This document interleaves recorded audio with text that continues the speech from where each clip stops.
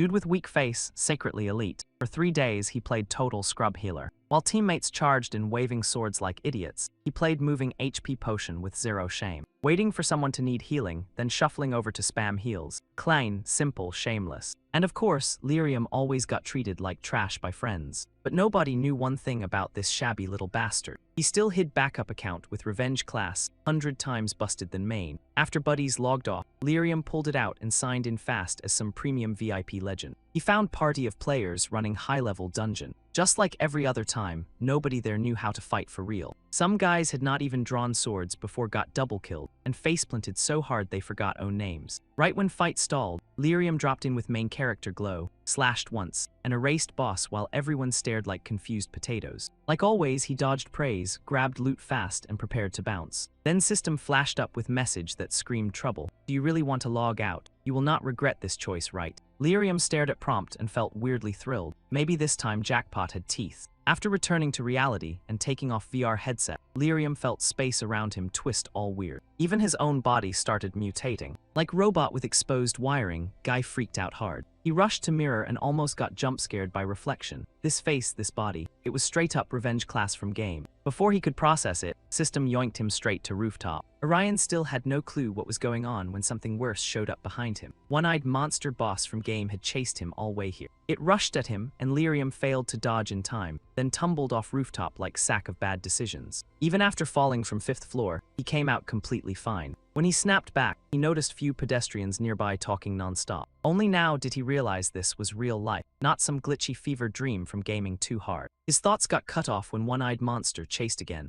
Lyrium panicked and tried warning everyone nearby. But no matter how hard he screamed, nobody answered, judging by their faces. Lyrium finally got it. This world was real, but nobody could see him or monster. Damned who let rabid dog loose in traffic. Lyrium started spiraling. He thought invisible battle had nothing to do with civilians over there, but seconds later monster went full demolition mode. With one roar, road stones cracked open and sank into lava pit. One guy chilling by roadside, waiting for bus, became first victim by pure bad luck. His girlfriend and nearby pedestrians screamed in terror, turning scene into total chaos. Lyrium watched it all and broke into cold sweat. Then he got idea, lure monster far away so innocent people would not get hurt. Seeing Orion run for it, monster gleefully chased after him and cornered him in no time. Just when Orion thought this was end, he remembered strange change in own body. For some reason, this world had connected to game dungeons. Monsters were spreading territory. Maybe players like him got turned into game forms for same reason. Realizing that, Orion tried using his in-game skill. It worked. He flashed cruel grin and jumped straight into fight mode. Just few basic moves smashed one-eyed monster flat. Long story, but fight was over in blink. Beating monster in real world felt like kids taunting stray dog. Fast, brutal, exhausting, but reward popped up like game drop, so effort paid off. Next morning, last night explosion blew up on hot search. Lyrium lazily buttered toast in kitchen while listening to news, already knowing world and VR game had collided somewhere ugly. Right then front door flew open, woman voice called out, "Sis is home." Sister kicked off shoes, stepped inside and looked up at Han. But when she saw guy standing in kitchen, she instantly changed tone. "Hey, who are you?" Orion was not shocked by reaction and calmly explained he really was her little brother. Sister froze for second, then pulled electric baton from bag with dead serious face. "Cut crap, mama knows little bro should look like junkie, not built like bodybuilder." Lyrium did not know whether to laugh or cry. In sister's eyes, he had always looked pathetic. Seeing her rush in and aim baton at his head, Guy quickly jumped back. "Help, you like carrots and sesame leaves, right? You also grind teeth in sleep. You got forced into blind date, got mad, came home drunk and ranted all night. I am Lyrium, your little brother." Hearing him spill her private secrets, sister went pale as if dunked in vinegar, then clicked tongue and figured this scammer had done way too much homework. Only after hearing story about her parents' death from his mouth did she finally snap back to reality. And even if she did not want to, she had to believe Guy was Lyrium. Because that was secret only 2 siblings knew. Sister quickly dropped baton and walked toward brother, asking worriedly Han. Seeing wounds crisscrossing brother's body, she pulled out phone to call ambulance fast, then Lyrium stopped her. No doctor would buy story that playing game for over 180 minutes could turn Guy into in-game version, right? Explain every tiny detail, might as well keep mouth shut. Teachers and classmates would be whole other problem too. But after seeing Orion's stubborn face, big sister, looking like she had swallowed sour lemon, had no choice but to nod. For Lyrium to blend in with this new look, next stop was school, then explaining whole mess to teachers. Big sister ordered Orion to move fast, but Guy just stood there blank-faced, thinking she was overdoing it. He could handle whole thing alone. "Hey, Lyrium, shut mouth and come with me, or you want me to poke you in eye socket." Seeing big sister's brows knot up like they were about to fuse, Lyrium felt chill run down spine and hurried off with "yes, ma'am" energy. Down street, bunch of bored clout chasers had already shown up at scene from yesterday to livestream. Brown-haired girl stood by roadside, watching news feed while muttering whether she should go gossip hunting for bit. Her name was Kim Sewell. She dressed plain, but her vibe was anything but basic. She was also student at same school Lyrium attended. School hallway was pretty empty. Even while friend kept buzzing in Kim Sewell's ear, she caught sight of Ly siblings from far away with one quick glance. Looking at guy in front of her felt like staring at masterpiece blueprint, peak of human design. Both girls widened eyes, while Kim Sewell felt weird little wave of confusion, like she had seen this guy somewhere before. On other side, Ly siblings had already reached faculty office door. Even though big sister kept reassuring him that it was fine, what was he supposed to say once they walked in? Tell people he woke up from nap and got ice guide? Who would believe that? He'd get hauled off as lab rat before lunch. Thinking that far, Lyrium hesitated for a second, then suddenly wanted out. He made excuse and bolted to bathroom. He pulled mysterious box from pocket, same one he snagged during last night's fight. Then he calmly used it to activate skill. Announcement sounded in ear. Charming eyes, brainwash skill activated. Luck beats effort every time. Name alone already screamed premium, and arriving at perfect moment made it even crazier. Use it to persuade people and it's straight up cheat code. Just like Orion predicted, homeroom teacher first reacted with huge suspicion when Guy's appearance changed so much he could barely recognize him. Even with nurse sister backing him up and explaining everything, old man only scratched head and kept acting like he didn't get it. With no other move, main character pulled out final card. Only catch was he didn't use it on homeroom teacher. He brainwashed vice principal instead, who happened to be holding coffee not far away. Lyrium thought that if he could turn vice principal into ally, it would be like taking out 10 birds with one stone. Sure enough, after just few blinks, vice principal's eyes sparkled and his whole body jolted like he got shocked by live wire. He unconsciously walked over, slapped arm around homeroom teacher's shoulder, and started defending Lyrium with his whole life. Why not trust Lyrium once? Good looking or ugly, we're all students here. Does outer looks matter that much? Does outer looks matter that much? After getting lectured, homeroom teacher nodded dazedly like chicken pecking grain, while whole crowd stood there taking abuse like they were family problem nobody asked for. Orion muttered in head, maybe brainwashing teacher was overkill. Vice principal raised voice and explained that in era where dogs could fly to moon, changing looks a little was nothing. Then he dragged everyone to Lyrium's classroom, planning to personally enlighten them so nobody would keep discriminating against Guy. Standing before dozens of exhausted faces, vice principal gave speech while tears streamed down face. It left everyone stunned, and nobody dared push back. Move was clunky, but for now problem looked solved. Lyrium headed to seat out of habit. When classmates fired question after question,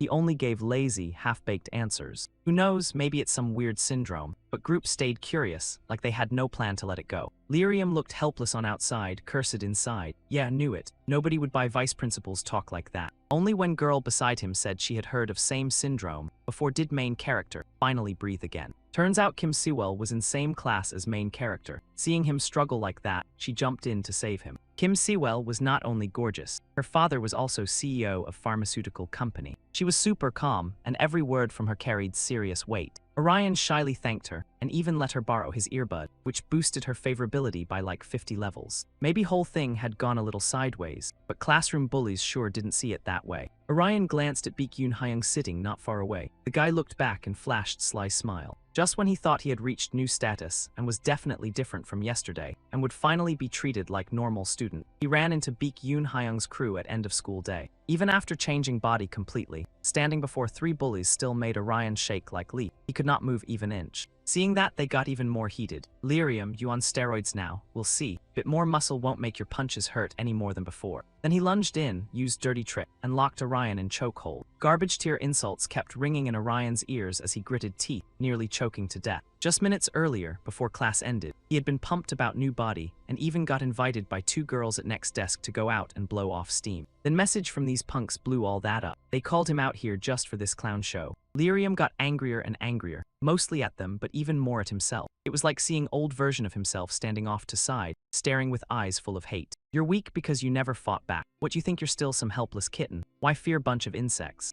Lyrium got roasted by own inner voice so hard he could not even save face. Then skill suddenly activated, lighting him up with rage. He grabbed Bully's arm in front of 2 stunned onlookers and yanked hard. Caught off guard, Bully got furious and staggered up, spitting out nastiest insults he could manage. Orion snapped back to reality, legs and hands trembling, unable to believe he had pulled off something like that. But since he hated trouble and didn't want round two, he instinctively turned and ran. At that moment, Kim Sewell and her best friend were standing by corner under red light. Kim Sewell fiddled with earbuds Orion had lent her, quietly thinking about something. She looked up and saw Lyrium's figure sprinting across street like his life was on fast forward. Lyrium did not look back. He sprinted into empty alley like monster behind him was about to swallow him whole. Turns out Bullies had caught up. Before he could even explain, Guy took brutal kicks straight to face. Hanlik sized up prey from head to toe, cracked his knuckles, then rushed in and beat Orion into pulp. Orion lay wrecked on ground, body twisted from blow after blow, while wave after wave of failure and self-blame threatened to drown him. Then huge crash rang out from behind. Bullies and Lyrium both froze for 5 seconds and stared towards sound. Kim Sewell shot whole group pitying look with hint of attitude and strolled over. So annoying, my head hurts. I'm out here looking for fun, and I was about to hang out with Guy on ground. Let him go, and best not stick your nose into my business. Lyrium looked at girl in front of him, pure girl boss energy, and bowed in his heart. Bullies on side found out she was richest kid in school, so they got a little nervous. Only Seung-hoon stayed trash as ever, grinding his teeth and cursing Kim Sewell. You rich so you think you can do whatever and not get hit. Want end up smashed like that idiot over there. Kim Sewell gave him disgusted look. Sorry, but can you step back 5 paces? Bully did not even understand meaning before Kim Sewell added more sting.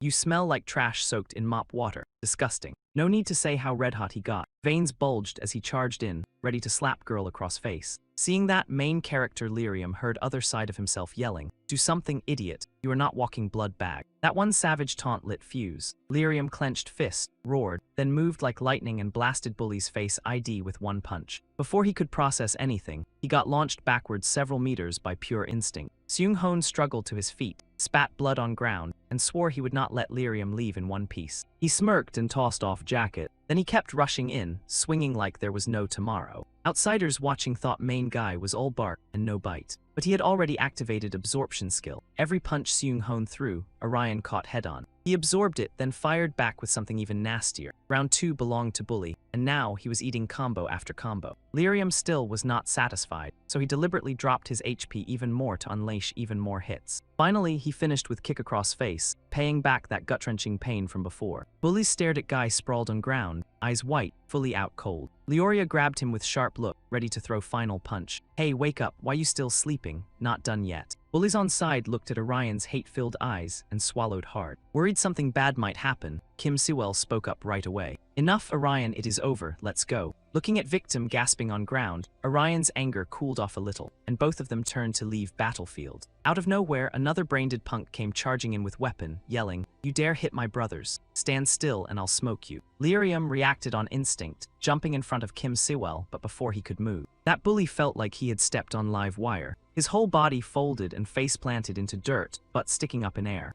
Lyrium also stopped being feral. He clearly had not even attacked. He did not know that. Behind him, harmless-looking classmate only needed one glance to make Bully eat, just like he wanted. Both of them went to Brighter Street corner. Kim Sewell helped Orion bandage wounds, and even snapped a photo of his face with her phone as keepsake. Main guy sat next to Pretty Girl, scratching his head and thanking her, but Sewell casually brushed him off. Consider it payback for letting me borrow your hand. Anyway, it's late. I need to head out. I need to tell you something tomorrow, but it's kind of long, so let's have lunch together. Main guy turned red like tomato. At his age, getting asked to lunch by girl for first time was enough to short-circuit brain. Watching Kim Sewell's back fade away, main guy exploded with questions. What talk needs only 2 people? Does she maybe like his body or something? Maybe family just has tradition of being this flashy. Young man was still chuckling at thought when notification screens suddenly popped up and nearly scared soul out of him. A subjugation quest will begin in 5 minutes. Join. Lyrium read every word carefully. Thinking about one-eyed monster from yesterday, Guy shuddered and tapped yes. What kind of idiot runs into fire twice? Then damn system flashed next message. Your reputation points are too low, so quest cannot be skipped. Orion almost cursed out loud right there. System offered choice like it cared, then turned cold as ice.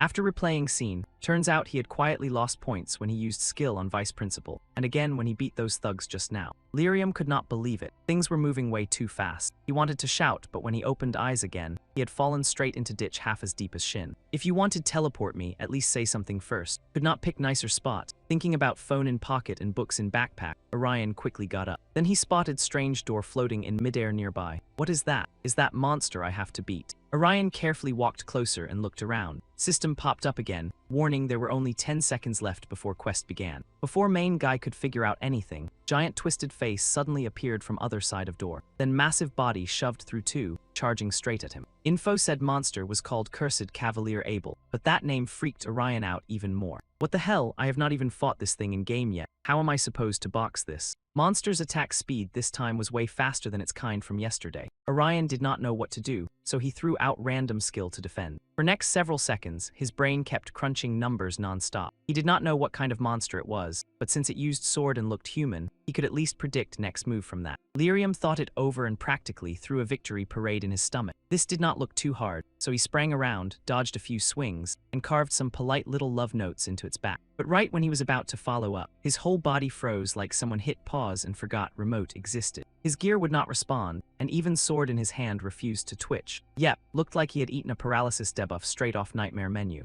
A chill ran down his spine as monster raised its blade and aimed right for him. He burned every ounce of strength to block, break away, and avoid becoming premium dungeon sashimi. Trying to adjust his skill again only made his brain smoke harder. A blood-red system warning popped up like debt collector from hell. Skill adjustment unavailable. This was one situation he had never pictured. His reflexes slowed, his body felt weighted down, and his skill slots were about as useful as a stake on cutting board. Was this monster broken because it could paralyze opponents? Come on, even Gacha Luck had better manners than that. Orion forced himself to calm down and shake Brain Hamster back onto wheel. Main character energy, do not faceplant now, he told himself. Monster seemed nastier than yesterday's freak, but it did not look like it relied on speed. If it stayed this sluggish, dodging should still be manageable. Problem was, finishing it off required skill combos, so he decided to use classic game strategy. Kite boss, waste time, pray stamina did not file resignation papers. That approach would drain energy and time, but staying alive came first. Style points could go cry in corner. But wait, this was not some superhero show, where Monster politely waited for transformation sequence before throwing hands. While Orion was busy running mental math, Monster beside him got tired of waiting. It lifted its blade and chopped down, releasing a burst of blinding light. By time Orion noticed, his vision had basically rage quit. Turns out, that attack was a vision-blocking move. Monster used opening to close in, and punch him so hard he flew away like unpaid intern fired from cannon. This was unfair on a homemade meal level. If only some convenient hate magnet were around to take damage instead. His head slammed into rock, and Lyrium suddenly got one wonderfully stupid idea. He immediately called System, and ordered it to open both mysterious boxes left from yesterday's reward. Please, no useless junk this time. He did not need cute collectibles. He needed something that screamed survival instead of yard sale. The boxes opened one after another. One gave him a golden branch used to summon fruit or decorate, while other produced diamond tears that sounded majestic but functioned like fancy bath bombs. What was this supposed to mean? Was he meant to hop into stream below, take spa break, then lie sideways and wait for Monster to season him?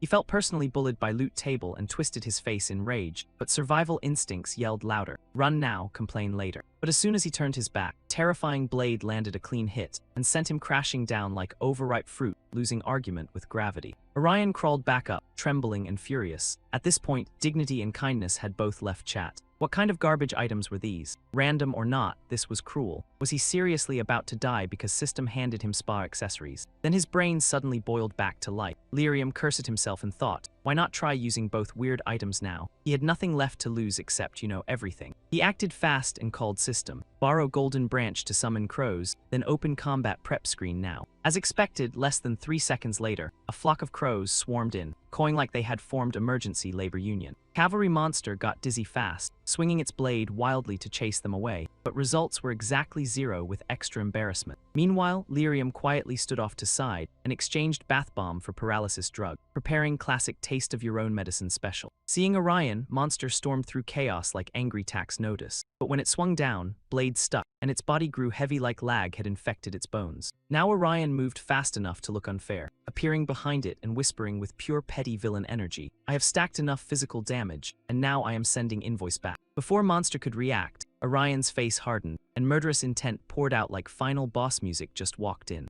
Countless blades rained from sky like 1,000 arrows, piercing monster so hard it did not even get time to gasp dramatically. Done, Lyorium sighed inwardly, thinking 10-game matches would be kinder than grinding real life like this. He exhaled and called System, ready to demand reward like wounded customer at terrible restaurant. He had already decided not to pick mystery boxes again, but what appeared before him was another blood-red warning. Warning, another player has illegally entered area. Orion read it and went cold. So he was not only poor soul dragged into this cursed endless loop by garbage system. A bad feeling dropped from above. Orion spun around and saw a masked figure rushing in, scythe in hand and murder on schedule. He swung his arm and used magic to block, barely dodging death, but masked guy clearly had enough evil intent to qualify for bulk discount. Orion pulled out his sword and clashed hard, sending both of them skidding backward. After quick look, he realized masked attacker was human. He was not monster, but his attacks were brutally direct. If Orion had turned even a second later, his head would have checked out from neck permanently. Right, that skill he used had to belong to some revenge-type class, certified grudge goblin behavior. Orion had barely finished analyzing when Guy charged again like reason had been deleted from his settings. Orion finally snapped and shouted, "What hell are you doing? Why are you attacking me?" All he got back was icy stare and voice like it crawled out of Underworld. "I do not know. I never thought hunting in game needed reason, did you?"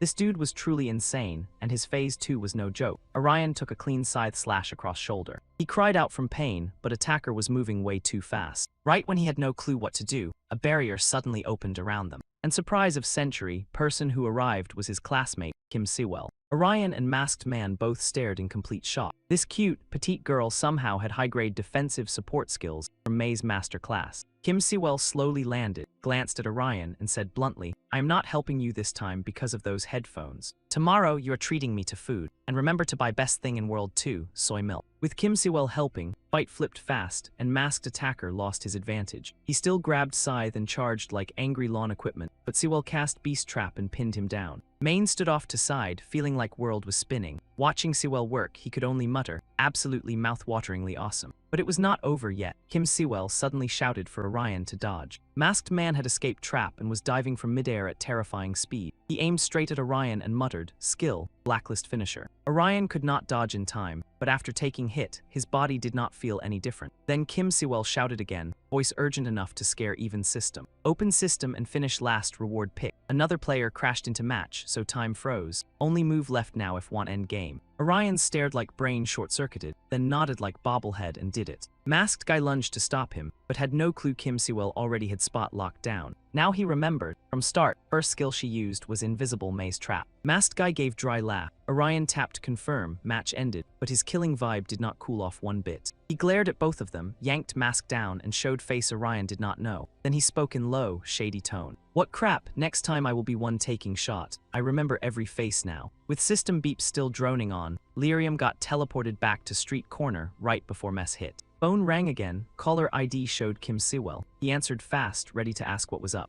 Kim Sewell skipped small talk and went straight in, telling him to go home right now. "They already locked on you. Blacklist skill from earlier tracked your position. Not perfect, but stop wandering outside. Too dangerous." Orion still confused, so he asked who they were. Kim Sewell gave short explanation. "They are players too, but PK type. Instead of quests like us, they hunt other players and farm rewards by sending them to leaderboard hell." Hearing that, Orion finally got why Masked Guy acted so vicious. Then he remembered Kim Sewell got dragged in too after helping him, so he asked her. Kim Sewell heard that and thought Orion wanted to team up. She sighed and told him to send address. Tonight they would crash at same place in case trouble showed up. Orion's face went red so fast he looked like fire alarm. His brain started spinning through every cursed scenario possible. Yet when Kim Sewell arrived, he only stood there like cardboard, watching her walk in. Somehow that felt more normal than being home alone. On table sat note his sister left behind, saying she had night shift today. He read it and had no clue what face to make. Kim Sewell borrowed sister's clothes and walked into bathroom. Not long after, she came out looking like she owned whole house. After some background questions, he learned his sister would stay at hospital all night and not come back. Kim Sewell suddenly leaned in with sly grin. "Then it works out. Let's keep going." Seeing her act like she might crawl right onto him, every goosebump on straight dude's body stood at attention. Instead, she lightly poked his chest and whispered, "System." So this was serious business after all. And here he thought they were about to launch into another spicy bed scene. Lyrium slapped himself awake and realized he was overthinking hard. System flashed message. Player Kim Sewell has sent party request to player Lyrium. He exhaled in relief and reached for accept. Kim Siwell stopped him fast. Lyrium, let me tell you few things before you agree. Once we become teammates, I will share everything I know. Of course, I will protect you and back you up too. Everything I have will be yours too, so. Then her face went cold, dead serious, eyes locked on Orion. If you run or betray me, I will turn you into smoothie with machine.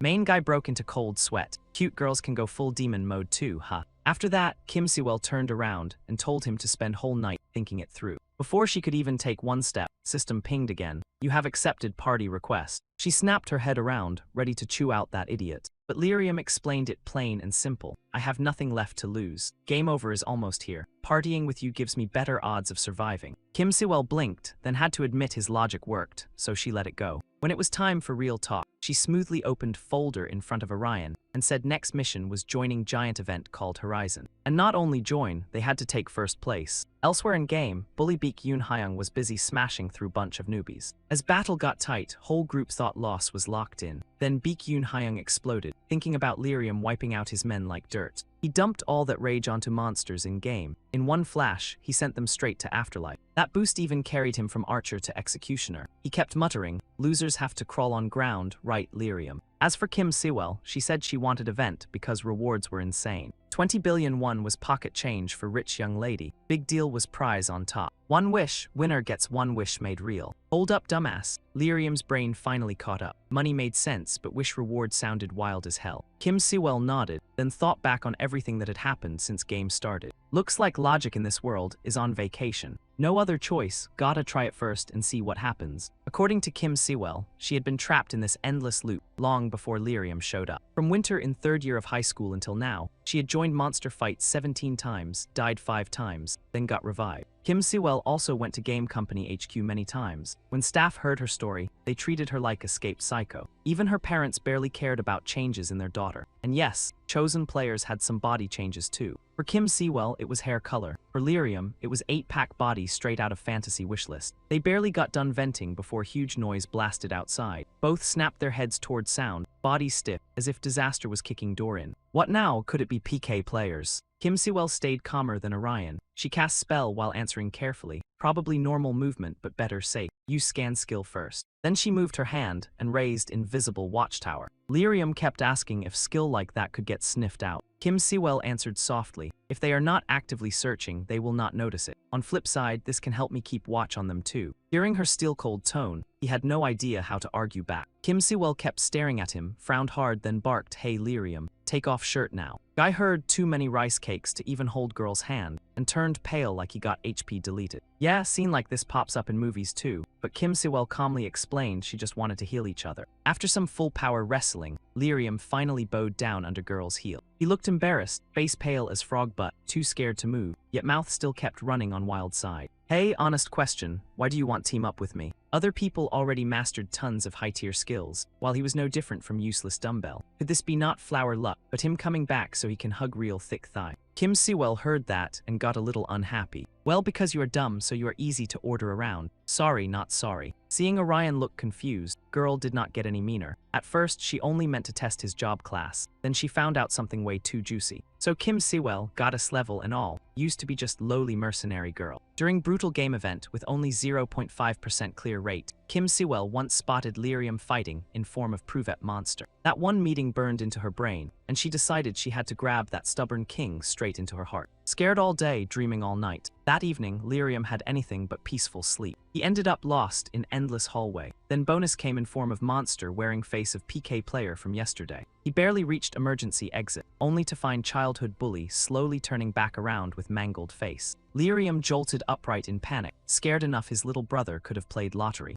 Once he realized it was only dream, he let out breath, then jumped again when voice beside him asked, "Why are you yelling in middle of night? Nightmare." Lyrium saw Kim Siwell lying right beside him and instantly switched into panic mode. What kind of nonsense is this? Didn't you sleep in my healing room? Kim Siwell yawned, I can't sleep in stranger's bed. Damn, this girl is slick. Can't sleep in bed, but rolling around on floor with young guy is fine, right? Lyrium was young, but even he could not handle that mountain range scenery right in front of him. Next morning, with sun barely up, both walked to class like nothing happened. Kim Siwell gulped down milk box while carefully briefing Orion on lots of things. From now on, stay battle ready. Watch points or they get docked. and don't go wild with random skills like last time. Orion chewed bread while nodding, trying hard to memorize all hidden rules. Kim Sewell's world-level knowledge kept Lyrium staring in awe. But against that image, girl's vibe was always 30% serious, 70% detached. The second she got asked what she'd do if event wish reward came her way, she fired off answer like cannon. Build paradise full of hot guys, what else? Both laughed and chatted, clueless they had already landed in sights of several eyes from far away. Inside parked car by roadside, another pair of players watched. Seeing uniforms Lyrium and Kim Sewell wore, they knew right away both were still students. Man gripping wheel looked disgusted, but white-haired woman cut him off. She said wiping out both now would bring zero profit. Besides, those two had job classes side lacked, so best move was recruitment, not murder. Who cares about age? Good skills can carry whole team.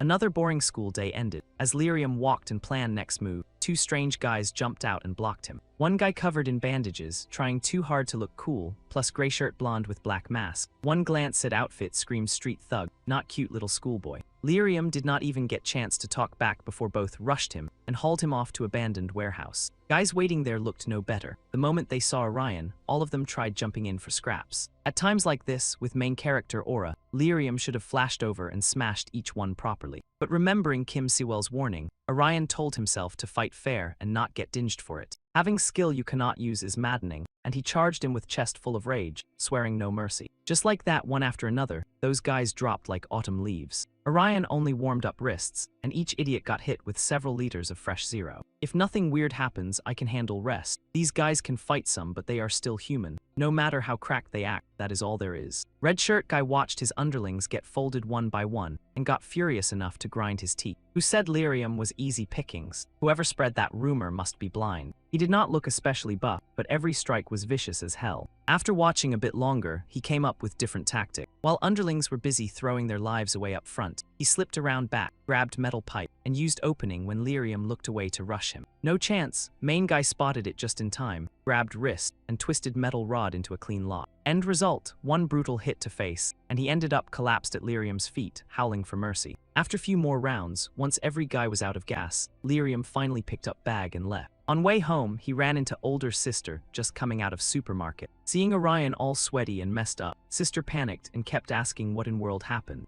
Lyrium then realized how wrecked he looked. Afraid she would catch on to something bad, he scratched head and answered, "Nothing, sis. Some close friends just asked me to go play soccer." Truth was, he was not tired from beating those punks. He was worn out from sprinting home so sister would not spot him. To throw sister off, Guy quickly ran over to help with groceries, super hyped once he heard barbecue was for dinner tonight. Seeing Lyrium's face, sister could only laugh quietly. Face changed, but personality still stuck at age 3. No way to miss that. Sister finally laughed and wrapped it up with one clean line. "You grow up still my little sibling. Right, by the way you brought girl home last night, didn't you?" Guy nearly smoked on spot. Hard to believe even few brown strands on Kim Sewell could not escape sister's sharp eyes after sneaking that girl inside. Women are terrifying. He had 10 mouths and still could not argue with Orion, so he just nodded and promised to introduce friend to sister soon. As for military crew, after combat with Orion, every one of them had sore backs, stiff knees, and numb arms. Red shirt guy stayed furious too. Lee-in called and snitched to Ally, who also happened to be Baek-yoon Hyung, rich bully boss of gang. Next day, like clockwork, once class ended, Kim Sewell called out to Lyrium. Girl at next desk saw them looking so close and wanted to walk home with them, but Kim Sewell politely turned her down. "We are not going out to play. Wait until we finish stuff, then I will explain later." That half-baked answer left whole class staring like NPCs with no update patch. Everyone freaked out. Kim Sewell was school goddess level, so standing next to Lyrium looked like rare flower planted in trash heap. Rumor even said those two were sneaking around principal and dating in public. Yep, that was Kim Sewell's exact thought too. After dragging Lyrium into empty corner, she came out swinging with proposal. "Do you think we should date already?" Guy lost all chill. Even mouthful of milk he had not swallowed yet shot out like comedy cannon. Kim Sewell explained that if they wanted people to stop poking around, relationship had to look real. Lyrium, first time ever getting confessed to by girl, almost went full system crash. Somehow he kept last scrap of dignity and answered with solemn face, "Let me think about it." Kim Sewell snorted, then notification rang and she switched into serious old lady mode. That night, system set them up for duo mission. At first Lyrium was unsure, but Seth said this was chance to learn more about Kim Sewell's combat style. Reward was also juicy, so he agreed pretty fast. At meeting time, both rushed to tallest building in area and climbed up to scout surroundings. Seeing worry on teammate's face, Kim Sewell pressed him until he admitted he was looking for something called Black Gate. What is that? You really do not know. Isn't that where every monster comes from? Lyrium felt something off after hearing that. His game knowledge was way too thin, so he could not afford to play careless. Right then, notice screen popped up and reminded them they had 1 minute left before mission started.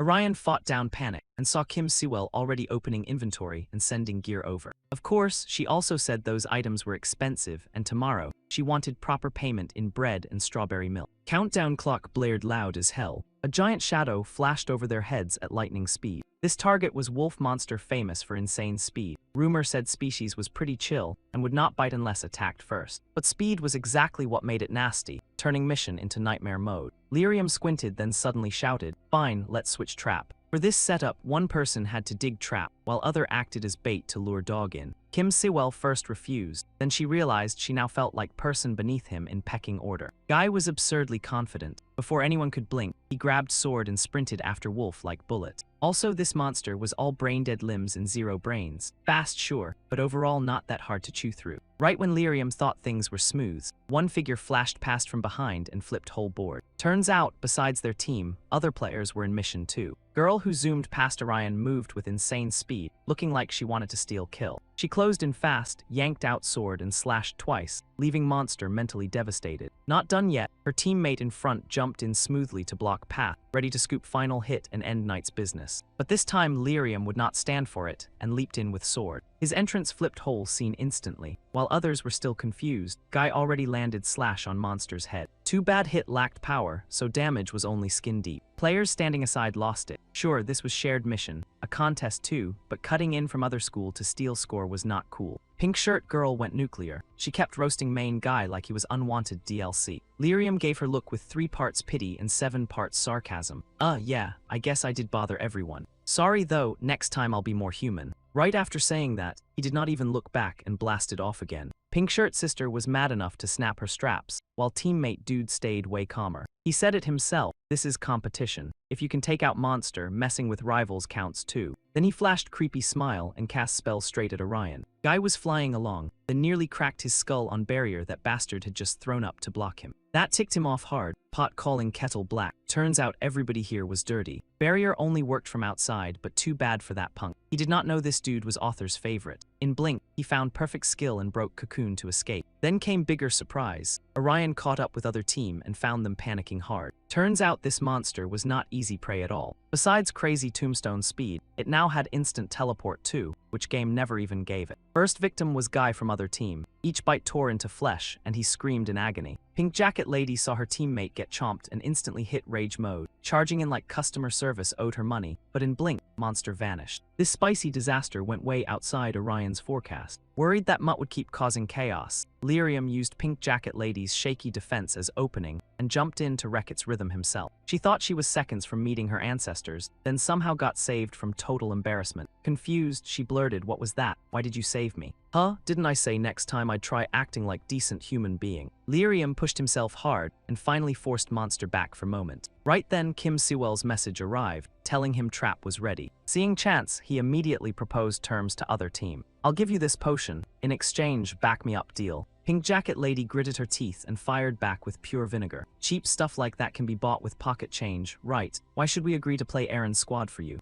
Before she even finished yapping, Karma entered with steel chair. Her teammate started coughing blood nearby, looking one sneeze away from checking out. At this point, half sandwich in famine beats banquet in fantasy. Staying alive mattered more than dreaming about rewards. After deal got negotiated, Lyrium assigned Pink Jacket Lady to hide on rooftop and pretend to be bait with premium monster perfume energy. Instead of going full offense like before, her job was to spar with it briefly, then lure it toward alley corner where other teammate waited in ambush. Next step was building cage and politely inviting chicken onto chopping block. Guy who got bitten earlier wanted payback bad, so he went all out and sealed every escape route. Using that opening, Lyrium stepped forward like hero with bad insurance. Of course, Hunt would not end that easy. For best shot, he had to gamble big. Monster's weakness was simple, insane speed, but healing needed cooldown time. In plain gamer language, if someone survived 2 instant teleports back-to-back, Beast could be dropped fast. Under male lead aura, even Wolf starts acting like house puppy with anger issues. First teleport landed without raising Monster's suspicion. By second teleport, after watching carefully and seeing Lyrium stand still like statue,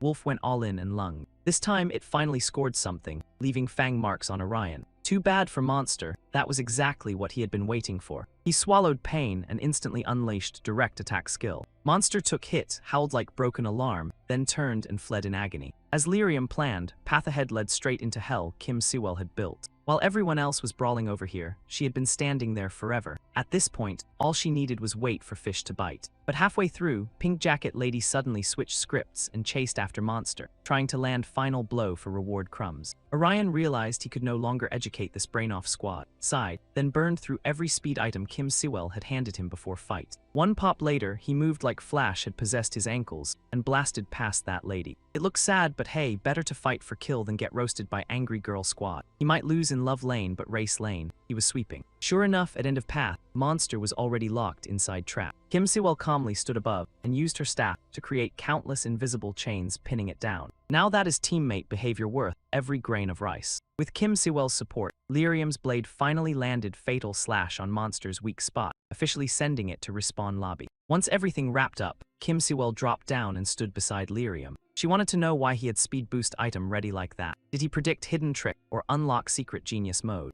Instead, Lyrium answered with frightening honesty, "I'm not talented, and I don't think that deep. I just figured if danger showed up, only thing I could do was run as fast as possible toward you." Kim Siwell heard that and got hit right in feelings. Turns out this brick-headed guy could occasionally say candy-coated lines. To break tense mood, she openly praised Orion without hesitation. Right then, system appeared again. Since both cleared mission brilliantly, rewards came in looking delicious. Ranking board got even crazier, with their team proudly sitting in first place. But mission had 3 teams total. Lyrium froze and muttered in shock. Wait, what? Besides those 2 earlier, there was another team too. Because they had hidden themselves on purpose, Orion and Kim Siwell never detected them. On another high-rise, 2 guys had been casually watching battle from start to finish. They were third team. After noticing Lyrium and Kim Siwell were seriously high-quality players, they chose not to join and quietly enjoyed spectator mode, judging every move with veteran eyes. As usual, after mission ended, winners got to choose personal rewards. Lyrium glanced over, expecting Kim Siwell to choose points, but surprise, she wanted cash to fatten her wallet. You guessed wrong, I'm saving up to buy time converter. That item does more than reverse time. It is extremely useful when facing heavyweight opponent. In other words, owning it is like carrying extra life in this death game mess. Right, Kim Siwell always thinks ahead. Lyrium almost forgot they were technically playing game, but in real world, where one tiny mistake still meant permanent game over. Other team accepted loss with full respect and immediately wanted to buddy up with Lyrium. Seeing Kim Siwell look surprised, Guy quickly introduced himself. We originally planned to mooch, then helped a little later, so that counts as redemption, right? Hearing that, other side nearly exploded, but Pink Jacket Lady processed fast and spun around to tease main target. Oh little bro, so this is person you said you'd protect with your life, huh? Seriously, friends like these are walking backstab subscriptions. Blink once and knife arrives. So, alliance still on table or what? To help Pink Jacket Lady, Black Jacket Guy jumped into chat like his life depended on it. You're insane in best way, add me as friend cool.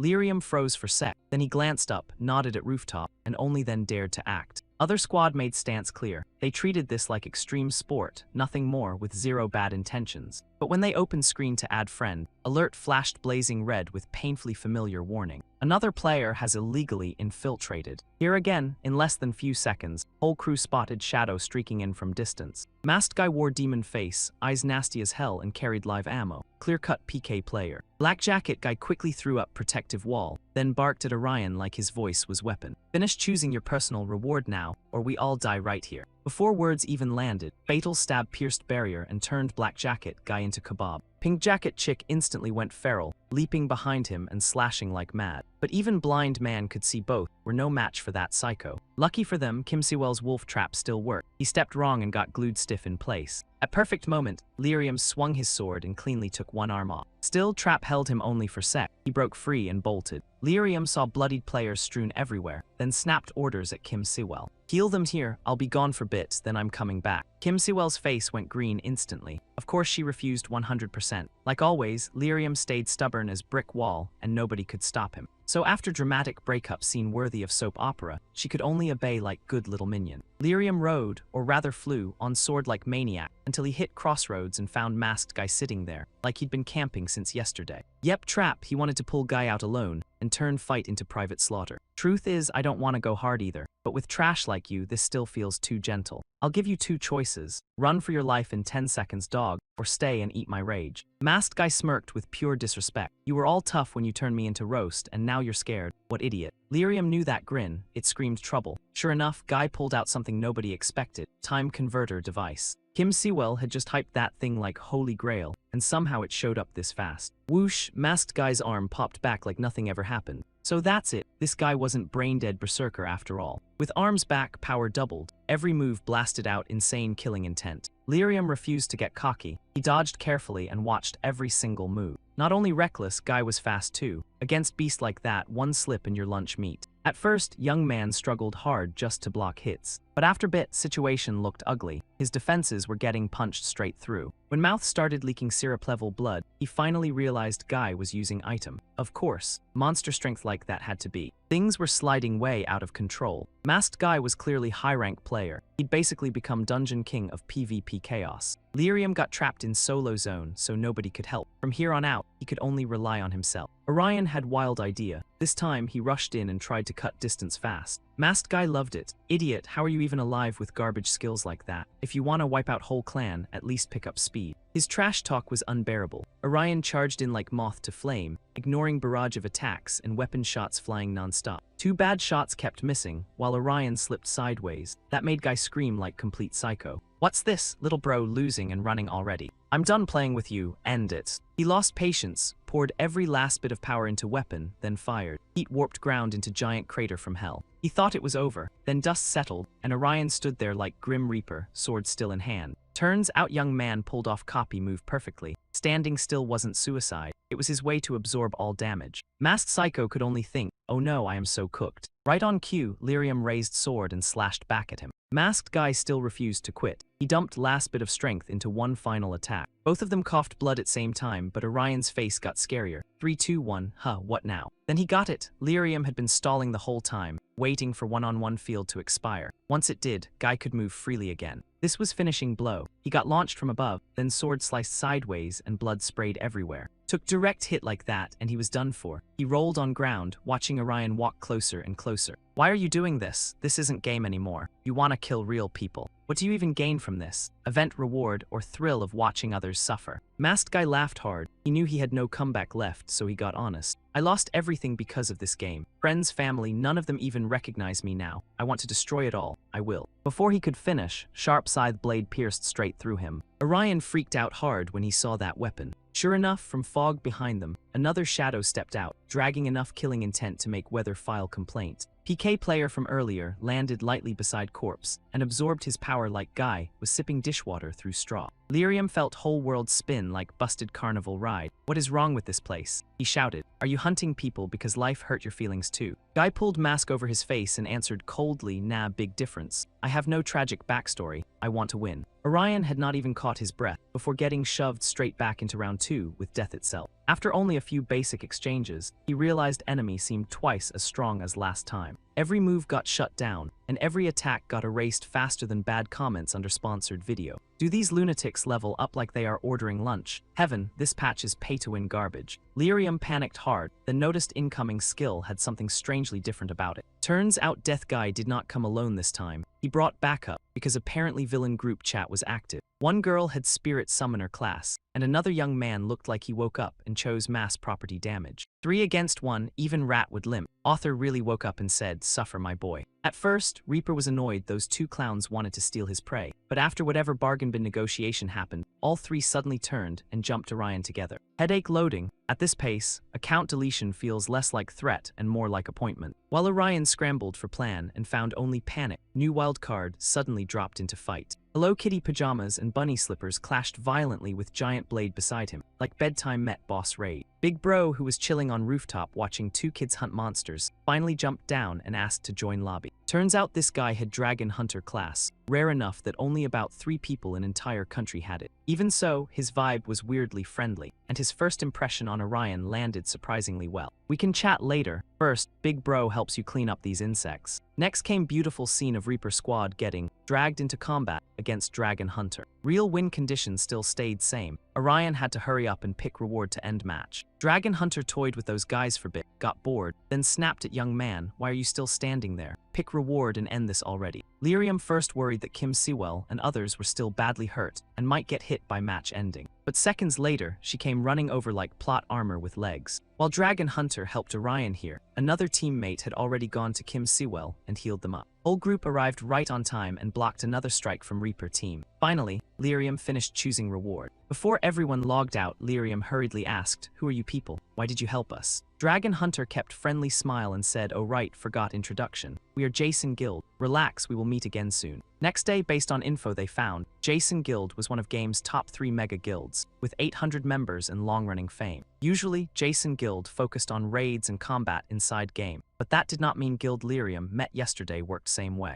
Horizon event had some serious issues, so they might be operating outside normal game rules. People go feral when money starts vanishing. To keep everyone safe, Kim Sewell warned Lyrium to keep distance and watch them from afar. Right then, Baekhyun Hyung appeared from nowhere with stormy face and scary aura, dragging Leo Ryung along. Seeing him made Kim Sewell instantly annoyed, and she yelled that he should stop bothering people because after everything they did, he had nothing to say to him. But Lyrium stopped his friend before she could charge in. "Leave it," he said. "Stay there. I am not scared of that guy or his whole family tree. If something happens, I will handle it, so do not worry. I will call you when this is over." Kim Sewell was furious and pouted hard, but even after being told not to interfere, she still dragged herself behind them to eavesdrop. Baekhyun Hyung put on his billion-dollar smug face and started threatening Lyrium. Specifically, he said Kim Seung-won was seriously injured and taken to hospital after receiving few loving face taps from Lyrium. Seung-won had some broken bones and had partially recovered, but problem was his parents planned to sue him. So police might get involved, and if investigation continued, Lyrium would be in trouble, possibly expelled and worst case, sent to jail. However, every mess has exit door. At least that was pitch from Discount Villain Lawyer Department. After talking enough to dry his mouth out, Baekhyun Hyung offered to convince defense lawyer at his father's company and guide Seung-won's family toward dropping case until judgment ended neatly. Short version, if Lyrium wanted everything to vanish quietly, he needed to go see Seung-won right now and kneel down to apologize. "Apologize my left sock." They thought Lyrium would fold like usual, but nope, wrong patch notes, little bro. This is upgraded model. This Lyrium is better version than yesterday, so he has nothing to apologize for to any of them. Tell him he can come here and sue me. I do not want to apologize to Kim Seung-won, not even one word. Besides, he did not only torment me, he even beat up Kim Sewell, person who helped me. I can let many things pass, but not that. I can take pain alone, but I will not forgive anyone who hurts others because of me. So tell him if he wants to sue. I do not care what happens. I am not going back. After saying everything to Baekhyun Hyung, the kid breathed out with pure relief, grabbed his bag and turned to leave. But Tree wanted peace. Wind said nope. That guy still refused to quit and used Lyrium's older sister as leverage. If police got involved, his sister would find out he had been bullied. Even though they were orphans, she always wanted her younger brother to live decent life. But truth was, he had been isolated. Facing pain like that could break even someone strong. Lyrium snapped, grabbed his collar, and demanded to know why he knew everything about his family and still did nothing until now. "Why did you stand there watching? You could have stopped anyone. You could have stopped them from bullying me." In end, he was no different from those people.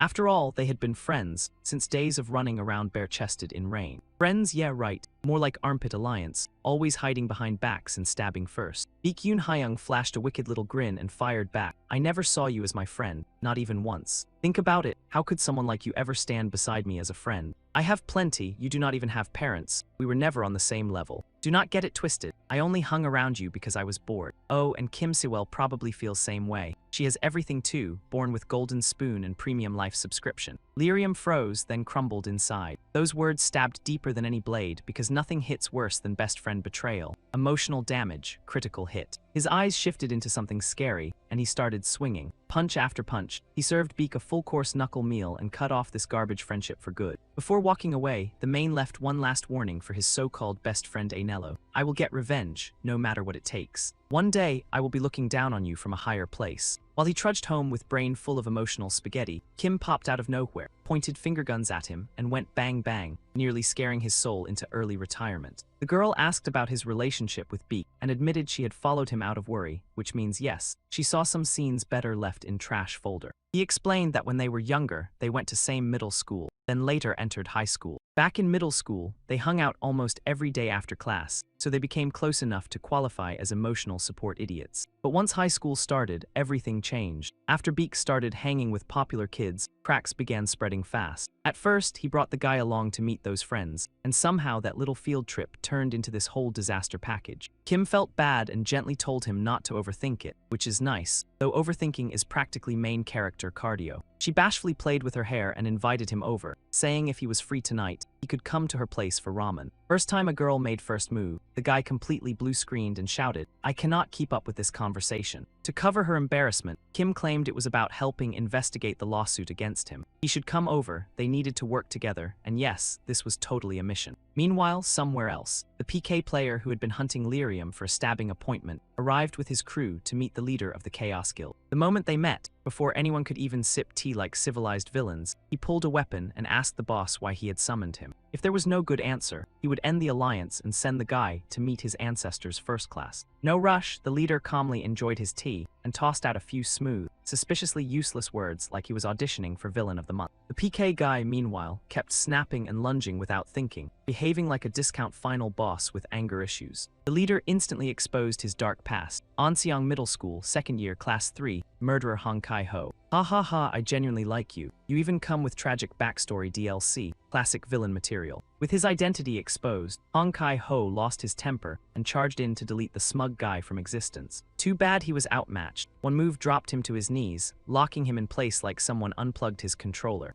With trash talk done, they got to business. A reward involving a backdoor to power beyond system limits, which sounded shady, broken, and exactly like something villains would call opportunity. After Lyrium and Kim arrived at her house, they got straight to work making ramen, because nothing says crisis management like boiling noodles. Orion wondered about her background. A girl living peacefully in a mansion, this huge, had still thrown herself into this dangerous game like danger came with reward points. Was Kim seriously chasing that idol-filled harem paradise she joked about before? Because honestly, that sounded less like a dream and more like tax trouble. Her steaming bowl of ramen cut off his nonsense thoughts, saving him from another brain circus. Kim said whenever she felt tired or stressed, eating a bowl made her feel much better, and that was why she treated him today. She also revealed that her parents were usually busy with work and came home late, so she often spent evenings alone. Maids helped around the house, sure, but this was not some chaebol drama where she sat there pointing at things while someone spoon-fed her luxury soup. She said that yes, she was born rich and lived better than many people, but she was not the type to treat others however she wanted just because she had money. And she had never seen him as some toy to mess with. He finally understood why the usually fierce girl was being so kind today. Beak's words had clearly gotten under her skin too. To comfort her, he launched into a whole mini-sermon, then finished with, "You look pretty in an apron," because apparently he chose violence and flirting. Her face turned bright red, and then she beat him up properly, proving romance and assault can be close neighbors in manhwa. Elsewhere, Beak returned home after getting pounded, acting calm like nothing happened, and pride was not leaking from every crack. But peace was not waiting for him. His father, dressed sharp enough to cut glass, stood at the door to check how his son was living alone. The man warned him not to embarrass the family or bow his head to anyone. As son of Chaebol elite, he had to live like one. Since it was only first semester of freshman year, if he wanted to transfer, he should say so. His father would find a better school or send him abroad. He also told him to stop wasting time at that cramped, embarrassing public school. After getting scolded for reasons that came out of nowhere, Beak logged into game to vent before his blood pressure became boss monster. But his rage went from hot to volcanic when someone inside tried to assassinate him.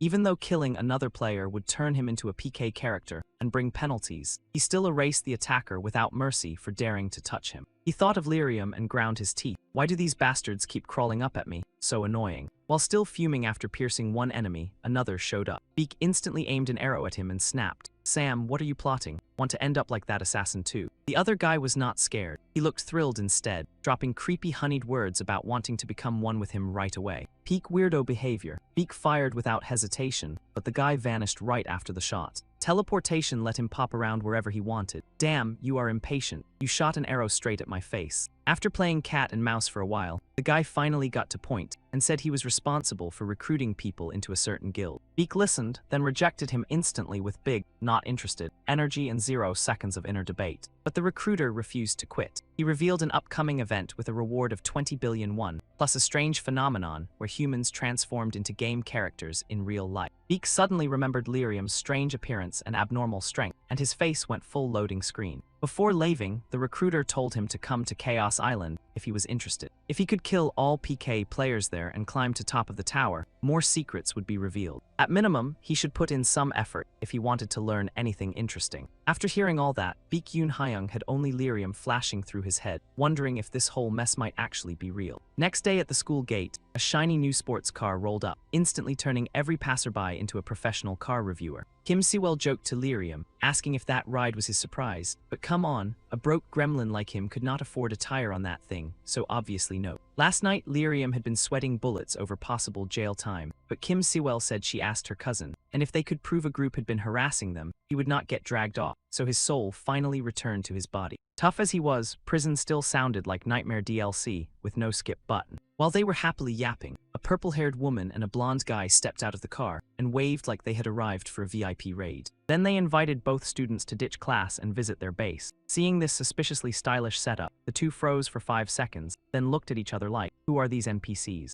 After their brains rebooted, they figured these people had to be from Guy's Sun Guild. Everyone expected Lyrium to refuse, but surprise, he told Kim Siwell to get in and come with him, while she nervously asked if this was even remotely okay. Lyrium reassured her that these people already knew his name and school, meaning they could have attacked whenever they wanted. Since they had not done that, it proved they probably only wanted to talk. And with luck, they might even have more intel about Horizon. Waiting for them were members of Guy's Sun Guild. You would expect a dozen people since it was a big guild, but nope, only a tiny handful showed up like budget Avengers. Purple-haired woman explained that Guy's Sun was definitely big, but not everyone got chance to undergo transformation. They called phenomenon of becoming a real-life game avatar transformation, and they already knew a few things about it. They did not fully understand how it worked, but they had investigated by collecting reports about trigger conditions. What Ransom had learned was that person needed to be high-ranking player within top 100 of game. Not every ranker in guild had transformed, but everyone present shared that top ranker trait. Purple-haired woman told them not to act shocked, since they were top 100 too. Lyrium ranked 89, and Kim Siwell ranked 47. Main guy also had absurdly busted Peugeot 5, making him special case who entered rankings only by clearing solo quests and events. On top of that, he never joined any PvP content, even when it counted like ranked matches. After some back and forth, their real goal became clear. They wanted to recruit Lyrium and Kim Siwell into guild. Guild Master Lady listed plenty of perks for joining, like sharing information they did not know yet. There were also monthly living expenses for missions, recovery, and other fancy support stuff, plus protection from chaos. Chaos was island where PK players got punished and exiled, but it was also nicknamed for malicious PKers, and in reality, name of guild full of those psychos. Faced with sudden recruitment offer, Lyrium got nervous. It was not a bad deal, and game would become way easier than his current solo struggle bus. To get clear answer, Kim Siwell directly asked about Horizon event rewards, the 20 billion won wish, and what would happen if they refused to join. Purple-haired woman said money would be split evenly, wish would become shared wish of all members, and refusing would not cause any trouble. But if they met during event, they should keep their distance, because Guy's Sun would win by any means, no matter who stood against them. Kim Siwell struggled hard. Joining would boost their odds a lot, but it meant giving up her own wish. Chasing that wish alone meant victory would be brutally difficult. Worst part, these people were rankers from one of top 3 guilds. They were veterans among veterans, gaming grandpas with danger settings maxed. If survival was priority, joining guild looked like only sane option. But before she could finish thinking, Lyrium answered with total confidence. He would not join if reward had to be shared. They needed that wish, and joining meant nothing if they had to give it up. He would rather enter event as team with Kim Siwell. Maybe they could still find common ground. Guild Master asked what that wish was, but when Guy answered, everyone laughed so hard their jaws nearly filed divorce papers. Our wish is to build dream harem empire packed with idols we love. Truly legendary wish, cooked well past crispy. Kim Siwell exploded and punched Guy non-stop, yelling that he was insane and asking why he treated her joke like gospel, plus when exactly he planned to grow a brain. Watching these two kids clown around, Kang Xiu, rank 13 in guild, got so annoyed his patience left chat. He stepped forward ready to smack them into tomorrow.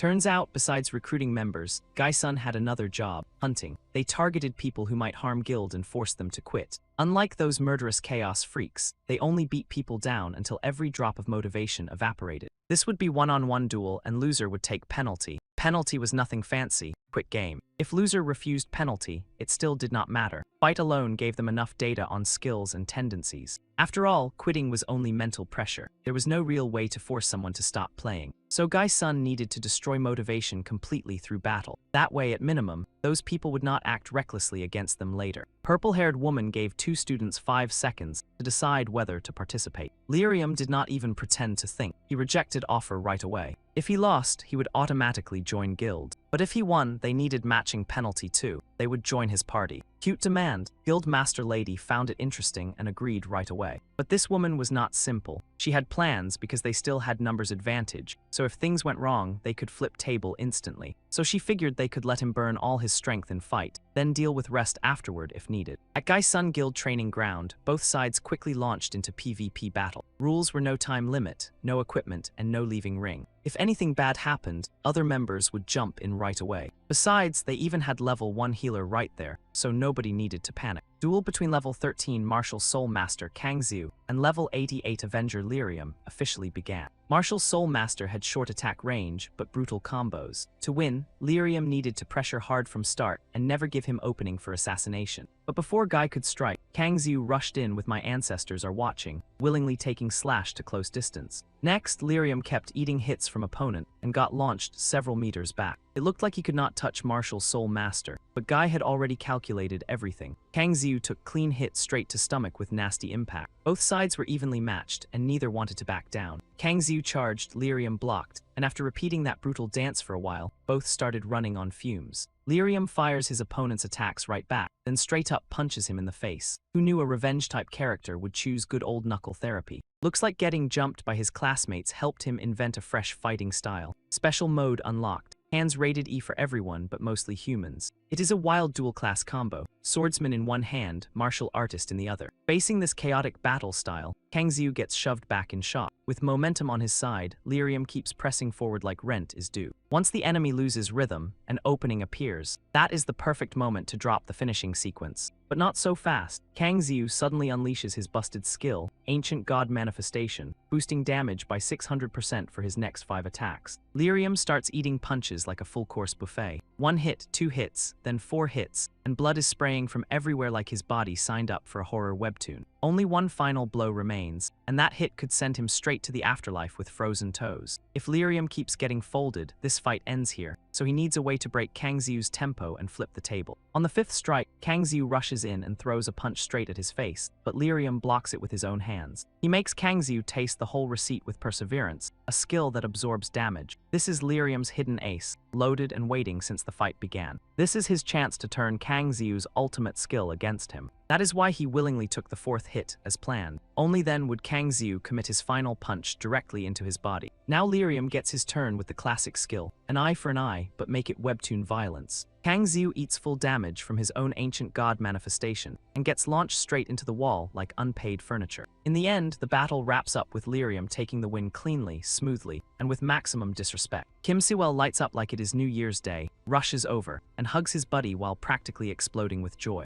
Thanks to the Angel's healing skill, everyone gets patched up instantly like the party found a premium recovery button. Lyrium finally realizes his Hitler character was never useless. His teammates were just absolute trash, so growth had been stuck in the dumpster. Everything is settled, now comes the punishment round. Kim Siwell, little menace she is, suggested changing penalty by renaming Gai-sun Guild into Kim Siwell and her brain-dead squad, then forcing every member to slap on giant 72-point gothic tattoos. That cursed punishment, only she could cook up nonsense this wild. To keep everybody calm and talking, Lyrium suggested they form alliance. Even though he once said loser would become winner's subordinate, truth is he did not want to steal anybody's guild, and he had no plan to go against them. Forming alliance and helping each other sounded way better. Not bad, honestly. Nothing to lose anyway. Guild leader Lady thought it over, then agreed and shook on deal with Kid. After that, both sides swapped contact info, so alliance stuff would not turn into total circus. But Kim Siwell refused. Looked like jealousy hit her hard, because she demanded they share info with her too, not just private chat. 2 girls stared each other down with killer vibes. Alliance had not even formed yet, and it already felt like it might explode.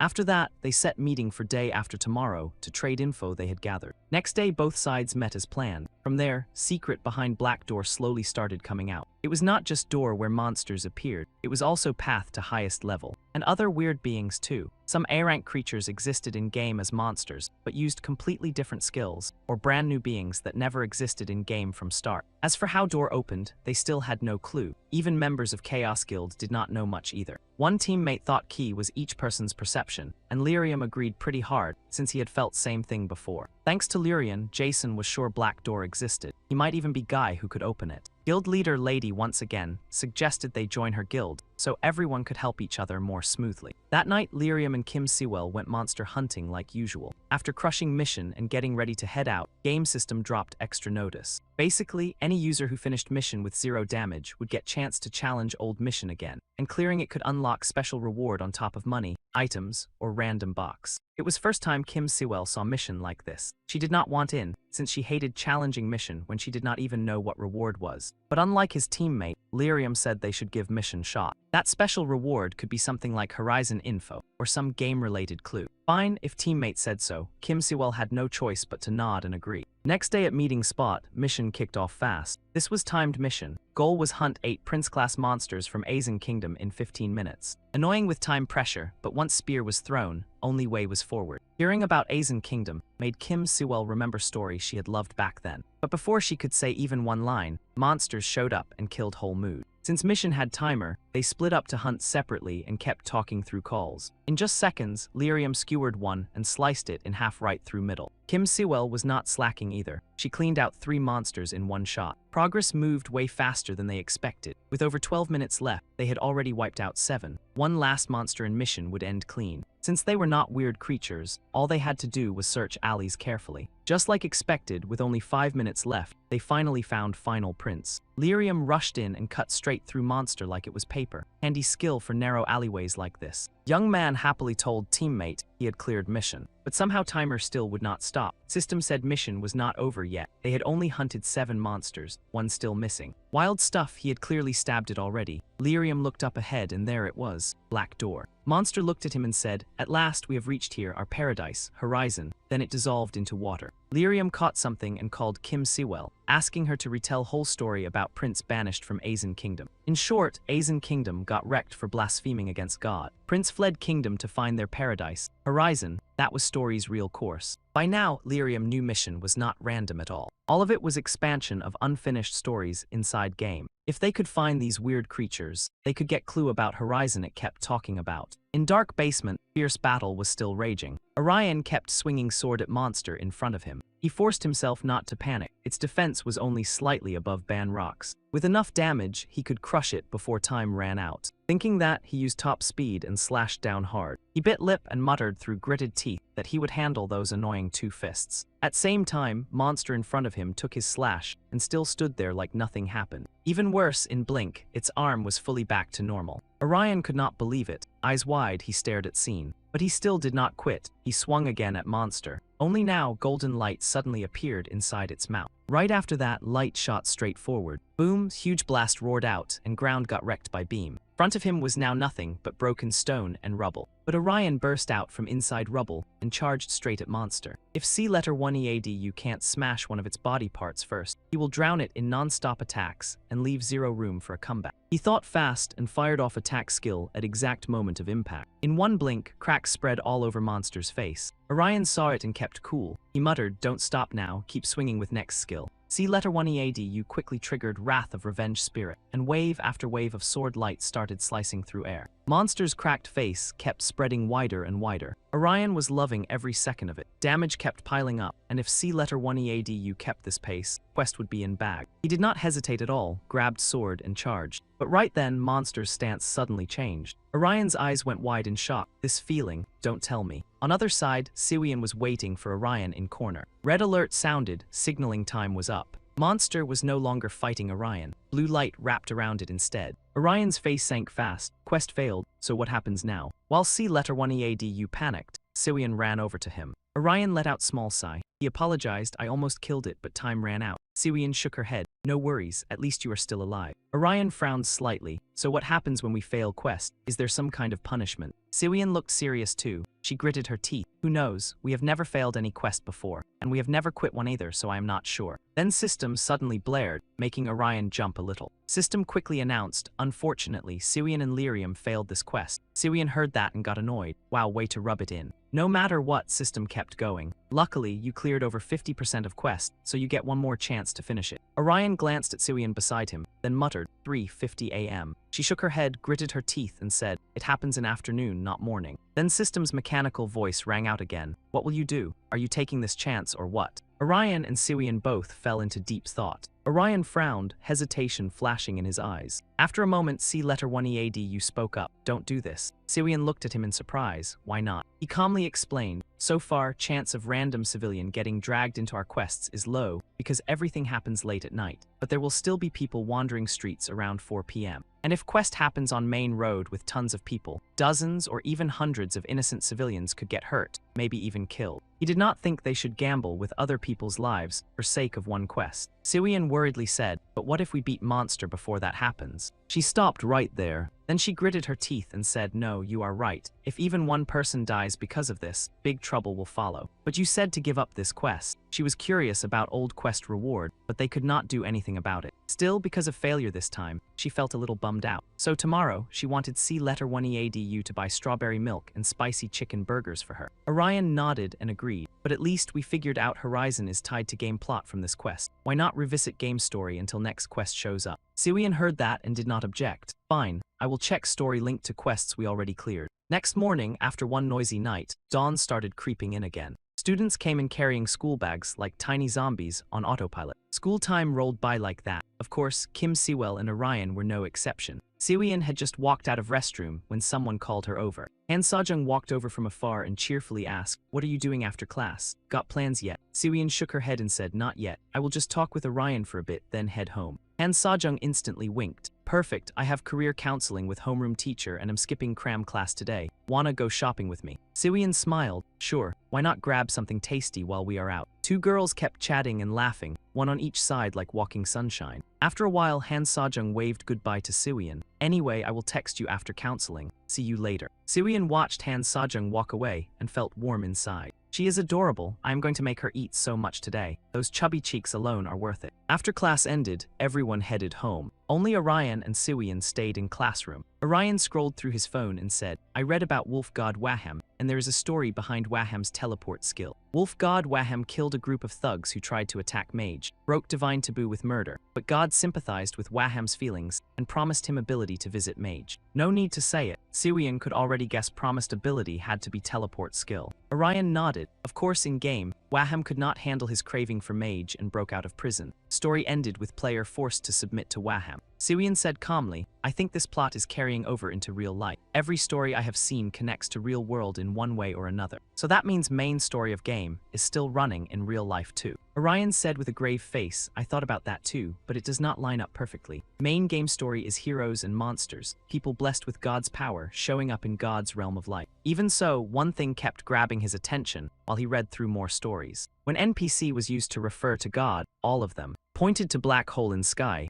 Siwian frowned slightly. That is weird, isn't it just part of game? Orion shook his head and said he did not know for sure, but black holes were sometimes treated like doorways to another universe, so maybe this clue pointed to that event. I'm not too sure, Siwian sighed helplessly. Too many plot threads fighting for attention, and that one was not the first thing on my brain. Right then, her phone suddenly buzzed with a notification. It was Han Sejong's text. She told Siwian to head to the main gate. Thanks to that message, she finally noticed how dark it had got. She looked at Orion and said, I have plans, so I'm heading out. You going home now? He nodded and said, of course. I should be home by now anyway. The two left classroom together again. As they walked, Orion asked, are you planning to tell Jason's group about this? Siwian did not hesitate and shook her head. We're not sure about anything yet. She planned to keep this info locked down until end, then use it properly later. They had worked too hard for it to waste now. Orion could only laugh awkwardly. I don't think you need to be that harsh on Jason. We're allies after all. He had not even finished when Siwian cut him off. No exceptions. While they talked, system sound suddenly rang out, making Orion flinch. A notification window popped up in front of him. An old quest will begin at one location in 5 minutes. Will you accept? Orion's face went pale. He blurted out an old quest. No way, didn't we say we were done with that yesterday? Sirian was confused too. Yeah, what's going on, system? System's mechanical voice rang out again. Another user accepted old quest you abandoned, but since it was originally yours, do you want chance to take it back and redo it? If they accepted, quest would turn into competition quest, and they could earn rewards. But if they refused, this chance would count as interference in another person's quest. Orion frowned and asked who accepted quest. Are they inside school right now? System gave no answer right away. After a moment, System said, I cannot tell you that. Sirian thought for a long moment before saying, fine, accept quest. Orion hesitated and called out to her, but she cut him off coldly. No point stalling. Quest has started. We need to finish it as fast as possible. That's only way to make sure people in school are not affected by quest right now. Orion stared at her, speechless. After thinking for a while, he said, I get it, but when you find person who accepted this quest, tell me. That user could be BK user, or maybe part of Charles's group. As soon as he finished speaking, he tapped accept. System quickly responded, you have accepted this quest. You will now be teleported to quest location. As soon as words ended, blue light wrapped around Orion and Sirian. In blink of eye, both figures vanished without trace. Hallway was now empty, but in one corner of wall, someone had appeared out of nowhere. He hid inside hoodie, lips curling into nasty grin. At another spot in hallway, two students were still heading out for some reason. Glasses boy said cheerfully, want to hit PC Bang Cafe before going home. Other boy pouted and asked, why would I go there and try hard when I suck at game? Hearing that, Glasses boy instantly snapped, shut up, at least I'm better than you. Suddenly, strange sound echoed ahead, making both boys jump. What was that? Something weird up front. But hallway showed no one at all. Glasses boy did not care much and muttered, whatever, we'll just play for an hour. If my mom finds out I'm at PC Bang, she will kill me. But the moment he finished, boy beside him got hit by something. He was launched backward in one blow. Worse, that boy was killed in an instant, dead before he even knew it. Glasses boy saw that and turned ghost white. He screamed in terror, not realizing Monster had already closed in on him. Monster then lunged in for savage attack. At last possible second, Orion appeared from far away. His sword swept down in one arc, cutting Monster clean in half. But very quickly, it began to heal itself. Seeing student on ground, Orion grit his teeth in rage. Damn it, it already took their lives. He glanced at Glasses boy and urged, don't just stand there. Run, school is dangerous right now. Glasses boy trembled and asked, why is this happening?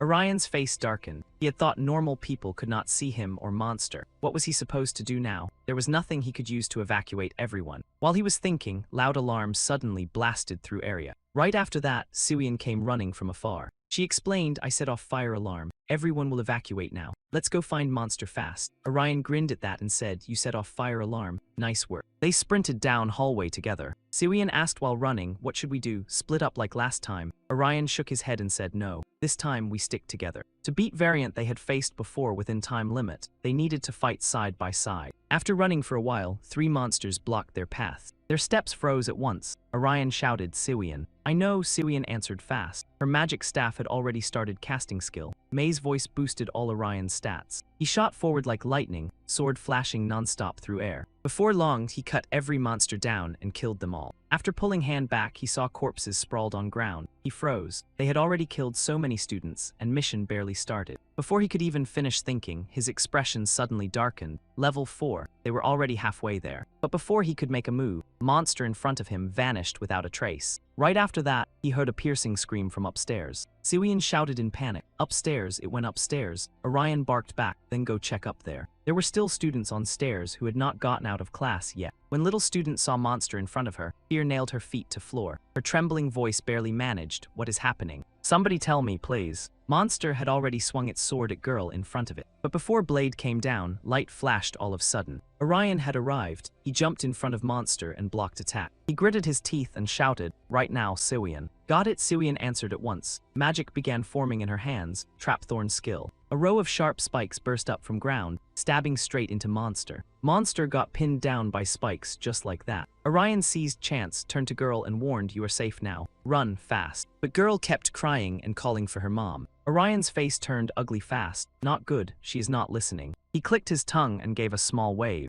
Monster's scream exploded again and girl panicked and ran. Orion finally let out breath. That was best option. No time to think. He looked back at Siwian and shouted, head to main building now. I think we can wipe out all monsters there. But after he finished, Siwian still gave no answer. She just stood there in silence, making him a little awkward. He stepped closer to check, then froze. Han Sajung was lying in a pool of blood. Siwian finally spoke. She said, I was waiting at front gate. That is why she ended up here. She gripped magic staff so hard veins bulged on hand. Orion knew she was hurting. He rushed to pat her shoulder and said, Han Sajung is not dead yet. If they use poison or healing skill on her, she might still be saved. Siwian bit her lip and asked in doubt, but if we do that, I will get a penalty and might end up with another punishment quest, or all rewards we earned so far could get wiped out. Orion shook his head. It is fine. None of that matters, just save her. Even if it means punishment quest or whatever, he would do it with Siwian. So don't worry. If they can save somebody, that is enough. Siwian hesitated for a moment, then nodded. I understand. But main problem now was time. Only 8 minutes left. With school layout this messy, he had no time to wait for Siwian to heal everyone. Thinking fast, Orion looked at Siwian and said, I will go to main building first. Come after you save Han Sajung. Then he ran off, but Siwian called him back. Wait, Orion, take this. Orion blinked and looked back. What is it? Siwian did not answer. Something flew toward him and he caught it with hand. Then Siwian explained slowly, it is one of high-tier weapons I got last time. I was going to trade it for something else, but I think it can help in situations like this. So make sure you wipe them all out this time, including variants. Got it? Orion nodded. I will see you later. Over at school main building, Monster was roaming around that place. Its bloodshot eyes kept scanning every corner for prey. But while it was distracted, Orion dropped from above and drove his sword straight into its head. This monster was level 7. Every other one was just a variant. Quest would end once he bite it. But while he searched for Monster, his eyes widened in terror. He saw that 3-headed, 6-armed monster from before. Only this time, it had mutated again. Orion frowned. This was no time to freeze up. While Variant kept slaughtering inside, sudden noise came from behind. Orion smashed through door from outside and charged in. His eyes were locked in pure resolve. He only needed to focus on it and destroy it. He instantly activated Spirit Tiger Fury. Waves of sword energy started flashing through air. Orion's sword was now wrapped in blood aura. A blazing sword flash came slashing down fast. Variant's face quickly showed cracks. But at that moment, a magic circle suddenly appeared behind it, and a foot poked out of it. It immediately kicked toward Orion. Even though he dodged back fast, it still hit him, while he tried to block that variant rushing at him. Afraid to hesitate, Orion raised his sword to defend. Only 30 seconds remained, that was it. His passive skill made him untouchable and boosted damage, and he used the soul from the lineage Siwian had handed him. Just 30 seconds, no time to waste. He had to finish this with next attack. With that in mind, he lifted his sword to meet variant attack. Right after, he activated 5x damage boost. 5 seconds after using it, his stats would drop by half. If he did not end this now, game over. This attack had to be final blow. Orion attacked without any hesitation. At same time, wave after wave of variant blades stabbed toward him. Then huge explosion rocked hallway, blasting rocks everywhere in instant. Inside smoke, Orion landed massive slash on variant. It cut straight through, splitting it in two. He finally sighed in relief. He did it. Quest was done. But before he could celebrate, his eyes went wide in shock. A streak of light suddenly shot toward him. He hurriedly jumped back to dodge. He muttered in disbelief, what was that thing? Why was it here? Then he saw a figure appear right in front of him. It was Baekhyun Hyung, guy who had been missing forever. He also held a hand bow, smiling smugly at Orion. Flashback to earlier, inside castle cracked to pieces. Baekhyun Hyung lay on ground, looking wiped out. Just then deep voice rang out. Congratulations, Baekhyun Hyung.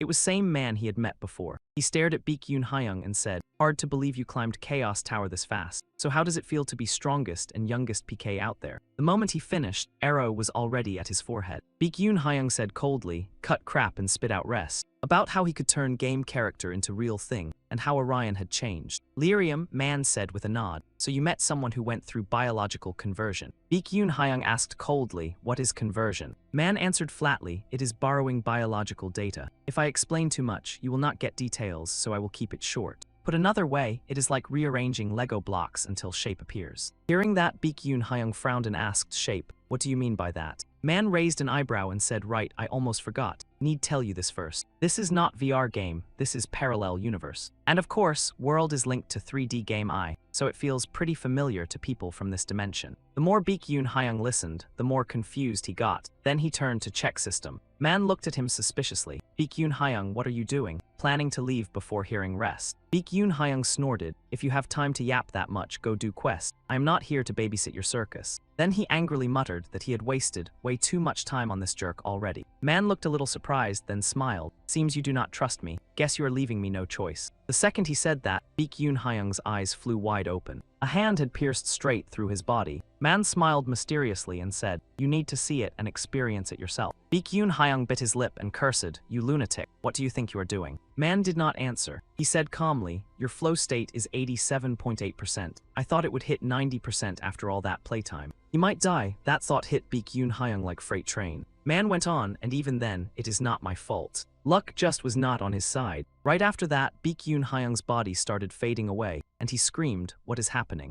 Man chuckled and said, good luck, Baek-yoon Hyung. He hoped the guy would survive. Then Baek-yoon Hyung's body slowly vanished into air. At building, even late at night, only few rooms still had lights on. Baek-yoon Hyung had returned to real world, but pain had him shaking non-stop. He could not hold it back anymore and let out a loud scream. Game machine hit floor right after. He clutched chest, still hurting, and coughed hard. At that moment, another figure appeared in front of him. That person stepped out of darkness, game machine in hand. That low voice rang out, how do you feel? Dizzy or about to puke? Baek-yoon Hyung frowned at him and asked in a cold voice, who are you? You a player too? Not exactly. That man gave a faint smirk. Anyone who truly enjoys games would never call himself a player. He said he was one of 5 creators behind this game, CEO of Intohan Software. Back in present, Baek-yoon Hyung now aimed his bow at Orion. He curled his lips and sneered. Bet you felt amazing, huh? Doing what nobody else could. Too bad for you, I pulled it off too. He glared at Orion, voice dripping with mockery. Must sting losing only thing you had over me. Orion snorted, like I care. I do not even know how you got that power. But what he wanted to know was this. You are one who took over quest, right?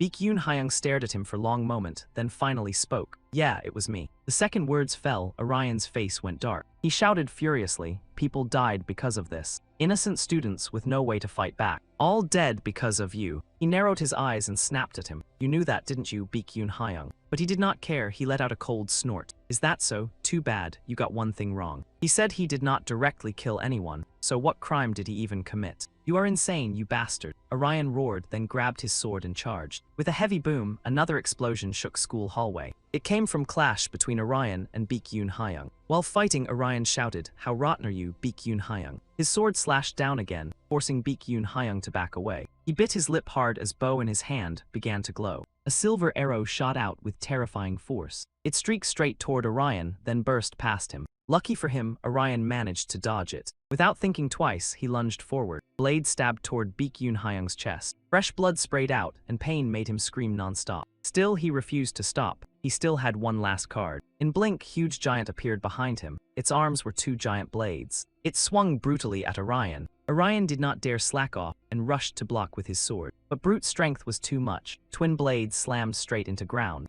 Orion used opening to leap high into air. Ignoring wounds on his body, he triggered Blossom Bloom to strike back. His sword carried such power that Giant was sliced into several pieces. But when he landed, Baek-yoon Hyung's bow was already aimed right at him. He bit his lip, eyes steady and fierce. He clearly wanted Orion dead. Yet arrow got cut down midair by Orion's sword. He narrowed his eyes at him, rage flashing across face. Then he kicked hard toward him, sending him crashing flat onto floor. I thought you were just some punk who bullied me for fun. But today, he finally saw his true face. He was a monster. Right after that, he raised his sword, ready to finish him. But the second blade fell, childhood memories flooded back. Back when they were kids, they had even been happy once. In end, he still could not look. He shut his eyes and slashed down across his shoulder. At same time, Baek-yoon Hyung's body was suddenly wrapped in pale golden light. Only then did Orion dare open his eyes. But one look made his eyes widen in shock. There was nobody in front of him anymore, only skeleton. Orion stared, stunned. Where did that skeleton come from? Then mocking voice rang out behind him. You went a little hard on new guy, didn't you? Orion spun around in shock and saw a woman standing there somehow. Behind her, Baek-yoon Hyung was being held by skeleton.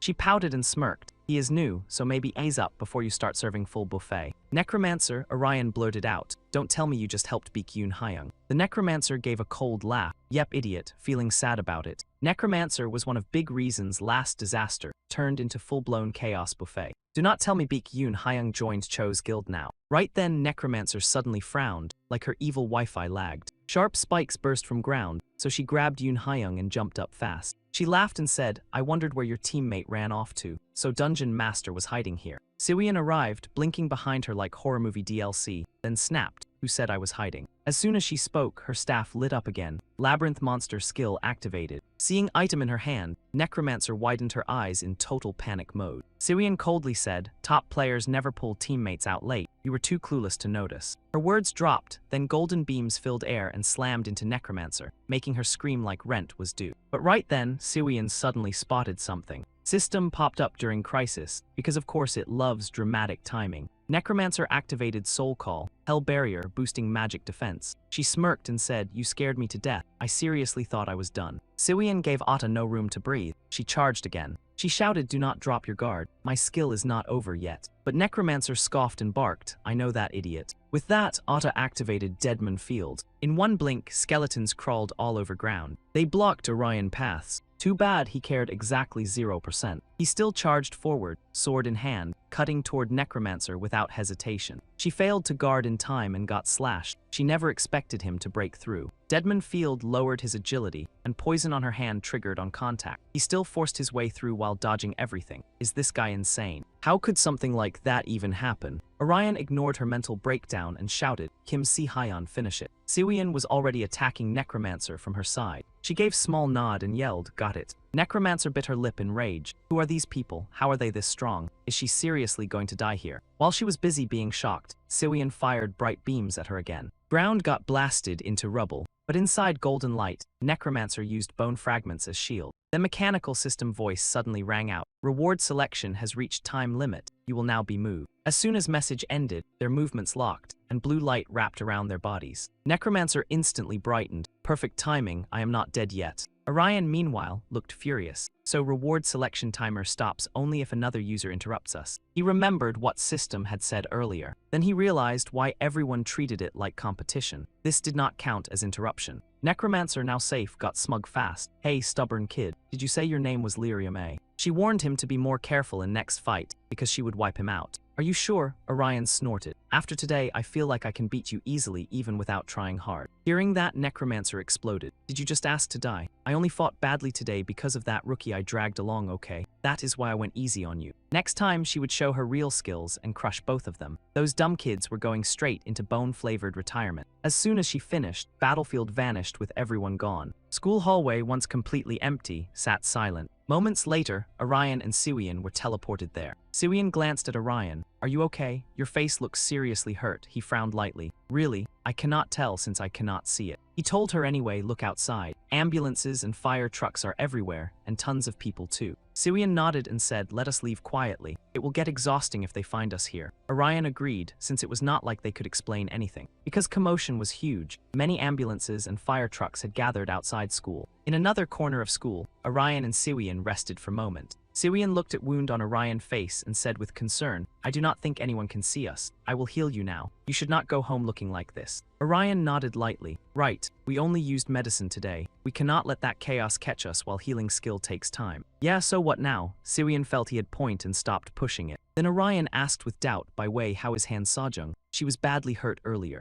Siwian nodded. I used healing on her and moved her somewhere safe. She is probably at hospital now. While they talked, Siwian's phone suddenly rang. She quickly answered, then said goodbye to Orion. I will head out first. My housekeeper is calling. Orion nodded lightly and said, okay, get home safe. Watching her leave, Orion felt bit down. A call from home, huh? Of course they called. They must be worried after seeing news. Orion also wondered if anyone had called him. But when he pulled it from his pocket, his phone was burned black. Yeah, good luck receiving calls on charcoal. Weird thing is, it still has not shattered yet. Elsewhere inside high-rise building in city, George Guild crew was here. Black Mask stared at Baekhyun Hyung and said with clear annoyance, I had high hopes for newbie. Everybody said he was good. Turns out he was useless. He got wiped out by some revenge-fueled creep like cheap long-range trash. Necromancer gave small laugh. Easy there, rookie hater. He does not even have rank. At least his face still does some work. Black Mask snapped after hearing that. You are most useless one here, you worthless freak. We put you on rookie watch, you still got beat, and you call yourself rank 22. Necromancer ground his teeth and fired back. What did you just say, fat man? You are not ranked either. If you doubt my skills that much, want to throw hands. In instant, place filled with gunpowder tension. Right then, guy from outside walked in and cut them off. Everyone, chill out. Dust will be everywhere if you fight in here. If you want fight, go somewhere far away. If nobody sees it, who cares if they die? Black Mask spotted him and asked suspiciously, Ryu Xian, since when are you back? Not out scouting anymore. Ryu Xian gave slight nod. I am not going back there again. Chairman said Horizon is starting soon. So he will stay here for a while. He has a lot of games he never got to play. Hearing that, Black Mask let out helpless sigh. What pathetic excuse. Ryu Xian skipped comment, looked at Baekhyun Hyung and said in low voice, but first, I may have something else to handle. Baekhyun Hyung was still knocked out cold. Executioner and Avenger. Even if his rank is lower, Executioner level still sits higher in system.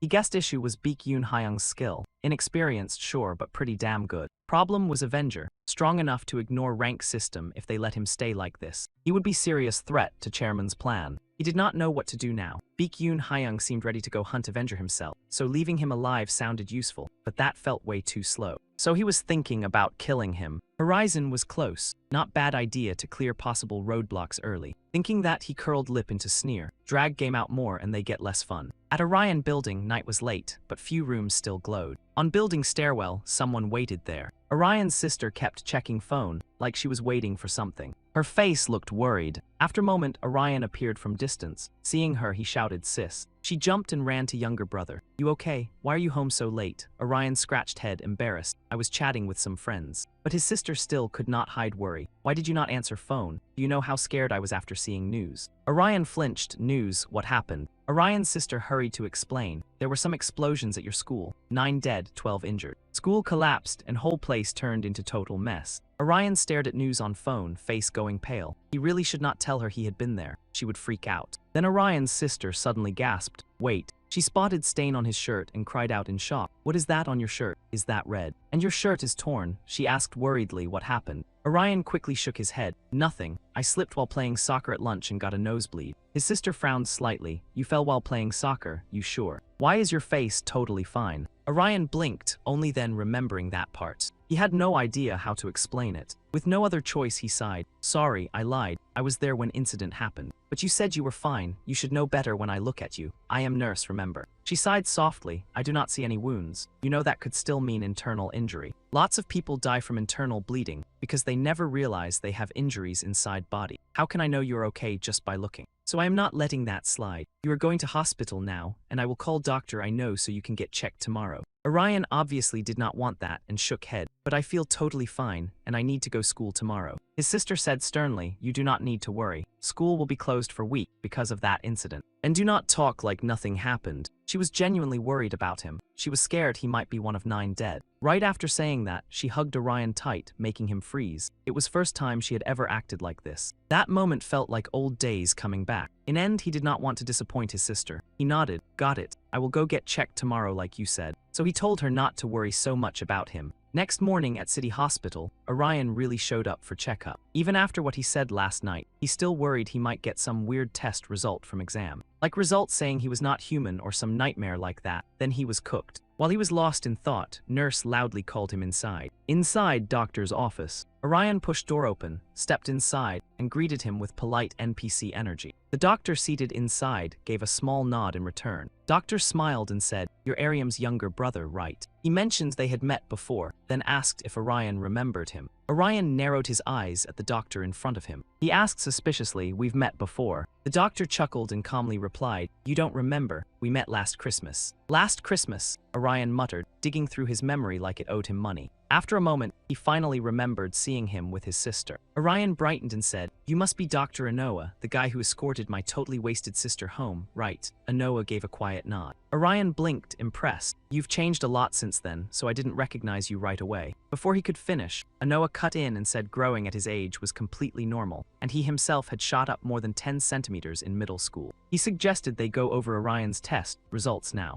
As he said that, his expression suddenly darkened, making Orion tense up and ask, "What is it? Is something wrong with my results?" Anoa shook his head and answered, "No, they're perfectly normal. I don't think we need any more tests." Still, he admitted one thing felt odd. Every result looked almost suspiciously perfect. For example, if 8 was normal on a lab result, Orion's result landed exactly on 8. Even pro athletes do not hit that kind of flawless number like a scripted system stat. After hearing that, Orion asked back with suspicion, "So something's wrong?" Anoa chuckled and calmly replied, "Of course not. I'm saying I found a perfectly healthy body. Maybe puberty is doing overtime." "I see," Orion said with a small nod, realizing his perfect results were probably because he was a game character. Anoa studied him and asked, "Anyway, how are you feeling?" Orion snapped out of his thoughts. "How am I feeling?" Anoa slowly explained that he had heard about the terrible incident at Orion's school, where many students had died or been injured. He said he wondered how Orion felt, since he had been there while everything happened. Orion flinched slightly. How did he feel? Memories of those dead students came rushing back. Even faces of students he never knew refused to fade. 2 classmates, including Han Sejong, had been carved deep into his memory. And then there was the culprit behind it all, that rot old man Yoon Hye-yo. Every time Orion thought about it, rage clawed its way up again. He clenched his teeth and said, "I'm angry. I can't even explain how angry I am." If he had tried just a little harder, he might have stopped it. He was furious at himself for being unable to do anything. Hearing that, Anoa could only sigh. "It wasn't your fault, Orion, it was a tragic accident." But he said he understood where that feeling came from. Many survivors of horrific incidents carried guilt afterward. Questions like, "Why was I the only one who survived?" and "Could I have saved them?" kept appearing in their minds until they convinced themselves they were guilty. But if Orion truly felt that way, then he should do better from this point on. Orion flinched, and his eyes returned to normal. Anoa continued gently, "You should forgive yourself. If something like that happens again, you can do better next time." Orion frowned in thought, feeling something strangely off. His body felt light, almost like someone was healing him from inside. Anoa smiled and said, "Of course, that's only my opinion. If it bothers you again, I recommend seeing this therapist. Mental scars from youth can last forever." Orion gave a small nod. "Understood, I'll get going now." As soon as he finished speaking, he stood to leave, but after only a few steps, Anoa called after him. "Right, Orion, I wanted to ask you something." Orion stopped in his tracks. Anoa suddenly asked a strangely random question. "Do you still play games? Though I'm nowhere near as good as you." Orion looked surprised that he would ask something like that. When no answer came, Anoa continued, "When you have time, tell Ariam too, okay?" Orion could only mumble, "I will." Right after that, Orion left Anoa's office. Still, the guy felt awkward. He had not expected Anoa to suddenly bring up games. Had he really told everyone about that? Or were Anoa and Ariam close enough for her to share those stories? Orion quickly rejected that idea. No way. He was sure his sister was not dating anyone. Then again, the way they drank together during Christmas looked less like just friends and more like complicated relationship side quest unlocked. At that exact moment, his phone suddenly rang. Orion took out his phone and saw Siwian calling. At Orion's school campus, Orion had sprinted all the way there from the hospital. Since Siwian had asked to meet him, he looked at the person waiting there and asked suspiciously, "What's going on? Why did you call me out here so urgently?" Siwian heard his voice and turned to look at him. After a long pause, she answered quietly, "I told you Ryzen wants to meet us tonight." Orion nodded slightly. "I know, but why did you want to meet me here? Couldn't we go straight to the base?" "I guess we should," Siwian said in a low voice, but then she suddenly froze. She slipped off her cone hat, glanced at Orion, and asked him to turn around for a second. Orion looked confused by the request, but the guy still did as she asked. Right after that, she suddenly hugged him from behind, her voice trembling as thoughts of Han Sejong kept gnawing at her. Han Sejong had almost died to monsters, and that scene was running laps in her head like it paid rent. She had hesitated back then, stuck thinking only about herself in that moment, and it made her feel awful. She had believed she was different from her parents, but now she figured she was selfish and shameless like them, and that thought kept spiraling. Hearing that, Orion was left speechless, mostly because he had been wrestling with same kind of ugly thoughts. After long silence, he finally spoke in a serious tone, saying, "But Siwian, you hesitated because of me. Because you healed her, both of us have to take punishment. That's why you hesitated, right?" In that tiny window of time, Siwian had thought about herself, Orion, and Han Sejong, and in end, she still saved Han Sejong. So no, she was not selfish like she claimed. Orion hugged her and gently patted her head, telling her to stop blaming herself. Siwon pulled herself out of his arms. After a brief pause, she quietly said, "Thanks, Orion." Then her mood swerved like bad GPS, and she snapped, "Who said you could turn around and hug me?" Orion froze, let go, and awkwardly replied, "I thought it would be okay if I did." And just like that, their touching moment speedrun straight into petty bickering. Siwon huffed, pouted, and declared, "Anyway, you owe me 5 big strawberry milk boxes. Every day." Orion sighed, thinking she was bold for saying that after he hugged her without permission. When he did not answer, she glared. "Got a problem?" He quickly shook his head. "No, ma'am." Siwon gave smug little hum and pouted again. "Good, that sounds better." Orion chose not to comment on that and instead asked, "But why does Ryzen want to meet us? Did something happen?" Siwon shook her head. "I don't know either. They only said they wanted to see us. It was probably something serious. Maybe intel, maybe item trade, maybe classic manhwa trouble with premium packaging." Soon after, they arrived at Jason Guild building. Seung-ha looked at them with a smile and said, "Tonight, we hunt chaos scum." Hearing that, both their faces darkened, and Orion's expression sank fast. Seeing their reaction, Seung-ha let out a soft laugh. She slowly asked, "Do you want to wipe out trash who wrecked your school and hurt your friends?" "Destroy them completely." Orion raised eyebrow. "What kind of plan is this?" Seung-ha studied them for a long moment before speaking. "Of course, I'm not saying I want you two to do it. I'm asking because I don't want you exploding with rage later if we hide this chance from you." She asked whether they wanted to join raid on enemy base tonight. Orion fell silent, brow furrowed, face turning heavy. Finally, he spoke with firm resolve, "I'll go." He said he knew someone in Wind Guild, someone who used to be his friend, but not anymore. Because of that, he did not want anyone else handling him. He wanted to do it with his own hands. Seung-ha could not hide her surprise when she heard that, but she quickly curled her lips into a smile and said, "Fine, I'll leave him to you. Just tell us what he's like before we break in." Then she turned to Siwon and asked, "What about you? Joining this party or sitting out?" Siwon flinched slightly, unsure how to answer. Orion spoke gently, "You don't have to feel forced. This is between me and Baekhyun Hyung." But Siwon shouted, "That's not problem." She hesitated, then said she had notification mission, and it was happening tonight. She knew he was ready, but they could not refuse mission, because it was their punishment. Orion heard that and looked unsure what to do. He gritted his teeth and said, "Punishment mission. We need enough penalty points to use healing skill on Han Sajung as soon as possible." But if all they had done was use healing skill, punishment should not be that bad. He thought they might even avoid it with money they had. Siwon thought for a moment before saying, "I did use healing skill on a few other people afterward. That's probably why our penalty points got so high." System message popped up fast, showing Siwon and Lyrium's current penalty score at -1200. "You have been penalized for using skills on normal people 8 times, and using items 4 times. Siwon frowned. "We're short 500 points with money we have. If we want to stop mission, we have to hand over all our points and items." Even though they could convert reward money into real cash, there was no way to turn real cash back into reward money, so they could not use it. "Sorry, this is my fault." Orion flinched and frowned. He quickly turned to Kim Sewell and said, "You shouldn't apologize. You did right thing. This is game system punishing you for healing people hurt by game itself, so don't worry about it." Siwon let out quiet sigh. "I understand." Seung-ha watched them from side, looking slightly speechless. After moments, she said, "If you want, I can lend you 500 million to cover penalty."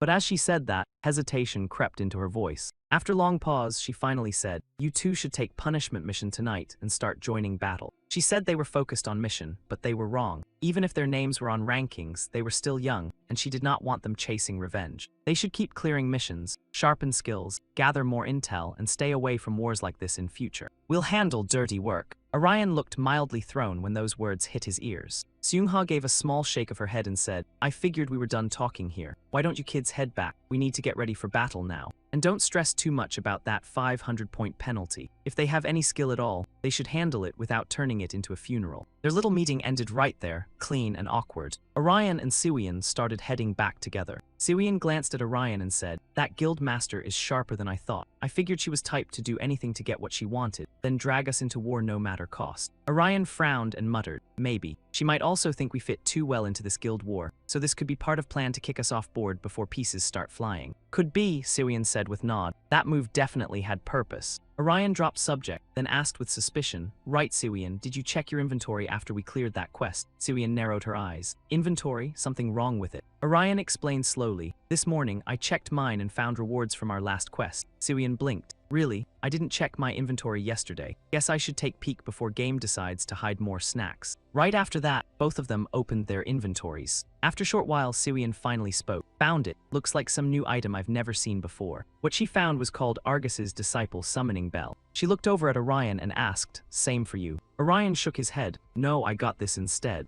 His reward was K to Afternoon Room. Siwian's eyes widened. "I've never seen these items in-game. Maybe they have some weird special effects." Orion thought for a moment, then said, "We probably won't know unless we use them. Description is about as helpful as wet paper shield." Siwian suggested, "Use your item first. Mine only has 2 uses." Orion nodded in agreement. As soon as she finished, he pulled K from his item inventory. He quickly used it, sticking it into magic circle floating in front of him. Right after that, blue light flashed twice. Ground shook along with it. Orion and Siwian both flinched, and by time they caught their breath, they were standing inside strange room. Mechanical voice rang out, "Welcome to private space, Afternoon Room. Here you can relax, train, and use this space as item storage. You may also share this space with companions. If needed, you can allow non-members to enter." Orion jolted when he heard that. "Wait, is this like those restroom functions from game?" Siwian gasped in shock. "Insane. We can even drink here without anyone judging us. Peak fantasy real estate." Orion grimaced. "What are you even talking about? Anyway, I think it'd be better if we meet here before our next quest. That should help us buy more useful gear instead of shopping like confused NPCs." But right after he said that, he noticed Siwian doing something to nearby pillar. He frowned, suspicious. "What are you doing?" He asked vaguely, "What's up? Something feel off to you?" Siwian finally snapped back and answered, embarrassed, "No, I was wondering where this place came from. Everything looks real, but view outside isn't alley we entered from." That meant they had been teleported here, but where exactly was this place hiding? Her words left Orion completely blank. After thinking for a long moment, he said, "Don't tell me this is afterlife." Siwian scolded him in frustration. "Don't say creepy stuff like that." Orion smiled before casually saying, "Don't overthink it. With what we know now, we couldn't solve this even with detective hat and 3 cups of coffee." Siwian decided he had point and nodded softly. "True, let's figure out my item." She called System and asked about Argus's Disciple Summoning Bell, wanting full explanation of what item could do. System's mechanical voice answered right away. "When designated item is used, user may access knowledge of Argus. You may ask about quests, such as weakest monsters, and if no answer exists, you will receive blessed skill from it." Orion glanced at Siwian and suggested, "Asking questions sounds more valuable." Siwian frowned, "Because we can replace blessed skills with other items." After thinking for a moment, she nodded, "Fine." She decided to use Argus's Disciple Summoning Bell. Seeing that, Orion quickly warned her, "Wait, Siwian, are you sure you want to use it? You only get 2 uses. Better think before burning one like disposable coupon." Siwian shook her head lightly. "Doesn't matter, we already know what question we need." Orion looked at her with doubt. "We do." But right after he spoke, golden light filled room. In blink of an eye, girl holding staff appeared. Girl slowly opened her eyes, looked at both of them, and said, "I am here to share with you unenlightened one's knowledge from 3rd disciple of great and honored sage." Orion and Siwian stared at her, both having no clue what reaction belonged on their faces. After a moment, Orion suddenly blurted out with feeling, "She's adorable." Hearing that, Siwian immediately glared at him. Her voice turned sour as she shouted, "First question, tell me about Lyrium's secret sexual relationships." Other girl answered helplessly, "Sorry, I cannot answer that question." Siwian instantly snorted, "Cute but useless." Orion got even more annoyed. "Lady, what are you doing? You wasted whole question." Siwian did not seem to care much. She pouted and said, "Relax, this next one is real question." She wanted to know everything about Horizon event. Other girl thought for a moment, then answered, "I cannot say whether this is exact, but I have heard prophecies spoken by my master, so I will tell you. When 6 pillars collapse, thunder will follow, Taboo Gate will open, and on moonless night, moon will fall. Those who stay ignorant fall from holy land straight into hell. Surviving ones still get wiped out by revenge. So fight harder. Only way to fulfill wish left behind by people in holy land. Only way to end this whole party, too. Elsewhere inside tall building in city. Inside dark apartment with no lights on. One guy sat in gaming chair doing nothing. He was so bored he let out huge yawn and grumbled, "Nothing is happening. This sucks." Then at moment, he seemed to spot something. He frowned, suspicious, and muttered, "Did I just see something? Am I bugging?"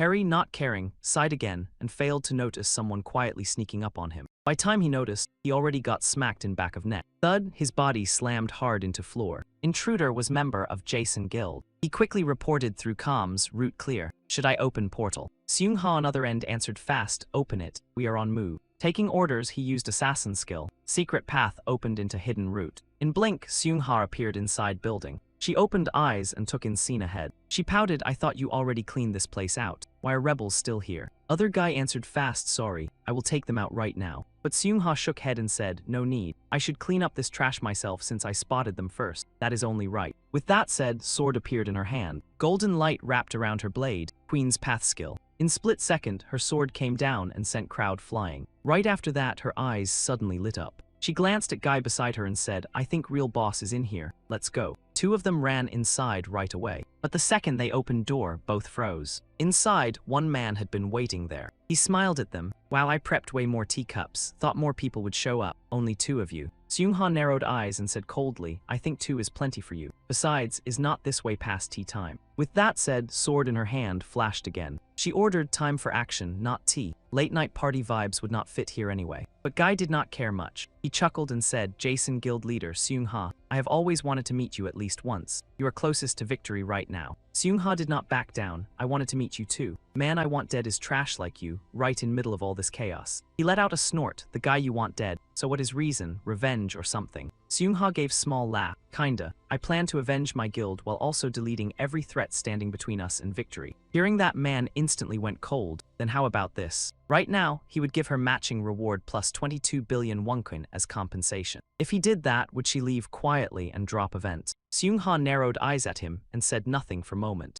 After a bit, she smiled and said, not really. Why would I do that when victory is this close? She chased event prize for tons of reasons, but more than anything, she was just normal gamer. A normal gamer only fits when trying to win game by own skill. At end of day, why do people even play games? Right. That made man think for long time. He nodded, understanding. I get where you're coming from. People play games to win and have fun. I admit I was wrong. If that was case, then he would face her like she wanted. After saying that, he snapped fingers. Instantly, bunch of people appeared before him. Both of them, Seung-ha included, were shocked. After thinking for a long time, Seung-ha looked at person beside her and suggested, Seung-ha, I will handle this myself. While I am here, open gate and bring others over. They know it is not trap, so they will charge straight in. Seung-ha hesitated and said, but it takes about 45 seconds for me to open gate, and can you really hold out against that many people? Can you last that long? 45 seconds is enough, Seung-ha said confidently. I have lasted longer than expected in fights against other guilds. And if luck is on my side, I might even kill one of those two bastards. Seeing her so stubborn, he had no choice but to agree. Fine, do not push yourself too hard. Seung-ha gave small nod. Do not worry about me. 45 seconds is way too short for me to go overboard. Once she finished, golden light around her sword flared up again. She rushed into crowd like a maniac, blades swinging non-stop, muttering, this will only make me a little more interested. She quickly used Queen's shield skill. A shield made of flowers formed, stopping crowd from moving forward. Masked man seeing this could not help but click his tongue.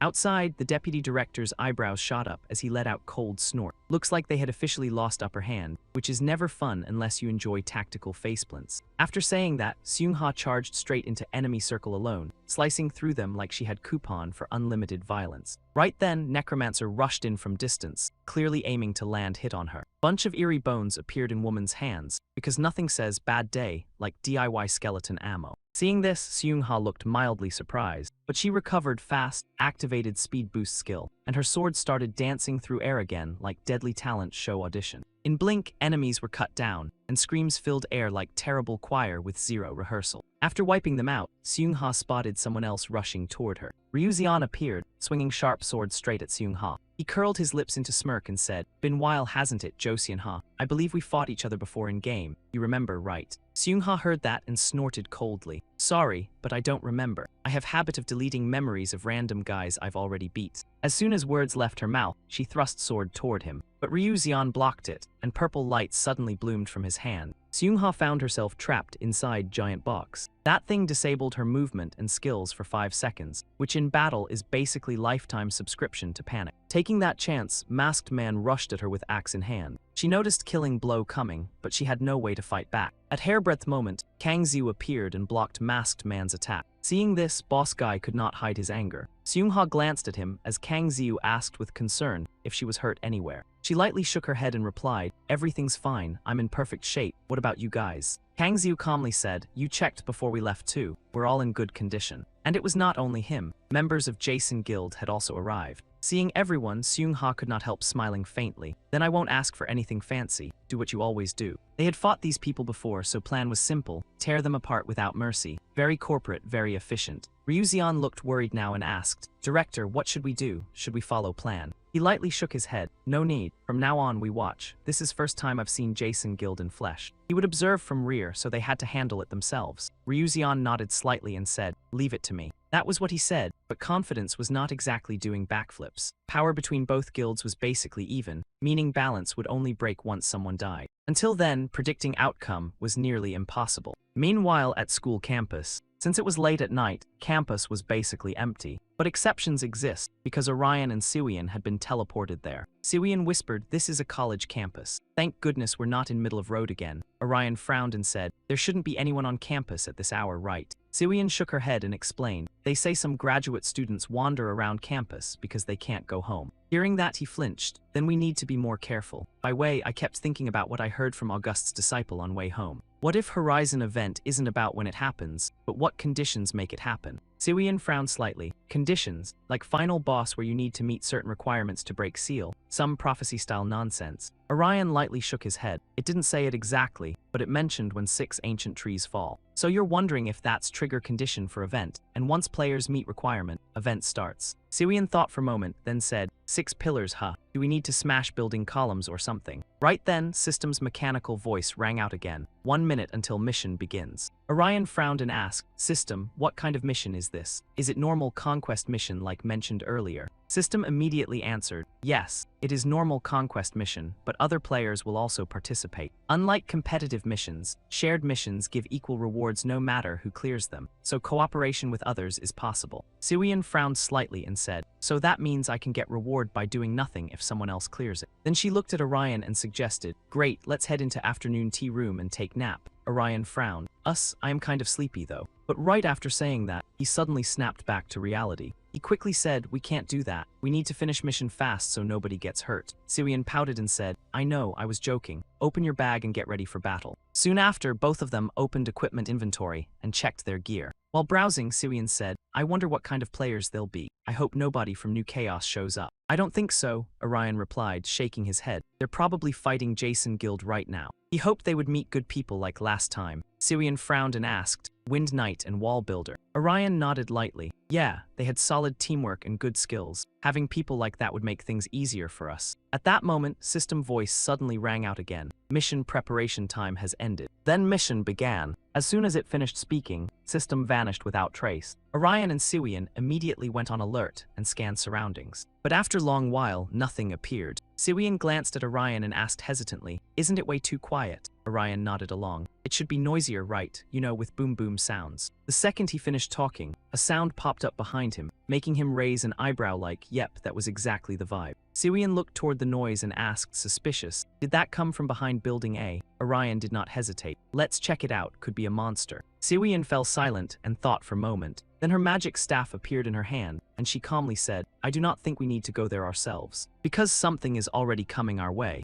Orion heard that and instantly stiffened. Both stared ahead, eyes sharp with caution. A moment later, figure came running toward them at painfully slow speed. They instantly aimed weapons at it, but thing sprinting toward them turned out to be human. Worse, he was crying and screaming for help like his subscription to life was about to expire. Orion and Siwian saw that and were left briefly speechless. Young man rushed toward them with panic all over his face. Right then, he spotted Orion and Siwian on other side. He shouted fast, there are people over there, I found people. Please help me, he begged them. Orion and Siwian glanced at each other without saying a word. But with perfect teamwork, they pointed weapons straight at Guy in front of them. He froze, eyes wide, face loaded with disbelief. He frowned and asked, why are you doing this to me? I am not even holding weapon. Orion said coldly, mission already started, and you have no weapon, so that makes you suspicious. You could be BK user acting innocent before stabbing us in back. Siwian warned him too, show us your weapon. We will talk after confirming what class you belong to. The guy nodded in hurry, fine, I will show you. A sword appeared in his hand. He quickly explained, see, this is Kyria's guiding sword. It is adventurer class weapon. Siwian asked, suspicious, how can Merchant Guild player join ranked battle? Orion agreed and narrowed his eyes. What level are you in this game? The guy blinked and asked back, my level. I do not have one, I only play for fun. Orion heard that and asked, confused, you are not ranked player. What is going on? Wasn't this only for ranked players? Siwian clenched her teeth. No ranked players from Jason Guild were allowed to join. There must be another condition. While they were talking, Guy reminded them, now is not time for this. Monsters are running this way. Orion hesitated for a second, then his eyes hardened. Fine, let's move. He immediately gripped his sword and charged in. He slashed straight into Monster's waist. In an instant, red fluid burst from its body. Huge Monster collapsed onto ground like someone pulled its plug. Orion shouted surprised. He was right. Waist really is its weak point. Siwian said nothing. Now it was her turn. With that thought, she activated 7 shards of magical beasts guarding treasure. In blink, massive wall appeared and trapped Monster inside. Monster's pained scream rang out right after. Siwian looked doubtful. It died. That was easier than I expected. Orion also looked surprised. So, is mission done already? Then young man behind them suddenly spoke up. Not yet, there is one more monster. That monster is probably gatekeeper of Northern Castle. Usually there are 2 gatekeepers, so I think another one is still around.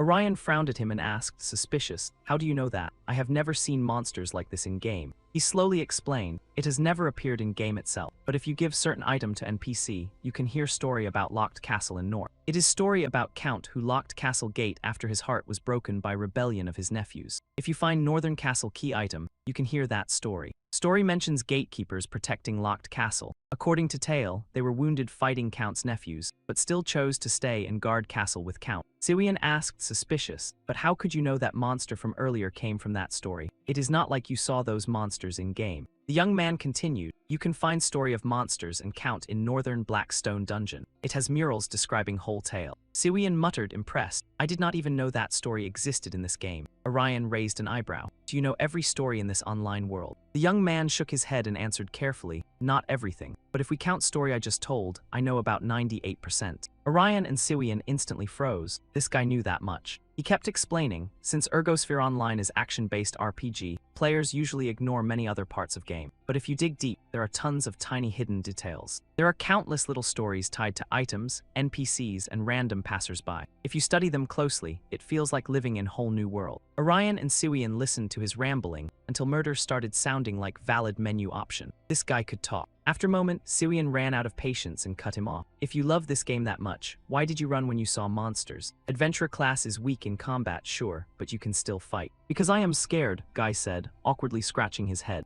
He could barely defeat anything. Fighting monsters meant gambling with his life, and for him, that was horror movie with no skip but. So he rejected every quest he could and tried surviving with normal life. At that point, he suddenly paused, making Orion and Siwian expect something dramatic. But his next line sent them straight into despair. I accidentally used discount skill while buying second-hand items online, and I got punished for it. He protested indignantly, I have not done it since. So can you protect me during this mission? I watched you play before. You both seem very good at this game. Siwian stared at him like he had downloaded common sense on dial-up, then leaned close to Orion and whispered, what do we do now? He doesn't look like a PK player. Should we help him? Orion hesitated for a good long second. Finally he spoke, fine, we'll help you survive this mission. But in exchange, he had to tell them about Horizon Event. Horizon Event, young man frowned, thinking it over before answering. Are you talking about holy ground and cult rituals? Orion and Siwian were caught off guard again after hearing that. He slowly said, I'd be happy to tell you about it. Some bias is mixed into story, and some parts are my own guesses, but I'll tell you everything I know. Orion and Siwian exchanged looks, then nodded at same time. Orion held out his hand and said, good, then here's to smooth teamwork. But he wanted Guy to help them with everything he had. He gave small nod, of course, I'll do everything I can to help you. Right after that, inside school grounds, 3-person alliance officially formed. After a while, Siwian looked at Orion and said, if negotiation is done, let's go accept mission. We've burned way too much time already. Other guy hesitated slightly and said, I'll try using my skill. It's insanely useful during adventures, you know. Skill he mentioned was Guiding Light. It could show location of mission targets, monsters, or valuable items. In blink, light burst from his sword. Orion followed glow with his eyes and muttered, light is pointing behind building. Siwian quickly suggested, let's move. Might be monsters there. Moments later, behind building, trio quickly followed direction of light and arrived there. But moment Orion and Siwian saw what was ahead, surprise shot across their faces. Because there wasn't one monster, there were 2. Buy one get trauma-free. Siwian glanced back at Guy, scaring him stiff. Sorry, story never said how many monsters there were, so I didn't know this part. Anyway, what were they supposed to do now? One was already hard to chew, and now dinner came with seconds. He suggested, it'd be better if we handle them one at a time. No, Orion rejected it immediately. Now that we know their weak point, we don't need that. Other guy looked at him in confusion, clearly missing memo.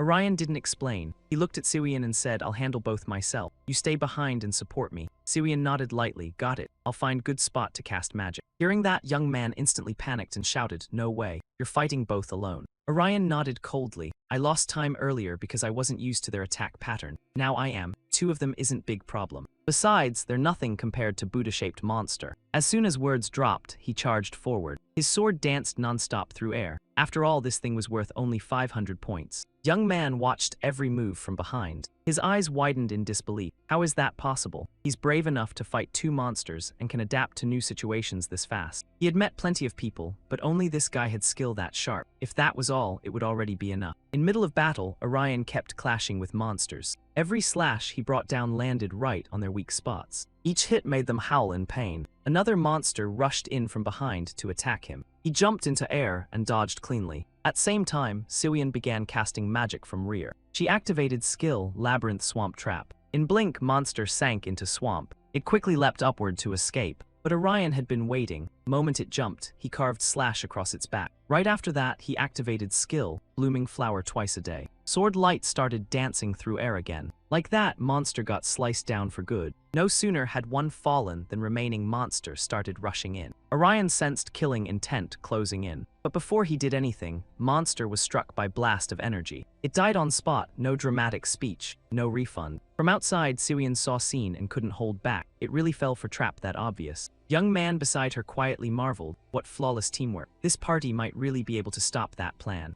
After hesitating briefly, he said, I have question. He asked, how can you two do this while risking your lives? Don't you have any personal goal to live for? Siwian looked him over for a moment before speaking. She answered calmly, because people get hurt. People can get hurt if monsters keep roaming around freely like this. So those with special abilities like them need to go out and hunt them down. Hearing that, the young man's face went a little awkward, like someone had caught him reading spoilers in public. After a moment, he gave a small laugh and said, I get it now. You two are even better than I thought. Siwian narrowed her eyes at him. Maybe she should not have mentioned the reward to this guy. Right then, the system's mechanical voice suddenly rang out. You have completed the mission by eliminating every gatekeeper of the locked northern castle. Please choose your reward. Siwian nodded and muttered, we are fine, but you can take them from this set as punishment anyway. Pick something else, then send us home. The system answered right away. Understood. Both of you will be teleported in 60 seconds. She stopped caring about that issue and glanced at the young man beside her. We protected you like promised, so now you need to tell us about the Horizon event, got it? Of course, he gave a sincere little nod. I will organize everything into one clear entry and send it to you. But Orion cut in, can you say it straight? He wanted to ask questions that popped up while hearing story, so figured it easier if Guy spoke direct. Saying that, he looked at Guy, face full of resolve. Guy flinched, eyes lit up with delight. That face of his was dangerously charming. After thinking, he spoke. Yeah, I can talk too. Anyway, I am unemployed, so I got plenty of time. Orion liked that. He shot out offer fast. Nice, then meet tomorrow. Siwian asked with doubt. Wait, what was your name? I swear you said something like June or whatever. Young man grinned and answered, I am Beiju Jian. He even introduced himself as 25 and said he was game developer. Big ambition. Orion and the other guy were kind of speechless. Nobody asked that. Right after that, they said bye and agreed to meet again tomorrow. A while later at housing complex. Inside room still glowing with light. Jusian had teleported home from college campus. He thought about Orion and other guy, then muttered, they are definitely skilled, but I do not know if it is okay for me to take help from those two. But now he really did not have much time left. Saying that, he stared at wall ahead, where one photo was half burned. Clearest face there was probably smiling woman. Jusian let out sigh, if I do not decide, everything is over. He had to entrust this seal code to someone. Elsewhere, after battle, building where two guilds were fighting had turned into war zone. But fight was still not over. Both sides were brawling hard. Jai-In was using Crazy Tide, expanding attack range. Right away, blue energy burst out fast. It paralyzed Masked Guy, leaving him unable to move. But at that moment, someone attacked from behind Jai-In. She activated Wind Wolf Array and struck Jai-In.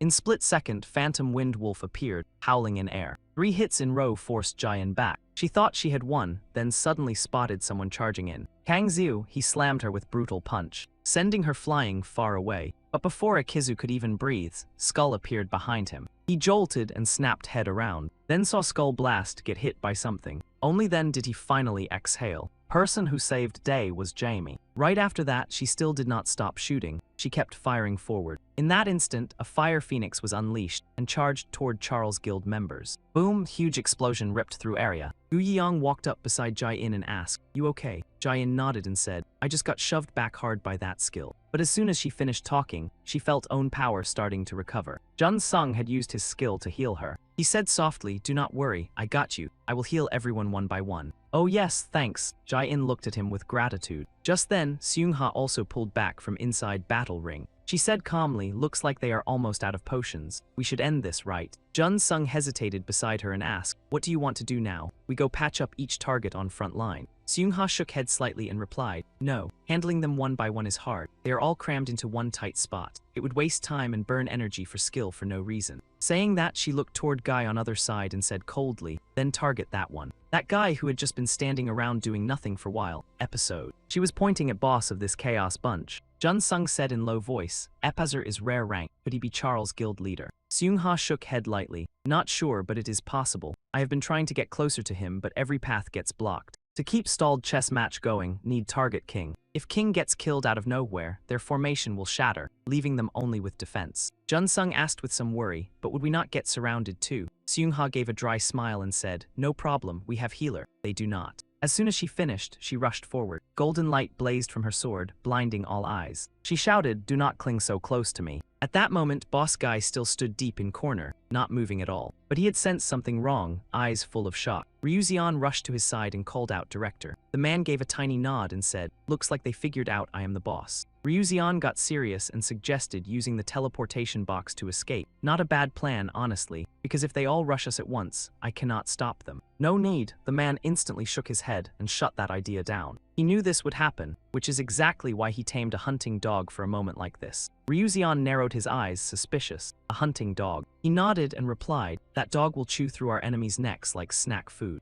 Ryu Xian shot back with doubt, who could flip this terrible situation instantly. While the two were talking, another person appeared outside. That guy was already closing in behind Jun Sung. It was Hong Kai-ho, the man called the Grim Reaper, and Jun Sung had zero time to react to that jump scare entrance. So he took a clean slash straight across his back. The moment Jason Guild noticed, their faces turned uglier than a failed gacha pull. Seung-ha panicked and shouted, her voice shaking with worry. Jun Sung got slashed, his coat dropped away, and his skill was cut off on the spot. Luckily, he managed to summon Marion the doll in time and recover. Problem is, it only restored him to 15% of his original stats, which is less comeback and more emergency coupon. Seeing that, Hong Kai-ho instantly sneered and mocked, "Mariana is completely useless." Right after that, he activated his skill and unleashed a storm of sword strikes. At the last second, Jun Sung activated Constellation Blessing, a skill that grants both physical resistance and magic resistance. He bit his lip hard. He had to hold on longer because if the guild's healer went down here, everyone else's attack plan would collapse like cheap furniture. So even if he died here, he had to buy as much time as possible. Meanwhile, Seung-ha was seriously worried. She looked toward Kang Xiu and Vemi. She quickly ordered, "Do not stand there watching. Go help Jun Sung. The rest of us will handle the assault." Understood. Kang Xiu nodded and accepted the order, but Vemi hesitated and said, "We do not have many people. Is this safe? We could get surrounded in seconds." Seung-ha shook her head and replied, "Do not worry about us. I am the front line, and I will figure out how to cover our lack of members somehow."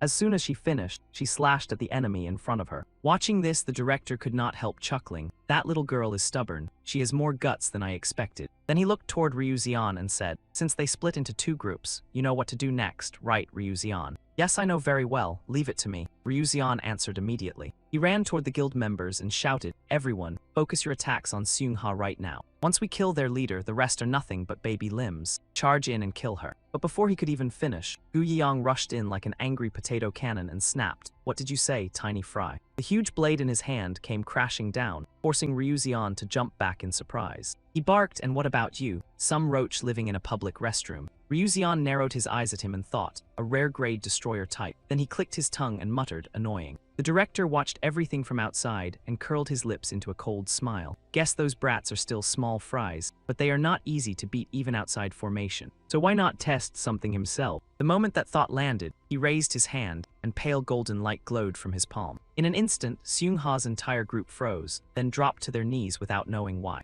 Seung-ha was shocked. What kind of skill is this? She could not move her body at all. On this side, Jian also looked confused. Is this a debuff skill? Wu Yihang gritted his teeth in rage. What is wrong with this damn technique? His body was kneeling on the ground, completely unable to move. Ryuzian seized the chance and slashed toward him with full force. He laughed in contempt and said, "If I am a roach, then you are just rotten food I would still eat." Right after that, he looked toward everyone and shouted, "Now is the time. Use everything you have to eliminate Seung-ha." As soon as he finished speaking, Charles Guild launched a coordinated attack at her. In a blink, a massive explosion erupted in front of them, and waves of energy blasted everywhere. Jaein shouted in panic, "Sister Seung-ha." But inside that raging energy wave, Charles Guild did not look happy at all. In fact, they were so horrified they forgot how mouths work. Because Seung-ha had blocked their attack, she glanced at the person kneeling beside her and said, "Jun-sung, perfect timing." Jun-sung calmly replied, "Anytime. Please do not let my effort go to waste." "Yeah, of course," Seung-ha nodded with pure confidence. As soon as she finished speaking, she stood up fast, wrapped in a massive surge of energy. This was Queen's Salvation from God, a skill that reduces assassin damage while boosting speed and attack power. Seung-ha spoke coldly, "You idiots should have killed me earlier. Now this game ends right here." Right after that, countless sword lights began dancing through the air. Charles Guild got sliced so badly they could not fight back, and screams rang out non-stop. Now Seung-ha did not need to face them one by one. She only had to take down one target before this skill's effect ended.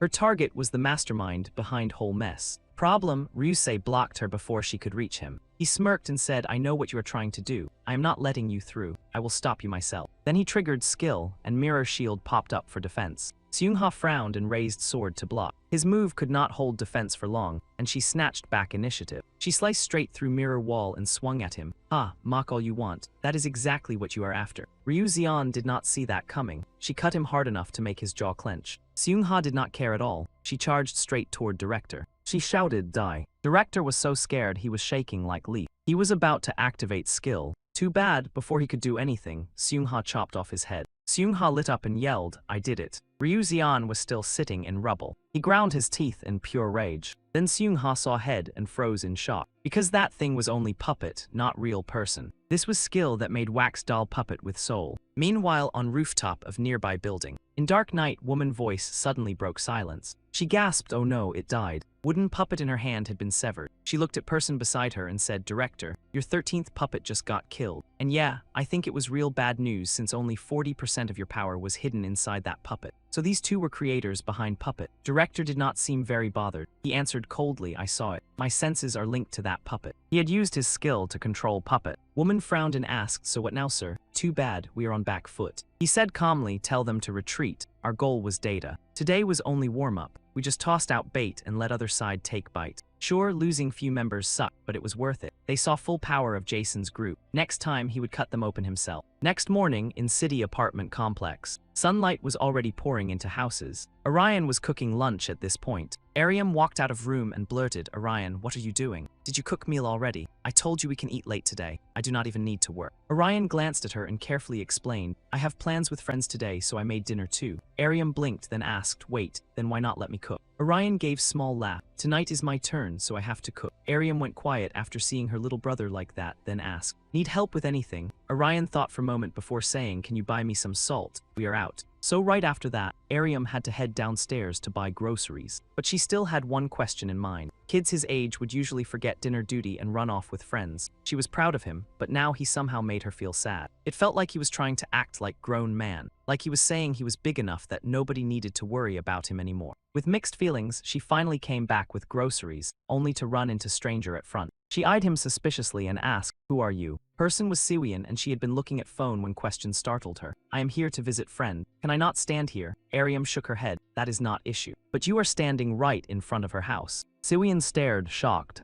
She muttered, "Wait, could you be Lyriam's sister?" Ariam gave no answer, only narrowed her eyes at Siwian. Now that she thought about it, hair color matched what she had asked Orion about few days ago. But back then, Orion had looked pretty rattled. Thinking of that, she smiled faintly and said, "I am Orion's older sister." Right after that, Lin opened door and stepped inside. Orion, hearing noise from inside, turned around. "You are back already. You bought salt, right?" But the second he finished, his eyes went wide in shock. Ariam walked in with Siwian hooked on her arm, smiling. "I bought salt, and I brought your friend too." She asked, "This is her, right? Brown-haired girl who stopped by when I was gone." You remember smugly, so go ahead. Tell me about what happened that night. So Orion, Ariam, and Siwian sat inside and started retelling events from that day. After hearing story, Ariam asked suspiciously, so Siwian stayed here because she ran away after fight with parents and had nowhere else to go, right? Siwian nodded and said yes. Orion was super kind and invited me here. He said nobody would be home that night. Orion jumped in to protest. What? When did I say that? But the second words came out, she shot him a glare. He freaked out and started shaking. Now that I think about it, maybe I did say that. Ariam glanced at both of them and kept going. Still, it is not a great idea for a young girl like you to sleep over at someone's house with no adult knowing. At least ask permission first. Siwian nodded like model student mode had been activated. Yes, I am sorry. I will not do it again. Then she flicked Orion on the forehead and warned him. And you, do not hide stuff like this from me again, got it? She would respect their privacy and had zero interest in grilling them about teenage drama. What mattered was that Siwian had snuck into her home without her knowing. Everything else was firmly in none of my business territory. So she asked them to respect her privacy too. Both of them nodded like kids caught stealing cookies. Yes, we are sorry. Ariam looked very pleased with that answer. Then she turned to Siwian and added that if anything like this happened again, she should contact her before calling him. She promised not to pry into her family situation. At the very least, she could offer her a safe place to stay for a while. So if anything happens, come here and talk it out like today, okay? And like that, three of them sat around the house talking things through. After a while, Orion and Siwian finally left. As they walked, Siwian said his sister was kind, gorgeous, and unfairly blessed by character design.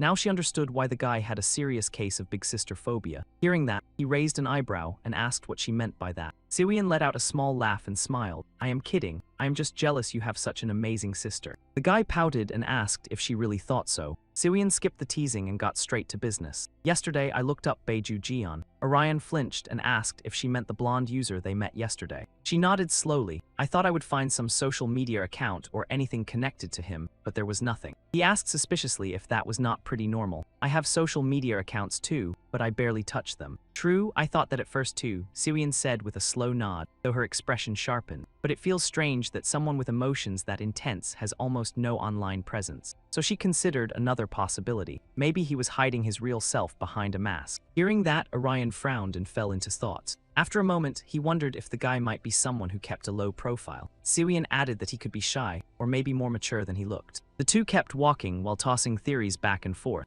Eventually, they arrived at a cafe near school. The moment Jusian saw them, he started talking like someone had hit play on a lore podcast. If you enter Red Dragon Dungeon, you will find traces of cult followers. Bring those to the Holy Knights, and you might uncover where they have been hiding. Follow the clues and you will slowly understand Horizon, he said before laughing with way too much pride. Sounds amazing, right? Orion and Siwian looked exhausted. Maybe this guy was not hiding anything behind a mask after all. Setting that aside, Orion asked what Horizon actually was. I get that it is connected to the cult, but before he could finish, Jusian cut in. To understand it, you first need to know the universe inside Ergosphere Online. Then he pulled something out. He showed them an image and slowly explained that there were 3 worlds in Ergosphere Online. The world where players lived was the middle one, called Ergosphere. The world connecting Ergosphere to Zion was the realm of the divine, which NPCs treated as the embodiment of God. Orion studied it for a moment and said the black hole worshipped by the cult had to be a gate leading to the 3rd world. Jusian nodded. They believe Ergosphere is doomed because of the god from Zion, so their goal is the Black Abyss, a connection to another world where they hope to find a new god.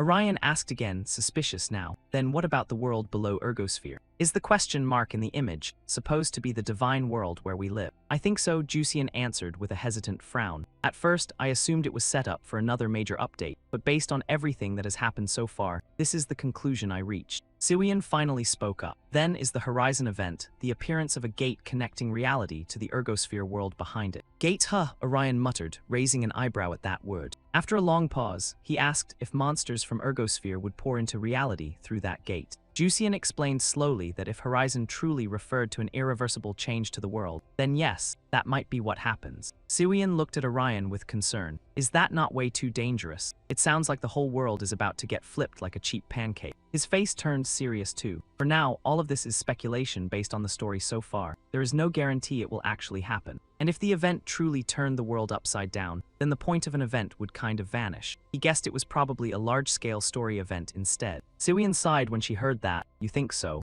Orion looked at Jusian and asked if he knew anything about the 6 pillars from the prophecy. I feel like they are the key to opening the gate to Horizon. Oh, that? Jusian frowned slightly and hesitated. I have not found much about it yet, but he thought it was connected to the seals. The entrance to the endless fairy tale dungeon had seals designed to keep prisoners from escaping. Hearing that, Orion sank into thought. Seals, huh? 6 pillars and the 5th guardian he had already defeated. If those ideas were combined, it meant there were pillars preventing the Horizon event, and each pillar had a guardian. At least, that was how he understood it. After thinking it over, he muttered that only one guardian remained. Siwian looked at him suspiciously and asked what he meant. He shook his head. Nothing, I am organizing my thoughts. He thanked Jusian for helping so much today. Jusian waved it off with a grin. No problem. This is how I can repay you for saving my life. Tell me whenever I can help. Right after that, the 3 of them headed back. But before leaving, Orion suddenly spoke up. Siwian, I need to use the restroom. Wait for me outside. She nodded softly. Then I will stand near the train station.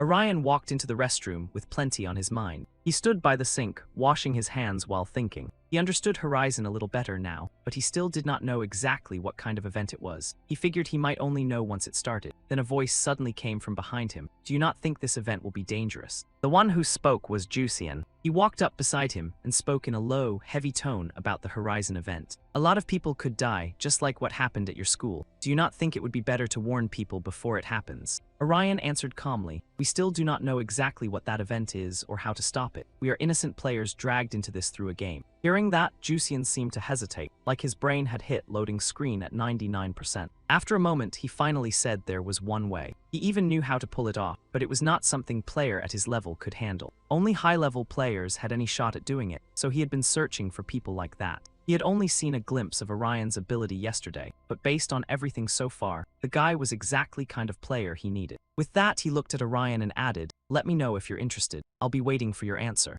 Orion narrowed his eyes at Jusian's back as he walked away, too stunned to even drop a proper comeback. And with that emotional grenade rolling around in his head, the guy headed home. His face looked rough, like someone had nerfed his mood hard. What was that just now? He looked like a totally different person. Was he hiding his true personality like Siwian said? Or was there another shady little DLC packed in there? Siwian was on phone at that moment. Got it. We found a few things too. I'll message you later. After she hung up, Orion asked suspiciously, who was that? Someone from Vessen. Siwian gave small nod. Yeah, guild leader. Apparently, they destroyed Charles' organization's stronghold gate last night and cleaned up several guys inside. Hearing that, Orion blurted out in shock. Seriously? Then where is their leader? Siwian explained slowly that they had captured him once, but it seemed to be a clone, one even his passive skill could hide. They only brought him down with an ultimate skill, but it turned out to be one of Puppet's skills, so it could use only 40% of his real power. Still, they did manage to uncover one major thing, leader's skill. That person had Emperor class, rare class with both damage and support abilities. Orion's expression darkened. Siwian spoke again.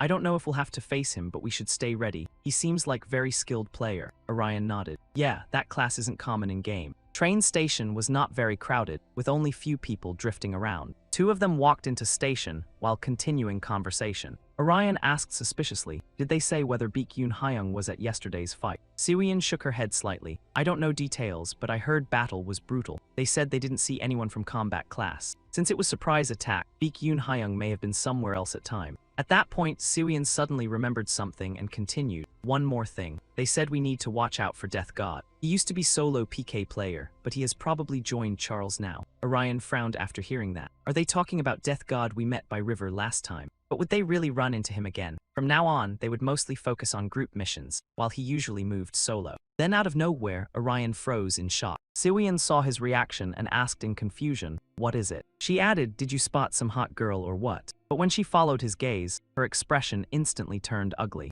Because mixed into crowd ahead, they saw a familiar figure. It was Death God Hong Kai-ho himself. He was staring straight at them. Orion and Siwian immediately backed away in pure horror. Neither side moved, as if everyone was waiting for invisible countdown timer. Orion whispered, does he recognize us? Siwian shook her head slightly. I don't know, but even if he does, starting fight in crowded place like this would be difficult. People were everywhere, so they assumed he would not attack. But then his eyes suddenly lit up. Next second, light appeared in his hand. He activated skill, fog that swallows light. In blink of eye, train stations sank into thick fog. Civilians panicked instantly, and some even thought smoke was from sudden fire. Orion and Siwian went fully alert. Siwian gritted her teeth. Did he throw smoke bomb? Orion sounded stunned. I can't believe he used that here. Is he seriously planning to fight us? While they were talking, Hong Kai-ho charged in from other side. Boom! Explosion erupted, making people nearby scream in terror. Orion managed to draw his sword in time and block Hong Kai-ho's attack. He did not dare relax and activated Spirit Avenger skill, launching counterattack. Sword in his hand began slicing through air with sharp, dancing strikes.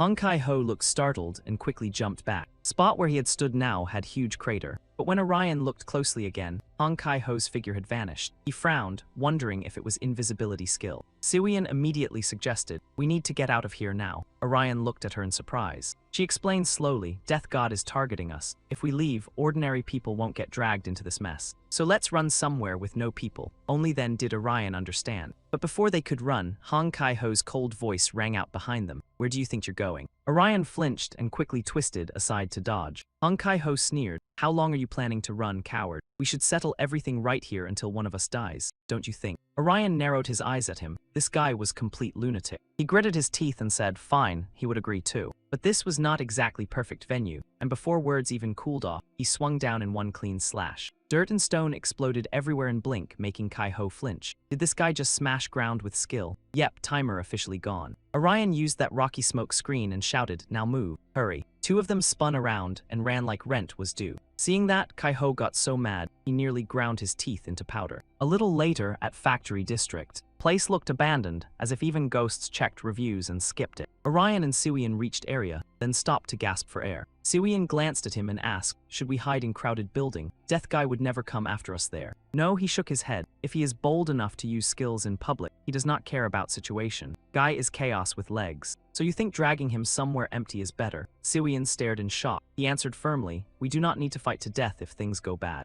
Use item I gave you. Siwian nodded quietly and said, got it. Right then, tiny sound came from other side, and he instantly snapped alert. Then Hong Kai-ho stepped out from that direction. He scanned area, clearly hunting for both of them. He narrowed his eyes and said coldly, he is using tracking skill. Siwian asked nervously, what now? Should I use item? He gave small shake of head. Not yet, wait for right timing. He would test Guy first. Hearing that, Siwian panicked and said, why? You literally said we did not need to risk our lives fighting. He calmly explained, I meant if he brought Charles' faction with him. If they came in numbers, we would be in bad spot. But right now, he is alone, and I prepared one-on-one strategy, so I'm taking swing at this. Right after that, he stepped out, catching Hong Kai-ho a little off guard. This time, though, he came alone. Hong Kai-ho snorted coldly and said, I wondered how long you rats would keep running, but you showed up faster than expected. No more places to hide. No, he shrugged with icy calm. I just do not have reason to run anymore. Kai-ho smiled, completely unbothered. Works for me. Then let us end this here, you walking scrap pile. Moment words left his mouth, he charged in with scythe ready to harvest problems. He did not dare blink and quickly raised sword to block. Hong Kai-ho activated Death Scythe skill.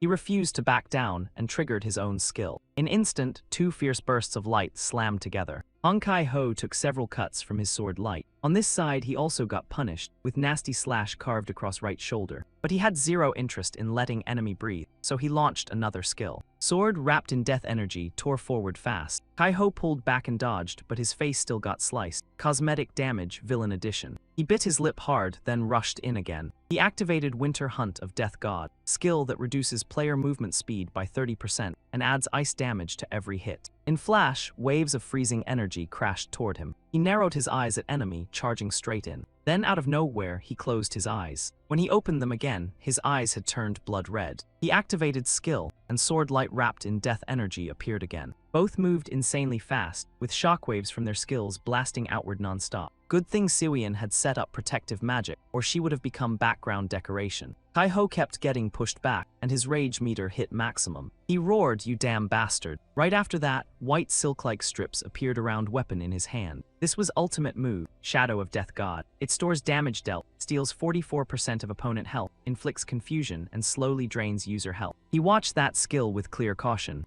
Siwian shouted anxiously, that move has damage stacking effect. It has already stacked plenty, so this is seriously dangerous. Damage stacking does not hit too hard at first, but damage climbs over time. Once stack reaches set threshold, it triggers brutal critical strike that lands huge damage instantly. On top of that, critical hit also inflicts confusion. In that state, opponent cannot use items or skills, including buffs and debuffs from passive skills. Hong Kai-ho sneered again, saying, "You still have time to zone out in middle of this, waiting for someone to save you like last time." "Of course not," he scoffed. "I can handle you myself." He said he only needed little time to run calculations. As soon as he said that, he charged forward like moth sprinting toward premium-grade bug zapper. Seeing that, Hong Kai-ho snorted coldly and said, "What nonsense are you spewing now?" While he talked, Orion twisted aside and dodged his attack. His eyes stayed locked ahead, calm and sharp, calculating every move. His body slipped through air like smoke and cleanly dodged Hong Kai-ho's strike. Seeing that, Hong Kai-ho got annoyed. "What, is this guy just weaving around pillars to dodge hits? Don't tell me he's using this factory's messy layout to neutralize my ultimate skill." Thinking that, Hong Kai-ho snapped. "So that's all you can think of after figuring out a little bit." Right after, he charged forward, trying to cut off Orion's escape route. But when he rushed in, the guy showed no panic at all. He had been waiting for this. Then he activated Hellfire, boosting his attack by 4 times. Hong Kai-ho was startled. "You're not running, you're going to face me head-on." But very fast he realized that was not it. That skill, this terrain.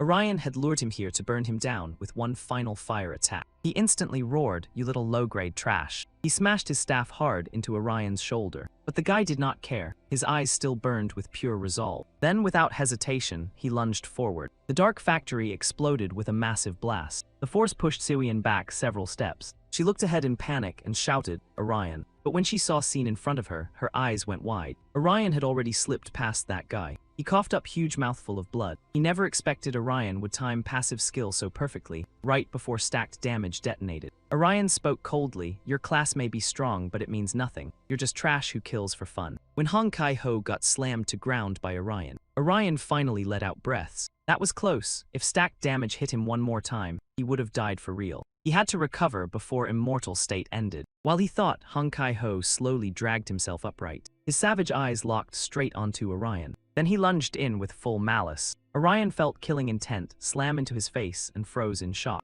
Hong Kai-ho was holding a poisoned dagger, but before blade could pierce Orion, he got bound by chain bone. Each stab missed by only a few millimeters. One tiny slip, and it would have gone in. Thud. Hong Kai-ho hit ground again. Siwian slowly stepped into front of him. That chain bone was her creation. She said coldly, "Give up. You lost. Your weapon is destroyed and you won't be fighting for a while." If he tried to fight with body alone, he would die. Did he really want to toss his life out window like that? Hong Kai-ho gritted his teeth and said, "If you're gonna kill me, do it fast. If you think you've won, prove it." Siwian's face sank at those words. Her spell formation had already begun to gather magic. She said in a cold voice, "If that's what you want." But before she could finish, Orion cut in. "Hold up, Siwian. Before that, we should ask him about Charles' guild. Like the guild leader said, if they belong to Charles, they might know something." Siwian thought for a second, then said, "Fair point. But do you think he'll answer just because we ask? This bastard is pure rotten garbage." But then Hong Kai-ho suddenly spoke. "If you want to ask, I can answer." Then he flashed a cold smile. "Only thing I want to say is go to hell, you piece of trash." Right after, he swung down hard with his dagger. Lucky for Orion, he dodged to the side. He gritted his teeth and warned, "Call Siwian that again, and I'll kill you in the most painful way possible." Hong Kai-ho glanced at him but did not answer. Orion pointed his sword at him and said, "Start by telling me your goal and Charles Guild's goal. What do you guys want, and why kill people?" Hong Kai-ho snorted and said coldly, "How many times do you need to ask? Obviously to win this game." But right after, he changed tone. "Yeah, that guild leader bastard has a slightly different goal."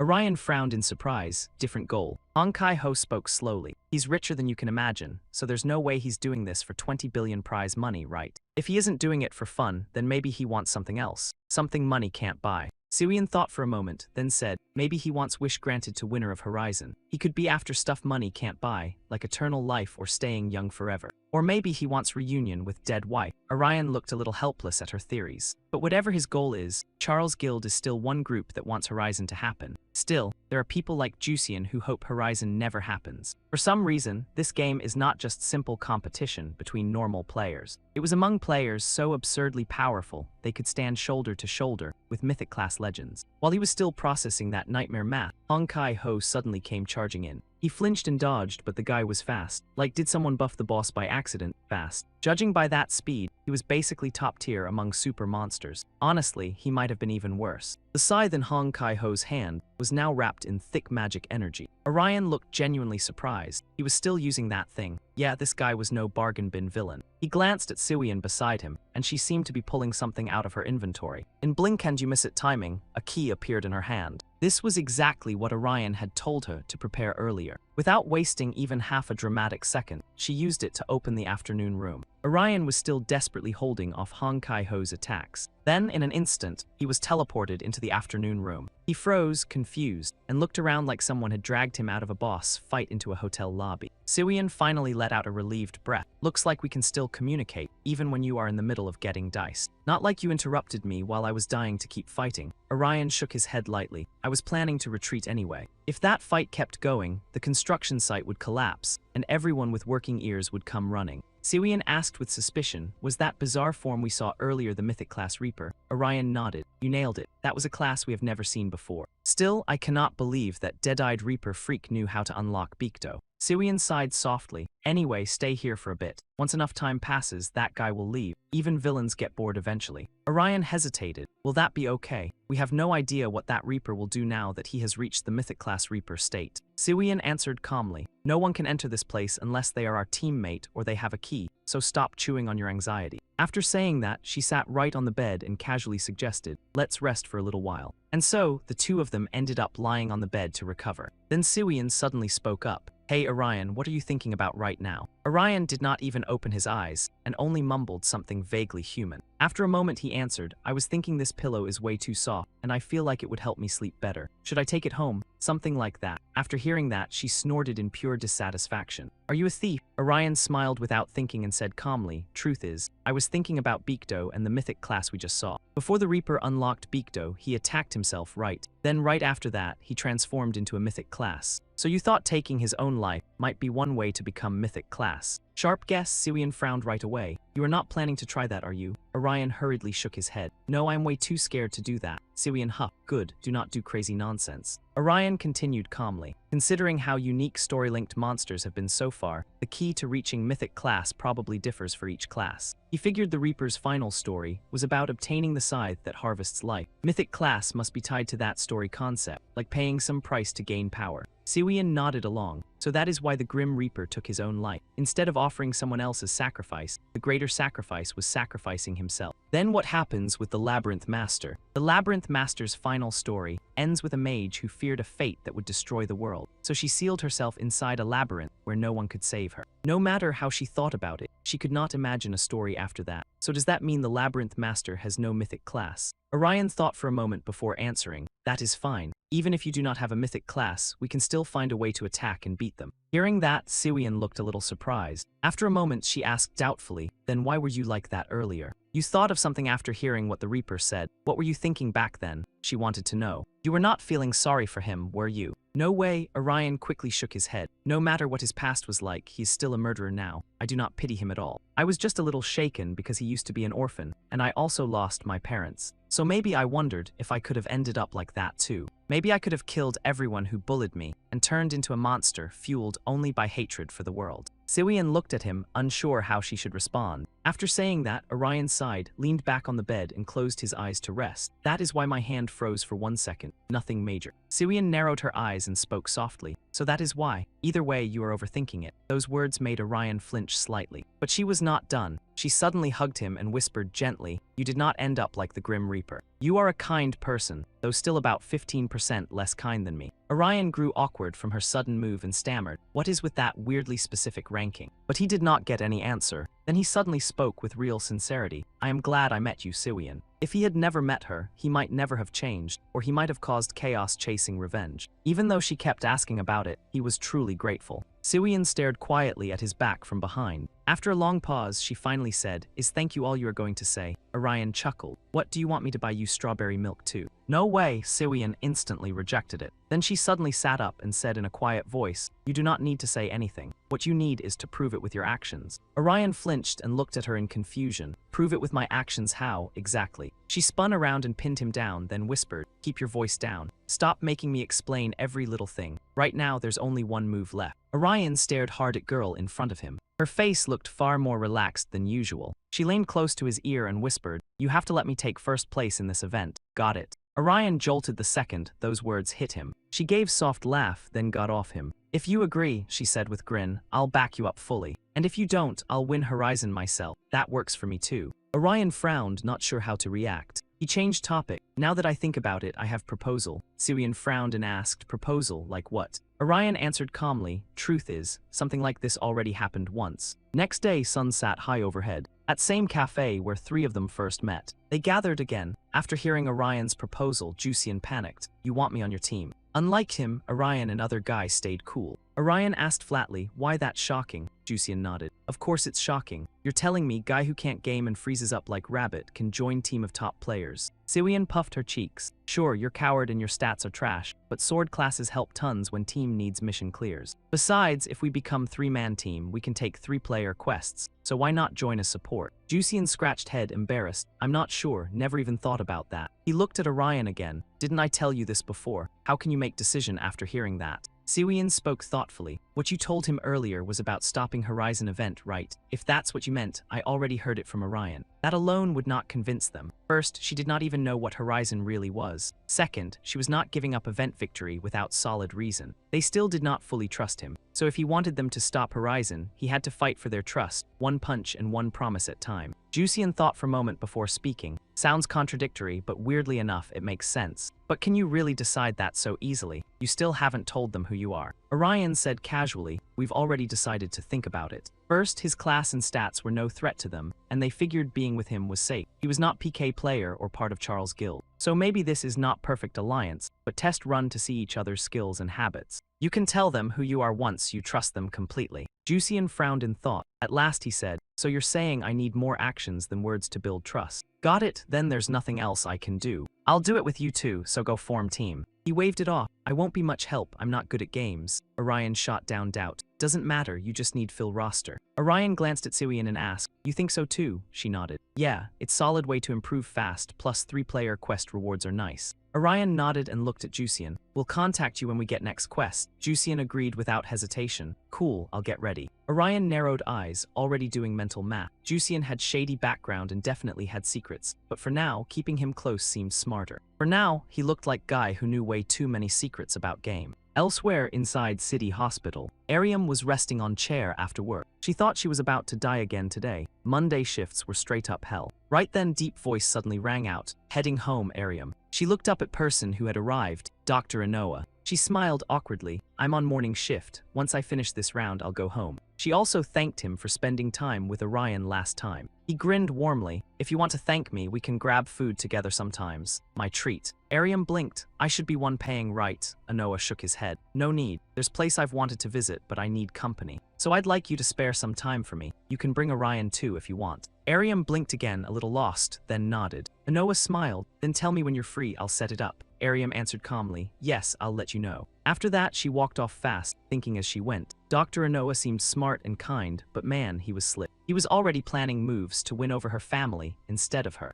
She smiled to herself. Of course, she found him pretty cute and innocent. Right then, someone suddenly walked up beside her and said, excuse me. Man who arrived carefully asked, how do I get to orthopedic clinic? Ariam startled, then looked at him and smiled. I was heading there anyway. I can show you. She told him to follow her. It would not take long. While she was not looking, man curved lips into cold smile. Perfect. Thanks, nurse. It was Ryusei. He clearly had bad intentions written all over him. At night in empty park, huge monster was baring its teeth and lunging hard at humans. Jusian had sword in hand, but there was no way he could fight back. So the monster chased him down like he owed it money. Sirian waved from far away and yelled, over here. Right after he got clear, she fired off swamp maze. In one blink, giant monster got buried in thick, nasty swamp sludge. Without hesitation, she shouted, Beiju Jian, listen up now. He nodded, raised sword, and shouted, Silver Flash. It was skill that could shut down monster passive skills and smack them with confusion. The moment light hit monster, it froze. Its passive counter damage skill got shut down. Jusian finally let out breath. Good, that cursed skill is down too. Sirian squinted at him and asked, but do you have to yell skill name every time you use it? Jusian scratched head, embarrassed.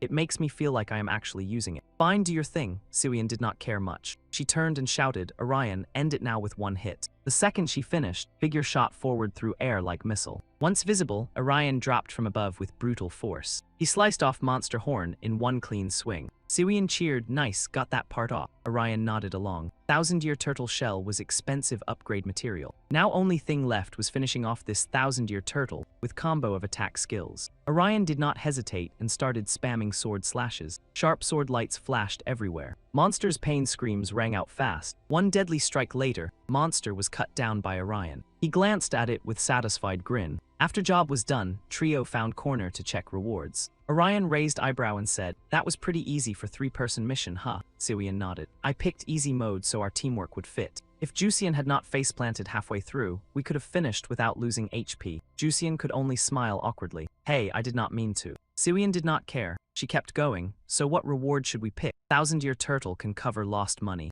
Maybe I should take INT points." Jusian suddenly raised hand. I got idea." He suggested they choose random box. Hearing that, Orion and Siwian both looked surprised. After silence, Siwian spoke slowly. "You into red-black gacha life?" Orion sighed, half helpless. "That is pure luck. You risked your life and now you want to gamble it away." Jusian shook head and explained, "No, that is not what I mean. Hear me out. There is skill called Beautiful Day among adventurers. If used, chance of getting good item goes up. Back when he played games, he pulled tons of top-tier loot with that skill. Use it before opening treasure or entering dungeon, and odds get boosted." Orion frowned. "So if I use that skill, I might get good item from random box." Jusian smiled. "Exactly." Siwian stayed firm. "No matter what you say, I am not gambling. This is reward for risking my life, so I need certainty." Then she asked Orion what he thought. He thought for a moment before deciding, "I will try random box." Reward was high-value random box, so he figured weird loot would not be so bad. Plus, since it was valuable, he could sell it for decent cash or trade it for something better. Siwian sighed in defeat. "Fine, do whatever you want. If luck blesses you, maybe you get something good." She even joked, "If you pull trash and start crying, make sure to call me."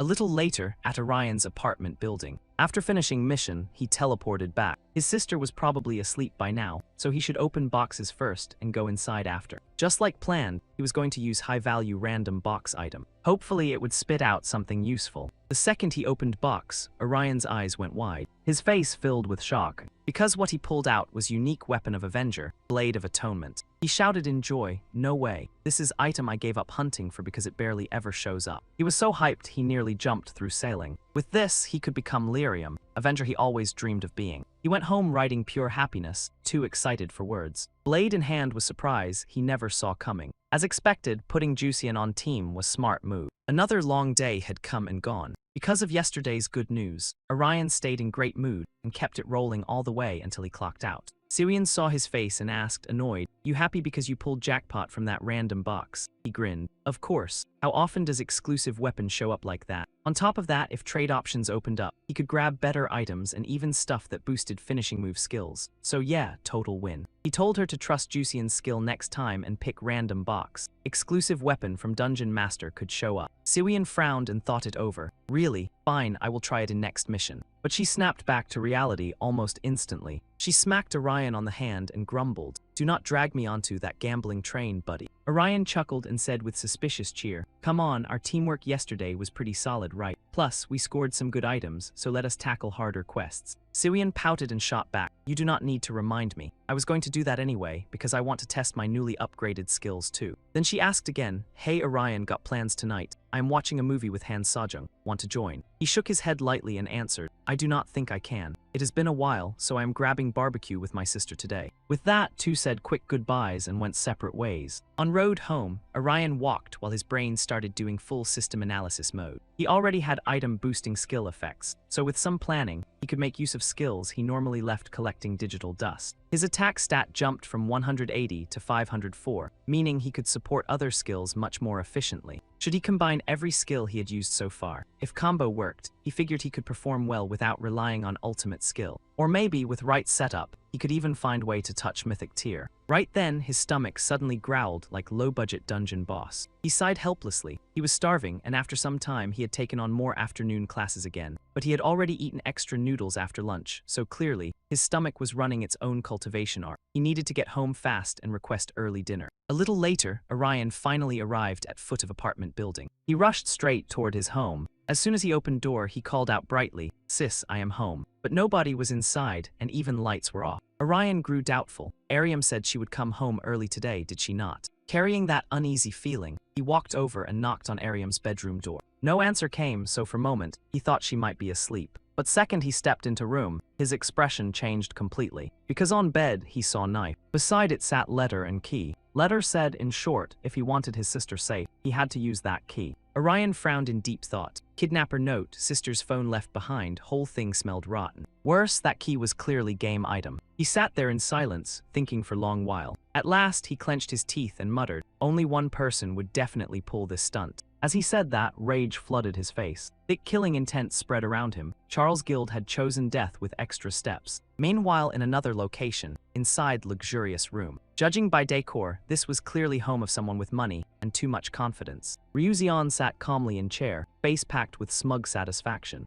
A little later, Orion appeared inside that room. Ryuzion seemed to have expected him, curling his lips into grin as he said, "So you came. Later than I predicted, Orion." Orion had zero time for villain monologues. He went straight to point and asked, "Where is my sister?" Ryuzion chuckled and replied casually, "Sorry, but could you wait for a moment? I am a little busy." He said that if he completed this mission, he could rank up. Since Orion was also player, surely he understood how important that was. Unfortunately, Orion was not as chatty as he expected. He walked up and kicked phone right out of his hand. Phone flew 10 meters away and blinked. Orion spoke coldly, "If you make me ask one more time, I will kill you." He asked again where his sister was. Ryuzion stared at him, showing not even tiny crumb of fear. He even raised eyebrow, looking painfully pleased with himself. After a moment, he chuckled and said, "Right, did I not tell you to wait?" As soon as words left his mouth, Ryuzion stood up. He walked over and picked up phone from floor. Then he tossed it to Orion and said, "Here, look." Orion caught phone, his face turning grim as he saw what was on screen. Only then did Ryuzion speak calmly. "Your sister is in underground parking lot. I left her in my car and used item to put her to sleep, but she will probably wake soon." If Orion left this room, finding her would be fairly easy, but if he wanted to leave, he had to get past Ryuzion first. Orion bit his lip hard, then gritted his teeth and asked, "Why are you doing this? Ariam is normal person. She has nothing to do with any of this." Ryuzion chuckled and replied casually, "Yeah, that is why I let her live. If she were player, she would already be meeting her ancestors. And if he had not taken her, Orion would never have come to his room." Orion ignored his bait and asked in icy voice, "Is Beak Yoon Hyung behind all of this?" Ryuzion scoffed and said, "No, Yoon Hyung has nothing to do with this. This was all me." Of course, Yoon Hyung was still one who told him about Orion and his sister. Orion already knew that, so he was not surprised. He took deep breath and forced down his anger. He clenched his teeth and asked, "What do you want from me? Why are you picking fight with me and kidnapping my sister too?" Ryuzion let out a smug little laugh and answered like a total menace, "No grand reason. I just need you dead." While those two traded words, another guy quietly crept up behind him like discount horror movie DLC. Orion gave a faint side glance, then Ryuzion's voice rang out again. "If you let this end smoothly, your sister goes home safe. But if he tried anything funny," the guy warned him, "he would send both siblings on a one-way trip together." Orion looked at him coldly and asked, "So this is what Charles Guild has been doing all along?" Ryuzion curled his lip and replied with zero shame, "Not exactly shocking, right? We are all players. Cutting down rivals and climbing ranks is one valid strategy. And that was why they had to kill him. Nothing personal, no private grudge, so hey, no hard feelings, buddy." Hearing that, Orion fell silent.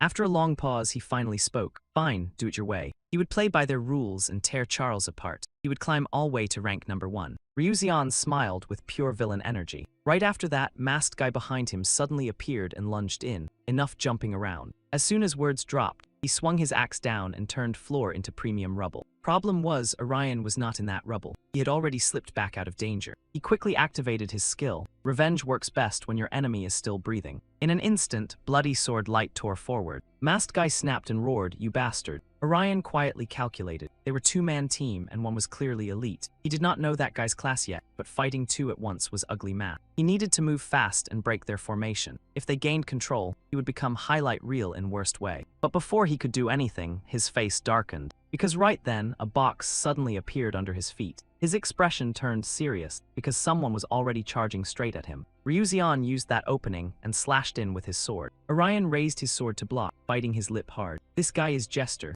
a smaller branch of attack class that loves weird skills, huh? But at that moment, Ryuzion suddenly used swap. Instantly, masked guy replaced him right in front of Orion. Orion raised his brow. He used skill to switch places with Executioner. Masked guy wasted no time and activated Bone Crusher. Right after that, he brought Axe down with brutal force. Orion was pushed back by overwhelming energy, barely holding guard together. But he did not fold. He started counterattacking. His blade cut toward Masked Guy's face, making him flinch in shock. At that moment, Masked Guy's body suddenly blurred. Orion's pupils tightened, he vanished. That skill had to be vanish. Ryuzeon used it and made that guy disappear. Ryuzeon looked toward Masked Guy and said, "I told you, if you get too aggressive, Avenger will bite back." Masked Guy growled in irritation, "Shut up and worry about your own skill. Too slow." From distance, Orion watched those two and thought it through. One Jester and one Executioner. Both were attack classes, but Jester had too many movement skills. Dropping both at once would be nightmare mode. He had to beat them one by one. Question was, which one looked softer? After brief thought, he chose Masked Guy first. Decision made, he shot forward at high speed. Ryuzeon saw it and called out, "He is targeting you, don't mess up this time." Masked Guy cursed back, "Shut your mouth." In blink of an eye, Orion's slash arrived right in front of Masked Guy. Right after that, both entered one-on-one combat, with skill impacts exploding non-stop. But Ryuzeon was not interested in being spectator with popcorn. He quickly activated Card Rain. Cards fell from air onto Orion. Razor-sharp cards sliced across his body, and fresh blood began to spill. Masked Guy seized that chance and rushed in front of him. With heavy boom, dirt and stone blasted across room again. But inside cloud of dust, a foot suddenly appeared in front of Masked Guy's face. Orion kicked him hard in face and sent him crashing backward. Using momentum, he spun and rushed straight toward Ryuzeon. Ryuzeon widened his eyes in shock. Orion was aiming at him, not Executioner. That earlier move was bait to throw him off. Realizing it, Ryuzeon sneered with contempt. Not bad, but cheap tricks like that won't do much. Once again, he used Swap. Masked Guy appeared in front of Orion, axe already ready to drop. At that moment, Masked Guy activated Executioner's ultimate skill, Demon Massacre, which tripled slash damage and carried 80% critical hit chance. Instantly, Bloodred Axe came crashing down in front of Orion. He did not dare get careless and raised his sword to block attack. Boom, place blew up again like budget for finale got approved. Ryuzeon smirked, looking way too proud. Smart move, I will give you that, but this is what happens to idiots who think they can outplay me. But second words left his mouth. His eyes shrank like he had seen episode spoilers. Inside that smoky mess, Orion had blocked Masked Guy's attack. Even worse for them, he had already started absorbing damage. He spoke coldly, "I have been watching you from start." As soon as he said that, blade appeared in his hand. Two enemies froze. Wait, this guy had another weapon too. With quiet snort, he said coldly, "Skill. Blood debt paid in blood." In blink, blood-red blade appeared. Yep, Demon Slaughter had entered chat. Without second of doubt, he drove it straight into Masked Man. With no guard up, Guy got skewered clean and screamed like pain subscribed to premium. His body flew back and slammed hard into ground. He narrowed his eyes at him, face showing zero mercy. Just like that, Masked Man was taken down. He had not planned to use this weapon's skill boost, but hey, buffet got cleared. Then he glanced at Ryuzeon standing across room and said coldly, "Guess you are next. I need pick up my sister, so let us make this quick. I have no time for some half-baked villain plan." His words made Ryuzeon so mad his teeth nearly filed restraining order. He roared, "You damn high school punk." But Orion did not flinch, standing there calm as final boss with good Wi-Fi. Ryuzeon ground his teeth and spat, "You high school brat, do you know you crossed line you should never touch? If you had died quietly, everything would have stayed clean. Now you and your master Labyrinth party will both get trampled. Do you get it?" Orion gave soft scoff and said coldly, "You are one who crossed line here. You messed with my sister, and she is not even player. You even barged into someone else's home like manners were paid DLC. If you had played fair, I might have let it slide, but this is way past limit. You people are monsters, so I am sending every last one of you down to bottom." Moment words dropped, he dashed forward. Shockwave from skill exploded through room instantly. Two of them crashed into battle. Orion pushed Ryuzeon back step by step. That made him grind his teeth in rage. "You are not even ranked, you arrogant little nobody." As soon as he finished, he activated Widaria skill, Magic Stage. Looking at Magic Circle under his feet, Orion raised brow. Widaria Magic Enhancement, huh? And he was not done. In Ryuzeon's hand appeared item called Phantom Ivory. Right before his eyes, item got crushed, releasing blinding purple light. Orion's face grew more serious. Great, now skill effect booster joined party too. By pushing power to max, Ryuzeon planned to finish him in one hit. Sure enough, without another word, he triggered skill. 3 giant saw blades appeared above Orion's head. This was one of Ryuzeon's magic slash skills. In instant, 3 huge saws shot straight at Orion. Not daring to slack off, he dodged at top speed. Too bad those things were insanely fast, forcing him into defense. He bit his lip hard and cursed inside. Damn it, I cannot attack while dodging these saws because skill got enhanced. No choice but keep dodging until this skill ended. But Ryuzeon was not about to hand him that chance. As Orion kept retreating, hands suddenly pierced him from behind. Ryuzeon had used Magic Door to appear behind him and launch surprise attack. And nope, combo was not over. Ryuzeon activated another skill called Phantom Rose. As words left his mouth, giant blood-red rose bloomed in his hand. Orion's body seemed to get corroded by it, making him scream in pain. Still, he gritted his teeth, spun around, and slashed at him with sword. But Ryu Xian dodged it. Right after, his figure suddenly blurred away. Orion frowned slightly, gone again. Fine, during this opening, he would use potion to recover. But when he opened equipment storage, shock hit him. His potion was gone. While he stood confused, Ryu Xian's mocking voice rang out, looking for this. Orion turned in surprise and saw potion bottle sitting in his hand. Only then did Orion realize Ryu Xian had used magic hand skill to steal his item. Ryu Xian chuckled again. Consumable item, panacea potion. The moment he finished talking, blue light wrapped around his whole body like someone hit the glow stick button. Seeing that, Orion finally connected the dots. Magic Hand stole items from an opponent's inventory, while Ghost Ivory boosted the success rate. Ryu Xian remembered with a smug grin. Thanks to you, my energy is back at full charge, even if only a little since you barely landed any clean hits. He asked how much stamina Orion had left, 50% or maybe 40. Not that it mattered anymore, because in 1 minute, that number would hit 0. Orion bit his lip hard, because the jerk was right. There was no clear way to win now,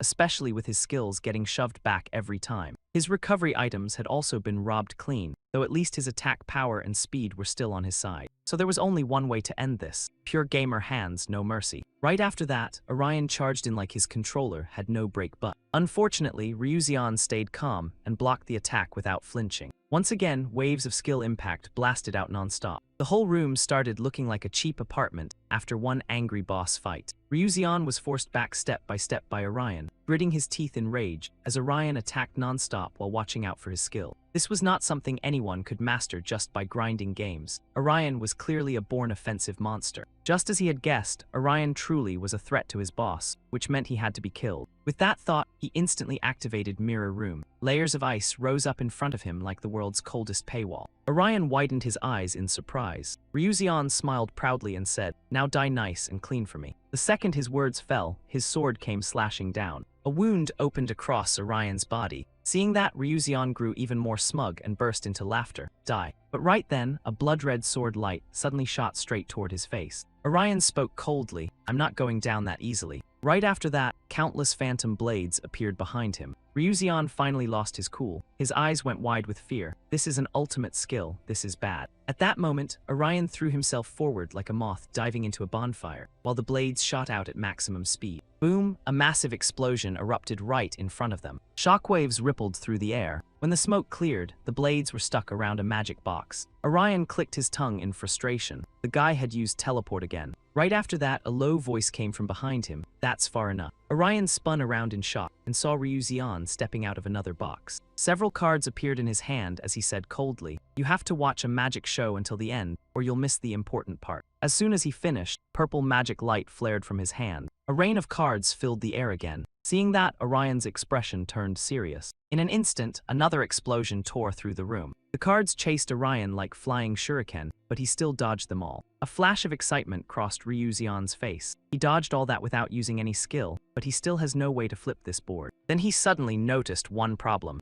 Orion's ultimate skill was still active. Those blades had not disappeared. Ryu Xian bit his lip. Right, those are long-range attacks controlled by the sword. And since Orion used 2 blades, he could split the control in 2 by holding one in each hand. All that remained now was this final killing blow. If Ryu Xian survived this attack, Orion would have no way left to save his sister. So he absolutely could not lose. With that thought, he bit his lip hard and decided he would succeed no matter the cost. The moment that thought landed, he brought the blade down hard toward Ryu Xian. Meanwhile, somewhere else, at an automatic claw machine for plush toys, Siwian was happily trying to win a plushie. Sadly, she could not grab a single one. The claw had villain energy. Then Han Sajung walked over and called her. "Siwian, let's go to the movie." Siwian could only sigh and leave. As they walked together, Han Sajung asked if she had sent that photo to Orion. Siwian nodded slightly and said in a quiet voice that there had been no reply. Then she suddenly sighed and said he was probably spending time with the girl he liked right now. Hearing that, Han Sajung looked surprised and asked if he had a girlfriend. Siwian chuckled, shook her head and said happily, "No, it's his sister. My Orion is extremely devoted to her." What she did not know was that Orion was completely exhausted right now. He had just used his final move to take down Ryu Xian. But she was right. He loved his sister deeply, and right now, he had risked everything to save her. Of course, Siwian knew none of this, and kept happily chatting with Han Sajung, while they went to watch the movie. Meanwhile, inside Ryuzeon's room, chunks of stone and dirt rained down from every glorious pile of disaster decor. Orion scanned the place like he was raiding a one-star dungeon on Yelp. The room was collapsing, and he wondered if this whole space would vanish once the place finished turning into gravel soup.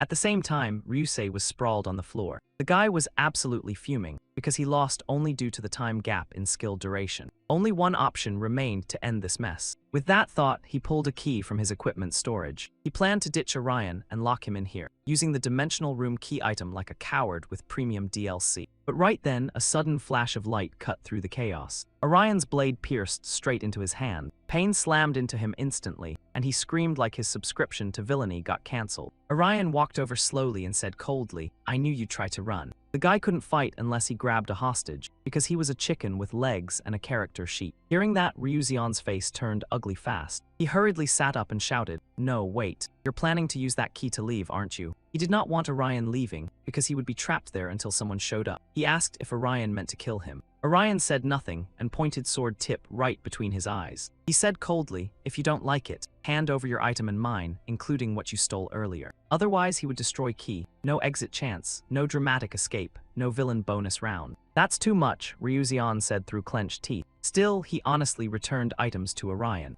Orion finally nodded, satisfied, and kept guest room key too. He wondered whether Ryuzeon had already burned through all healing items during fight with Jason. After thinking it over, he calmly said, "Good, items secured." Then he used dimensional room key item. Before he could insert it, Ryuzeon stopped him. "Hey, wait, if you use that only you can leave. Tell me what you want, I'll do anything." Orion did not care at all and said plainly, "I already told you, I won't give you chance." Unless someone stole key from him and came to rescue Ryuzeon. Maybe he would get lucky and one of Josh's teammates would kill Orion. Sure, if they could even manage that miracle. So he told him to sit tight and wait until then. He also said that little game Ryuzeon played earlier should continue together, nicely and painfully. As soon as he finished speaking, he vanished without a trace. Seeing that, Ryuzeon ground his teeth in rage. He still screamed after him, "You damn middle school punk." Meanwhile outside, night had started to fall. Ariam was on her way home. She kept rubbing her hands, thinking it was freezing. She thought summer was coming, but weather clearly chose betrayal art. When she got home, she would grab that thick blanket and give it to Orion, because he absolutely could not catch cold. Right then, voice suddenly sounded from behind her, "Excuse me." Ariam jolted and turned around, only to see a red, multi-armed monster standing there like Nightmare, ordered extra limbs. It even opened its huge mouth and spoke to her, "Can we talk? If not, maybe at least your phone number." Ariam got so scared, she squeezed her eyes shut. Then she pulled out a stun gun. She jammed it hard into Monster's body. The shock sent it crashing to ground in pain. She quickly turned and ran forward. While running, she thought, a monster. Is world so messed up now that monsters just wander streets? She did not know, but sprinting seemed like best life choice available. If she got hurt here, who would take care of Orion? But after running only little while, her eyes suddenly went wide, because two familiar figures stood right in front of her. They were people she had missed for so long. There was no way they should be here. Those two were Ariam's deceased parents. But as soon as she got close, they turned and walked away. Startled, she rushed to chase after them. She dropped stun gun from her hand onto ground. She kept shouting, "Don't go, Mom, Dad. Please don't leave me alone again. I've suffered so much, I barely managed to keep living." She had to earn money and take care of Orion, and her brain was buffering harder than cheap Wi-Fi. So she begged them not to leave, full-on panic mode, no pride left in stock. But no matter how hard she pleaded, they still walked away like cold-blooded NPCs. Then from behind her, a tiny voice suddenly called out, "Sis." It was little Orion, blinking in total confusion as he asked, "What's wrong, sis? Where are you going?" His voice snapped Ariam back to reality. Her childhood memory quickly faded, and she hurriedly wiped tears from corners of her eyes. Then she turned around with a smile and said, "What are you doing here? I'm not going anywhere." After saying that, she reached out, wanting to lift little Orion into her arms. She whispered softly, "Let's eat grilled meat today. You can sleep with that thick, warm blanket. Let's go home together." When she finally woke up in a daze, she was lying in someone's arms, so that whole thing had only been a dream. She slowly opened her eyes and looked at person in front of her. It was Orion. He had managed to save her. Questions started stampeding through her head. Why was he bleeding? Was he carrying her right now? She clearly remembered going home after finishing her work. In end, she decided this had to be another dream. Thinking that, she immediately closed her eyes to rest. If this was real, she would protect Orion from that pain. Meanwhile, over at movie theater that evening, Soo-yeon and Han Seo-jung finally finished watching movie. Han Seo-jung happily praised it, saying it was great, while Soo-yeon pouted and said it was a bit predictable but still worth watching. That villain's face was hilarious, like angry octopus cosplay. Right then, Soo-yeon's phone suddenly rang. It was a message from Orion, telling her to hurry into screening room. She felt suspicious, but still told Han Seo-jung, "My stomach hurts a little, so I'm going to restroom." Han Seo-jung nodded and said, "Okay, I'll wait for you out front." But Soo-yeon said she might take a while, so Han Seo-jung should go ahead. Right after that, she sprinted straight toward restroom. She quickly pulled a key out from equipment storage. It was key reserved for team members. She used it to enter screening room. In no time, her body slowly began to vanish. When she appeared again, Orion was already sitting in front of her. Seeing his condition, she shouted in shock, "Oh my gosh, what happened? Why are you covered in blood?" Before Orion could even answer, a terrified scream rang out. Jusian appeared, trembling in horror and too scared to speak. Soo-yeon looked helpless and asked, "You messaged him too?" She asked again, "What happened? Did you run into Death God again?" Orion had no time to explain. He quietly pleaded, "Please heal me first. I'll tell you after."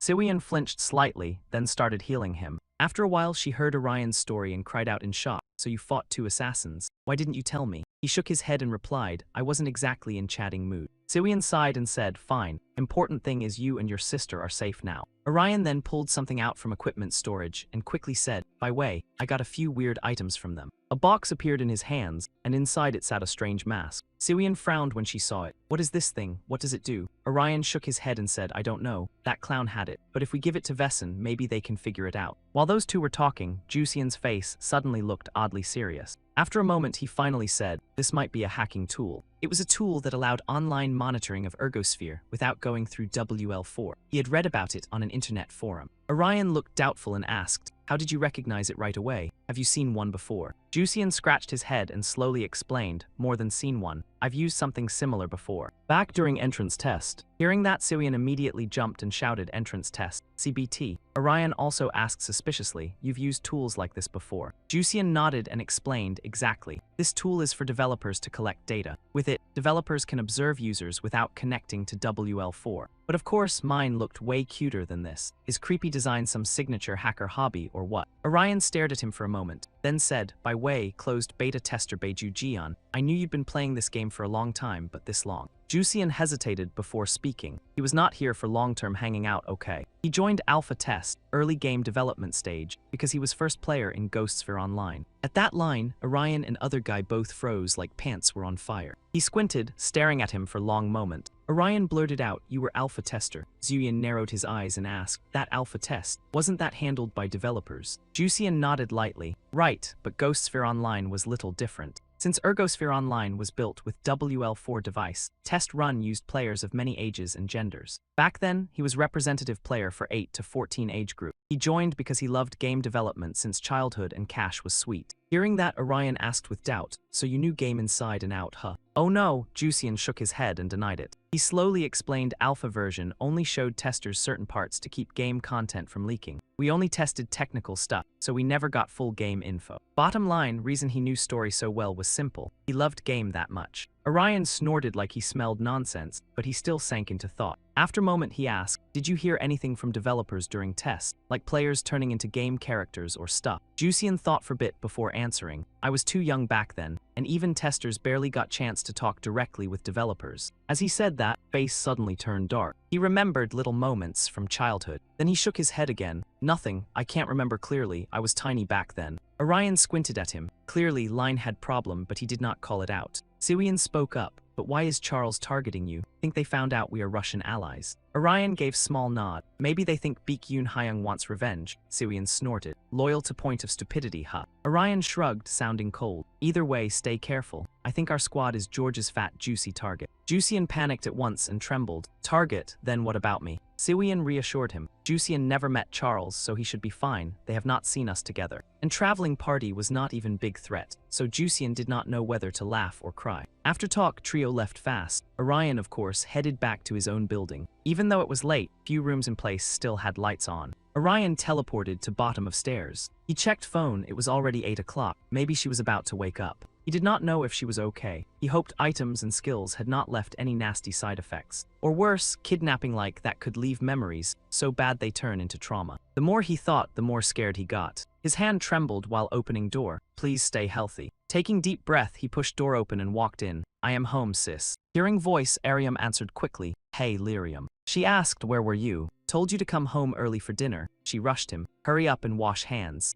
Orion finally let out breath, then hesitated. By way, sis, you hurt. You were sleeping like dead. Hurt? Ariam flinched at question, but she recovered fast and replied in low voice. I was just tired after work, that's all. Or maybe she thought working hard past few days had worn her out. She had nightmare. But she told him not to worry too much, because today she had prepared premium beef. Orion's eyes lit up at sight of beef in her hand. Holy crap, that stuff costs like stolen gold. How did you buy it? He grinned. It has been ages since you looked this relaxed. She told him to hurry and wash hands so they could eat. Orion watched her bustle around kitchen and silently thanked God his sister was still okay. Elsewhere at housing complex, giant colossal beast floated up and launched attack. Its target was Baekhyun Hyung. He raised his bow and aimed at it. Arrow packed with magic was ready to fire. It was his exclusive weapon. He activated 5-point arrow skill. Arrows kept stabbing into giant beast. Huge holes began appearing all over its body. But fight was not over. Baekhyun Hyung triggered another skill. Magic circle suddenly appeared beneath giant beast. Blue light started swallowing it whole. In blink, body exploded. Everywhere burst into pieces. Jung Hyung still stood there, frozen like statue.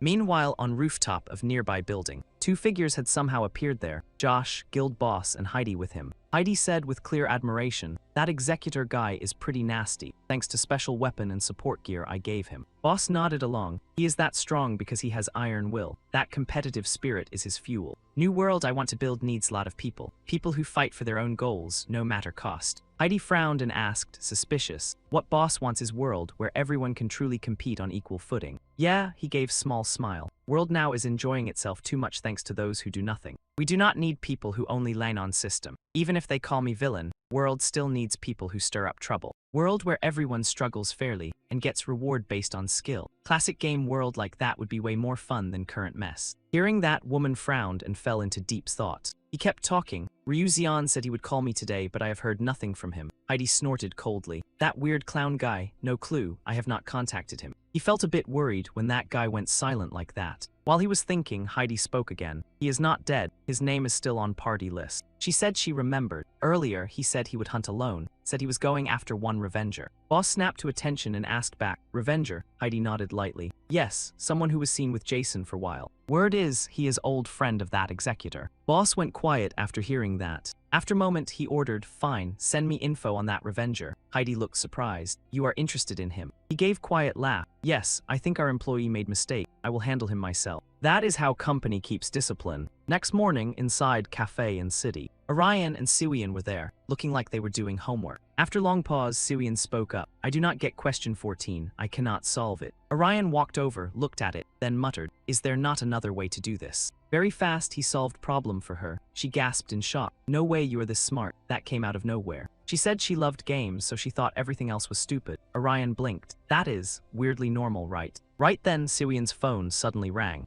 Orion asked, confused, who is it? She answered calmly, Raisin. Then she picked up and replied, hello. Caller was Seung-ha. Nothing serious. Can I talk with you for a moment? Seung-ha said she had offer for both of them. I have good mission for you too. Siwian frowned, good mission. Seung-ha explained fast, monster defeat mission, need team of 6. Any team with 6 people can join, so Jason's 8 and Orion's 2, plus one of their support members. I figured if Orion's team sends one person, we can split into 2 groups. Seung-ha asked, so Siwian, what do you think? Should we try it? Siwian still did not answer. She asked, suspicious, who is support member? Do not tell me you are just recruiting bodies to hit quota. Seung-ha burst into laughter over phone. No way, you will be shocked when you find out who it is. Person they found was Holy Knight Shinju Haya, server 1 top rank in Asia. Orion nearly jumped out of skin hearing that. Siwian was no different. She asked in disbelief, top 1 Holy Knight Shinju Haya. Orion asked confused, who is that? I know he is strong because top 1, but is he that famous? Siwian shook head slightly. I do not know either, but I swear I have heard name before. He does not belong to any guild, but whenever guild war starts, he shows up as support. Holy Knight player who says he will help win no matter what. Orion asked back, so Shinju Haya? She nodded. Yep, Holy Knight is not easy to level if you play solo. Seung-ha asked again, so what do you think? Mission starts next week, so you can decide by weekend. Siwian hesitated. What about mission reward? If this is contest, does final payout depend on rank? Seung-ha answered quickly. Number reward will be combined and split evenly among everyone. Each person gets 30 million won. 30 million won, Siwian blurted out, stunned. She glanced at Orion and asked in a low voice, "No matter what, this is better move, right?"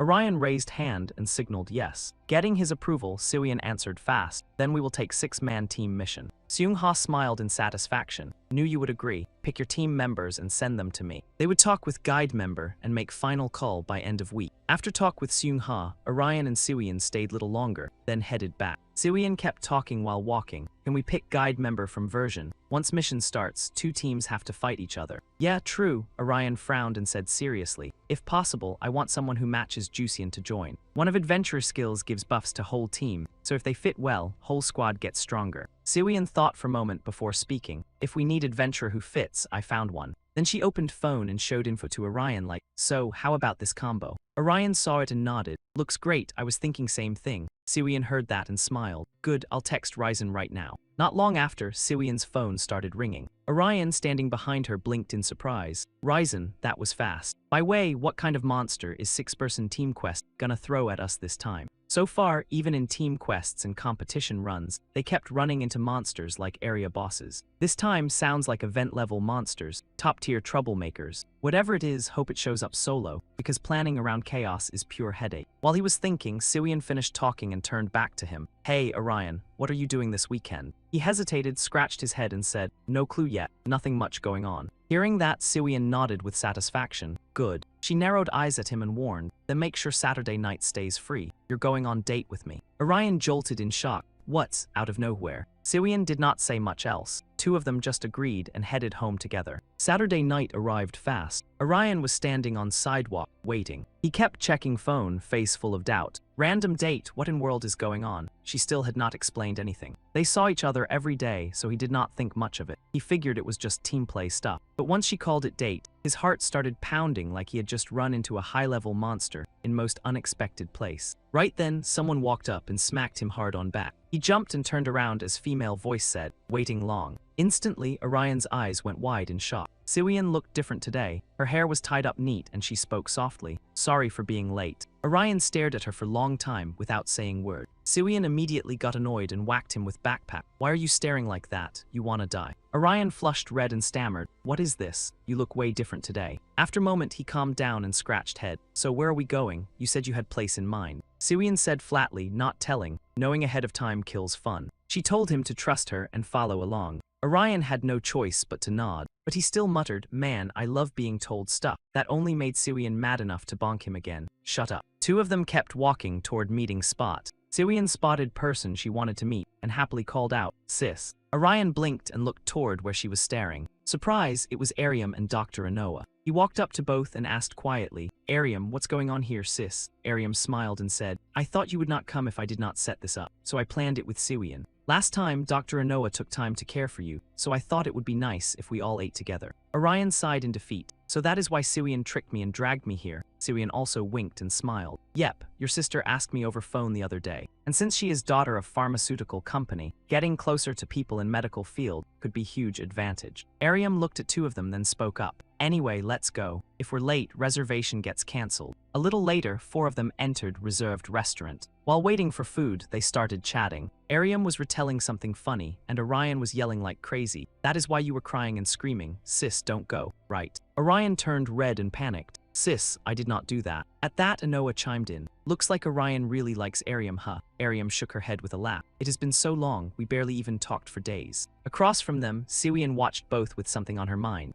After a while, she suddenly asked, "How do you 2 know each other? Even in same hospital, it is hard to run into each other when specialties are different." "Hey, how did this even start in first place?" Ariam glanced at Anoa and scratched her head, looking awkward. Anoa spoke slowly. "I was first one to walk up and talk to Ariam. He said he saw Ariam working while walking through hallway. She was helping patient push wheelchair at time. For some reason, seeing that made him want to talk to her." Orion heard that and frowned with suspicion. Anoa smiled again, "So I approached Ariam first." Ariam only scratched head looking shy. After a while, Siwian asked again, "So how is nursing job, sis? Worth recommending?" Ariam shook head lightly. "I do not know. It depends on person doing it. There is only one thing I want to say to anyone who wants to become nurse. Run away now and find something else." She raised brow and laughed hard, leaving Orion unsure how to react. But then her tone suddenly turned serious. "Of course, it is not that easy. Especially when patient you cared for walks out of hospital healthy and smiling again. It hits different. Heartwarming stuff. Pure fuel for soul." Orion looked at Sister, first time he had ever seen face like that on her.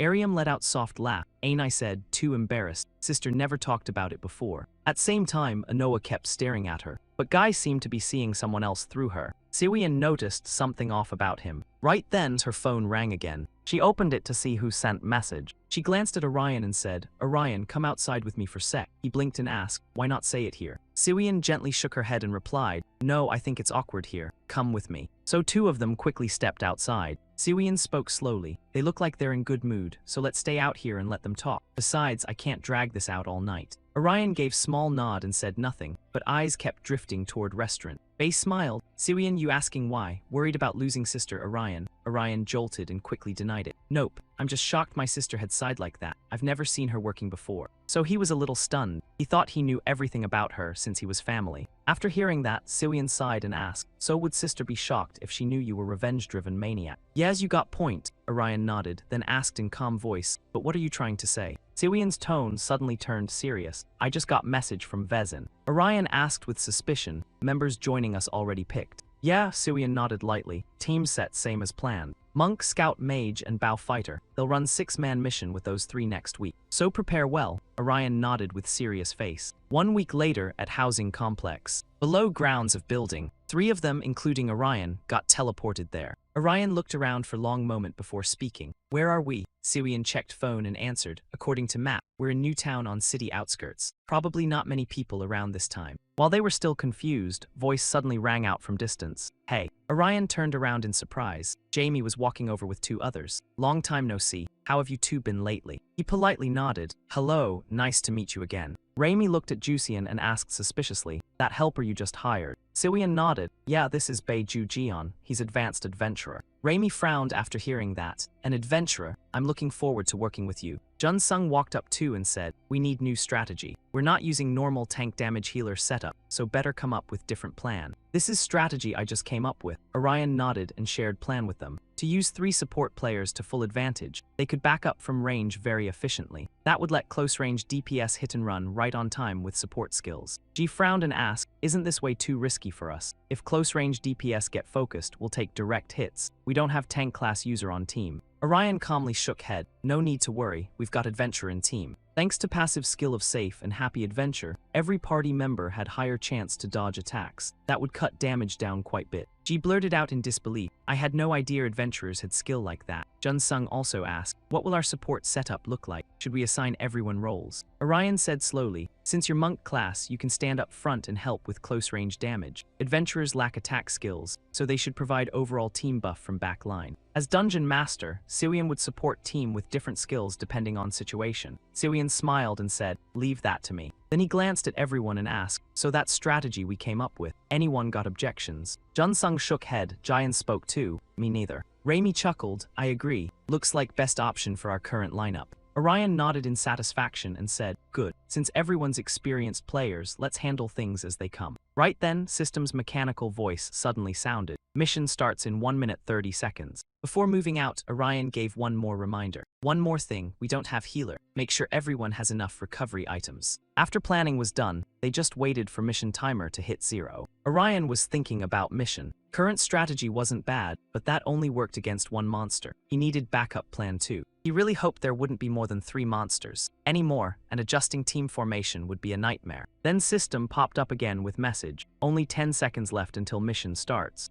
Miel looked at Jun Sung and said softly, that troublemaker doesn't have much team experience, huh? But he's pretty good at strategy. Jun Sung nodded in agreement. Yeah, he understands game mechanics really well, and his combat skills are impressive too. If he gets more experience and keeps sharpening team management skills, I think he'd make fantastic guild master. Final prep time for mission had ended. Mission officially began. System notification barely finished when giant monster appeared. Everyone froze in terror. There it is. Siwian narrowed his eyes at that monster, looking like he had no words left. Orion looked tense, he recognized it. That giant priest was Nephilim. Then it suddenly lifted one leg. No warning, no drama. It stomped the ground and punched a huge crater into it. Jusian yelped in terror. What the hell is that? We gotta fight some giant freak like that. I never thought garbage like this would show up. Even Orion did not expect it to appear. Jun-sung shouted to steady everyone. We did not expect it, but event already started, so we fight like our lives depend on it, even if it kills us. Then he yelled fast. Jaein move. She snapped back, got it. The second she finished, she charged forward. Behind her, Jun-sung used light path to clear route for her run. All her stats jumped by 22%.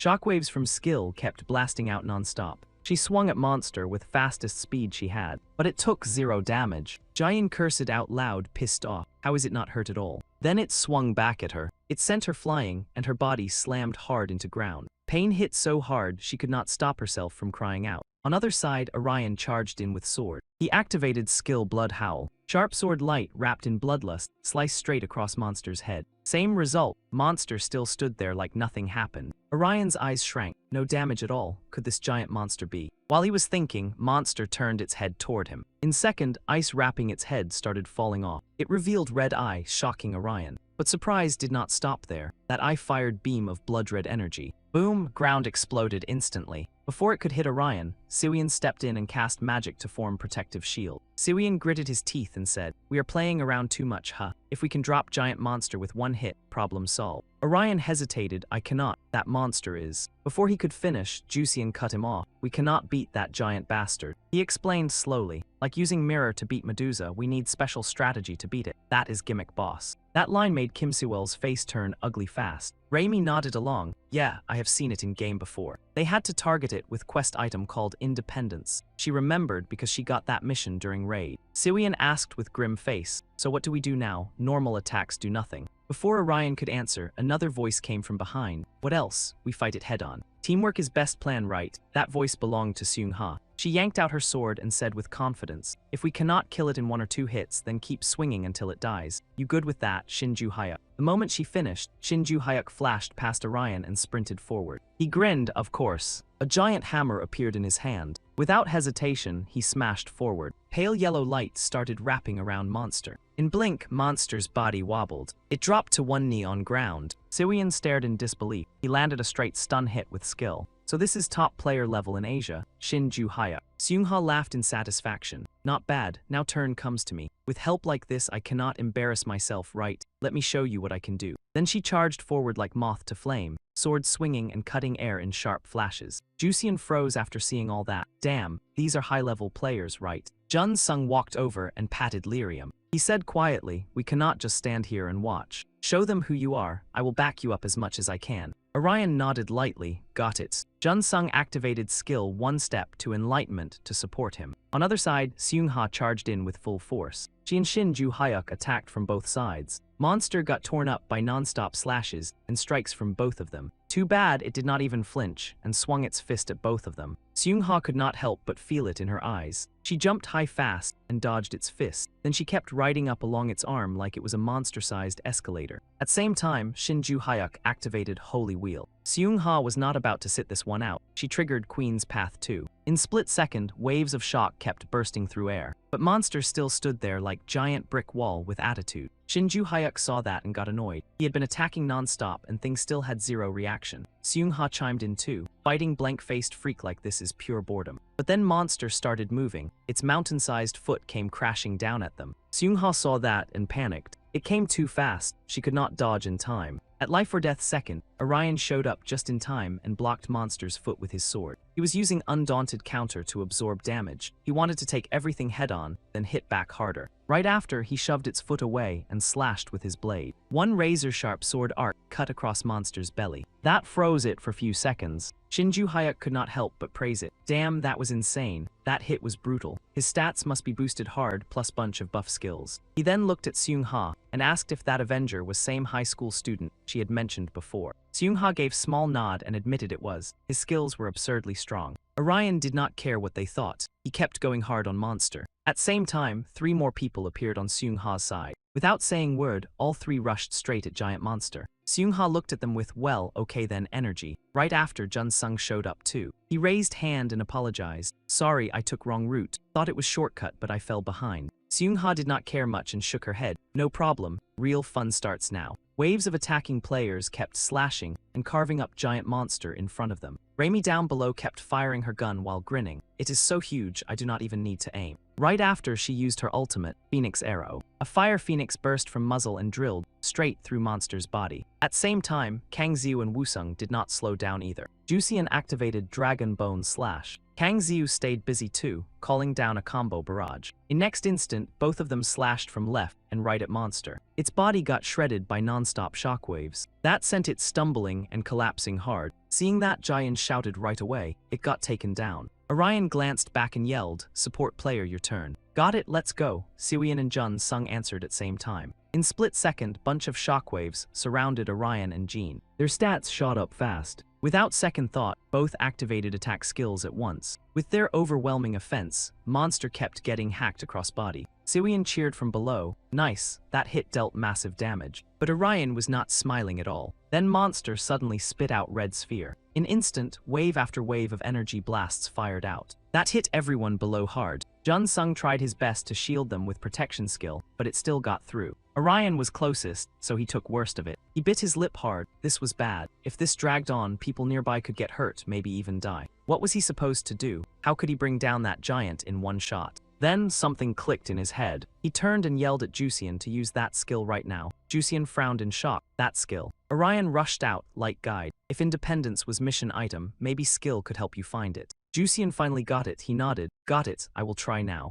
Right after speaking, he raised sword high and activated light guide. In split second, light burst from sword tip. It shot straight through tall buildings. Siwian yelled in shock. Light split into two beams. One pointed at Giant and other one was maybe. Orion raised brow slightly, and even his eyes looked surprised. Jusian spoke up again, "I'll go hunt it down." Even here, he can't squeeze out any loot. He'll follow Light and bring back item. Orion hesitated a bit, but if independent is an item and it's some other quest monster, then what? Jun Sung, standing nearby, jumped in. "Then I'll go with him to make sure Guy stays safe." In situation like this, focus on attack strategy might work better than leaning on support buffs. Raimi backed him up too. "I'm going as well. Even if we find independent item, we still need class that can use it and a sniper, right?" Orion frowned and thought for a moment, then nodded. "Fine. In that case, we'll team up with Zyung Ha Group and stop Giant T." Siwian also warned them. "Both of you watch Jusian in forest. He trips easy if something jumps out." Jusian snapped back, "Hey, I'm not like that anymore." On other side, Zuhyuk saw Orion's group split up and couldn't help asking. "Looks like that squad cooked up plan. What do we do now?" Seung Ha answered calmly. "Once alliance is made, competing won't help. But still, we can't just sit here and watch them move. They'll try to drop huge burst damage before it can react and take down Giant first." Shinju Hyuk agreed too. He nodded and said, "I was thinking same thing. You think reason is because we were on same team when we first started?" Seung Ha shrugged with zero care and pouted. "Who knows? Sorry, I really can't say for sure." Right after he finished, shockwave from skill blasted out again. She rushed forward, still talking non-stop. "I honestly don't remember people I met long time ago." Shinju Hyuk gave small laugh and said, "Wow, cold, but I still value memories from that time." Elsewhere, light from Jusian's skill stopped in one corner. On road outside town, Jusian led charge forward. He could only hope independent was really here after everything. That was only way he could help everyone. "Please, show up." Then light suddenly burst out ahead. Raimi hurriedly shouted, "Hey look, something S up front, right in front of bench." Jusian turned eyes towards spot she pointed at. Sure enough, statue stood where light aimed. Hero statue, tall and majestic. Jusian lit up at once. Yes, that statue of Hero who brought down runaway giant. The independent quest item was sealed inside it. Jun Sung let out breath of relief. "Good, then we just smash it, right?" Jusian nodded. "Exactly. Then item called Heroes will drops and we can use it too." But before he could finish, his face twisted ugly. System flashed red alert. Another user was closing in on them. All three snapped on guard. Where are they? Who the hell is coming? While they stayed confused, Shadow slowly appeared. Jun Sung's face went hard at once. No way, it can't be him. Guy grinned with pure malice. Then he raised hands slightly, activated Emperor's white path skill. In split second, all three Jun Sung dropped to ground. Jusian yelled in disbelief. "What is this? Why do I feel so powerless?" Jun Sung recognized skill. This has to be Emperor's skill. Then that means he's real Emperor. Guess was right. Arrival was Charles' boss. He curled lips into smile. "I came looking for traitor. Instead, I ran into vision people. Either way, not waste." He had wanted them dead for long time. Jusian heard that and got scared. At that moment, he lifted sword, ready to finish Jusian off. But before blade could fall, magic shot in from distance. The second it reached him, magic circle appeared in front of him and blocked attack. Attacker was Jamie, of course. He smirked, "A magic sniper, huh? Raimi bit lip hard and glared at him, then fired back. But she couldn't touch him at all. He smiled calmly. Maybe best way to fight lots of enemies alone is to drop ranged attackers first. Right after, he raised hand and got ready to strike. He activated Royal Road skill. Raimi got blasted back like ragdoll. Then Jun Sung suddenly appeared behind him. He used his skill to reduce damage and cancel skill, effect on activation. Now active again, he threw punch at Charles' boss. Shockwaves from skill tore ground apart, carving huge trench. Jun Sung used chance to check everyone. You guys okay? Raimi gritted teeth and said, tailbone hurts like hell, but I'm fine. He nodded and quickly said, I'll handle that guy. You two go get independent. Everyone else waiting on you. Raimi worriedly asked, can you take him alone? He answered calmly, I won't take stupid risks. Quest ends once Giant is dead. He only needs buy time, so don't worry about me. Go now. Fine. Raimi hesitated for a beat, then gave final nod. She glanced at Jusian beside him, got the hint and said, right, I'll go grab the relic now. Before leaving, Raimi gave Jun Sung one last reminder. We're heading out. Stay sharp and see you later. Before she could leave, Jun Sung called her back. Raimi, wait up. Right after, he activated Buddha Protector on her. He calmly explained this skill would boost defense and movement speed, helping her get there faster. Don't be late. Raimi let out a tired sigh. You're such a built-in support unit. Then she told Jusian to keep up. I'm out. Jusian nodded. Got it, don't worry. Raimi turned and left but still called back. I'm really going, take your medicine. Jun Sung answered fast. Got it. Then Raimi and the other guy bolted off at full speed. Jun Sung watched their backs with teary eyes, then finally exhaled. By then, Charles's boss had already climbed out from rubble. He spoke slowly. Guess you kids finished your little chat. Jun Sung clenched his fists and gritted his teeth. You must have waited forever for us, huh? Thanks for your patience. Not at all, Charles's boss sneered. I just needed time to activate skill. Relax. Right after he finished, magic array flashed beneath his feet. This was Emperor territory, field skill of Empire Emperor. It slowly restored small amount of HP over time and drained enemy movement speed. Jun Sung's face went hard. Field skill, so this guy was stalling just to trigger this. He told Jamie he'd buy time, but one tiny lapse and he'd get flattened in seconds. Then full power it is. He quickly activated top-tier ultimate of Monk skill. Only move left. Thinking that, he stepped back to build momentum. In blink, he surged forward at insane speed. Buy more time, that's job now. Meanwhile, over at Battlefield, Giant Monster was still holding up under non-stop attacks. Orion kept hammering away at it. Siwian wasn't loafing either. She activated Trap Arrow skill. Then Arrow Rain fell, pinning Monster down. That made it grind its teeth in rage. But right then, Siwian planted her staff into its hand. Yet it still looked untouched. Siwian exploded. What in world? Why is this giant still alive? How much HP does this thing have? Giant worriedly looked at Orion. Those guys with Veteran Adventurer will bring Relic back, right? Probably, Orion said under his breath. Still, that's not exactly comforting. While he attacked, he got warning about player intrusion. That was way scarier. In middle of all this chaos, hope no extra chaos decides to spawn. Right then, Siwian suddenly yelped in panic. Something-s coming. Everyone snapped their heads up and saw Monster-s orb appear again. Seungha grit his teeth. What hell is that? His ultimate. Yudan panicked. We're done for. That skill will wipe us all out. Seungha barked orders. Everyone get defensive. Stop it this time. Siwian also shouted at Orion and Xian to fall back. I'll trigger defense skill. But before Orion could move, one figure flashed past him. Looking closer, it was Jusian. Sweat covered his face. He had clearly sprinted all way back. Without hesitation, he raised sword high and yelled, Hao Guang. In instant, blue light blasted out and clashed with fire orb. Monster froze solid for second.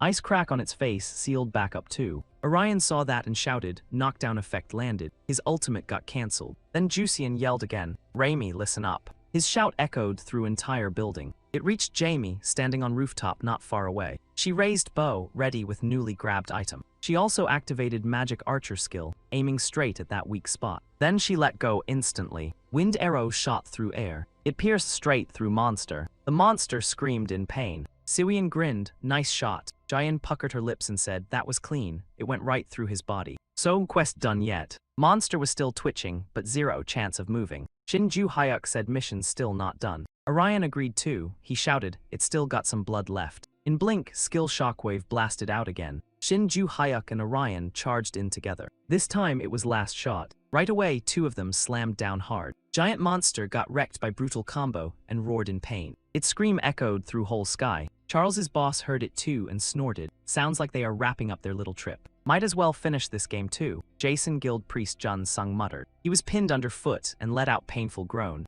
Elsewhere, Giant Monster was getting eaten alive by skill waves. Not long after, it dropped straight down. Siwian cheered, nice, it went down. Their mission was finally done. Orion finally let out breath of relief. Then arms suddenly held out in front of him. Shinju Hyuk grinned and praised, "Nice work." Orion nodded and answered back, "Thanks, you crushed it too." Then two of them slammed hands together. On his side, Jusian panted hard after using skill. Siwian walked up and praised him, "You synced up great today. Thanks to you we wrapped mission faster." But Jusian gritted teeth and said, "That is not issue." He shouted to everyone, "George Guild Leader is here right now." Everyone froze. Giant asked, "For real? You sure you did not mix him up with someone else?" Raimi showed up and said, "No mix-up here. Worse, this time it is not his clone, it is real deal." She told them Jun Sung was fighting him, but he could not beat him alone. They had to move fast and save him. Orion asked worried, "Hey Jusian, where is Jun Sung now?" Jusian thought for a moment before speaking, "I do not know this place well, so I am not sure. Let me try skill." As soon as he finished, he activated skill to search for party member.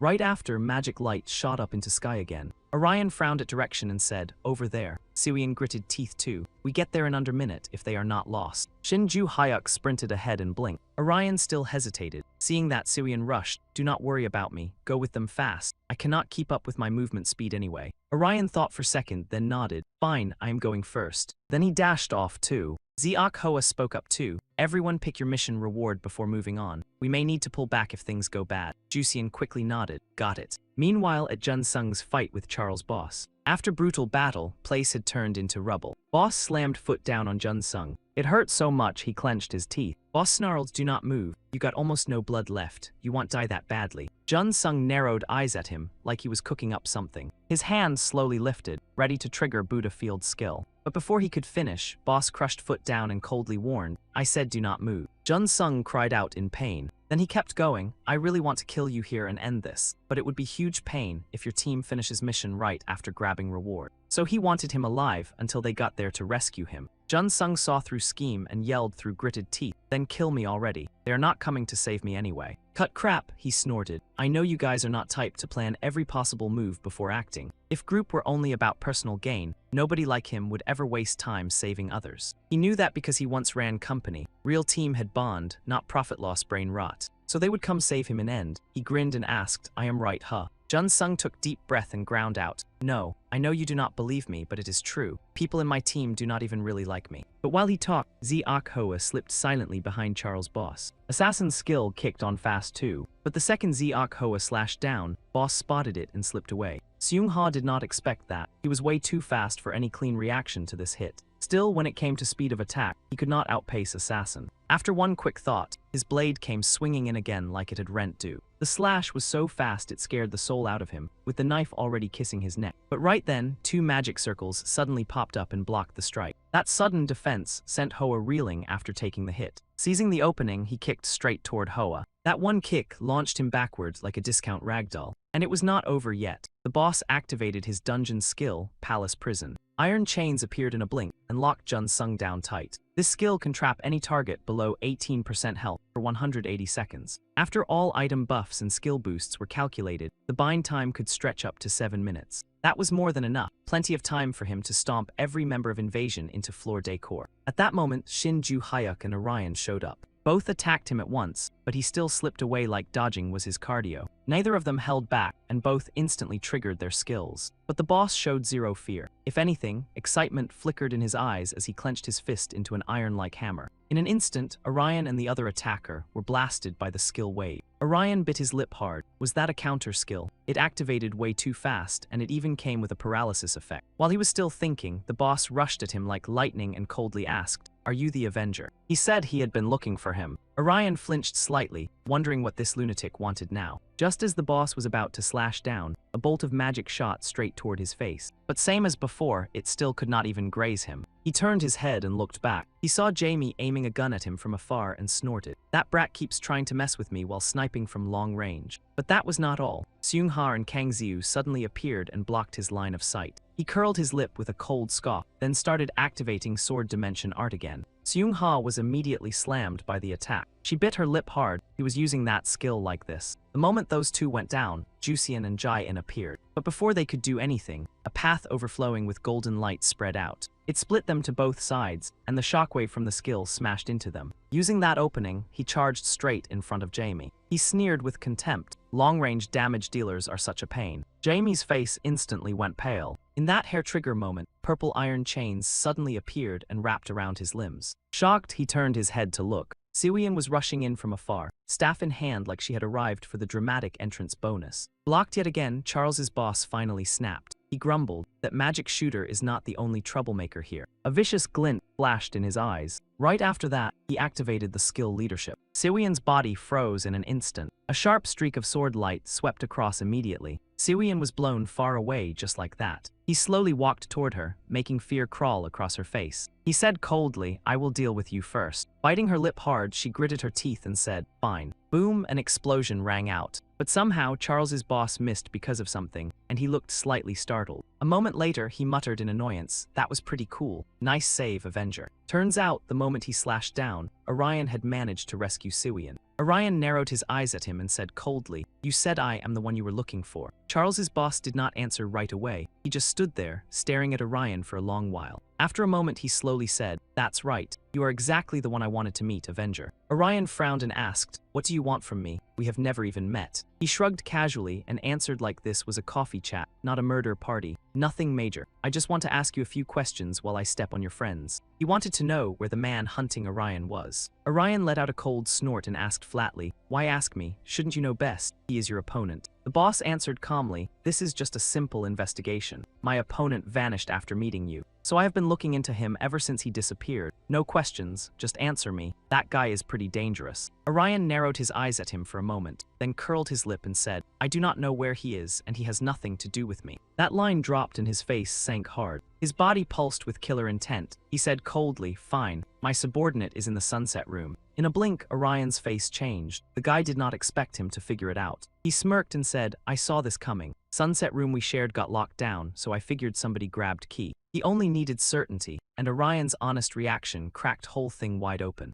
Right in front of him was fake Fox. No surprise he got exposed this early. Boss Josh's guy gave an order and said, "Good news. If he's locked up somewhere else, then finding him is gonna be my headache. But since you got sunset room key, I can just kill you and take it. Easy money." After saying that, his figure vanished without trace. Orion flinched, eyes filling with warning. When he showed up again, he was already right in front of him. Two of them rushed straight into battle. Orion was in bad spot now. He got bullied hard and forced into pure defense. He did not dare slack off. He triggered Red Thorn Blood skill. At once, blood thorns shot out and stabbed into his body. He frowned, a decoy skill. He did not fall for it. He activated Royal Holy Sword skill at same time. He slashed down instantly, blowing ground in front of him apart. He grinned with smug pride. He had won. But before he could celebrate, his pupils shrank, because what he had just cut down was only illusion. Only then did he realize Siwian was May's master. She was using skill to back up Orion, and the guy suddenly popped up behind him. Two twin blades in hand, he swung hard at him. He froze for a second and got sliced in arm. "You hit harder than I expected." Too slow, though. Right after that, he threw punch straight at his face. One hit sent him flying far back. His body slammed into ground, and he let out pained groan. That was Emperor's skill. It could boost damage by 130% and raise attack speed. He smirked, "You should have used bigger skill when I was off guard." The moment he finished, Seung-ha and Shin Ju-hyuk charged in from distance. A barrage of shockwaves exploded out from their skills. But Charles's boss did not flinch at all. He clicked his tongue and said, "Seung-ha, you really get on my nerves." Seung-ha gave no inch. "Sorry, my hobby is driving people insane." The second she finished, ground got covered in golden light. That was ultimate skill, prayer for queen. Charles's boss was not wasting time either. His blade shot up. Boom, two skill shockwaves crashed head-on.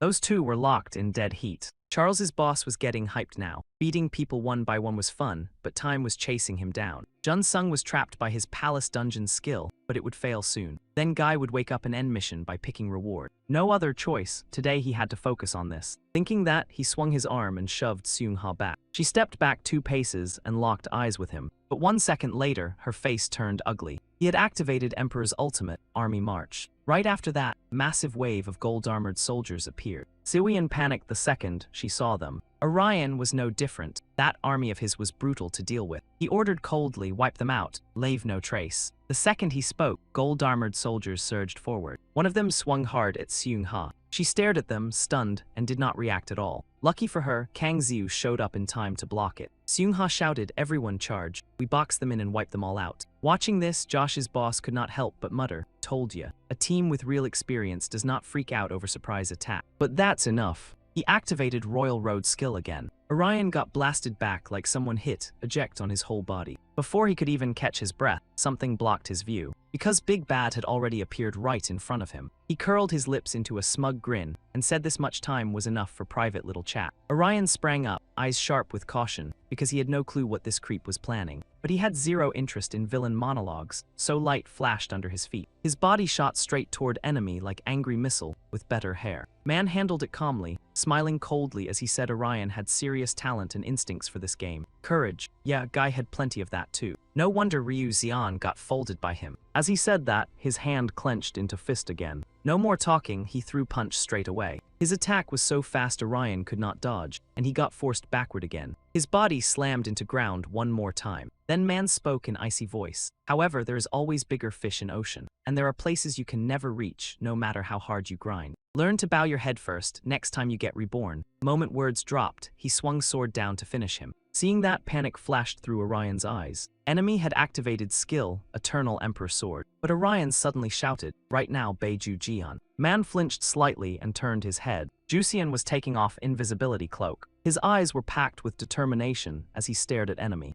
In his heart he began praying, grant me strength, Lady Maria, light skill that scatters darkness halo. As soon as prayer ended, sword wrapped in blue light came crashing down. Time rewound to preparation phase before mission began. Jusian looked at Orion with worry and asked what he should do. Orion thought for a moment, then said he should stock up on plenty recovery items and buy Traitor's cloak as backup. Jusian blinked in confusion and asked if Traitor's cloak meant disguise item. Orion nodded and said they could protect him from most monsters, but if faster monsters showed up, things would get spicy in worst way. For example, agile werewolves or soul hunter leopards. So if monsters like that appeared, he should use cloak to hide and trigger debuff skills whenever team needed support. After hearing that, Jusian still hesitated. Honestly, I am nervous. What if I mess up? What if I become walking disaster DLC? Orion quietly reassured him, saying not to stress too much because everyone here was strong enough to handle themselves. And if anything happened, he and Siwian would step in to protect him. That was exactly why Jusian had managed to stay safe from Charles's boss until now.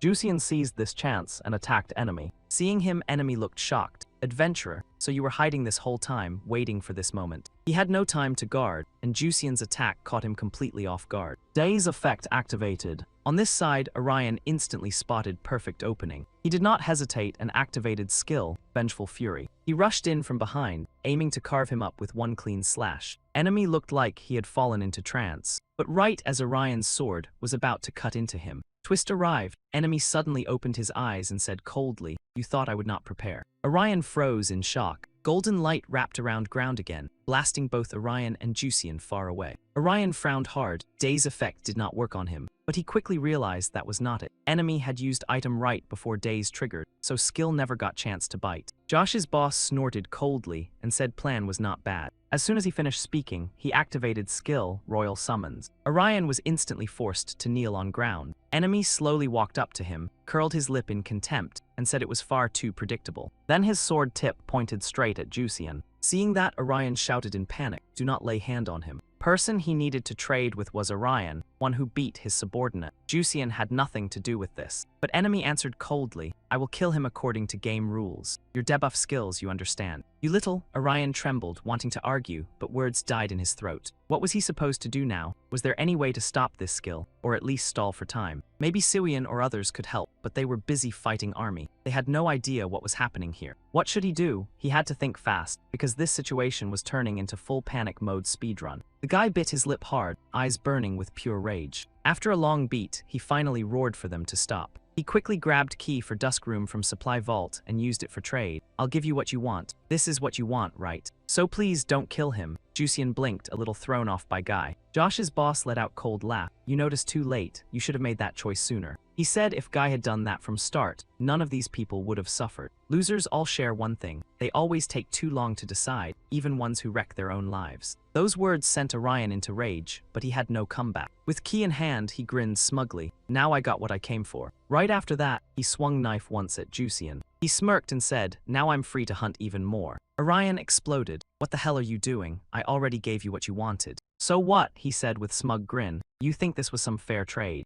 Don't get delusional, trade is for equals.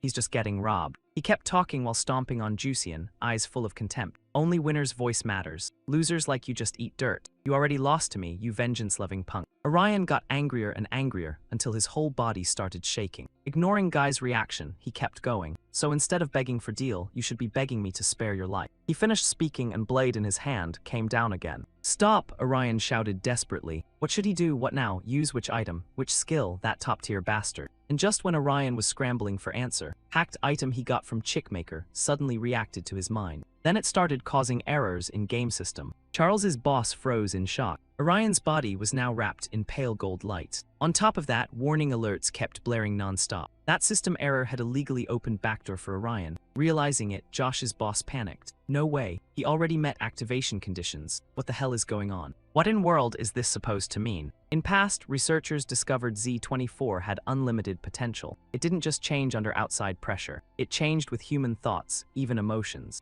Game system and GT were only molds for extracting that endless power. Human creativity wasn't stable enough to make something that didn't exist in this world. But if something broke free from game system's limits and could use Z24, then what? Still, researchers didn't worry about it. They figured nobody knew what would happen. It was pure unknown. It would be like some legend. Back in reality, Charles's boss stared at Orion in terror. Did you force yourself up to transcendent rank? This vengeance freak was way more dangerous than he thought. He had to finish Guy off first. With that thought, he grabbed sword and rushed in. With a heavy slash, his sword cut forward and blasted out a huge boom. Seeing that, Jusian panicked and shouted, Orion. But just when he thought he had won, Orion blocked one of his strikes. He shoved with all his strength and pushed him back. Biting his lip in frustration, he got annoyed. Skill got shut down because you hit transcendent rank. No, that doesn't make sense. Then there's only. And sure enough, when he looked again, Jun Sung had escaped. On top of that, he was using buff skill to power up Orion. Jun Sung finally spoke in stern voice. I just want to end this stupid PK mess fast, but at least I need to beat you down before it ends. You think so too, right, Lyrium? The second he finished, Orion charged with savage momentum, sword raised high. He activated skill, Vengeance Rage. Twin blades in his hands kept slashing non-stop, forcing Charles's boss to keep stumbling backward. He narrowed his eyes at Guy, gaze packed with ironclad resolve. Meanwhile, Guy was absurdly excited. A creepy smile curled across his mouth. He was buzzing with hype. This was getting way too fun. Right after that, he threw another punch at Orion. But then blue light suddenly burst out and swallowed both of them. Orion blinked, a little stunned. He already guessed what was happening.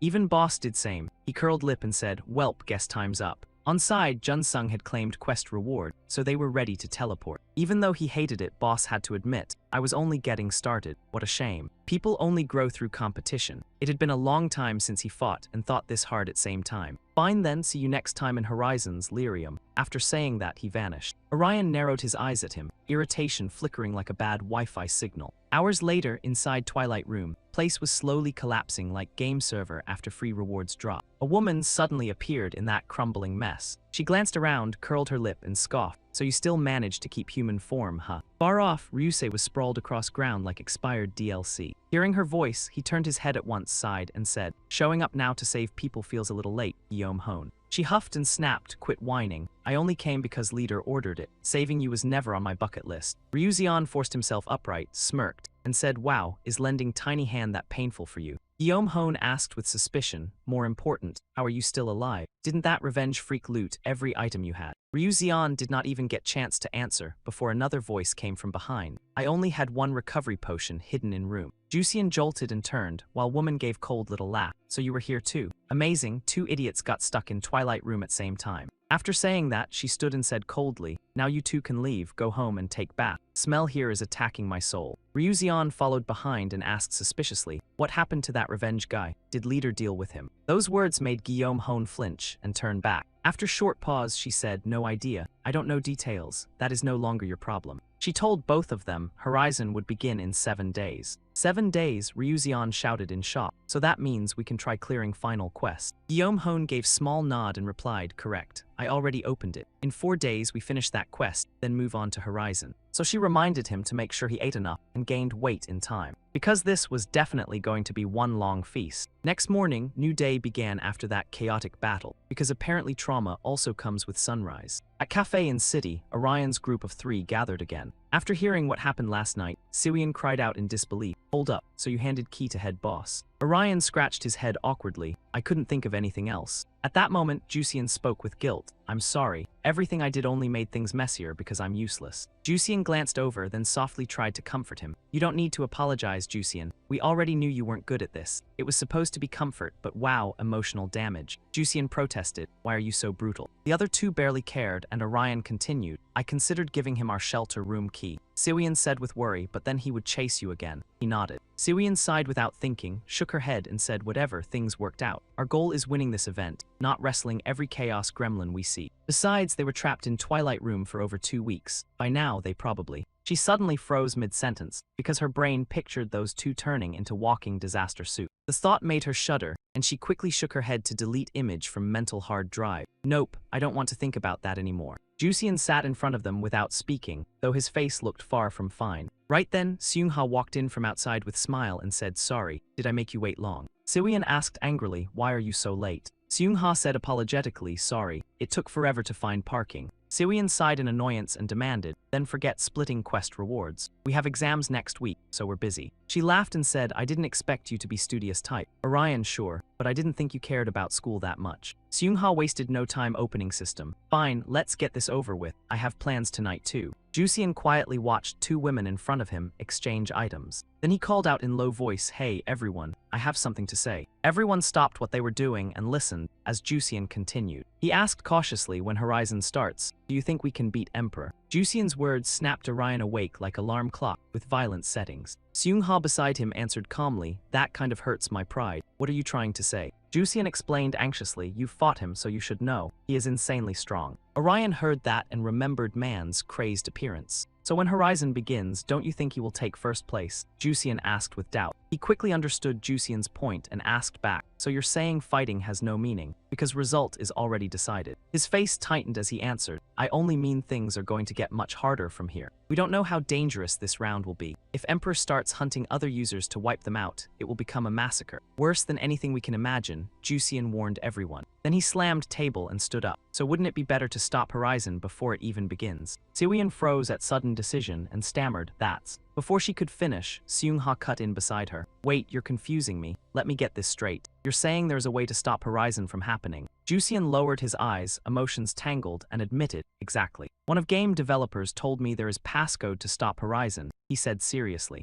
Siwian asked curiously, Forest passcode, what is that supposed to be? Jusian explained, it is code that disables operational elements inside game. They said it works like bomb. As long as we destroy Horizon activation trigger, event will never begin. There is button that activates Horizon. Seungha also grew serious and started thinking through problem. Suddenly Orion spoke up in surprise, there are 6 guards. Prophecy said when 6 pillars fall, it all kicks off. We figured those 6 pillars were really 6 guardians from Special Quest, and Guy was bold enough to call shot. She was shocked they finally untied knot. Special Quest. We cleared that thing multiple times without knowing what it meant. Turns out that was trigger for event. Then Seungha came back to Jusian and asked, so what do you think we should do? You said we should enter Special Quest and find way to protect guards. He got tense too and admitted, yeah, if we do that, Horizon never happens, and we might just delay event forever. Seungha shut eyes, gripped hard, thought it through, then reached conclusion. So that was your plan. In that case, I refuse. Her blunt rejection caught Jusian off guard. Seungha explained seriously, yeah, Emperor is insanely strong, and Horizon could be brutal, but we cannot ignore huge reward for first place. We fought too hard, and too many people already died for this. As Team Guard member, she could not just pick herself over everyone else. Seungha kept it real. I chose this road long ago. Think of it like driving on highway. We are going as fast as we can. Only thing left is finding exit to finish line. Her eyes locked in. If you think we should quit and go home, that is like telling us to drive straight into pit and die. Orion froze from her brutal honesty. After swapping points with Siwian, Seungha stood up to leave. I will not stop Jusian from moving forward with his plan. Either way, that ends our alliance. We will fight on our own without getting in each other way. She said it like no big deal. He cut off, stunned by chaos of our battle. Before leaving, Seungha said, I have nothing else to say. Everything is settled. I am heading out. Good luck on midterms.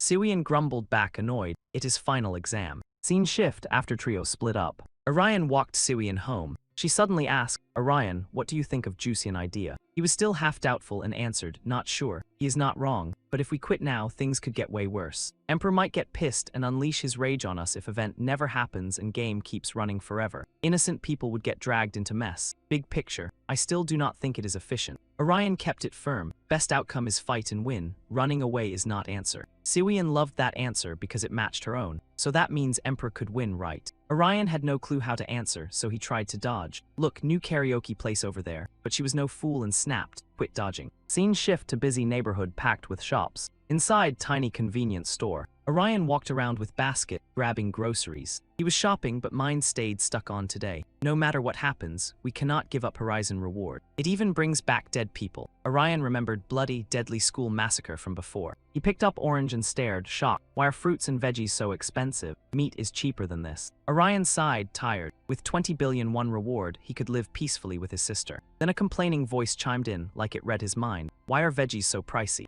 At this price, I might as well eat steak. Not far away, familiar figure caught Orion's eye. It was Guillaume Hone. She turned and asked for opinion. You disagree, Lyrium. He blinked. Sorry, Orion stammered. You know me. You know me, she asked, stepping closer. Guillaume Hone replied, no, not really. I have not even smelled your scent before. So want to come to my place and talk? She used magic, wrapping Guillaume Hone's arm in faint red mist. Orion noticed fast and tensed up. That skill is. She was manipulating him. With creepy smile, she said, I have an offer for you. Scene cut to dorm complex. Jusian sat in room, focused on reading documents. He frowned slightly in thought, fighting his own battles. His eyes drifted as he asked himself, what kind of game do you want to play, Jusian? Scene cut to when he was little. Young Jusian excitedly told Doctor, I think wandering around would be fun. He kept going happily, somewhere with huge fields and tons of dungeons to explore. Young Jusian dreamed big and said, I want to grab some good gear and beat monsters so I can save people. Doctor stared stunned. You want to save people, not fight to win, Jusian replied shyly. I do not like hitting people. Helping them feels way better. Jusian imagined himself as hero saving everyone and said excitedly, I like games. If I get better than everyone else, I can save them. He smiled awkwardly and added, I wish I could do that in real world too. Doctor was stunned by those words. He answered coolly, even if you walk alone, your worldview changes. But most people do not have courage to walk alone. Doctor gave soft smile and went on, in game we are making, we gently push people like that forward. It is like we are cheering them on. He encouraged him, you can do it too, Jusian. Jusian looked at him, confused. He kept talking, fully locked in, so you need to trust yourself. Back to present, Jusian held game portal and thought, I just need to take one step forward. His grip tightened as he said, I have no choice but to follow Maria. This is not something I can leave to someone else. I have to do this myself. Scene shifted outside Jusian room as sky slowly darkened. Back to Orion's side, he angrily challenged the manipulator. Are you with Charles Guild? Ah, you figured it out fast. She did not panic at all, only answered lazily. Nice, saves me trouble of explaining it. Orion snapped, demanding what in the world was going on, since the Emperor already had what she was looking for. Guillaume Hone rushed to explain, no, it's not about that. I do not even care if that weird guy lives or dies after pulling off that magic stunt. The woman turned away and said, just keep your mouth shut and follow me. Like I said, I have an offer for you. Then she spun back around, stared at him and added, I also have some info you might like to hear. So what do you say? Orion still had some serious doubts in his head.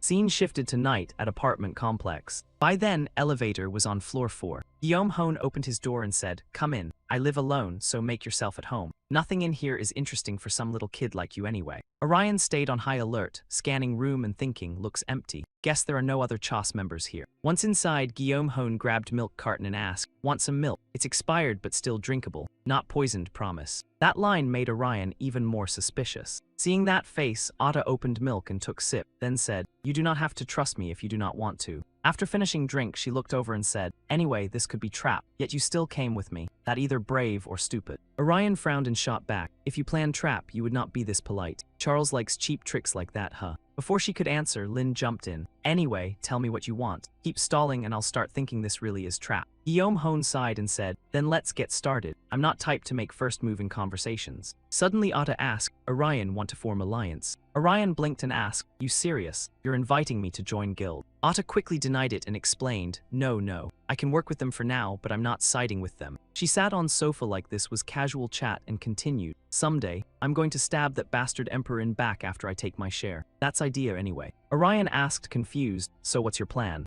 Guillaume Hone replied coldly, I'm going to steal Master Code. Orion frowned, Master Code. She said seriously, you know reward for first place in Horizon, right? 20 billion army and 1 wish. Otto went on casually, Master Code holds power to grant wishes. It's like a gatekeeper's master key. Orion did not buy it. Then how are you planning to steal it? You got some scheme or what? While chewing gum, Guillaume Hone answered, I'm hacker. I spent tons of time trying to break into Ergosphere's online system. Guillaume Hone had come very close to the key. Otto continued. In the end, I analyzed about 66% of data, but I could not get most important piece, Master Code. She shrugged and said, Master Code is programmed to be created for Horizon Winner. Guillaume Hone looked straight at him and said, as hacker, it hurts to admit it, but I may need to use something as crude as theft. Otto grinned, already picturing herself snatching someone else's glory, and said, the moment someone wins event and gets Master Code, I'll jump in and take it. Orion looked lost and asked, then what are you going to do with it? Sell it and make a mountain of cash. Guillaume Hone answered like it was obvious, I'll become God, or some all-powerful monster. She laughed and said, anything is possible with Master Code. I can even make your wish come true if you want. Otto stared at him and said, you're great at this game, so you can lead me to place with Master Code, and I'll snatch it from there. Orion frowned and said, why not work with Emperor instead, or use your hacking skills? Guillaume Hone replied with a tired look, hacking is useless right now, too late to use it. She looked unhappy, even though she wanted to, and said, if I mess up data by accident,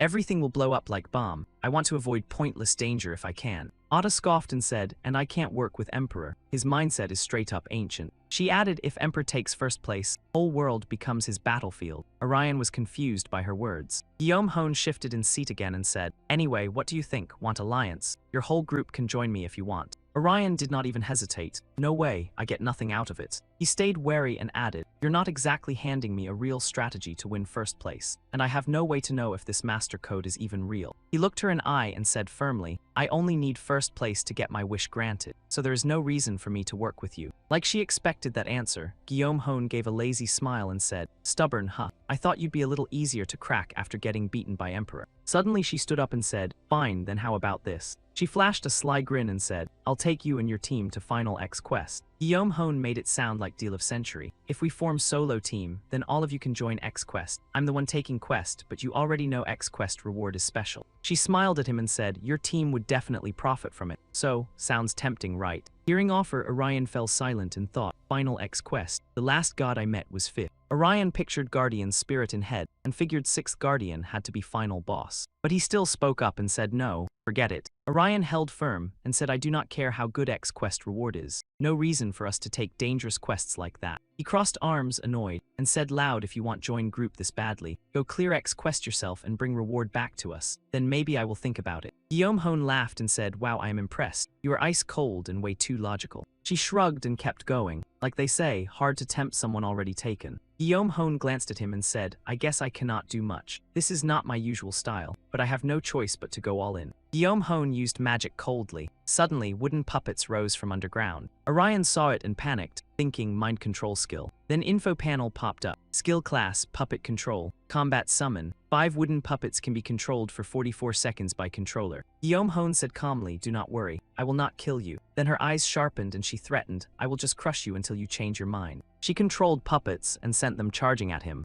When all 4 puppets attacked at once, huge explosion ripped through room. From outside, Guillaume Hone's house looked weirdly bright. Blast was so huge it blew windows apart and sent glass flying everywhere. He swung sword and chopped off arms from few puppets, but they still would not let go. Then he used double dragon spear. Sharp aura burst out and shattered puppets into pieces. He thought, I should not keep fighting like this. I do not want to drag anyone else into danger. He jumped out of Guillaume Hone's house. In head he thought, today I am backing off. He landed lightly, then puppet body came crashing down from above. Puppet on ground laughed and said, you cannot just leap out window like that. I know you are in hurry, but where is your manners? When he did not answer, Puppet kept going. Anyway, quest is in 4 days. Think it over one more time before you decide. Orion froze in surprise as Puppet continued. You know chance will not wait forever before it vanishes, right? You will miss out if you go solo too late. Puppet stared at him and said, I already sent group invite. Give me answer within 4 days. It laughed again and said, I will wait for you. Sane shifted to training hall.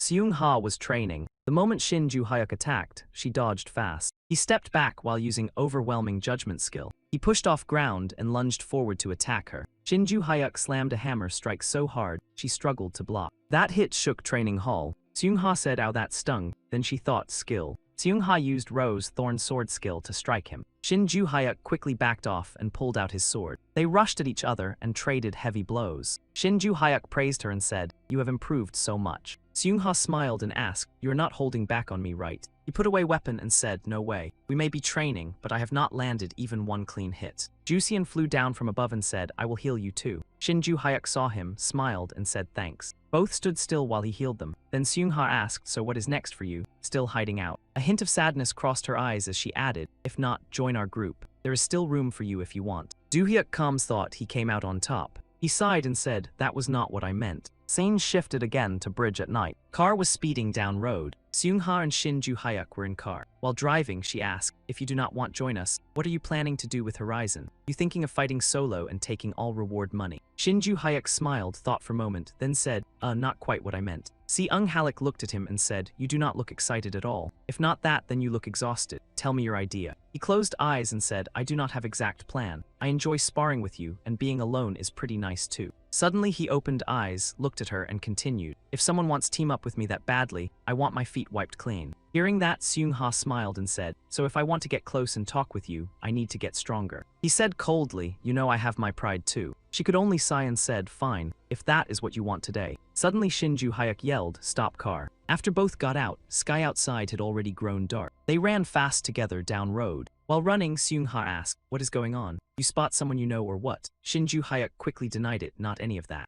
Suddenly he shouted, "Found it." In front of them stood giant pillar in middle of road. Seeing it, she could only stammer this pillar. Shin Ju-hyuk jumped in with an answer, saying it was game energy booster pillar, and he figured it vanished after mission because of some bug, glitch, or classic game nonsense. Seung-ha immediately raised her phone and snapped a photo of game energy booster pillar, like she was collecting evidence for paranormal lawsuit. While staring at her phone, she said no, this thing was not going to be explained away that easily. She held up phone and said, "Look, this pillar can be photographed." Shin Ju-hyuk blinked in shock and asked if normal people could see it too, not just them. Seung-ha answered in a low voice, saying yes, and this thing had never appeared before. She stared at Pillar and asked what on earth was happening to Earth. Nearby, Bridge sat in silence like it was waiting for next disaster trailer. Scene shifted to high-rise buildings, stacked across city skyline. Inside her home, Siwian blurted out, "What, no way." Orion answered wearily, saying he was serious. Deceit controller from Charles Guild had followed him and asked if he wanted to join her side. She shouted in surprise, saying he seemed pretty popular with Charles Guild. The guy awkwardly scratched his head and replied, "Yeah, I guess," though he definitely did not ask for that fan club. Siwian fired off questions, asking what he said and whether he turned them down. Siwian suggested, "Wait, instead of that, go to this afternoon's room." Orion hesitated and replied now, but he wanted sleep because priorities. She snapped that it would only take 5 minutes and said she was calling Jusian too, so he answered in terror, "Fine." Sane shifted to another room. All three stood there, locked in serious talk mode. Orion explained that she said if they joined her side, they could clear old mission. Jusian asked if old mission meant barrier before Horizon. Orion nodded and said yes, assuming their analysis of game story and prophecy sent to them was correct. Hearing that, Jusian thought to himself that old mission might be their last chance to resist Horizon when it finally happened. Orion's teammate asked what he thought, and whether he planned to team up with Deceit Controller to attempt old mission. Orion thought quietly for a moment, then said no, he did not think they had to do that. He continued carefully, saying reward for old mission was different sure, but none of items were true game changers. Jusian asked in disbelief, but since it was old mission, should reward not be special? He added with regret that it could be superpower item like infinite independence or blood sword. Orion looked at him suspiciously and asked if he had anything to back that up, something only he knew from story. Jusian shook his head and said no, it was only instinct, but at least it was chance, and he would feel awful if they missed it. Hearing Jusian, Orion suddenly sensed something off and thought, wait, not long ago he wanted to stop Horizon when it happened, so why does he want to play along now? Suddenly, Siwian said it could be trap. She imagined worst-case scenario for all three, saying they might start old mission only to find chaos already there, ready to ambush them. She touched necklace mark at her throat and added that if that happened, they were dead meat. Hearing that, Jusian froze and sank into scared silence. Then he suddenly suggested they bring Jason, because if it was trap, they could still fight back. Orion nodded in agreement but worried about another issue, saying good idea, but Deceit Controller could run. He laid out his concern, saying if they wanted to run mission with Jason, they had to side with Deceit Controller. But if everyone's names with Jason showed up on Deceit Controller's faction list, she would know it was trap and leave faction immediately. Orion continued grimly, saying that would also lock them out of old mission, and all three hit dead end again. Siwian raised her hand to her chin. Deep in thought like brain had finally opened secret menu. Suddenly she lifted her hand and said she had idea. She continued with confidence, saying it was a bit of gamble but they could still do old mission. Siwian's eyes lit up and her voice grew firmer. She said she was not great at planning, but her brain had been running at full power while studying for exams, so this was best plan available right now. Then she suddenly asked if they wanted drink, leaving Juician and Orion completely frozen. Seeing their faces, she quickly explained, well, hear her out first. Scene moved elsewhere. Outside building, rain poured like sky was having meltdown. Downpour grew heavier as scene shifted to location where old mission would begin. Guillaume Hone used teleportation gate and arrived at old mission site. As soon as she arrived, she scanned surroundings. Atta spotted Orion and called out excitedly, "Over here." Orion walked over coldly. As he approached, she spoke first, saying she did not expect him to come alone and assumed Labyrinth Master and Explorer would tag along. Guillaume Hone smiled brightly and teased him, asking if he was on her side now or if his girlfriend dumped him. Those words made Orion snap, and he shouted that it was neither. Suddenly, Seung-ha appeared out of nowhere, shocking Guillaume Hone completely. She glanced around nervously and thought assassin, but she could not see anyone on list except Orion. Seung-ha said nothing and quietly activated skill, Path of Distortion. Square zone appeared on ground behind her as skill window popped up. Assassin class skill, Path of Distortion, allows user to summon unlimited members from same guild, faction, party, or friend list. Summon cooldown increases by 7.5 seconds per use. All actions against skill user become disabled. Inside that square, Orion's teammates appeared. Hone gasped in surprise and said, "Oh, Jason Guild." Orion spoke coldly, saying he still did not trust her, and his allies had not abandoned him. He continued in icy tone, saying all he had to say was this. Siwian, now clearly annoyed, declared that Guillaume Hone had fallen into her perfect trap. She snapped, "Keep it classy, you jerk. Stealing someone else's boyfriend, that takes skill." Guillaume Hone heard that and just let out a calm, "Oh." Guillaume Hone gave everyone that cold, icy stare. She gave a sly smile and asked, "Oh, that plan you mentioned." "How I don't get it," she asked. "How do you even manage that? The only name on that party list was Orion." Orion opened list and said, "Look again." Guillaume grabbed list and muttered, "Oh, let me take another look." She scanned list and blurted, "Labyrinth Matter, Assassin Adventurer. When do all these people become party members?" Siwian Lin answered right away, "Before we got sent to mission location." She added carefully, "We deleted our party before to trick you. Then 2 minutes before mission start, we made it again so we could join." Guillaume Hone gave cold laugh. "So you dumped Assassin and jumped straight to Jason. If you added everyone into Jason, I'd catch it right away. Pretty slick." Atta smiled, turned to Orion and asked, "But if party size keeps growing and I run, what then?" Orion answered seriously, "That is gamble, risk we are ready to take." Hearing that, Guillaume Hone laughed out loud. "Yeah, like I thought, you were pretty interesting." She stared in shock at person gripping sword in hand. Seung-ha said nothing and drove sword straight at her, turning moment into pure terror. She said coldly, 5 seconds, that is time I give you." Seung-ha's eyes looked terrifying as she went on. "Your answer better than my question, be honest. Your answer lets me use skill." Guillaume Hone stayed relaxed, not scared at all. "You threatening me right now? What no manners?" Seung-ha's face went even colder. "You don't care if you die." Guillaume Hone replied flatly, "No, not really. I am just better than you at this game. I only mean you are terrible." Seung-ha lost patience and slashed toward her. Guillaume Hone stared wide-eyed in shock. Seung-ha looked down coldly as Atta hit ground. Seeing that, Siwian panicked and asked, "What are you doing? You cannot kill her." Seung-ha said coldly, "Look, I did not kill her." Hearing that, Siwian looked over in surprise. At that moment, Guillaume Hone was lying flat on ground. On ground, system board appeared. Dream Doll control skill lets user swap position with doll. Skill can charge and use 2 times. Then Guillaume Hone popped up behind Orion and said, "That is kind of harsh, don't you think? I honestly do not feel like fighting today." Orion turned at sound and Atta kept going, "But I guess there is no other way." She smiled, but words were ice cold. "I don't think I can come play at your party. I am not joining this." "Good luck," Atta finished and walked off. Everyone watching looked stunned. Orion watched her with cold, sharp eyes. Ziok asked suspiciously, "Should we chase her and fight?" Xianghai answered coldly, "Let her go. We need focus on mission, got it." Suddenly, quest board appeared before her and everyone else. Quest board, search for soul vessel. Deadline is 4:30 a.m.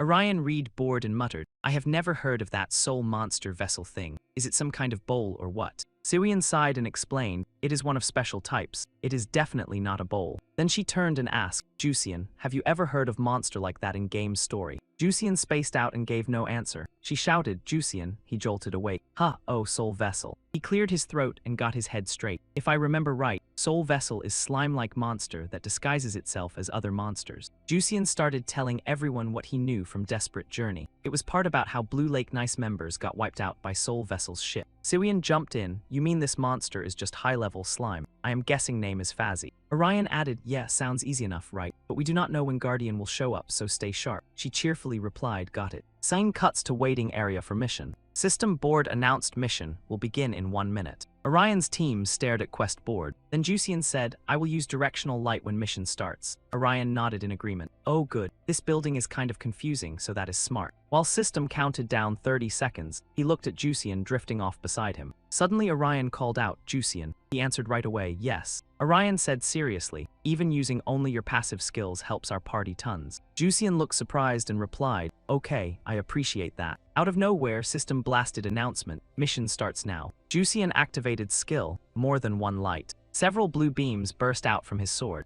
Orion gasped, that means more than one monster. Siwian panicked and shouted, we need split up and find monster. Seungha frowned and reminded them, just finish this. Everyone shouted back, right. Then everyone rushed forward, dropping into battle stance. Orion yelled, stick together. We do not know what kind of monster we are up against. Teammates shouted back, got it. Scene shifts to big central district. Orion leads 2 teammates sprinting forward. Then she suddenly yells for Orion. Behind them, horse-bodied, human-faced monster comes stalking in. Sharp, vicious aura pours off its whole body. Orion speaks carefully. Is this soul of that beast? Juician answers. From looks, it mimics Horse Knight. Orion hears that and thinks, so its thing is speed, best play is. Monster suddenly turns to look. Before it can process anything, Orion swings sword and attacks. Mid-fight he thinks it is close enough, kill it now before it fires skill. Monster also rushes in for attack. Orion uses Revenge Spirit Fang skill to strike back. Before it can make sense of anything, it gets wrecked. Its whole body blows apart. Siwian gasps, huh, what, dead in one hit? Semi-Divine Knight should not be this flimsy.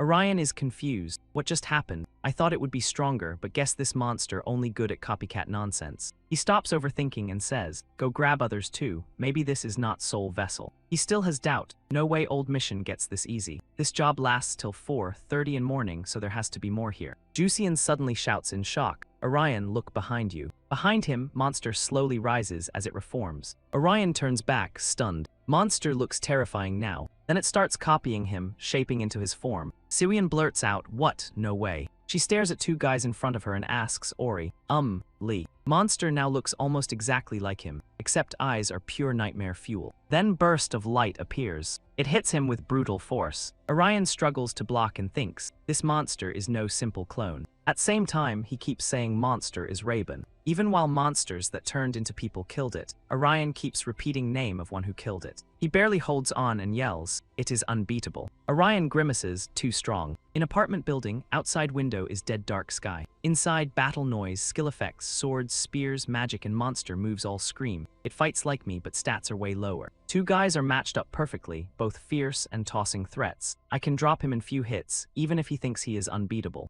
Lyrium gets angry and locks in. He uses sword dance dragon skill. But Baekhyun Hyung is just a savage. He sneers, time to end this. Fight gets insanely tense. Sword clashes ring out non-stop. Sounds cut deep like they're stabbing straight into opponent's soul. Then Siwian runs up and shouts, Orion wait. He jolts and turns, then sees it is his friend Siwian. Relief hits him and so does fresh motivation to beat Hyung. Siwian uses Thorn Trap skill, and that power is no joke. He blasts Baekhyun Hyung far away, and Baek loses control of his body. Then his body melts down into slime and water. Siwian cheers hard, we got him. She smiles, surprised too. Wow, he went down easy. Orion is still stunned, confused, shaken, and lightly hurt. He asks with frustration, why help at last second? I could have finished him myself. She answers with serious eyes, oh, I just wanted to help so you would not feel guilty. Sorry. She lifts hand and wonders, what? That is wild. All hype, zero responsibility. Then slimy corpse of that bastard starts rising again. Its shape looks creepy and wrong. Even worse, it turns into Siwian's shadow. She panics, it only turned into me. Orion is not scared at all. He gets hyped and grins. Nice, I guess my turn came. Girl explodes in rage and yells, no way idiot, I am supposed to kill it. They keep shouting over each other like maniacs. Juician rushes in to stop them. Hey, I do not think this is best time to argue about who gets killing credit. Juician thinks, either way we cannot finish this while monster keeps reviving. What do we do? Maybe try another method. He keeps thinking through strategy. Is there some weird fixed revive pattern for Orion and Siwian, or do we have to kill another monster at same time? Or maybe, he sighs, thinking hard enough to sweat. Jusian shouts, hey, I am going to check other area. Looks like monster's main body is not here. Orion answers, let us go together. Siwian is kind of useless, so we can leave one monster behind. Siwian gets pissed off. Hey, stop calling me useless. Before leaving, she uses mousetrap skill. That bastard jerks upright and now its face looks like wild beasts. Girl blurts out, it worked, that should buy us time. Orion rushed to find its real body, because ghost hunting without target location is just cardio with trauma. Inside the gloomy building, countless corridors twisted around like a dungeon designed by a villain with no respect for GPS. They sprinted through the place, hunting for a way to beat that demon, until Orion suddenly slammed the brakes. He realized something. Wait, why would its body be somewhere else? Was that from the plot, or was this thing running some other strategy? Jusian answered with a tense face. Oh, I am not sure, but this reminds me of the Black Dragon Mage Guild story. He once explained that back then, the Black Dragon Mage Guild studied dark magic, and in one part of that whole nightmare buffet, they tried building an army with magic weapons they created, and that is how the Black Monster was born. They also tested whether monster souls could be attached to different places. Siwian jumped in. I know that story too. I saw it as armor collection quest material. They talked it through. Oh, it also connects to Lovecaster's story. Anyway, this does not fit perfectly, but I feel like body holding its soul is somewhere out here. Orion grew seriously worried and muttered softly, body holding its soul. Then's figure appeared up ahead. They flinched in panic. Was that Super Ungwa? Nope, plot twist with extra sauce. It was Baek Yoon Hyung, not real Seung Ha. He had disguised himself as their friend, and everyone nearly dropped their emotional support weapons. They could not believe their eyes. How did it get there that fast? Fight kicked off again, with everyone charging in like monsters who had chewed through their leashes.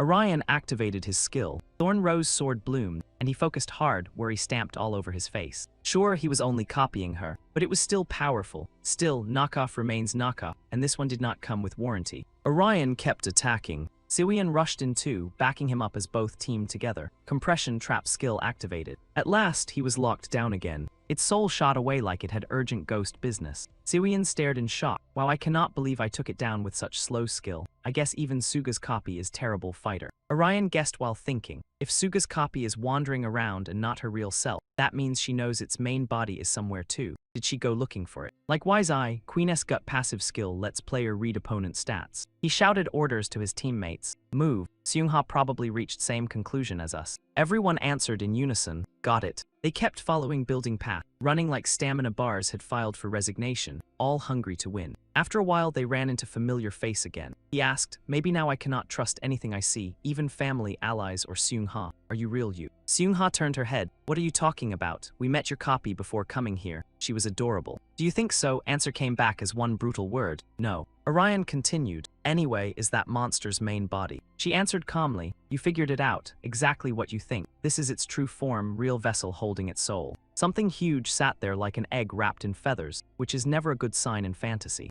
Siwian stepped forward and asked, why wait for it to close? You could pull it out already, right? That monster's stats are not higher than ours, are they? Seung-ha replied, no, these stats are not that high. We could kill it with only a few skills, but something feels wrong. Orion pushed everyone's morale. Push through, we also have time limit. She answered okay. Seung-ha summoned her blade. Conservative demonic edge, Queen's path activate. Orion and Seung-ha teamed up and smashed strange object. Rumble, in seconds, things split in half, leaving everyone stunned. That was it. That was suspiciously easy. Siwian asked, would it really die that easily? Orion thought, now all that remains is Horizon Guardian. This is where everything started. But this time there is no fixed time raid, and we have plenty of high-level players, so we cannot miss this chance. Its corpse appeared again. Somehow, even after they tried trapping it, he broke free and slipped out. F wood. Everyone closed ranks, back to back, ready to fight. Seung-ha said, just as I thought. No way this game ends that easily. Is this real final boss? Both sides crashed into chaotic melee, swinging hard. His power was savage, and outer vortex blasted everyone away. Nobody could do anything under his blinding lights. Then Jusian got slammed by that terrifying power and screamed in pain. Teammates shouted, Jusian, are you okay? He answered, I am fine. It caught me off guard. Jusian stepped forward. Wait, that thing. He stared in total confusion. No way. It was Maria, Rain of Destruction. That rain poured down, controlling and restraining everyone's movements. It did not only hurt them, it drained their power too. Orion could not believe reality. He froze. What is this destructive power? Is this monster's true form? Then he broke out of that vortex and turned to Seung-ha. Our soul vessel stats now. Can we pull it out as easily as before? Seung-ha sighed helplessly. I am not sure whether this will make you happy or sad. This monster has highest stats I have ever seen. It is powerful like a gimmick boss on nightmare mode. One look in his eyes was enough to feel the fear and raw inner power, like tsunami ready to delete everything from map. Monster, Seung-ha and Lyrium stood frozen, staring at each other. Orion sounded tense and urgent. If this monster is this strong because of special mechanic, that means we cannot beat it with normal attacks, right? But Seung-ha disagreed. No, not every part of its strategy is that strong.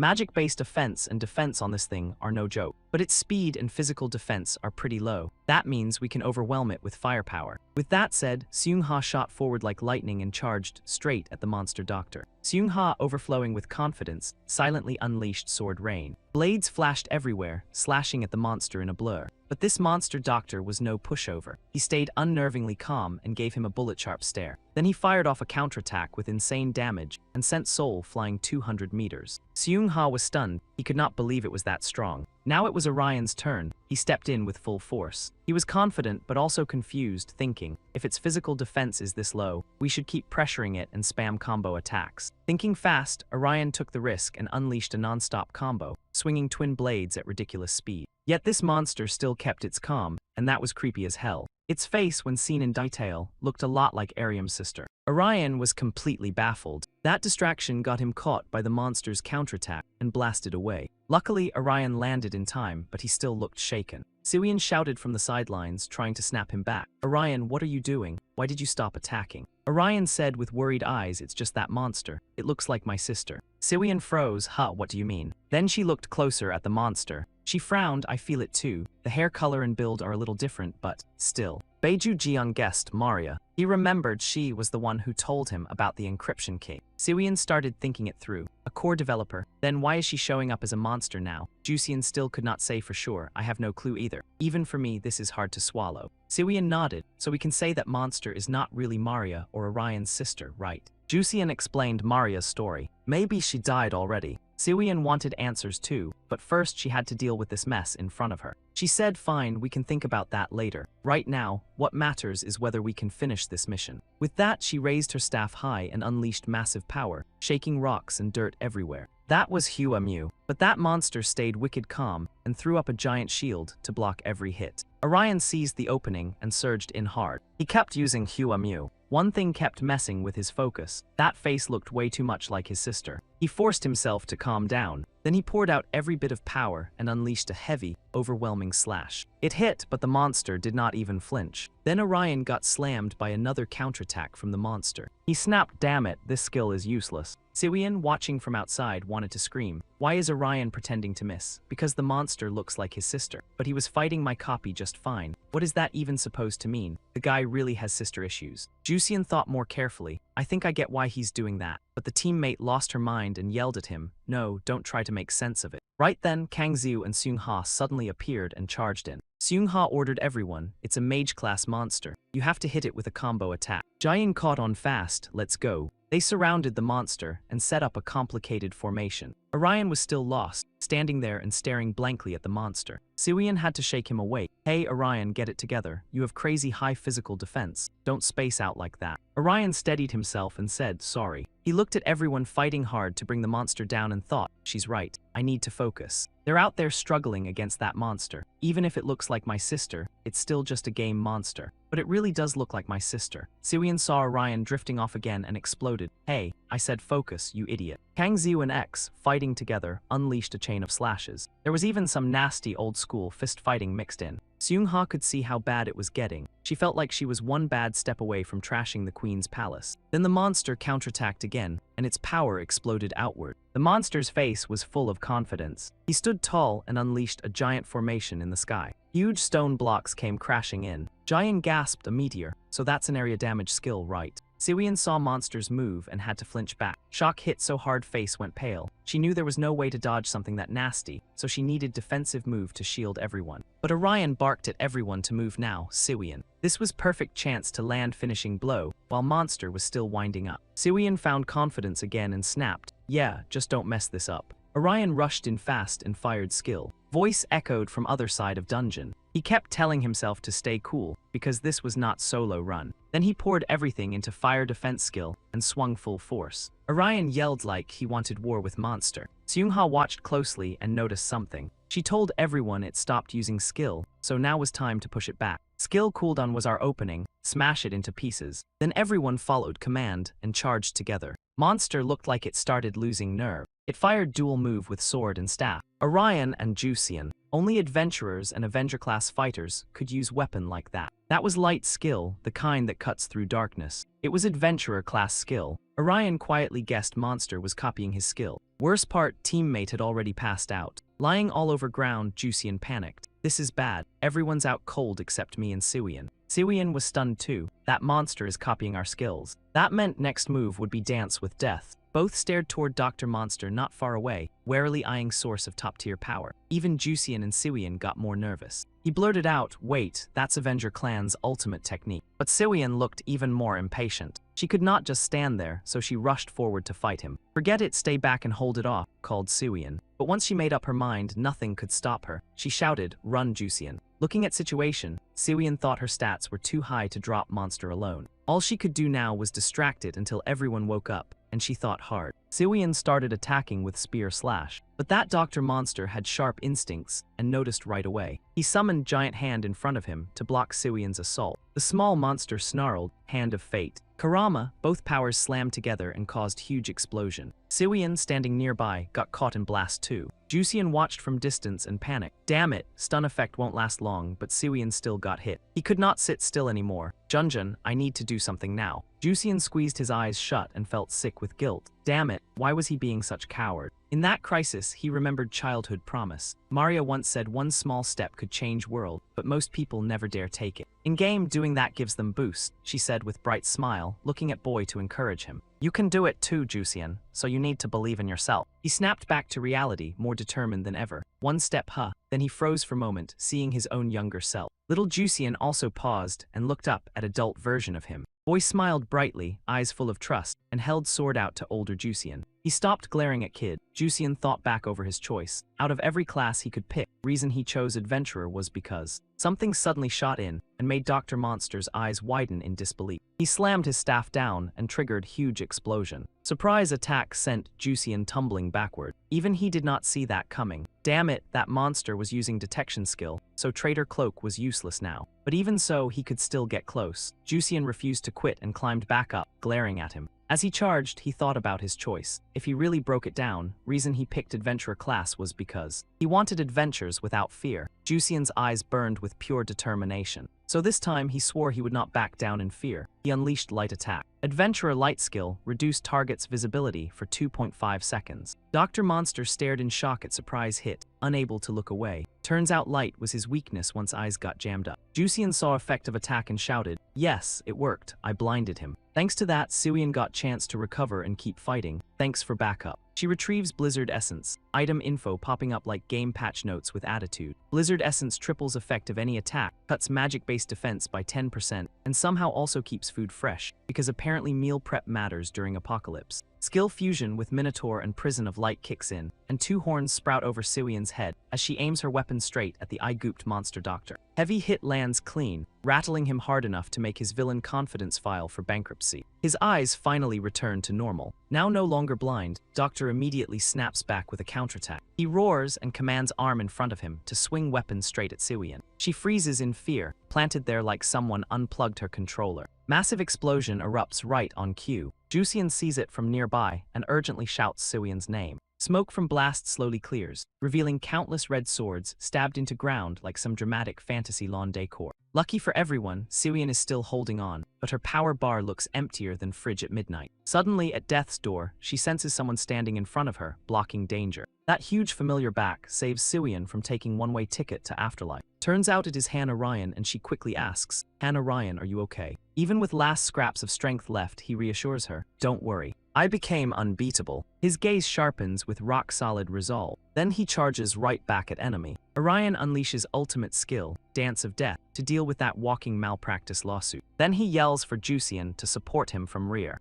Monster Doctor now gets boxed in from front and back, worst sandwich of his life. Jusian has already calculated next move in his head and activates Blessing of Courage. He raises sword high, using Adventure-type skill Blessing of Courage, which makes user target of enemy attacks and boosts party members' power by 17%. Jusian can only feel grateful, thinking silently, "Thank you, Maria." Thanks to game she created, he finally sees Chance, while Doctor notices dark shadow overhead and looks up. I can become person I always wanted to be. On other side, Orion strikes while Doctor is distracted, sending countless swords flying in. His eyes blaze with killing intent. When those swords slam into ground, huge shockwave erupts. Dust and smoke flood battlefield, like someone turned on cinematic fog machine. As smoke clears, Monster Doctor is revealed with sword piercing straight through his stomach. He gives up, leaving himself to fate. Doctor smiles peacefully as his soul begins fading away. Orion stands there, watching body dissolve into air. Team gathers up and Seung-ha asks in confusion, "Is he dead?" Seung-ha answers, "I think so too. If not, he probably would have revived right after you said that." Jusian leans on sword and sighs. Today's mission was brutal. Raimi awkwardly smiles and adds, "Yeah, I honestly didn't expect all of us to get knocked out there." Suddenly, a slender hand appears from behind and taps Orion's back, making him flinch. "You did great." It is Suian holding out her fist.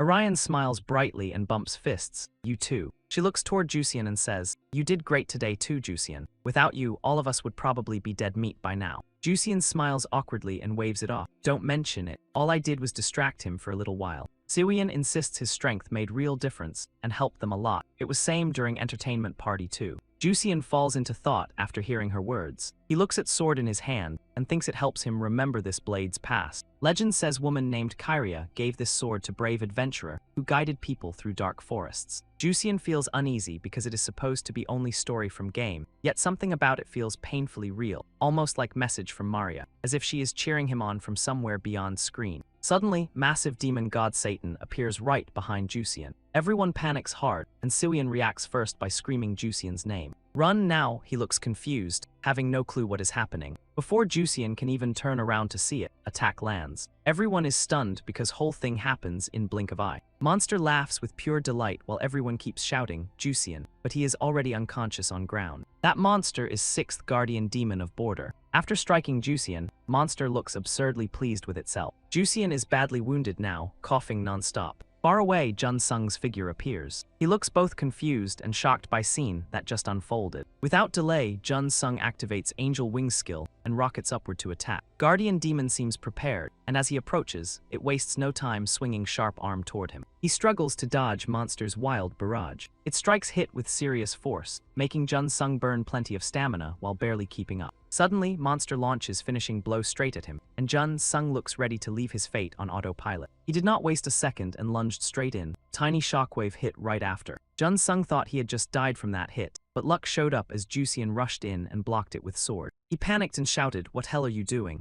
You wanna die or what?" Then Jun Sung suddenly brought up 90 seconds. Then he yelled, "We can use reincarnation skill to save him within 90 seconds before he dies. We need get there fast." Raimi jumped in beside him. "I get you, but you cannot just run off like that. If Jusian had not stepped in, you would be dead." He stammered, but if we do not move fast. Hyun Seung cut him off right then and warned, "Do not drive with eyes closed. If you are careless, you can drag us all to death if you keep trying to save him like that." So he advised, "Wait until we clear path for you." Beside Hyun Seung, Woo Jian and Seo Ok-ho were fighting hard. Scene shift, rain kept pouring down without end. Orion and Suian rushed over to Jusian body. He panicked and shouted at him to wake up. Jusian, stay awake. But Jusian would not open his eyes. Orion cursed, "Damn it, I need heal item fast. If I swap time-bending machine then." Suddenly he shouted, "Stop. Do not waste energy. My HP is almost 0. I got hit by skill that blocks item use too," Jusian said in helpless voice. He lowered his voice and said that means we got no other way. Jusian thought there was nothing he could do right now.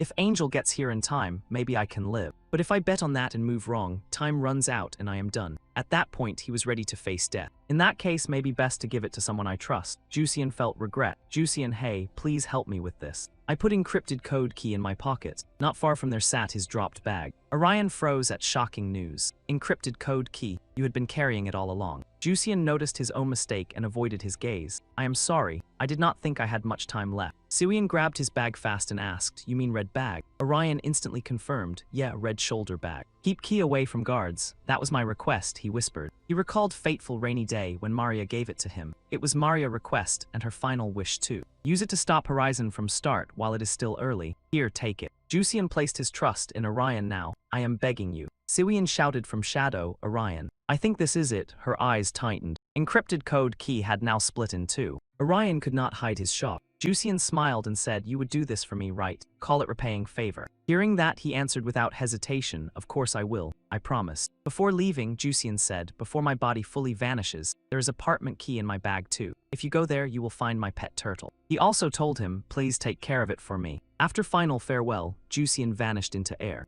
Orion stood stunned, still unable to believe any of this was real. At that moment, Suian also cried out in panic, Jusian. On other side, everyone else kept fighting like their lives depended on it. Hyan Seung felt Du Jian leaving too and growled, were we too late? Monster charged in for attack. Seizing chance, it swung down hard with its claw. But once again, Jusian's sword blocked it. He yelled, what wrong with you? Stop spacing out. Raimi beside him stayed silent and said nothing. On top of that, others got warning too. One team member had been lost. Back with Orion, he was still dazed over Jusian death. He never thought things would end up like this. Without wasting another second, Suian stepped in and pushed him forward. This place is not safe, Orion. We need focus on escape plan. We have to regroup before fighting those guards. But Orion's spirit kept sinking into despair, even though he knew something like this would happen. Ko-Lin sat down and listened to him seriously. But I could not do anything. I am such idiot, Orion blamed himself inside. He suddenly shouted, I should have been able to protect him. Right then, a spatial gate appeared behind Orion grieving back. That made her gasp, is not that back door.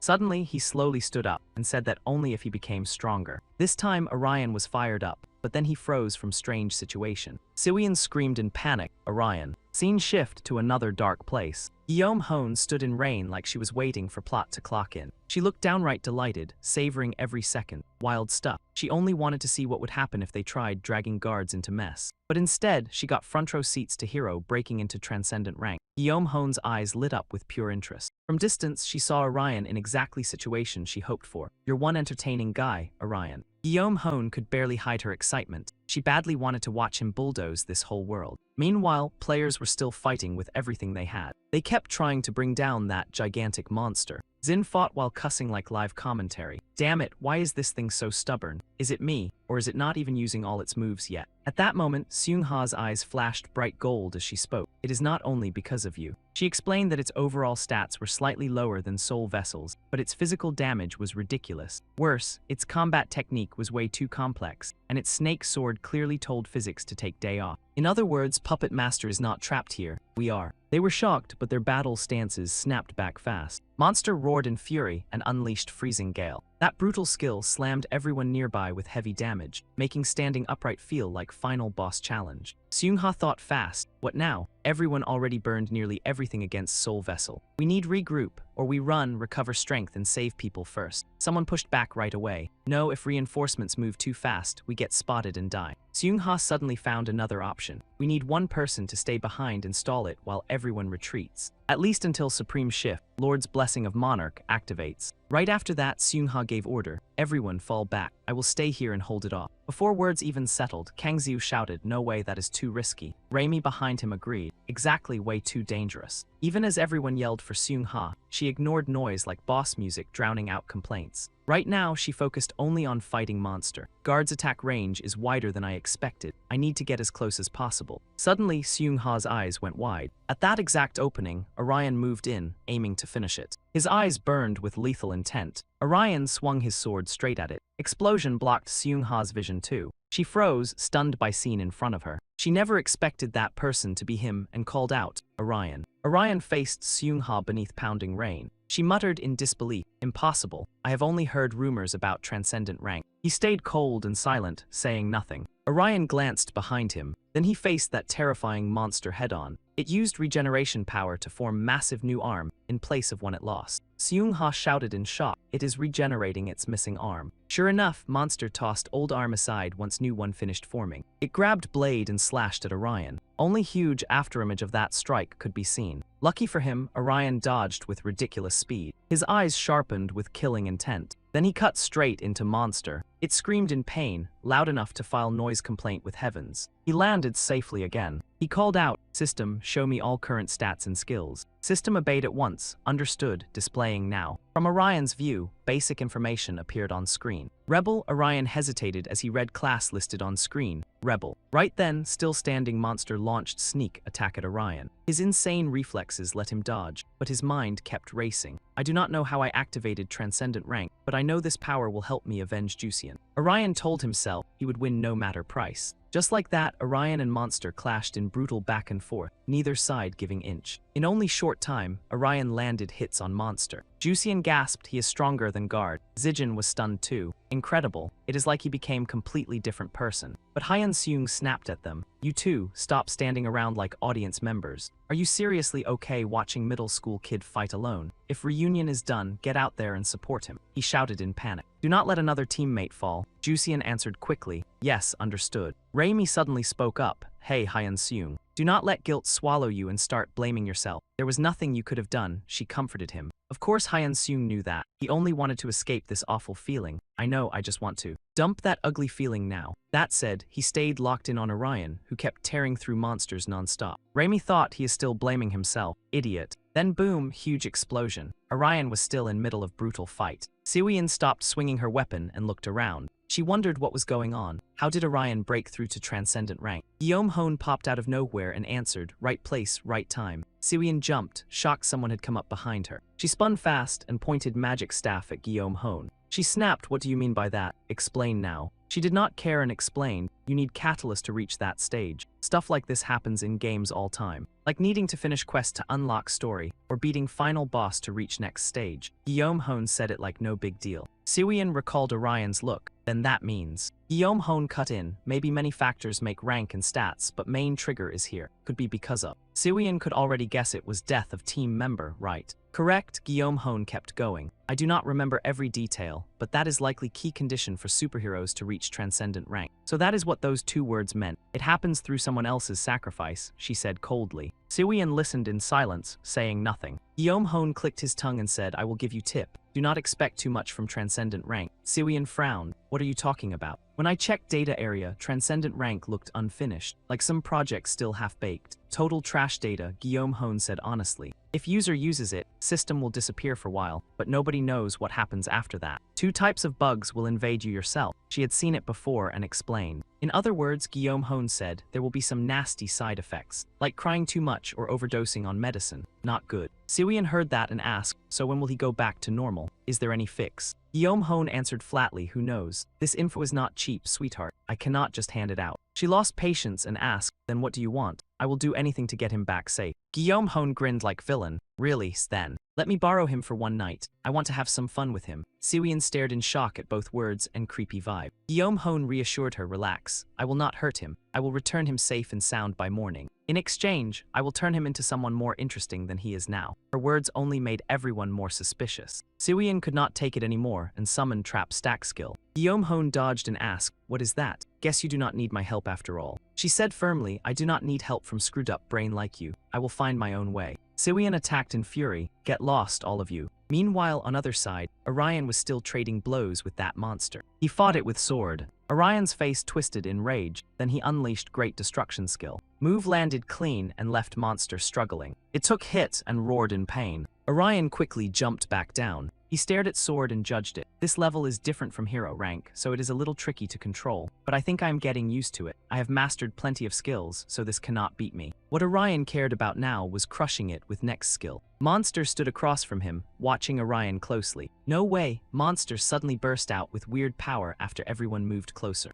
He wondered, what is that, combat skill? Junsung answered right away, "No, that is magic attack skill." Raimi yelled, "Run." Shockwave is going to be huge. It is clearly using area damage skill. She shouted warning before monster exploded with power. Orion looked a little surprised, but still held sword and faced it head-on. Right then, Seung-ha rushed in and asked, "Need backup, kid?" Orion blurted out, "Seung-ha and Ka-ik-ru." Seung-ha told him, "If you need anything, say it. We will not back down. Only after I burn it to ash will I be satisfied." Orion could not believe they were willing to help him. He said, "Yes, then hold it down for me. I will prep next move. You want us to pin it down? Easy." After that, she turned to Kang Xiu and asked, "You ready?" He answered, "Of course, I am fired up." Then he and Seung-ha charged in together. Orion also dropped into fight stance. He thought, thanks everyone for giving me enough time to build my skill. Right after that, Orion used ultimate step, Divine Sword, to fight. Rain started coming down harder. Even so, City still could not sleep through battle between two female players. Sirian goes full battle mode against Guillaume Hone. Faced with her puppet-style power, she has no choice but to trigger Chain Trap. One chain snaps into existence and locks onto Guillaume Hone's hands. With Atta's movement shut down, Sirian grabs opening and lifts her staff to fire back with a magic strike. She unleashes staff magic right at Guillaume Hone. Too bad Atta moved one step faster. Guillaume Hone swaps soul into another puppet in time, using it as his decoy. Next, Guillaume Hone slips behind Sirian and counters with hook kick. Move lands clean. Sirian loses balance and gets blasted back. Wound not huge, but it still forces Sirian to stay sharp. She pauses, steadies herself, then locks back in.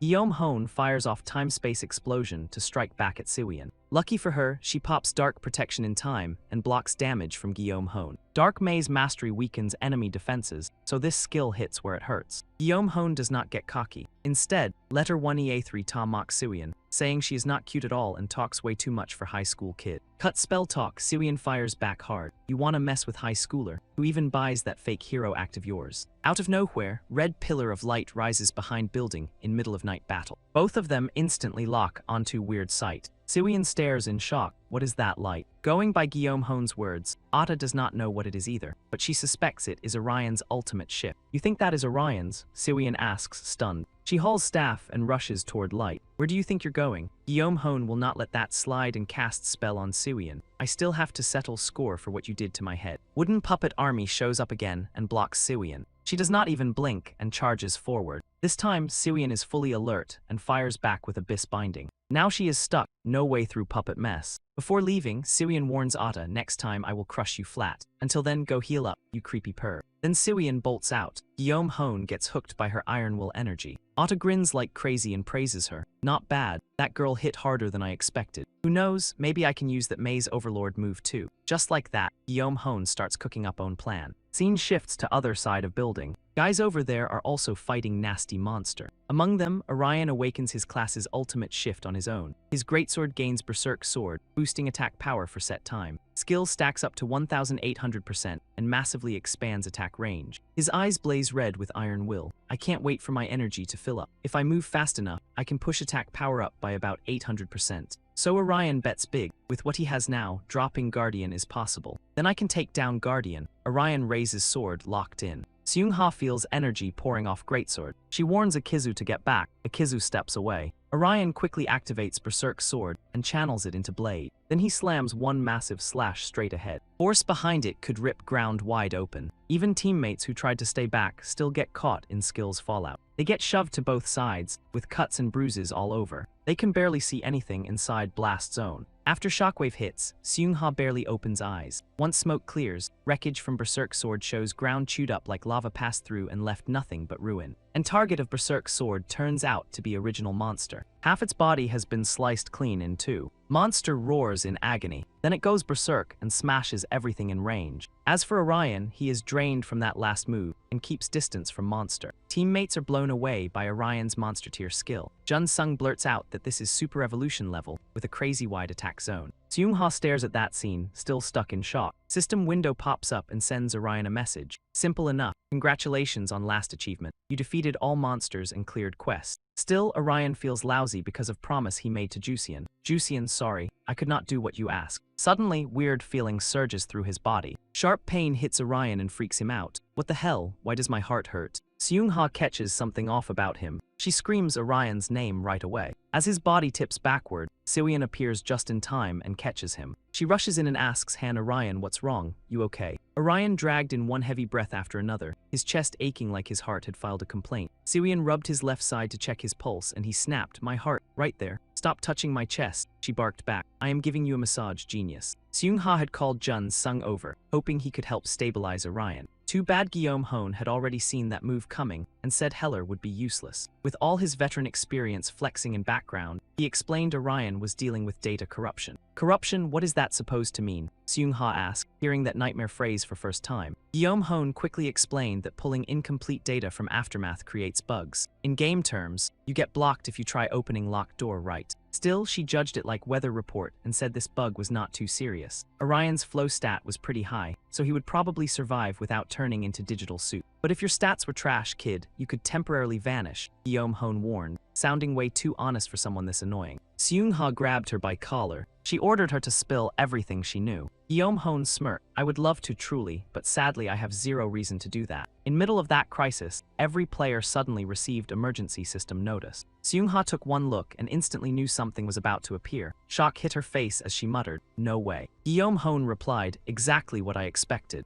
Horizon is coming, Atta said, laughing like villain who already pre-ordered popcorn. Siwian listened to their conversation, tension tightening around her. Orion still had not recovered enough to fight again, so Hyeon Seung opened emergency notice first. Long message began like corporate email from Apocalypse. Welcome, players of Atmosphere Online. Are you all doing well? I am here to announce event everyone has been waiting for, official beginning of Horizon. Screen flashed playful winking icon, because apparently Doom needed emoji. It continued, saying any user who had cleared tutorial was eligible to join event. Even Shin Ju-hya, sitting at home, received same notice. Players could freely use any items, skills, or whatever overpowered nonsense they had been hoarding. Details about Horizon, including its duration, would be announced on event day. After that, players could choose whether to participate, while Baek Yoon Hyung lay there listening with monk-level focus. Even without doing quests, players could browse shop on homepage until event began. Users could buy, sell, and trade there with no restrictions. System hoped every player would prepare carefully before event. Meanwhile, Screen kept making that cheeky winking face like it knew rent was due,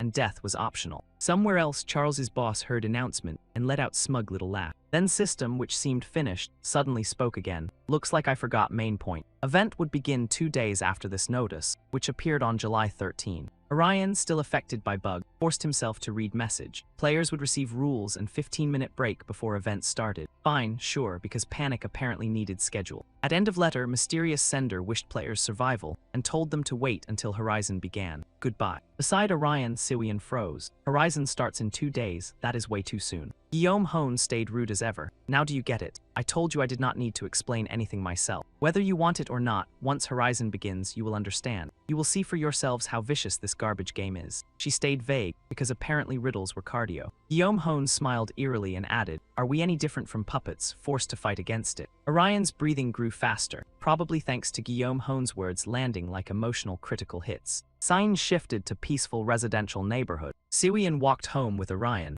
She pointed ahead and said she thought that was house. Still unconvinced, Orion asked, are you sure this is right address? Siwian shrugged that she was only passing along information. Guild leader sounded certain, so it should be correct. One thing bothered Siwian though. How does she even have his personal info? She knows everything about me too. Even Orion had no clue why. She said it is secret, so yeah, probably illegal source. Siwian blurted out, I knew it. That woman is evil with premium subscription. They reached building and it looked pretty worn down. Both pushed door open and stepped inside. Door creaked like it had waited years to complain. That made Siwian say, this is bigger than I expected. She said it was studio, so I thought it would be smaller. Desk piled with books caught Orion's attention. He flipped through few pages and found game design books, script writing guides, and names of tons of games. Juician really loved games. Then Siwian asked, hey, where is Turtle? Find it fast so we can get out. There it is. She quickly spotted glass tank sitting on cabinet. Turtle did not seem to like noise much, so it had tucked itself inside its shell. Siwian leaned close. It went into shell. It is not dead, right? Orion saw it totally differently. I do not think so. It is probably just sleeping. Of course, Siwian was not exactly confident either. Yeah, probably.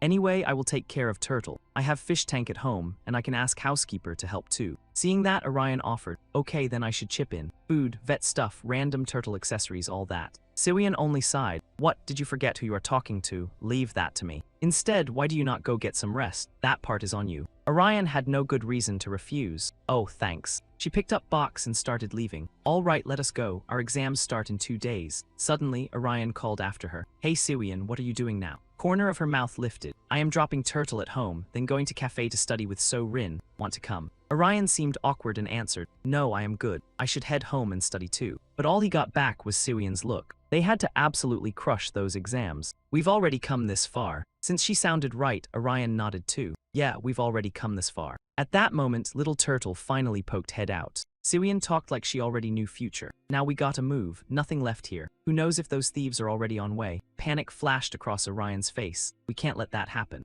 As he was about to head back, he spotted something by chance. On table sat Turtle book, one with Turtle drawing on cover. Atta's Turtle diary. Maybe it had notes about sickness or food it refused to eat. Curious, Orion opened it and read. One detail shocked him. Interhouse Software Research Journal. Scene cut to apartment tower. A few rooms still had lights on. Inside were Shinju Hyuk and Seung Ha. Shinju Hyuk's face looked grave. So that's what happened. I can't believe it. Adventurer died. What about other two from guild? They must be wrecked, right? He asked. Seung Ha took a sip of water and answered. Since Sejin doesn't show much emotion, I'm not sure. But Orion probably took some serious mental damage. For a high school kid facing this without exploding, that's wild. For a seasoned guy like Shinju Hyuk, it felt pretty normal. Yeah, for adults too, honestly. Oh, and what about transcendent rank? You probably saw stats clearly, right? He asked, curious. Seung Ha shook head and sighed. It's beyond my imagination. When kid broke through, stats jumped 20 levels at once. Not many people can beat that kid in one-on-one fight, she said flatly. Shinju Hyuk's expression shifted fast. Dangerous, huh? Charles, or their king could break through to transcendent rank too. Seung Ha looked a bit sad. That's probably true. Shinju Hyuk understood. Man, that's rough. Chaos monsters running around causing trouble is already headache enough. Now transcendent rank too. That's why during event, Seung Ha suddenly called out, Shinju Hyuk. He was still waiting for her next words. Seung Ha looked helpless. We don't have time for thoughts like that. I need you, Shinju Hyuk. Come to me. Surprised, Shinju Hyuk asked, you want to take charge of event? That's my decision. That way I can protect guild members. Shinju Hyuk stared at her, deep in thought. Looks rough for you. I've never seen you this week. The you I know only locks onto own goal. Seung Ha had plenty on mind. You're only one who's seen me act like scared kid. When leader starts looking shaky and weak, anyone would worry. So no matter what anyone says, I'm still going forward, she said sadly. Right or wrong, leader's job is to build trust that what they're doing is good and right. So if you say I'm weak, that means I really need your help. That was something Shin-Ju Hyuk had never seen before. Seung Ha is acting weird today, so stop forcing it. I've got self-respect too. At that point, Shin-Ju Hyuk had nothing left to say. You think I'm forcing it? Fine, let it rain. For real, I'm always surrendering to you anyway. I'll help you until event ends. With that, you'll hit first place and be able to protect everyone. Looks like Seung Ha felt better. Thanks, like always. Your best helper ever. Scene shifted somewhere else. To place where Orion was. She was lying there, reading something in book. Dr. Maria, developer of Disease Game and Soul Implantation Experiment. Near this part I don't get much, but I'm guessing Jusian was researching Interhold, company behind Ergosphere Online. That's why first meeting with him felt so suspicious. Turns out it was just caution he built while doing research. Orion's phone rang non-stop. Who's texting this late? No one else, it was Siwian. Hey, you asleep? Orion chuckled. Oh Siwian, guess you're still up. Why aren't you sleeping? Siwian said over phone, I'm reviewing fan cam. Orion immediately thought, right before exam, studying now and still acting confident. Siwian gave lazy explanation, I just can't sleep. Orion saw through it fast. He tapped screen and laughed, don't tell me you're worried too much. Siwian's short text came through, it's raining, I'm just a little scared. That wasn't Orion's usual Siwian. Because event, I thought you didn't even know fear existed. Then Siwian dropped weird line, I thought what? I'm terrified you'll die, and I'm scared of dying for nothing. How could she say that so casually? It made Orion think hard. Don't worry, I'll use my life to protect you. Mom was not having it. One angry listen later, poof, the whole plan got deleted. Then Siwian texted again, saying she had been thinking about crashing in the clubroom that afternoon. That way, the chaos gremlin called life would never track her down. Wait, once exams are over, I was planning to sneak a few more sips of alcohol too. Orion gave an awkward laugh and said drinking at school is kinda. Then Siwian asked him, do you want to come too, Orion? I think it would be way more fun if you were there. I also have something I want to tell you. What do you think? It has been a while, right? Since the last time we slept together. Fire crackled inside the stove, wrapping the whole room in cozy warmth like a fantasy inn before a boss fight. Siwian sat there curled up, quietly scrolling through her phone. Everything was peaceful until she noticed someone stepping inside. The second she saw Orion, she blurted out, "Oh, there you are. You said your sister was home, so I thought you would not come." Orion put on a serious face and replied, "You said you had something to tell me, so I snuck out." Siwian forced a very suspicious smile and said, "I just wanted someone to talk to." Orion immediately panicked at that ridiculous reason. "What?" Siwian then confessed her real motive. "I do not have anything important to tell you. I just needed an excuse to make you come over. Oh, by the way, what is in that bag?" Orion looked down at the bag in his hand and said this, "Hot chocolate. You said you could not sleep, so I grabbed it from the convenience store." Siwian looked genuinely surprised. "Wow, I thought it was alcohol." Orion scolded her with peak hall monitor energy. "I told you, you should not drink." Siwian asked curiously, "Are you planning to sleep here tonight too?" Orion smirked and answered, "In your dreams. I only came out for a little while. Ariam is working the night shift, so I have to wake up early. I need to be home before she gets back." Orion could already picture her screaming when she found out he had vanished. Where did that kid go? Hearing that, Siwian did not push him to stay. "Fine, drink your hot chocolate, then go wherever you want." Orion sat there quietly and answered, "Yeah." Silence settled over both of them like someone hit mute on the webtoon panel. After a while, Siwian turned to him first and asked, "Hey, Orion, what would you do with 200 million won if you won? Figured out what you want yet?" Orion answered without even buffering. First I would buy a new phone. Then I would buy a house so I could have my own room, and I would probably save the rest." Hearing Orion's painfully humble dreams, Siwian could only say, "What is this survival mode? Get some ambition, dude." Orion looked at her with pure confusion. "What kind of ambition?" Siwian immediately threw out ideas like hosting a lingerie party with glamorous girls. Orion rejected it on sight. Hard pass. The mood softened as Orion sat there quietly and admitted, "If I had that much money, I just would not want my sister living so frugally anymore." Siwian leaned into the topic and asked, "Then what about the wish if you win first place? What would you wish for?" Orion scratched his head and replied, "Well, I have thought about it a little, but what would I even choose? That is tough." Siwian glanced at him and kindly coached him like a wish consultant. "List things that are possible first. Then what would you pick?" Orion stayed silent for a long time before hesitantly saying, "If I could." Images of his parents from the past suddenly flooded his mind. Then came the memory of him standing frozen as everything collapsed right in front of him, unable to do a single thing. He remembered watching his family hurt, lying there in pain. And he remembered Jusian looking at Orion with eyes full of meaning. He raised 2 fingers and told Siwian, "I would wish for 2 more wishes." She frowned and roasted him instantly. "Wow, boring." Orion turned the question back on Siwian. "Fine, what about you? What would you use the prize money for?" Siwian put on a deeply serious thinking face. "Me? I would probably buy a high-rise apartment building, turn the top floor into a penthouse for myself, and rent out the rest. I would invest in stocks too." Orion was genuinely shocked by how calculated she was. "Whoa, that is seriously practical." Siwian flared up at Orion's innocent but brutally honest reaction. "Money disappears if you do not invest it." He burst out laughing at her grown-up mindset. "You sound like somebody's dad." She fired back straight to Orion's face, "Get lost." He quickly explained, "You told me to be more ambitious, so I thought you were going to blow it on parties or something." Siwian closed her eyes and said, "That is part of what I want, but it is not the final goal." Orion could only laugh awkwardly. Meanwhile, Siwian sat there spacing out while sipping her hot chocolate milk. After a while, she spoke again. "You are not going to ask about my wish?" Orion flinched and asked, "Huh?" The air suddenly turned strangely sad. Siwian curled up and told Orion, "You once wanted to know what my wish was." Orion stared at the bottle of milk like he was thinking through a mystery case. Then he answered with quiet certainty, "I think I can guess. You would use it for your parents, right?" Siwian was completely stunned. "How did you know? Did I accidentally say it before?" Turns out Orion had emotional radar after all. "I figured there had to be a reason you avoided telling me about your wish. Then I realized you never talked about your parents in front of me either, so I wondered if it was because I lost mine in an accident." Siwian could only gasp in surprise. "Whoa, you are seriously sharp, Orion. But I am definitely not pitying you, okay?" Orion flashed a grin and replied, "I know." He sincerely wanted to know and asked, "So what exactly is your wish? Can you tell me?" Siwian decided to open up without overthinking it. "Well, it is not anything huge. Honestly, I do not even need to hide it. What I am about to say is not that important." But whenever Siwian brought it up, deep sadness clearly surfaced in her eyes. "Back in middle school, I saw my dad cheating. I thought maybe I had seen it wrong, so I hid and watched, but it was definitely my dad, and the woman hugging him was not my mom." Seeing that scene left Siwian completely frozen. "I had no idea what to do. I did not know if I should tell my mom." When she could no longer pretend everything was fine, Siwian finally told her mother. But her mom answered with face so blank it could win at poker, then suddenly smiled like nothing was weird and said, I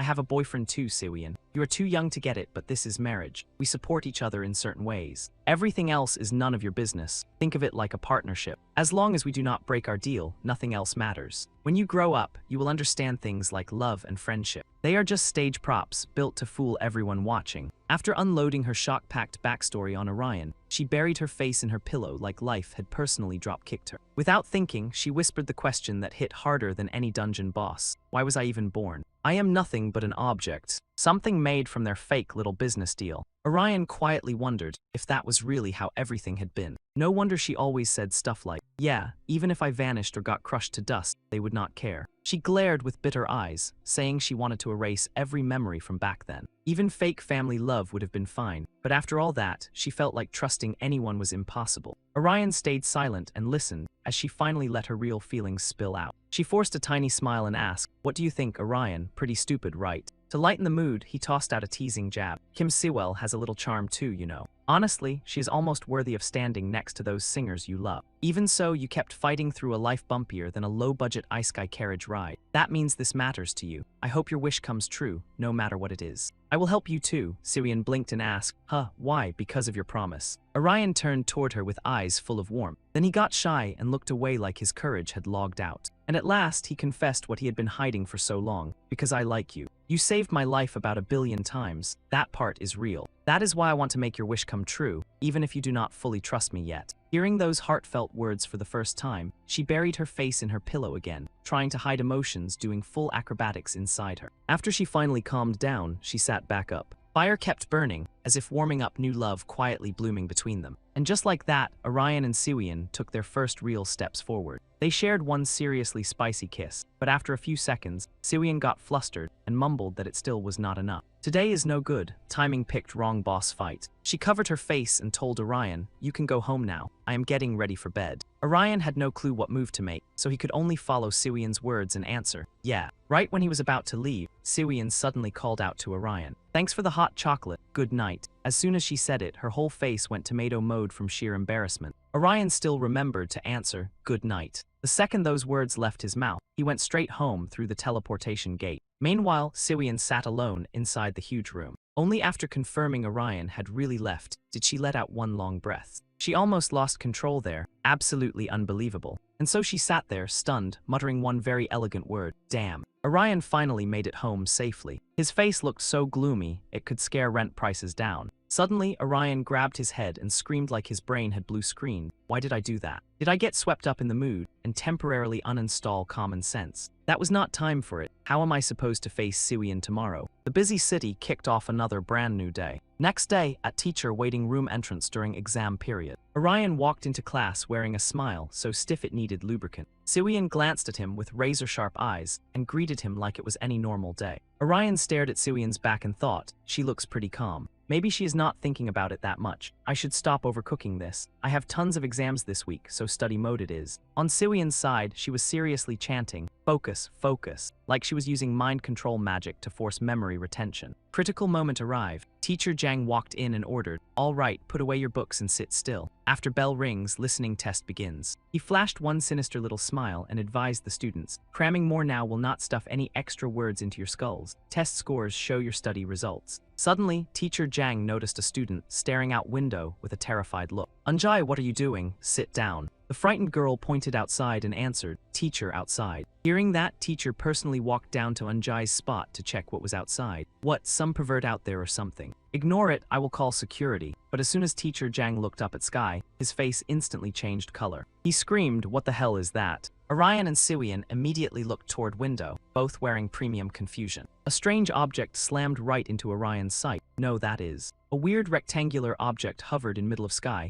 and Orion silently guessed, system. Outside bus stop, people there also suddenly noticed object floating right above them. What is that thing? Everyone jumped in panic like they had seen a ghost. What kind of game is this? A terrified scream rang out, guessing, Ergosphere Online. One guy burst into dumb laughter, delighted. An ad, wow, flashy much. Phone in his hand suddenly played short broadcast. A mysterious channel host waved at live viewers. Hope my followers are still breathing fresh air. Nobody is dead yet, right? Welcome back to my Hour of Snake channel, Mystery Orange Box. I even woke up early today, right here. You are probably wondering where I am standing, right? Open those eyeballs and look where this is. Want to know why I am here instead of some weird place like usual? It is about to get packed, so I worked hard and came early. Some comments mocked what he said, so he fired back without hesitation. What do you bastards want me to do, huh? Shut-ins who never leave home would not know. Here, let me show you. Look. Do you see anything behind me? You still do not get what I am talking about. How can people be this dense? He kept rambling non-stop. I told you, stuff like this is sign of apocalypse. You people should go outside and see what is happening. Then Mystery Orange Box revealed his savage-looking face, and internet instantly turned into shaken soda. After those final ominous words, broadcast ended. At one apartment building, Shin Ju-hyuk and Seung-ha walked together while talking in hallway. She turned to him with worried face and asked, "That is QT system. What is it doing here?" Shin Ju-hyuk scrolled through some sketchy info online and told her, "Posts are blowing up. Lots of articles too. Looks like ordinary people can see it now." In only a few hours, they shot straight to top trending in Korea. Seung-ha stared wide-eyed at everything happening to world. She looked at system floating up there and asked, "Is this Horizon?" Scene shifts back to school area. Students packed in tight, nose to nose, dying for gossip. Everybody kept blabbing about recent weird events. Agorasphere Online, some ad campaign, or a contest today.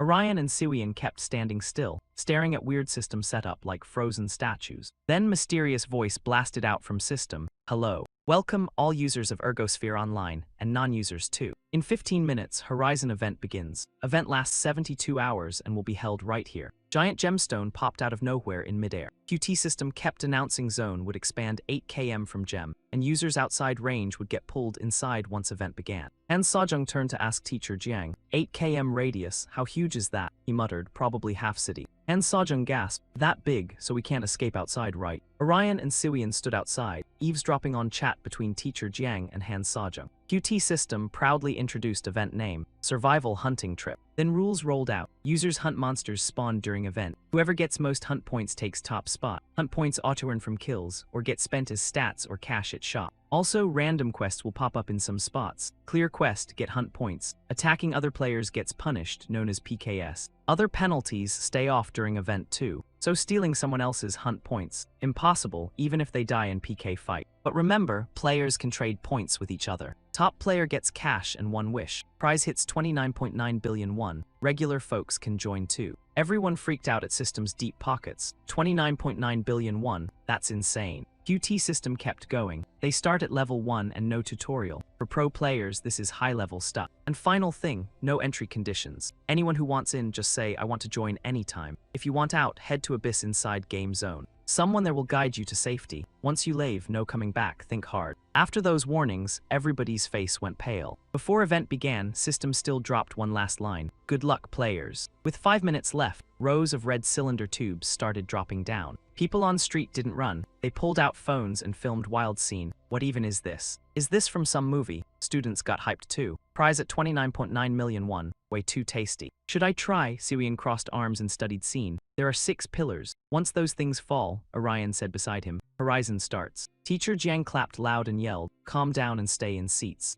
Go check what is happening. You kids are here for exam prep, remember? Did everybody forget it's test week? Orion's face tightened fast, not because exam near, but because System QT dumped toxic game into humanity's lap. Outside, air turned weirdly silent. Guillaume Hone stood tall, cigarette in hand, looking like king of bad decisions. Knew it, data I stole was dead on, this will be fun. Otta stared at 6 pillars with excitement, time to see where mess goes. And who would take top spot? Out of nowhere, all 6 pillars blasted loud crack. In instant, whole thing split into long, winding cracks. Blinding light brighter than sun exploded out, and every student ducked in terror. Siwian and Orion had to shield faces from nasty glare too. Orion forced eyes open to scan around. What he saw left him frozen solid. Outside, sky turned dark red and creepy. Weird monsters with twisted bodies flew everywhere. Monsters spread wings wide and circled school. Students spiraled into panic. What the hell? Monsters, no way is this for real. One monster bared sharp fangs and pressed against glass, making everybody shiver in terror. It hooked claws into wall, then roared so loud it seemed to tear sky apart. One student got so scared, he dropped right onto floor. In full panic, he screamed at top of lungs. Then he bolted outside without looking back. Teacher Jiang saw it and shouted, "ZOMG Hyun."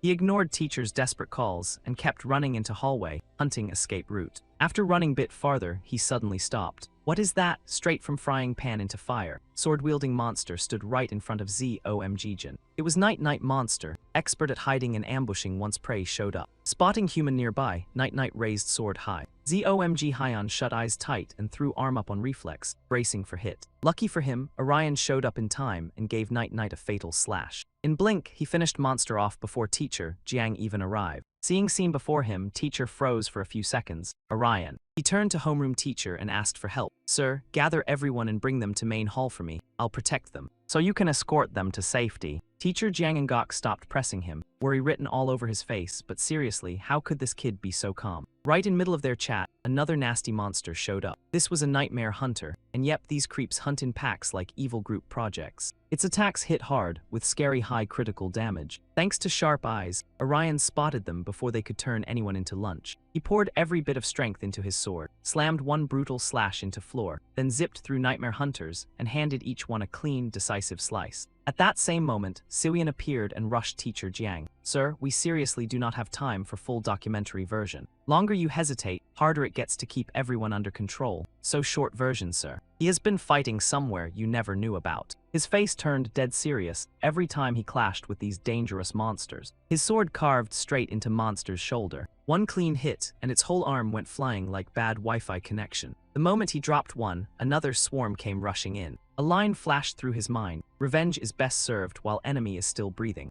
A blinding burst of light exploded outward. This time, his slash split monster clean in half. Next one got no special treatment either. He folded them like cheap lawn chairs. With weapons in both hands, he sprinted forward, gliding past monsters and casually dropping every leftover nuisance. He stood there, teary-eyed and weirdly proud of his handiwork. Nice, I cleared every monster on this floor. He rushed into teacher's office and warned everyone. Get everyone to main hall. We gather there, then move people to safety. A female teacher spread her arms to protect students and stared at him with pure suspicion. What? Why are you? He answered in a deadly serious tone. No time to explain, ma'am. Please trust me. Other teachers and students are waiting. After wrestling with doubt for a moment, teacher finally put her trust in him. Fine. She turned back and warned students carefully. Everyone stay calm and listen. We are leaving this place now. Follow me, do not split off and leave your backpacks behind. Like that, everyone lined up and filed out one by one. Siwian rushed over to report situation. No one is left upstairs. Now we need check annex building. He nodded and gave her task. Good, I will check it. You protect everyone in main hall. Siwian obeyed instantly, got it. A powerful gust suddenly tore through hallway. He was already sprinting full speed to clean up monster mess outside. While running, he called system, show me map. After quick scan, he made his call. Black Lake is not that far from here. Front gate would be faster, but way too many monsters are camping outside. If we use back exit though, we can guide everyone safely to wormhole. He accidentally glanced down at schoolyard through glass window. Then he spotted small group of students running out of school. Wait, why are they outside? He clenched his teeth, furious. Damn it, did they ignore teachers and escape on their own? That is even worse. A whole pack of monsters is waiting out there like buffet open. Down below, 3 students ran for their lives. One girl shouted, hey, is this okay? Wouldn't waiting for police be better? Her loudmouth friend snapped back, you cannot trust cops. Shut up and follow me to bus stop. The second he finished talking, a monster dropped straight from sky toward all 3 of them. Its scream froze him stiff, like his brain hit loading screen. All 3 could only scream and fight back weakly. A blinding flash burst out, wrapped in crackling electricity. He arrived right on time to save those students, because main characters apparently have premium emergency timing. This time he picked item arc fate, guiding rope. He whipped rope straight into monster's body. It could only gape and howl in pain. With one hit, he dropped monster like it owed him money. He looked at rope in his hand and remembered getting it from last mission. Glad this thing is useful. Nice length too, perfect for fast movement. Another swarm of monsters came flying in. He looked up at them and told those students, go back to main hall, I will distract them. Even terrified, that guy stayed stubborn and snapped back. Why should we go back? I do not want to die trapped in there. He finally lost patience and yelled right in his face, shut your mouth and turn around. Unless you do not want to get out alive. Hearing that, all 3 stopped arguing and bolted back into school. Meanwhile, he started calculating how to handle monsters. 5 big ones were now in athletic field. I do not have time to take them one by one. He hurled rope toward monsters. Rope shot through air faster than light, which is rude to physics but great for content. At same time, he synced it with smooth body movements and launched assault on monsters. so I will wipe them all out at once. At first, they were fired up and charged straight at him. When perfect timing arrived, he activated Skill Vengeful Ghost's Fury and faced them head-on. He slipped between each monster and slashed with rope, shocking every last one until their whole bodies went numb. Monsters screamed together in pure pain. A massive explosion blasted through field and sent whole squads straight to Underworld. After clearing those Georgia monsters from schoolyard, he moved to next step. All right, annex building next. Thick dust and smoke swallowed path, making whole school sink into creepy gloom. Every student in school witnessed whole showdown between Orion and that monster. Someone blurted, "Who is that guy? Why is he so cool, some kind of superhero?" Then another student confirmed it. "I know him, he really is a hero." Another kid froze, then asked, "A hero from Egosia Online? Wait, you mean he is a game character?" Teacher Jiang stood frozen, fear plastered across his face like bad wallpaper. Suddenly Siwian came sprinting in and shouted, making him flinch. "Teacher," after catching himself, he asked, "What is it, Siwian?" She spoke to Teacher Jiang with dead serious focus. "I think you should count everyone and see if anyone is missing. We cannot leave anyone behind when we get out of here." He stared in disbelief and asked, "Escape? Where are you planning to take everyone? Wouldn't waiting here for police be safer?" Siwian took brief moment to explain. "There is a place called a wormhole nearby. If we reach it, everyone will be moved somewhere safer. Orion and I will guide them." Teacher Jiang still hesitated, fear gnawing at him. "But there are so many monsters outside. We cannot run out there. You two cannot protect this many people." Siwian suddenly shouted with strict, no-nonsense force, "Teacher." Then her voice softened as she explained, "When Orion first came here and transformed, I know it was hard to accept what happened, but no matter what, Orion is still Orion. So please believe an impossible thing. Orion is your student." Faced with her sincere pitch, Teacher Jiang finally nodded and agreed to follow their plan.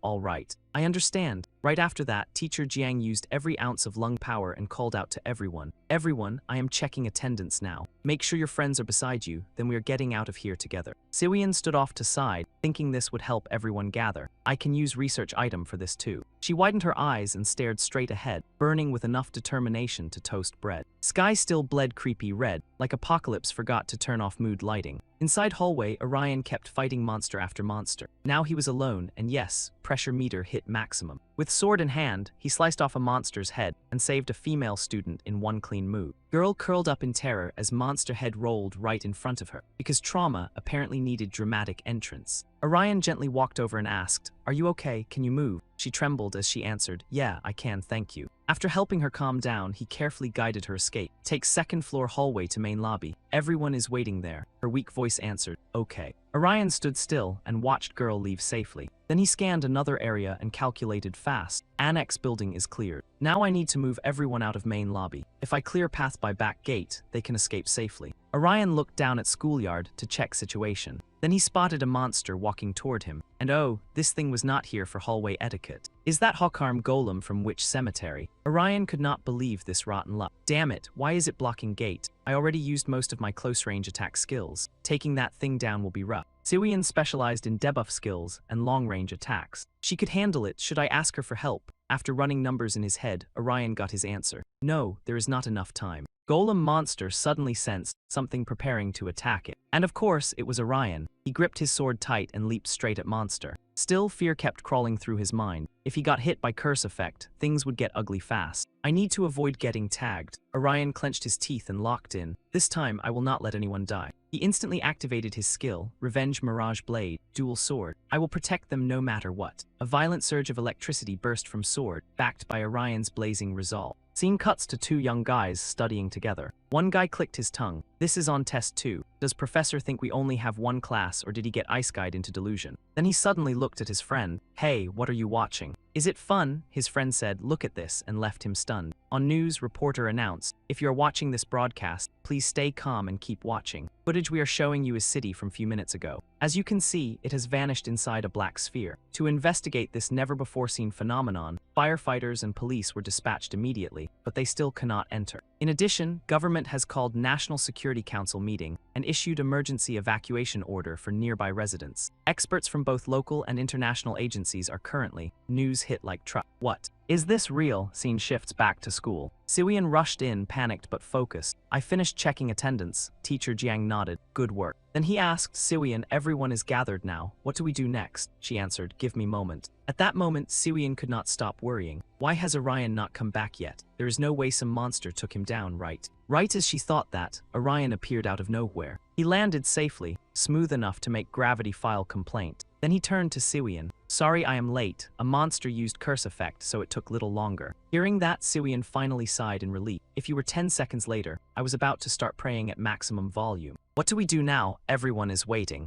Orion turned to Teacher Jiang and said, Teacher, please come here for a moment. Teacher agreed right away. Yes, okay. Then Orion explained situation. According to map, once everyone passes through this alley, they will reach Wormhole. That is where everyone needs to go. During trip, I will protect front, and Siwian will watch rear. Teachers should move with each class to make sure nobody gets left behind. After hearing that, Teacher Jiang looked conflicted. He thought back to image of Orion as a child, but there was no other option now, so he agreed. I understand, you can do this, right? Determination flashed in Orion's eyes. Yes, please trust me, teacher. Some time passed. Monsters crept closer and closer. While they searched for prey to hunt, tension crawled through air like bad dungeon boss music. Orion launches surprise ambush, because monsters apparently forgot jump scare rules work both ways. Monsters panic hard, like someone pulled fire alarm in their tiny nightmare brains. They instantly try to dodge Orion's strike, survival instincts finally clocking in for shift. But too late. After wiping them out, Orion tells Teacher Jiang, it should be safe now, so please bring everyone to the alley. Teacher Jiang fires back with quick, okay. Then he quickly moves everyone towards safe zone. No heroic monologue, just cardio. Orion suddenly asks Siwian how things look down there, and whether any monsters are nearby. She says she used Watchtower skill to scan area, but found no monsters close by, only few farther away. Hearing that, Orion wonders if this survival hunt should have more monsters, or if event is still in baby tutorial phase. While he thinks, Siwian suddenly asks if he believes this event is copying game ecosystem. Orion freezes. Ecosystem. Siwian says monsters in game all have their own living patterns. For example, Darkfall monsters roam at night, while weaker monsters mostly move in packs like discount wolf squads. She says if these monsters are placed same way, then school monsters being nightmare beasts might matter big time. Orion cuts in fast. Wait, if that is true, then reason there are barely any monsters on road is. Before he can finish, giant monster attacks, because plot heard him thinking too loudly. Orion realizes answer. In ecosystem, small fry never hang around boss monster unless they enjoy becoming snacks. Situation turns ugly fast, so Orion tells Siwian he will handle this one while she protects everyone. She agrees right away. Now standoff between Orion and monster gets tense enough to cut with Rusty Dungeon Knight. He studies it and identifies mutant Meadow Pterygon, similar to normal Meadow Pterygon, but with light conversion effect. Best choice becomes obvious. Right then, monster gathers energy. Then it fires attack. Straight at Orion, no warning label included. But he slips out of danger like main character with premium subscription. Reason, glowing robe item that neutralizes 2 electric currents, plus light attacks fail against static electricity, and he even has anti-electric helmet. Advantage gives Orion opening to hit monster back. He uses Grudge Blossom skill. It deals brutal damage across monster's body. Monster writhes in pain, clearly leaving 1-star review.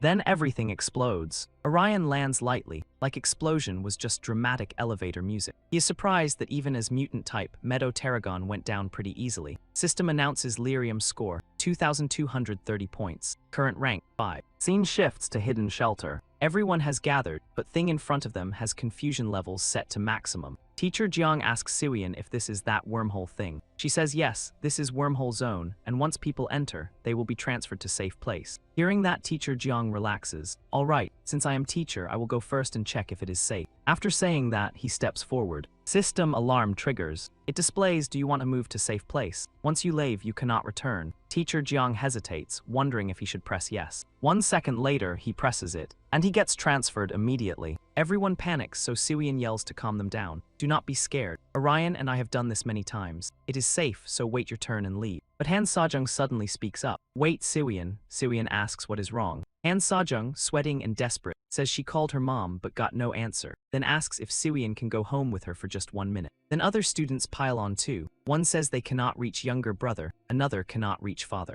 Chaos spikes and Siwian shouts for them to stop. If they help everyone, none of them will make it out, so. But even she wonders what to do. If they all run off searching for family, she will not be able to protect them. Luckily, Orion appears and shouts, stop worrying about your families. I will make sure residents in city evacuate safely. You will meet them again if you reach safe zone. Longer you stay, more dangerous it gets and people will die. So stop worrying and go through wormhole. Siwian comforts Han Sajung too. Do not stress too much. I am sure phone companies are overloaded with calls. Hearing that, Han Sejong thinks she may be right. Then Han Sejong asks when Siwon got superpowers, saying she looks like Sailor Moon. Siwon blushes and answers awkwardly, S superpowers. They came from video game called Ergosphere Online. Han Sejong wonders if game has superheroes too, making Siwon fumble. Not exactly. Well, kind of, you can call it that. At this point, all students have been sent away. Orion says, all right, teachers are last. One teacher says, thank you, take care. After everyone successfully gets transferred, Orion exhales in relief. That is everyone right. Siwon quickly says they should start hunt now. He asks one more thing. Before that, do you know where your parents are? Siwon knows exactly. My parents, they are releasing new medicine today, so they should be at Siren Hotel. Hearing that, Orion is surprised. That is pretty far from us. He thinks it is also opposite direction from Ariel's hospital. Setting that aside, Orion thinks they should rescue people in this area first, then head to Sarah Hotel afterward. Siwon agrees. Sounds good.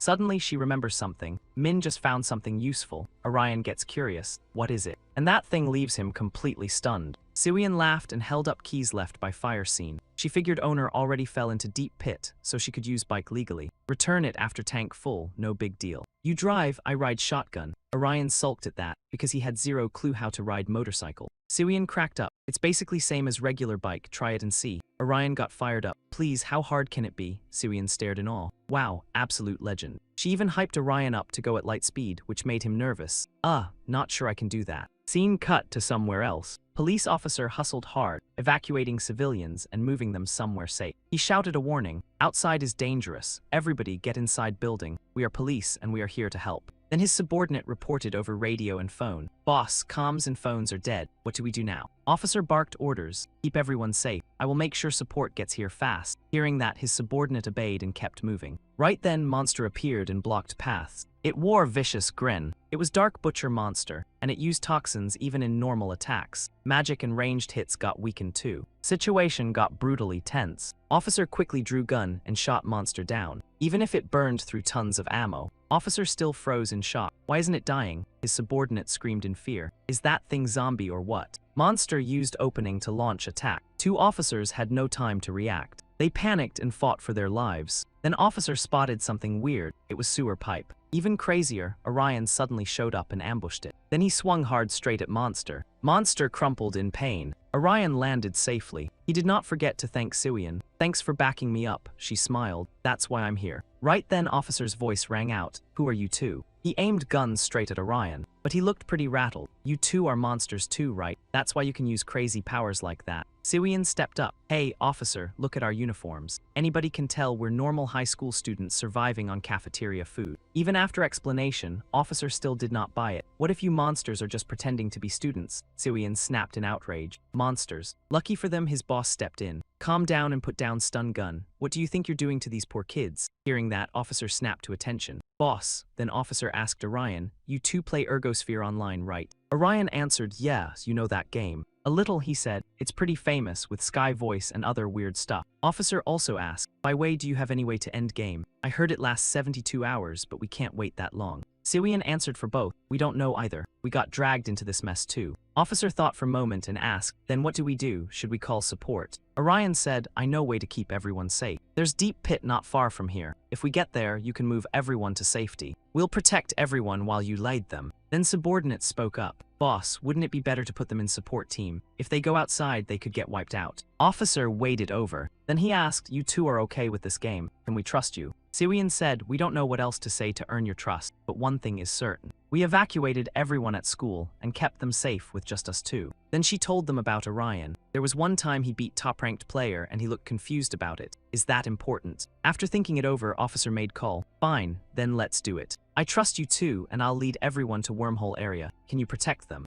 Orion beamed. Yes, sir, leave it to us. But subordinate looked worried. Boss, are you sure you're okay? Why trust two kids like that? Officer explained. Think about it. We cannot protect everyone with gear we have, so we need to evacuate as many people as possible. Then Siwon had question. I want to ask one thing. Officer looked surprised. What is it? Elsewhere in another part of city, monsters were chatting about something. They searched around. Then Orion struck out of nowhere, and monsters had zero time to react. One of them leaped up and tried ambush attack, but Orion spotted it, and he smacked it with nasty counterattack. Siwian also ambushed from behind. She took aim and erased it instantly. At last, two-person cleanup crew left place spotless. Orion suddenly asked if area looked safe now. Siwian nodded. Yep, monsters got fully swept like cheap dungeon trash. Out of nowhere, she yelled, "Now your turn, officer. Use item I gave you." Police officer sprang up fast. Dragon horn item boosted user voice, added scream effect, and made lower-level monsters run for their tiny lives. Somehow, it was called Food Zorda, because naming departments in fantasy worlds need supervision. Police officer shouted, "This message is for everyone hiding inside. Please come down to street. We are police, and we are responsible for your safety. We will evacuate everyone to safer location. Please follow us. Moving with us is safer than staying hidden indoors. I repeat, we are police, and we are responsible for your safety. Please follow us." Orion could not help admiring plan. Having police make announcement was smart. Siwian smirked like she invented common sense, of course. Who would listen to two random apocalypse interns? Right then, system alert popped up and froze Orion in place. Saren, Star-Singing Night, Unka, Avatar of Wind, 20,000 hunting points, except. Orion wondered if major quest had just triggered. Right on cue, huge wave of energy slammed into ground. Orion and Siwian reacted instantly. One look at monsters, and Guy nearly filed emotional damage claim. There stood Saren, Star-Singing Night, plus Unka, Avatar of Wind. Siwian panicked. Saren and Unka, why are two dungeon bosses here at same time? Orion told Siwian he would handle them. She had to make sure everyone reached Wormhole safely. She still looked worried. You think you can stop them alone? Normally, it takes at least 4-person party to deal with those bosses. Orion did not see any other option. We cannot save everyone while these two monsters are still camping here like final boss landlords. I have to beat them no matter what. Then he suddenly remembered, oh, and take off that bedsheet before you leave. Siwian nearly blue-screened, huh, what? Seconds later, fight began. Orion locked in, determined to crush monsters. With zero fear, he charged straight into battle. Even Siwian had to respect it. You reckless maniac, you think you're still fighting solo Q. Before leaving, she yelled, "Do not die, got it. Once I get everyone out, I am coming right back." Meanwhile, Orion struggled hard to hold Saren back. He fired off one skill after another. Suddenly, Unkar attacked. It slipped right into Orion attack pattern like annoying pop-up ad with sword. He thought, close one. If I had not blocked that, I would have eaten even more hits. Fighting two dungeon bosses at once is worse than I expected. But I already beat both of them in game. They are not in special forms, so I know how to take them down. Winning will only take little time. Scene shifted as Saren raised sword high to trigger special skill. Star-Singing Night skill, Falling Star. This ultimate fired blazing projectile in chosen direction with power beyond attack stat. Afterimage stayed for 1.5 seconds and damaged targets. Unka instantly rushed in to attack Orion. It moved at absurd speed, full funeral service express. Orion red angle with perfect timing. Then he twisted body and answered with matching speed. At that exact moment, Shadow Wolf appeared overhead. Orion noticed it and countered with reverse effect skill. Shadow Wolf yelped in pain and ran off. Orion thought Unka was not unbeatable, but its paralysis skill and multi-angle attacks were massive headache. Saren had weak close combat, but huge skill range. That left only one way to drop both. Unka attack came again. This time, damage made Orion grimace hard. He activated Overcoming Adversity, taking damage to guard against blow. Then he used another skill called Repay Kindness, Return Grudge to strike back. Damage from skill targeted Shadow Wolf completely. Before it could even process life choices, it screamed again and again. Orion knew that if he used Saren attacks properly, he could take Unka down first. Thought became action. Grudgeful Rage activated. Fierce red light shot straight toward Shadow Wolf. It immediately lost consciousness bit by bit and collapsed, barely breathing. Of course, strongest enemy was still there. Unka had closed in while Orion was distracted.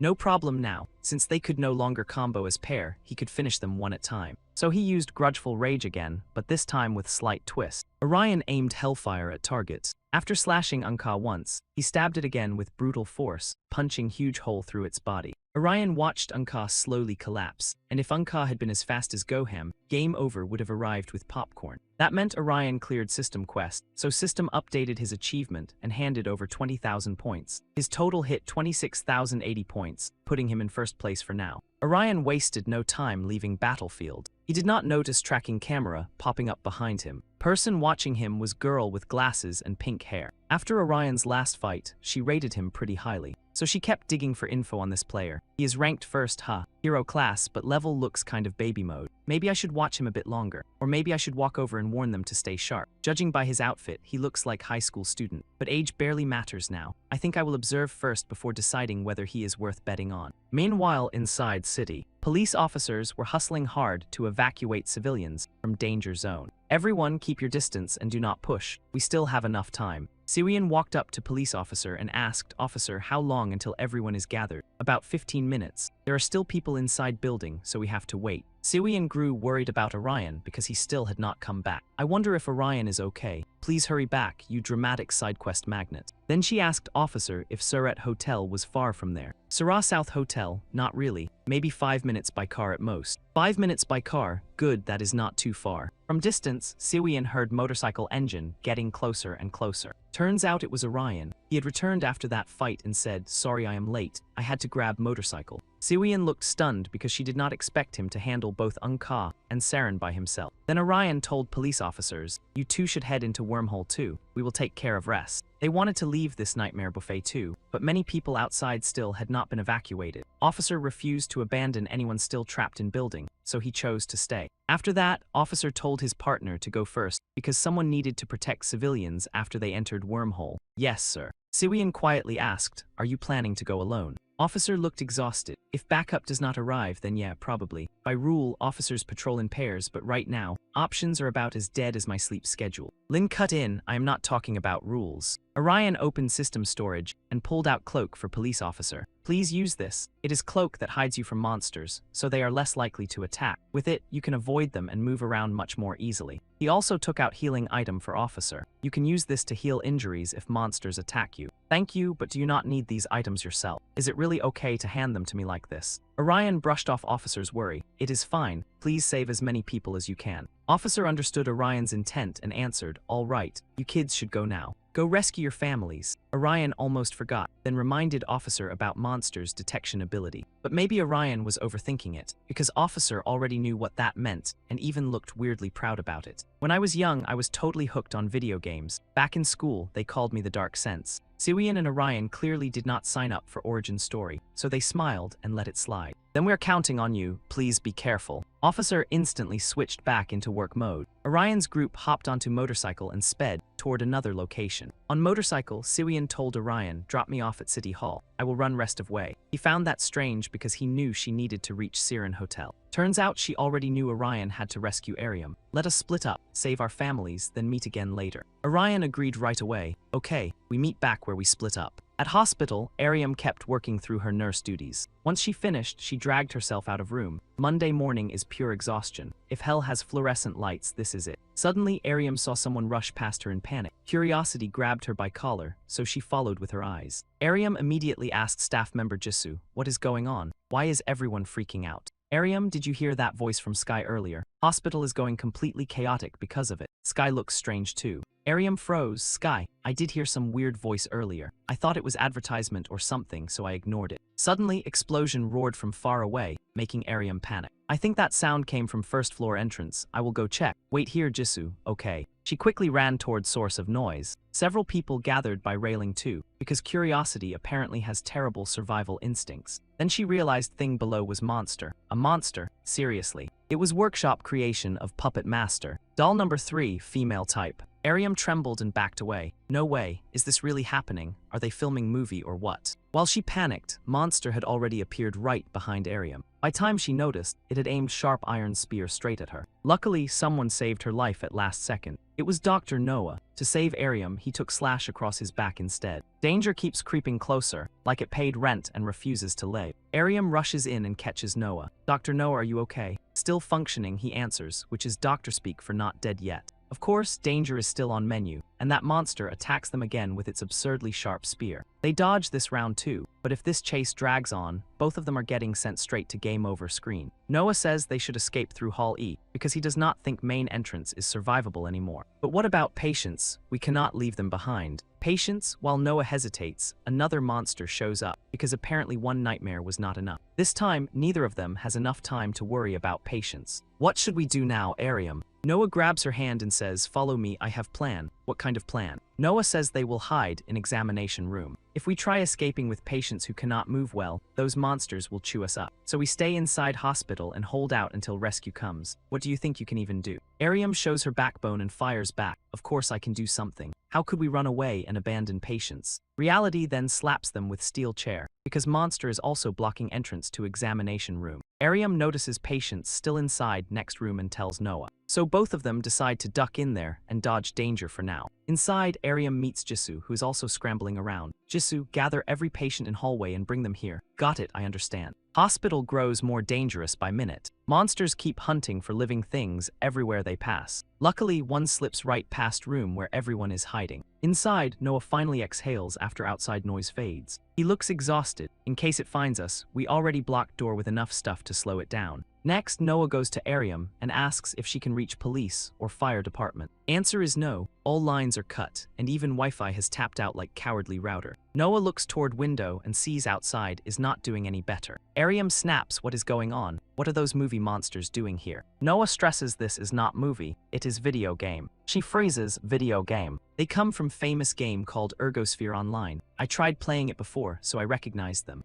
Ariam seems to remember something, then turns pale when familiar title hits her like truck kun without insurance. It is game she saved money to buy for Orion on his birthday. If outside is as bad as in here, that means Orion might have. Seeing her keep gasping for breath, Noah gently comforts her. Do not worry, Ariam. By now, he is probably with his teacher. Smart kid like that will have heaven watching over him, so do not panic too much. Her mood improves a little, but then she wonders how monsters from game can appear in real life. Noah looks gloomy, I am not sure either. Suddenly, patient screams after spotting helicopter. Is that helicopter? One just flew by. Is that rescue team? We are finally saved. Hope flashes fast, then Noah snuffs it out with brutal timing. No, that helicopter is for officials. They probably evacuated government first. Helicopter turns farther away from hospital, and patients who were cheering seconds ago sink into crushing disappointment. No way. What about us? How can they abandon us and escape alone? Next second, helicopter suddenly bursts into flames. Unbelievably, it gets attacked midair by monster, terrifying every patient. This cannot be happening. Are we all going to die?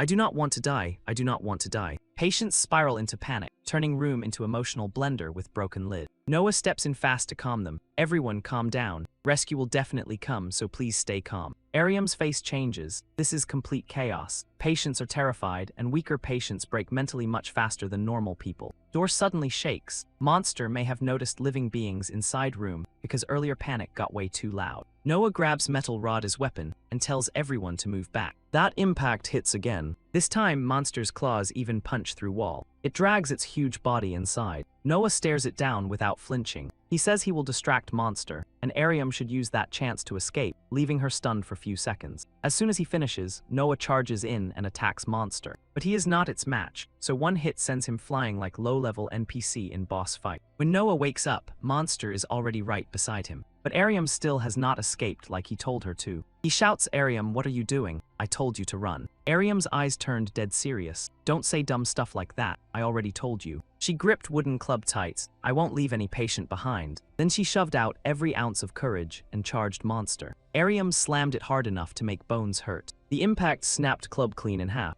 Still, monster's rock-hard hide took 0 damage. Worse, Ariam became next target. Monster stared at her with weird grin. Noah panicked and shouted her name. He reached out to catch Ariam, but it looked too late. Right when spear tip rose high, base spawned a weird opening. Monster's body suddenly got sliced into thin cuts. Then it exploded into pieces right in front of Ariam, while Noah still stood there, totally lost. From smoke, Orion's voice rang out. You okay? No injuries. Memories of little brother, who always protected her, rushed back all at once. She blurted out Orion's name. As smoke faded, he appeared like saving God. I came to save you, Ariam. Ariam's face showed pure shock. Orion, how did you do that? But this was no time for small talk. Sorry, Ariam, I'll explain later. This is patient room, Orion asked Noah. Did monster attack you? Use this mid-tier recovery potion. Noah adjusted glasses, clearly recognizing it. Isn't this mid-tier recovery potion? Orion sounded rock solid. Yeah, just drink it like in game. If monster caused injury, this item will heal you. For some reason, Noah hesitated while staring at bottle. Orion looked over. Is this all survivors in hospital? Ariam answered with hesitation. I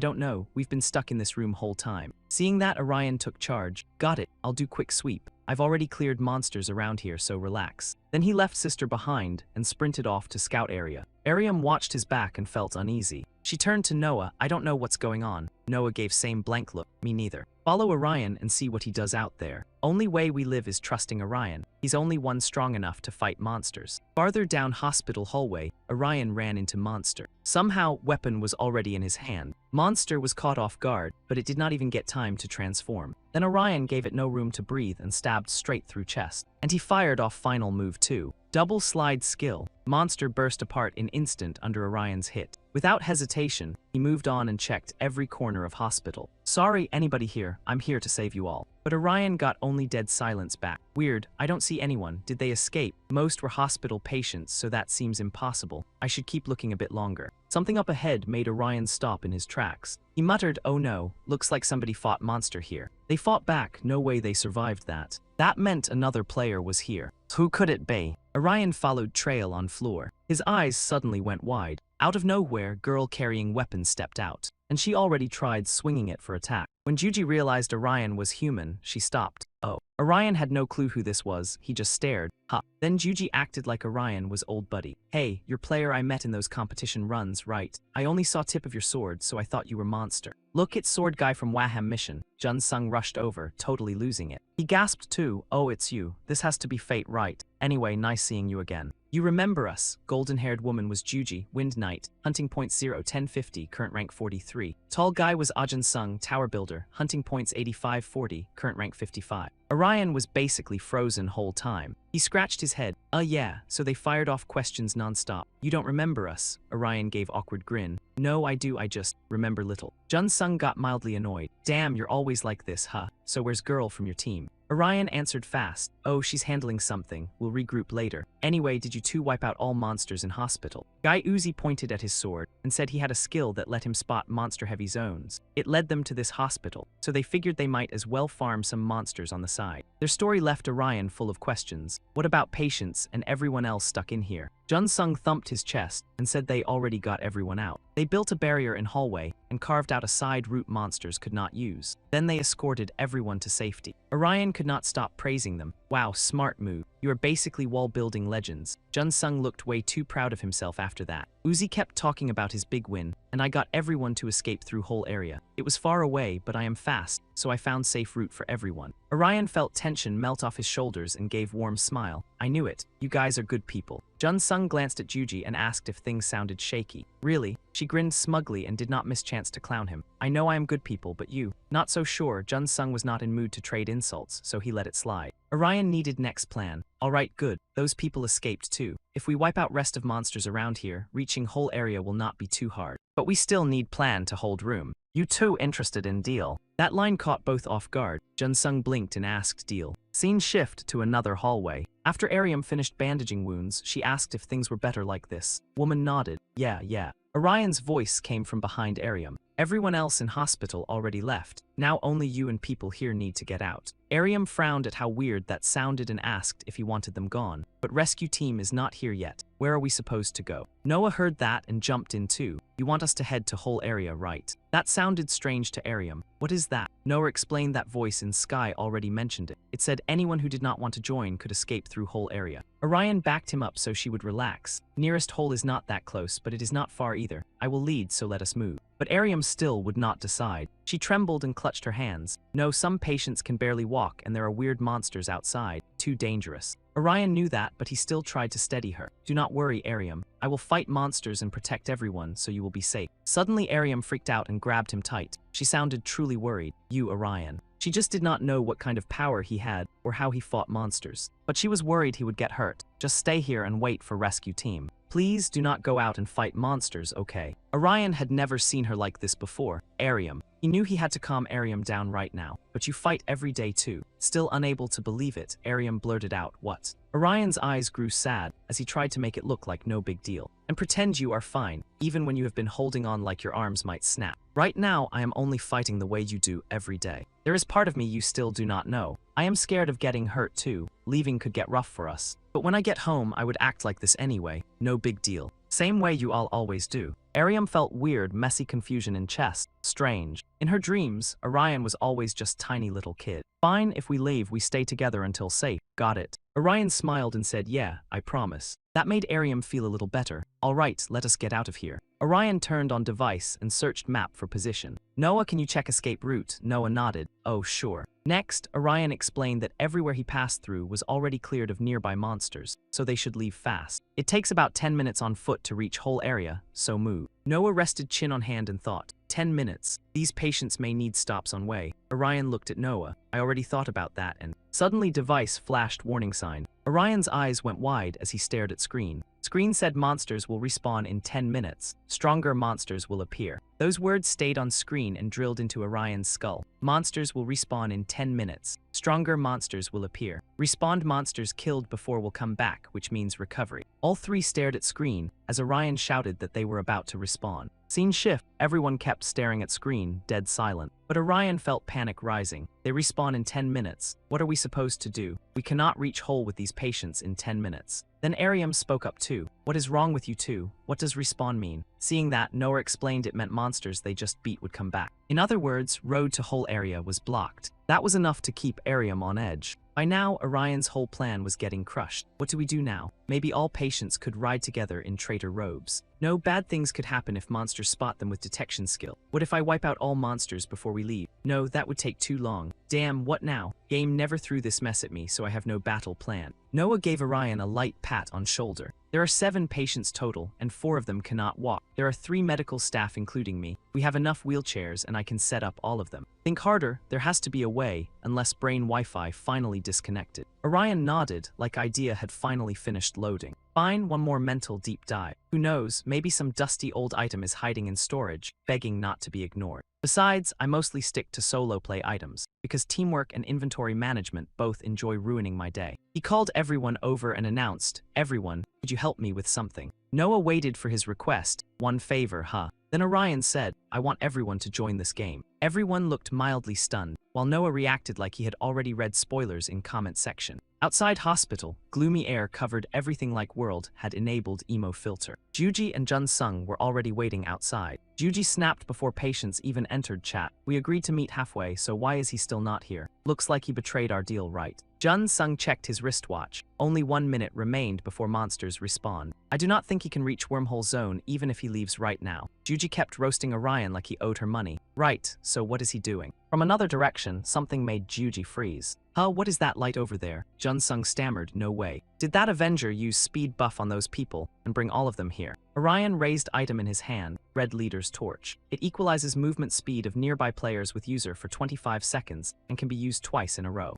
Juji had never seen this before. Huh, wait, how can speed buff work on normal people? Jun Sung shook his head. No, I think they are players now. Even level 1 players can briefly run as fast as an Avenger if they use Rage Leader's torch. They probably picked easy adapt class like Merchant, since tutorial quest is mostly walking around. Juji smirked. Either way, this reminds me of when he fought Waham. Jun Sung agreed. He really is smart. Annoyingly smart even. Next, Orion called out, Juji Windrider. Take this item and run toward wormhole zone now. Juji lit up like she had been handed main character music. Aha, relay baton for me. Got it. We just sprint full speed, right? Orion released torch from his hand. Exactly. Juji jumped into mission mode. Follow me and do not get distracted. I am way faster than before. Gale walk skill. Jisoo squeezed her eyes shut. Hector, oh no, this is way too fast, Ariam. Ariam tried to calm her down. Breathe, Jisoo. Jun Sung looked completely done with her. Juji is overhyped again. She goes berserk every time she gets chance to show off her skills. Looks like 10 minutes are up. Suddenly, something shot up behind Jun Sung. Swamp Archfiend monster creates streams of mud wherever it passes, because apparently walking normally was too polite. So according to plan, I have to block this monster from rear. Jun Sung grinned like trouble had invited him personally. undefeated seed item. Undefeated seed doubles duration of next skill. Come at me, I will not let you get through. On Juji's side, she was still fired up and had already carried everyone pretty far. We are almost there, do not give up.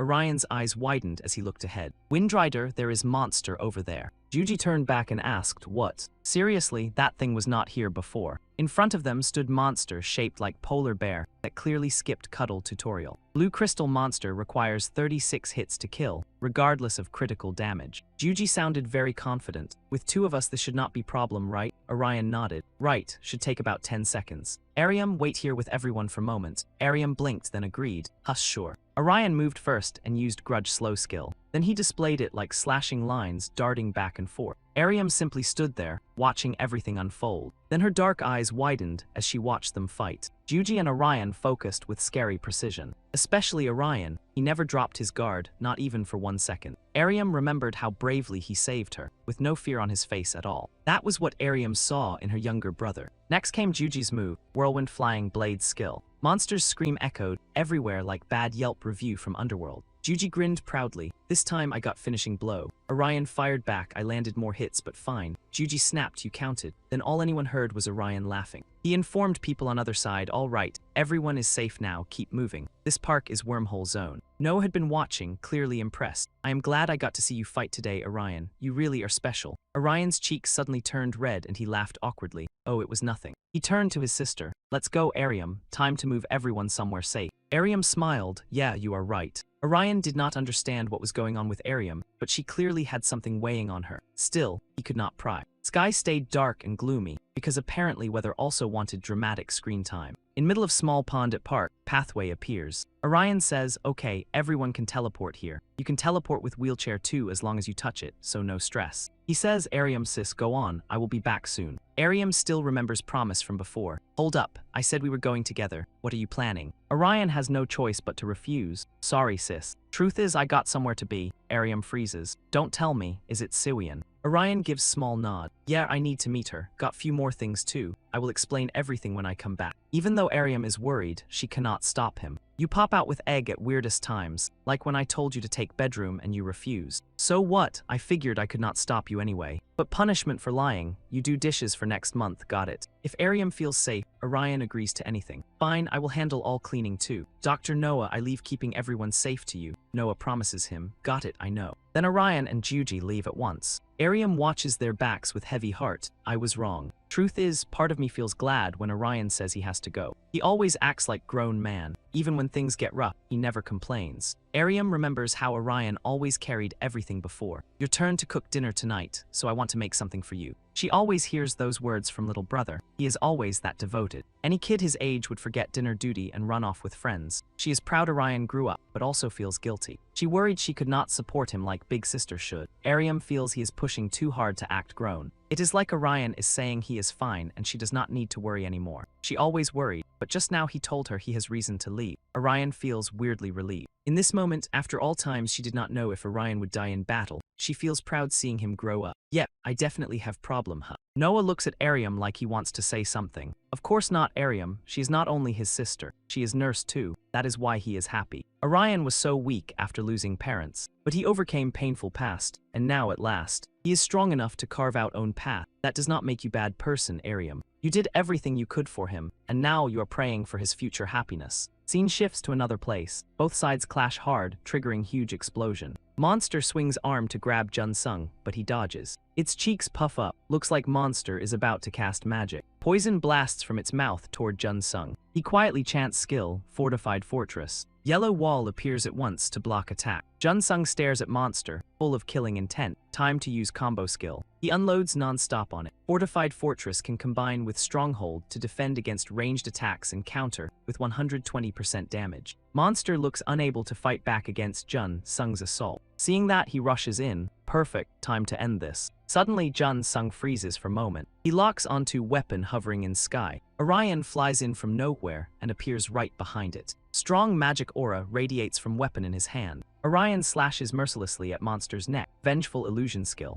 Hit with fatal blow, blood sprays from its neck everywhere. Juji does not seem happy with his move. Hey, I wanted to land finishing blow. Damn it. She cannot believe what she is seeing. Hey kid, how did you move faster than me? I swear I got here before you. He shows item in his hand to Juji. Oh, I used item. She hates Orion's method. What item? That is cheating. Jun-sung jumps in. Calm down, using item is fair, this is not race. He turns and asks him, anyway, can you get everyone to wormhole zone safely? He answers fast, with you, everyone escaped safely. He smiles, glad to hear that. Orion uses magic and system window pops up. Alright, pay up like we agreed. System sends each player 5,000 points. It follows his words. Understood. Right away, mail arrives in both systems. Juji reads message with excitement. Oh nice, my rank went up too. Jun-sung feels grateful. Thanks for hunt points. Guess that wraps up helping. System board shows both ranks. 14,500 points, rank 38. 19,800 points, rank 22. He uses chance to get friendly. Oh, and let's add each other. Orion agrees at once. Sounds good to me. Jun-sung continues, also take this. As he finishes, inbox pops up with notice. You received item as gift. Hand icon appears on Orion's system board. He tapped it once and boom, magma gloves equipped. They reduce magic damage, give basic attacks a 45% chance to trigger a fire effect, and can only be worn by longsword and dual sword classes. Guy Uzi looked jealous enough to chew his inventory screen when Orion got such a sweet gift. Hey, that item costs a fortune, so why hand it over for free? Jun-sung explained. We cannot use it anyway. Besides, I wanted to repay him for protecting us from chaos last time. Sure, it may be a rivalry, but competition hits better when there is loot on the line, right? You in? Since Jun-sung put it that way, the guy had no reason to refuse. Yeah, of course, thanks again. With that settled, Jun-sung headed out. All right, see you later. Your girlfriend is probably waiting for you. Orion nearly short-circuited. Huh, girlfriend, we are not even dating yet. She instantly leaned into teasing mode. Not yet, huh? So I guessed right, something did happen between you two. Hit right in the guilty conscience, the poor pervert turned red. Nothing happened.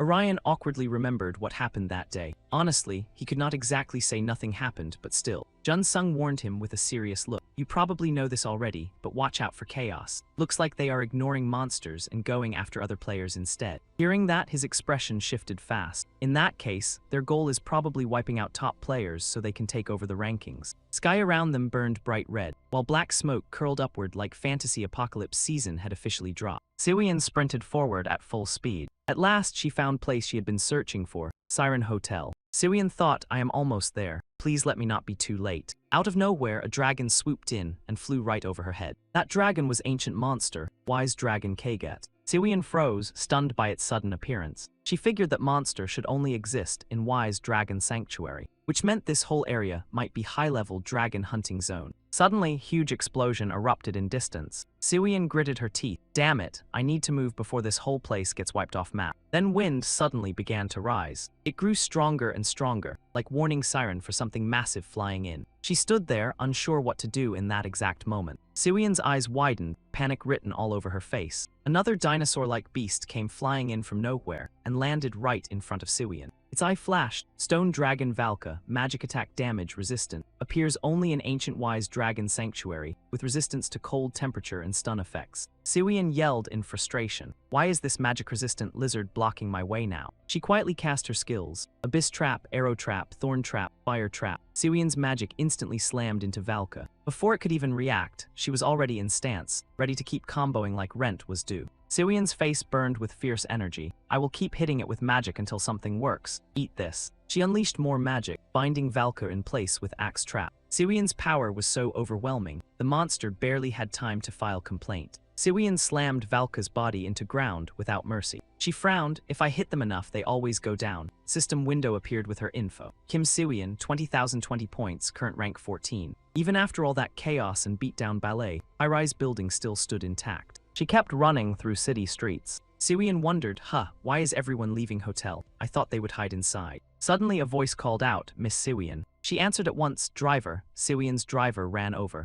Miss, what are you doing here? Siwian asked, I came here on motorcycle. What about my parents? He replied, I am not sure, I was waiting nearby. I saw people running away from hotel, but I have not seen your parents come out, so I am calling them now. Hearing that, she rushed off to search. Got it, I will find them. You should escape with everyone else. Siwian's driver tried to stop her. Miss Siwian, but she refused to listen. Go to blue wormhole area with others. Siwian entered hotel. Reception desk stood right in front of her. Now everything around it was completely trashed. She thought hotel is wrecked. Did monsters get inside too? Tension showed clearly on Siwian's face. This feeling was strange. Suddenly, a monster radiating intense magic appeared right behind her. It formed a magic sphere, monster wise dragon Moundo. Then it launched spell straight at Siwian. She quickly raised a shield to block attack. Siwian's expression grew darker by second. Memories of past flashed through her mind, and she wondered why she was trying so hard to save them. People who hurt her. Was it because they were family? I do not know. Siwian stared at monsters in front of her, but her eyes lit up as she charged toward them. Now was not time. Siwian used her magic, cutting them down one by one. I will think about that after I save them. A blazing aura of lightning wrapped around her body. Even if I want to knock their heads together, I do not want them dead. Scene shifts to Siwian sprinting toward room ahead. Door sign said meeting room, so yep, this looked like target room on her very stressful scavenger hunt. Siwian kicked door open and stormed inside like customer service had personally offended her. But place was emptier than budget promise. Nobody here, so where in dungeon hell did they go? Suddenly, someone screamed loud enough to hijack her attention. She sprinted toward noise. Were they over there? White smoke spread through hallway like evil fog machine got promotion. It was probably miasma caused by Disciple Try Long.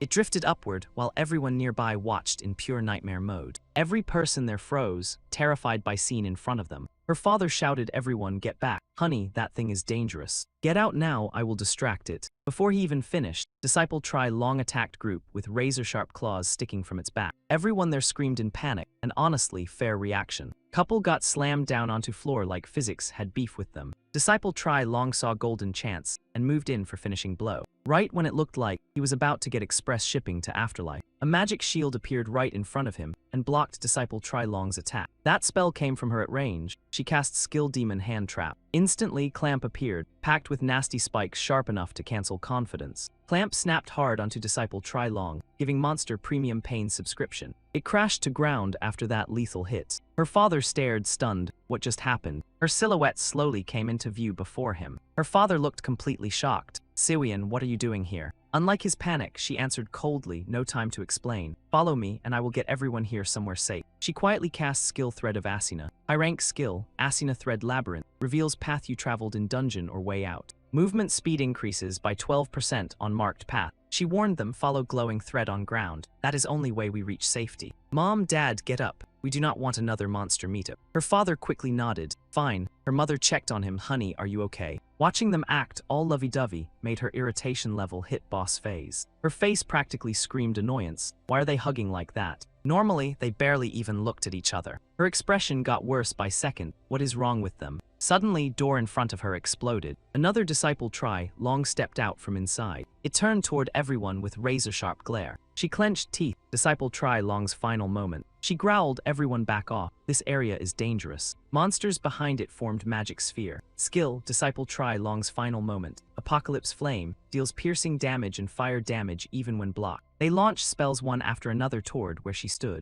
She quickly used her magic to block its attack. She gritted teeth. This monster is not even boss. Get out of my way. Magic circle appeared under its feet. Skill, Labyrinth Collapse. High-rank skill, Collapse Labyrinth, reduces speed of single target. Physical and magic attacks deal 20% more damage than normal attacks. Disciple Try Long quickly noticed something was off. But too late, monsters behind it had already been electrified. Maybe shock made it even more berserk. Monster fired powerful magic blast from its mouth. Blast missed her, but ceiling tiles began crashing down. Her dad glanced up, clearly realizing danger was dropping in fast. Without a word, he shoved his wife aside. But he could not dodge falling ceiling slabs himself. Her face went pale. Honey. On outside, she looked like she did not care much about family. But moment her father was in danger, she snapped. You damn insect. Monster got beaten so badly by her, it could not even fight back. Her mother panicked over her father. Honey, can you hear me? Honey. Even now, she still did not grasp how serious situation was. What? Her mind spun in chaos. Why were they suddenly acting like this? They were not parents, she remembered. She stepped up and said, get out. Lady just stared like her brain took vacation.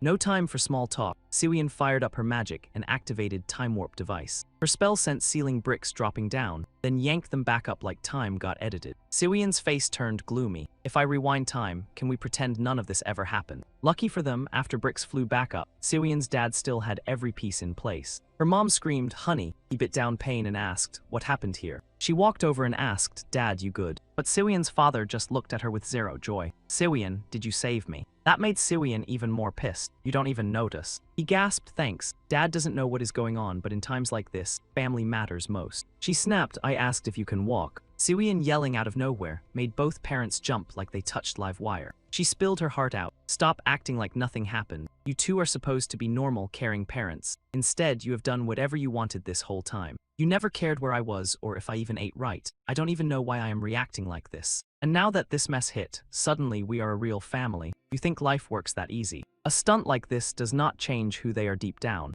Siwian lowered her head. I do not even feel relief that you survived. It only makes me hurt more. I am mad because I have no choice but to act like this. She raised her voice. Mom, same for you. You only fake love when it benefits you. Maybe she hit nerve, because both went silent and took hit after hit from her words. After that whole rant, Siwian finally started cooling off. She squeezed eyes shut and drifted into memories. She did not even know what to wish for anymore. She once thought she could be happy in their tiny fake family if she could bury every painful memory. But that dream was pure kid brain nonsense. Siwian knew even if those memories vanished, these people would stay same, and she would be trapped in this twisted family forever. And even if she broke out of this fake shell someday, she would still be alone. In that moment, she could not hold tears back anymore. Siwian suddenly used her magic to smash nearby glass. Glass shards flew everywhere. Maybe this was what she had wanted all along. Then she turned and said, you two better stay by each other. Siwian's mom had no clue what she was even thinking. What? Siwian thought about making them embarrassed and miserable because she was about to become too important to ignore. Then she said, we are getting out of here. She activated Labyrinth Skill and Icarus Wings gear, which increased total airtime during falls and jumps. In Siwian's heart, it felt like she had lost her way, all just to wound their feelings. She frowned. I do not have time to explain everything to you. A powerful wave of magic burst from her body, so hold on tight. Scene shift, now at high-rise building. Siwian used her skill to guide her parents down from hotel. While moving downward, her mother felt terrified and let out a small cry. After a nerve-wracking stretch, they finally landed safely. Siwian opened info window and said, now that we are out of hotel, we need nearest wormhole zone. Looking at screen, she let out a small gasp. Good, it is right around corner. Then she turned and asked, Mom, Dad, ready to go? Siwian's mother was still scared, but she answered her child, yeah, let me catch my breath. She whispered that she thought her heart was about to stage a full revolt. Siwian walked up to her father and asked, do you think you can handle this? Your shoulder looks hurt from before. Her father wiped sweat from his forehead and answered, HMPH. It is not that bad. I may not be able to run, but I think I can walk. Hearing that, she put her hands on her hips and said, good, then let us move. She used skill to light up Labyrinth Path. Elsewhere, a beam of light shot straight down. When light faded, monster appeared. Its eyes flashed with something terrifying. Siwian looked at screen and saw way too many monster dots. She frowned in shock. What? So many monsters around wormhole zone. A monster was flying overhead and she kept thinking, they can spot us too. That means we cannot use traitor cloak. Siwian sank into thought. What should she do? Should she look for another spot? No guarantee another wormhole zone would be safer. She forced herself to find answer and told herself, think. After careful thinking, Siwian said, aha, I get it, easy. Lin turned around and told her parents, listen up, I know how to keep you safe, here is plan. Siwian's mother blinked, plan. Scene shifted to building under blood-red sky. Up in sky, many monsters were flying around. One of them stopped to watch situation. Then it spotted something and its eyes lit up. On ground, Siwian was riding bicycle and ringing bell like she was auditioning for chaos. She pedaled as fast as she could, thinking, first one is here, I got its attention. But that was not enough. The moment monster rushed in to attack, she used summon spear skill. Siwian used trap arrow skill, and countless arrows appeared to strike monster pack. Her gaze hardened as she thought with this. She looked at stone in her hand. It was skill mimic stone, an item that lets you use another class skill once at 60% power. In her heart, Siwian thought she would use one of Jusian's skills too. After finishing her calculations, she wasted no time and used adventurer class skill Courage Blessing. Bright light from her skill made monsters think twice, then crowd around her instead. Seeing that, Siwian quietly cheered inside. Success! She dragged monsters near wormhole zone over to herself. Once monsters focused on her, she shouted, Mom, Dad, go now. She stared down road and yelled louder, get out of here now. Hearing their daughter, her parents hurried away. Both of them remembered moments earlier, when Siwian was explaining plan to her parents. She tilted her head and told them, you understand, I will lure them away from wormhole zone, then you can hide. Siwian's mother gasped, that is way too dangerous. If you can defeat those monsters, would not it be better to beat them and leave together? Siwian kept her face serious. No, more monsters could appear while I am fighting. This way is safer for both of you. Her father hesitated and asked, if you defeat them, you will come too, right? Siwian frowned, voice firm. No, at least not right now. Not letting her parents interrupt, she said firmly, do not wait for me. Teleport as soon as you reach wormhole zone. Seeing their worried faces, Lin tried to reassure them. I promised someone I would meet them, so I cannot leave right away. Siwian turned coldly and walked off, leaving behind one line. That is all I wanted to say. Siwian's father raised his trembling hand and reached for her. Siwian. Worried, he said, I am not sure what to say to you, but still. Can you promise you will come back safe? We want to apologize properly.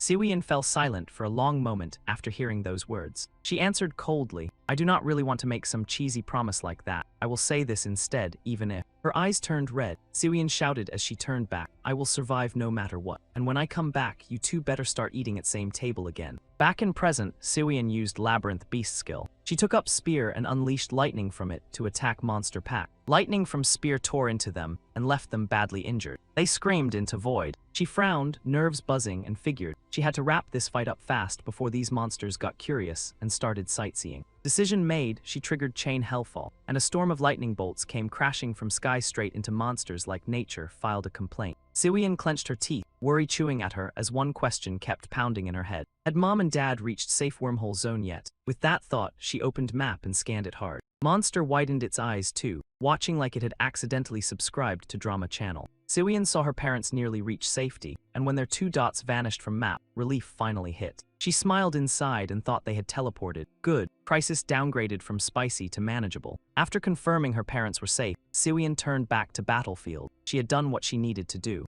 Nothing else chained her down now, and Siwian's gaze turned ice cold as she stared at monsters. Suddenly, explosion boomed through area. Siwian looked back, then drove her spear into monsters with brutal force. Deep down, she admitted she had been scared they would abandon her, and that fear had kept her from trying. Her eyes sharpened like fresh blades as she attacked monsters. She told herself she had feared making things worse, but now she understood. Her gaze locked in with fierce resolve, and she promised herself she would not be left behind. I have power, Siwian thought, then sprang upward, dodged attack, and slammed a counter into monster. Siwian pushed that thought deeper into her heart, using it as fuel to keep moving forward. She shouted loud enough to wake entire dungeon and charged at final monster. Siwian drove her spear straight through monster, making it roar in pain and rage like bad Yelp review came alive. She landed lightly, and behind her, monster collapsed with ground-shaking crash. Siwian turned, sighed, and muttered that soloing as support class was seriously rough. Then system popped up with message. Kim Siwian, points 39,900, current rank 6. Siwian scratched her head, sighed, and said she should head to meeting spot with Orion. She had barely taken a few steps when she spotted convenience store, glowing with open lights. Siwian narrowed her eyes and said, but first. She walked inside, and shelves were packed with food like Apocalypse had excellent inventory management. Kim Siwell immediately grabbed sausage and demolished it. While eating, she thought she skipped breakfast and was starving. At that age, hunger ran non-stop. Technically, recovery items could keep her alive, but hungry still meant hungry.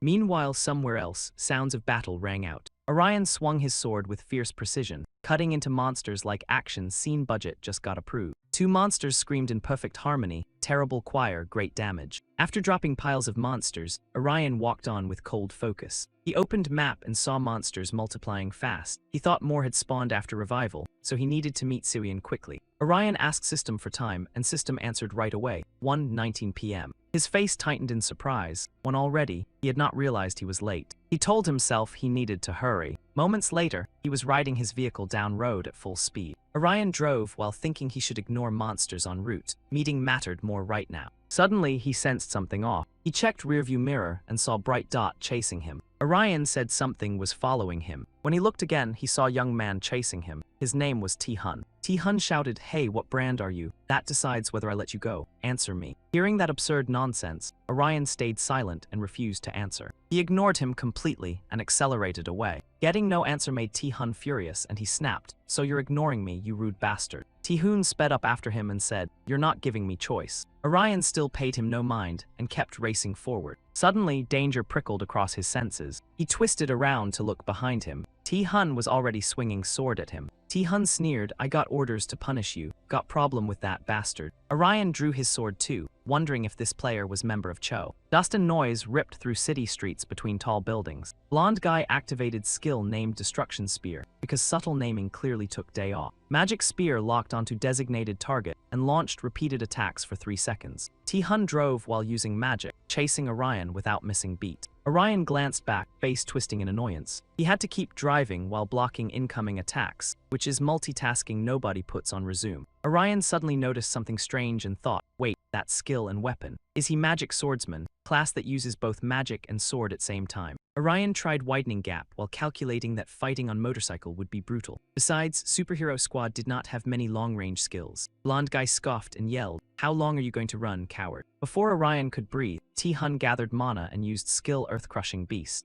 Orion pushed speed higher, trying to dodge attack. His hand clenched tight, but it still slipped free. The moment blonde hair started sprinting up, Orion was already winding up his attack. He felt baffled and stunned, then blurted out, he used braking to dodge that. I thought he was running away. Orion frowned in annoyance and snapped back. Who said I was running? Then he suddenly unleashed a powerful attack skill. Blonde hair sneered and asked, what were you even trying to hit just now? That thing was nowhere near me. Then his eyes went wide after spotting something. Right in front of him now sat massive truck. Blonde hair barely dodged it and cursed, damn it. He grit his teeth and snapped at that smartass. The guy had used terrain for a tiny edge in almost no time at all. Orion had gone far, but he kept looking back and thought, I figured I could knock him off motorcycle. Guess it is not that easy. Time to use my driving skill and my gaming skill. Then dragons suddenly flew overhead above Orion. He stared up and silently calculated, is that Kaikatz's dragon? Then this place must be sacred ground for that beast. Orion hardened his face and formed new plan in his head. Right, time to change plans. While he lost focus, T-Hun closed distance and got ready to strike. He launched heavy attacks, and Orion was no pushover, blocking every single one. T-Hun laughed loudly, his voice dripping with sarcasm. Not bad for some nobody.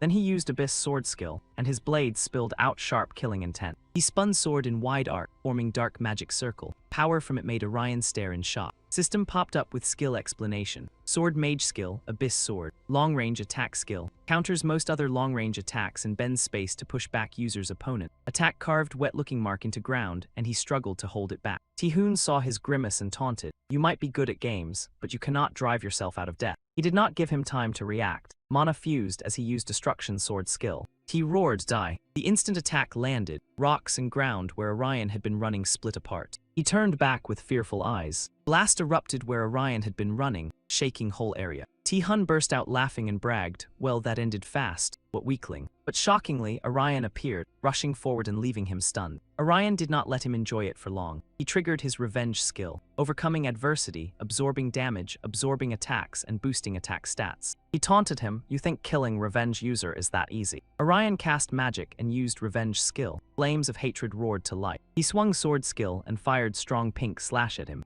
T-Hun cursed in rage. HMPH, this will not work on me. But Orion already unleashed sword slash straight across him. T-Hun was completely unguarded, his eyes widening in shock. Dagger shot toward him, and T-Hun could only grind his teeth and think. He hid Dagger with fire after throwing it. Dagger clipped him and sent him flying off motorcycle. He hit ground and rolled far away, while his bike shot up into air. Lying on ground, he snarled, that bastard. Before he could finish cursing, his eyes widened in disbelief. When he looked up, Orion was already standing right in front of him. T-Hun struggled to stand, pulled out another sword and mocked. I thought you were running away, but you are bolder than I expected. Orion did not react much. He only answered coldly, run away. I planned to take you down from moment I saw you. Hearing that, he snapped back in anger. What ridiculous garbage. With two swords in hand, he charged hard and said, then show me what you got, punk. They crashed into each other with brutal force, and every clash burst into fierce sparks. T-Hun threw a straight attack at Orion, but he dodged fast. Orion tightened grip on sword and stared at him with icy eyes. He used raw force to launch himself upward, then unleashed destructive strike. A cold iron slash cut right across T-Hun's body. He was shocked and annoyed, thinking, did I just get hit by fire damage? Then he spotted red glove on Orion's hand and wondered, is that magma glove he is wearing? While barely blocking Orion's attacks, he kept calculating escape route. The longer this fight dragged on, the worse it looked for him. His eyes flashed with sparks. He thought, I need to finish him fast. Tehu used ultimate Demon Realm Sword technique, and Demon appeared clinging to his back. System displayed skill notice. Ultimate technique of Magic Swordsman, Demon Realm Sword, summons demons to help user fight opponent for 66 seconds. It drains magic defense during combat but boosts attack by 250% and attack speed by 40%. Orion backed away in shock and raised guard. T-Hun laughed viciously, I will crush you to pieces. He and his demon unleashed powerful sword skill, hammering Orion non-stop. Barely blocking those attacks, Orion frowned and thought, magic swordsmen really make other players sweat. Their ultimate skills hit hard. His eyes turned icy as he searched for weak spot to counterattack. Above sky, ancient dragon Kaikats was soaring. Seeing it, Orion smiled to himself, quietly impressed, but none of that mattered right now. His gaze sharpened like a blade, and inside he was grinning. Everything was unfolding exactly according to plan. Suddenly, wind began to rise. The gust swept through the buildings, and one structure got hit so hard that one side cracked open like cheap drywall. Jun Sung Lim had just taken down a beast, then sat on top of it and let out a long, exhausted breath. He muttered that the chained beast was cursed beyond belief because it had beaten him up. Then the system displayed his profile. Jun Sung Lim, Hunter Class, Hunting Points 28,020, current rank 14, member of Orion, one of the top 3 strongest guilds. He climbed down from the cold beast and mumbled, "Wait, where am I? I've never been in this area before, so I don't know these streets, and this map is about as helpful as a spoon in a sword fight." While he stood there in full confusion mode, he suddenly spotted something. Once he realized it was a person, Joan happily waved and called out, "Oh, there's someone over there. Hey, can I ask for directions? I'm trying to get to City Hall." Mihyun's teammate replied, "Ah, so you're lost. No problem, I'll show you the way." Hearing someone offer to guide him, Jun Sung got excited and said, "Wow, you're seriously a good guy." Sadly, that good guy review expired fast because a hand suddenly punched straight through his stomach. Mihyun's teammate had appeared from a mysterious box and attacked him from behind. In a low, creepy voice, he whispered in his ear, "Let me show you the fastest way out of this event." After the shock wore off, Joan quickly jumped back, furious, and snapped, "So you're with the villains, you rotten trash bag." The man laughed and corrected him, "No, you're wrong. The evil side doesn't have just one bastard." Mihyun appeared from above the moment he finished speaking. "We're a whole squad of bastards." Jun Sung froze, then turned around to look behind him. Suddenly, an explosion roared out and shook the entire area. The city streets were now covered in dense watermarks. T-Hun charged wildly toward Orion. Orion blocked with great effort, clearly getting worn down. Seeing his movement slow, T-Hun sneered, "You were acting pretty cocky earlier. Is this really your best?" T-Hun rushed in with another attack and taunted, "Go ahead and give up, you busted up mess." Orion still didn't answer, but his eyes lit up as if he had finally found T-Hun's weakness. Suddenly, Orion used double slash, launching a surprise attack that caught T-Hun off guard. T-Hun was surprised by the skill and thought, "Did he bait me into attacking by pretending to stay on defense? Not bad." But T-Hun immediately swung his sword and counterattacked Orion. The strike was so fast that he had no time to react. T-Hun's face turned terrifying as he said, "I still have another hand." Orion retreated in shock and guarded, worry rising in his chest. What? Did he use an enhancement skill or some exclusive item? Damn it, I couldn't see it clearly. "Are you trying to run now?" Orion sensed trouble and turned to flee. T-Hun burst out laughing and mocked him, running away now. Too late for that. He activated Fate Destruction, sending a storm of red arrows flying toward Orion. Orion gritted his teeth in shock and turned back to face it. Orion struggled, but managed to break through T-Hun's attack. Then T-Hun suddenly moved behind him. Luckily, Orion dodged just in time, and the two went right back to trading attacks like their swords had unpaid beat. In one reckless moment, Orion took a direct hit. Seeing that, T-Hun laughed with smug delight and said, "Die." He immediately unleashed his strongest technique. But it missed. T-Hun felt something was wrong and thought, "Wait, did I just use up my final movement? This fight has dragged on longer than I expected." He looked at Orion, covered in wounds, and wondered, was he dodging all this time just to stall? T-Hun brushed it off and stayed confident. He may not be smooth, but he's sharp. Still, that doesn't mean I'm losing my lead. He swung his sword with brutal force and activated Abyss Blade. Orion desperately dodged every attack. Then he finally countered, using Steel Rage. But the attack didn't hit T-Hun, leaving him confused as he followed its path. Seeing the strike fly far off course, T-Hun laughed loudly and sneered, "Hey, idiot, what were you aiming at?" "It's over." T-Hun raised his sword again and attacked. While striking him, T-Hun said with total arrogance, "This is already finished." Just as he was about to swing at Orion, he suddenly froze. Out of nowhere, several fire arrows appeared in the sky and rained down on him. Injured, T-Hun snapped in rage, "What the hell now?" When he turned around, a dragon had appeared behind him. Seeing it, T-Hun's eyes widened in shock. "Kaikas, impossible, that monster never attacks first." Suddenly, he remembered Orion's earlier attack. "Wait, he lured the dragon here by hitting it." Orion finally spoke, "I told you I wasn't running."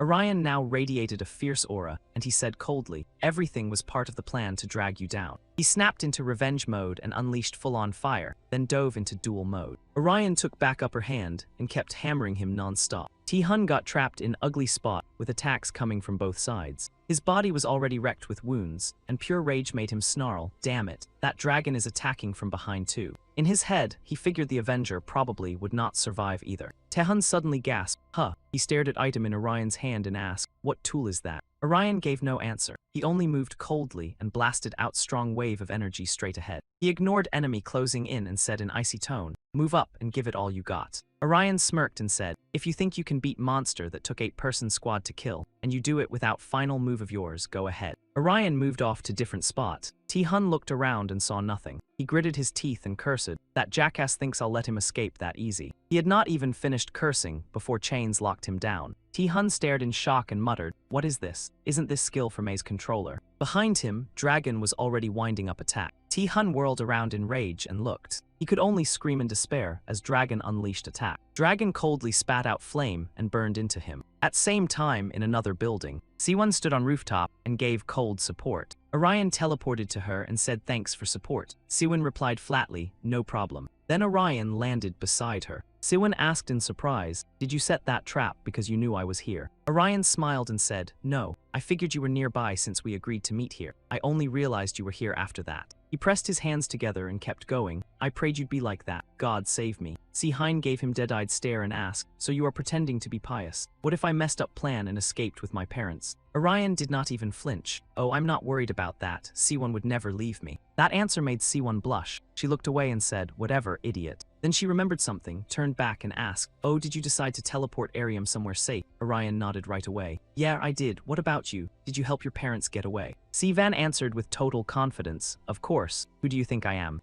Orion let out awkward smile and said, bold move. She suggested, anyway, let's just try to win this thing. He agreed at once. Yeah, most people who weren't playing have already gotten out. Orion stared in shock while reading mission info. System popped up with notice. Monster suppression mission. Within 80 minutes, several monsters will appear in marked map area. If you defeat 45 monsters within 1 hour, your hunting points will double. After reading it, Siwon frowned and said, monster suppression mission. Looks like marked spot on map is shopping district not far from here. Orion stayed silent. Not getting reply from Orion, she suggested, should we test it a bit? What do you think? Orion smiled and said, I think so too. This is our chance to grab few more hunting points. His brows tightened as he added, only one thing worries me. He said, we are not only ones thinking same thing. Stephen looked worried too and asked, you mean Charles' gang? You think they'll show up too? Orion shrugged and said, yep, and mission rules will turn this into brutal competition. He voiced his worry. It says kill 45 monsters in 1 hour, right? Players will do anything to stop other players from taking their prey. Orion worried someone would use chaos for dirty tricks. He added, that gives them perfect chance to play dirty, at least in this mission. Si-Hyun looked unfazed and asked, so what should we do? Skip mission and kill different monsters instead. Hearing that, he frowned and thought it through before answering, no, we can't pass up this chance. We can't back down now.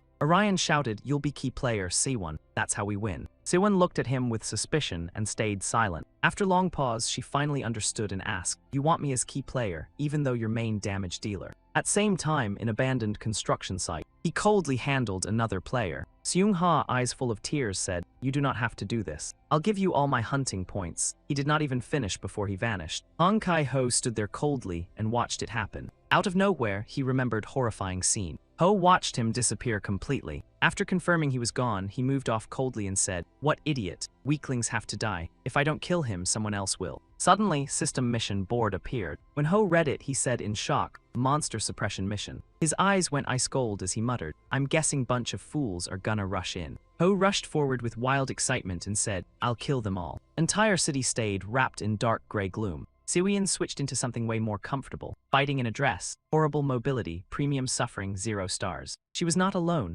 Orion changed too, though his face screamed, is this fashion or punishment? Siwon glanced at him and silently judged, okay, he weirdly pulls it off. Matching outfits on both of them instantly drew attention, priced at 259,001 each, around $200. Siwon reassured Orion with terrifying confidence. Relax, we can grab everything and return it after using it. Totally legal. Orion blinked like a good kid being lured into crime. Spoiler alert, not legal at all. Siwon added plan B, or we can pay later with a credit card. Don't worry. That sounded way less prison-flavored, so Orion calmed down. Fair point too, because fighting monsters in school uniforms forever is not exactly endgame gear. While they were talking, noise erupted outside. Turns out, a few other people had also received same mission. Orion and Siwon pressed against wall and watched quietly. Siwon grew alert. Other players, here for mission maybe. Judging by vibes, they were not fans of chaos either. From Orion's experience, nothing was certain. Best move, stay sharp. Normal players could still ruin their plan on purpose. Right then, system window popped up. Mission begins in 5 minutes. Before battle kicked off, Siwon still had questions. Hey, earlier you called me key player for this mission. You mean I'm supposed to wipe out all monsters? Orion paused. About that. Orion explained hidden meaning clearly to Siwian. She looked unsure. I don't use that skill much, so I don't know if it'll work. Other labyrinth masters barely use that lazy skill either. Orion steadied Siwian. It'll work if monsters keep spawning inside limited area. Mall hallways are narrow, so they will bunch up like sale shoppers on Black Friday. Seeing Orion's experience, Siwian felt a bit safer. She decided to follow his call. Fine, I trust you. We split up once monster hunt starts, right? Orion answered, yeah, if we stick together we might steal each other's kills. If anything happens, use that item to call me. I'll find you. Once everything was settled,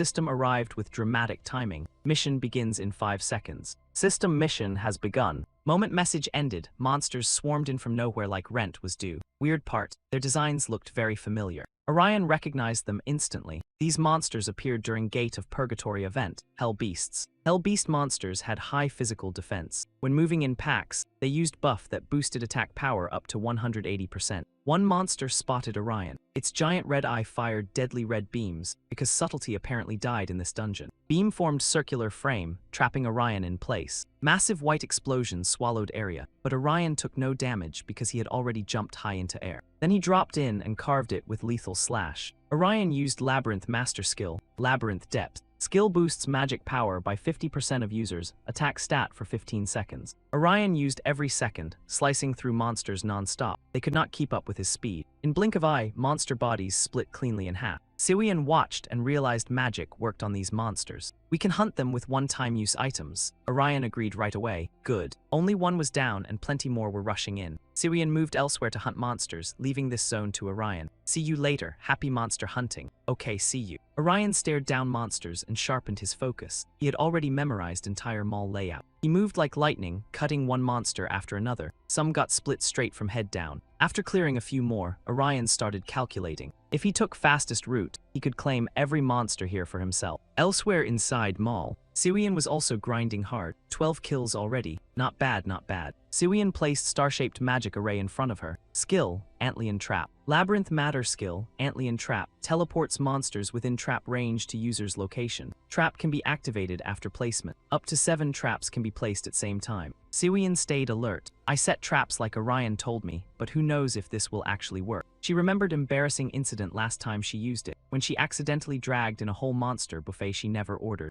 Cringe, this skill is useless. But Orion said it'll work, so let's test it. While walking down hallway, she spotted flying monsters ahead. Perfect chance for triple kill. Siwian fired massive axes, also known as her skill. Kite Trap cleaved through 3 flying monsters, like paper planes, meeting lawn mower. Remaining monsters saw Siwian's momentum and started backing off. She got fired up. Where do you think you're looking? Siwian kept flexing with Labyrinth skill, Blue Flame Labyrinth, burning them down. Labyrinth Matter skill, Blue Flame Labyrinth, attacks with magic fire. Fire loses 5% attack power at long range. Monsters burned inside blue flames. Siwian cheered. All right, I took down 15 monsters. She happily kicked through their ashes. Did my rank shoot up or something? Why does this feel like easy mode? At this pace, I'll hit first place without even sweating. While Siwian was enjoying victory vibes, weapon flew toward her from behind at high speed. Siwian failed to dodge and got struck. Weapon slammed into pillar behind her, cracking and shattering chunk of structure. Siwian snapped back into focus and locked eyes on that weapon. Then from mist, someone slowly stepped forward. Siwian recognized him instantly. Kai-Ho spoke first. Ah, familiar face. So that poor little conservative is here too. Siwian aimed weapon at him. She could clearly see Kai-Ho's representative image, Grim Reaper. Siwian tensed hard enough to curse. Damn it, I have to deal with this annoying guy again. I haven't even finished setting Antlion traps. Maul remained swallowed by deep darkness. Orion kept clearing mission at steady pace. Barely started, and he had already wiped out 14 targets. Orion pulled out an Oxine Essence item that could turn normal attacks into magic attacks for 30 seconds. Bonus perk. It also doubled as skincare.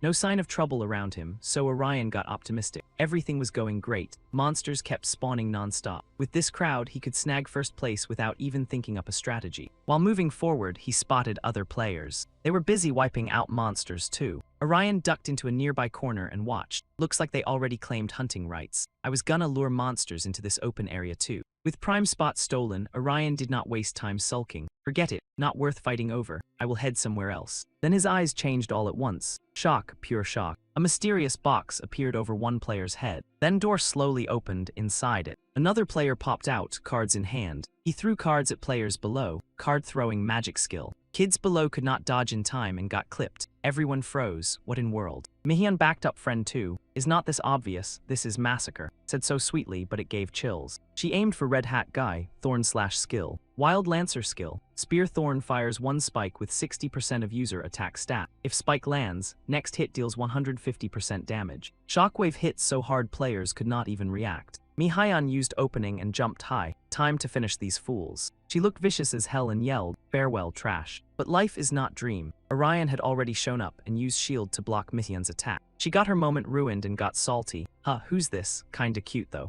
Orion did not care about her jab. He focused on countering double/skill. Mihyun did not see Orion's move coming, so she got pushed back a bit. By then, Mihyun's teammate had stepped in to replace her. He recognized Orion. I thought that worm killed you. No way you still lived, Orion. Orion gave a cold smile. That's hilarious. I could say same thing to you. Right after he spoke, both weapons slammed together with nasty screech. He still looked fearless and shot back at Orion. Oh, rock gloves. Looks like you upgraded gear little bit. Orion sized him up. If I waste too much time on this guy, I could lose first place. Think. What's fastest way to crush them when both are ganging up on Orion? Huge blast ripped through shopping center, and debris shot into sky. Battle between Orion and 2 other players turned brutal. Mihyun bounced like frog. Using baptism skill, Wolf Wind, Blue Wolf Spirit appeared around her like tornado. It blasted Orion backward. Then Mihyun's teammate used opening to cast magic chain skill. Orion dodged and fought back against those daggers. He was under heavy pressure from Trickmaker and Wild Lancer. That duo was a nightmare. They synced perfectly. Wild Lancer used crowd control to block enemy attacks at close range. Crowd control skills limit opponent movement by knocking them down or pushing them back. Meanwhile, Trickmaker used ranged attacks and movement skills to confuse enemy and land critical hits. Combo did not deal huge damage, but it was elite tiki-taka. Tiki-taka here means taking turns beating opponent like a soccer drill gone feral. They worked together like clockwork. Mihyun's teammate laughed hard. What happened to you? You got better gear, but you still eat hit after hit. He used another skill, Magic Skill Stage 3. Attacks came straight at Orion.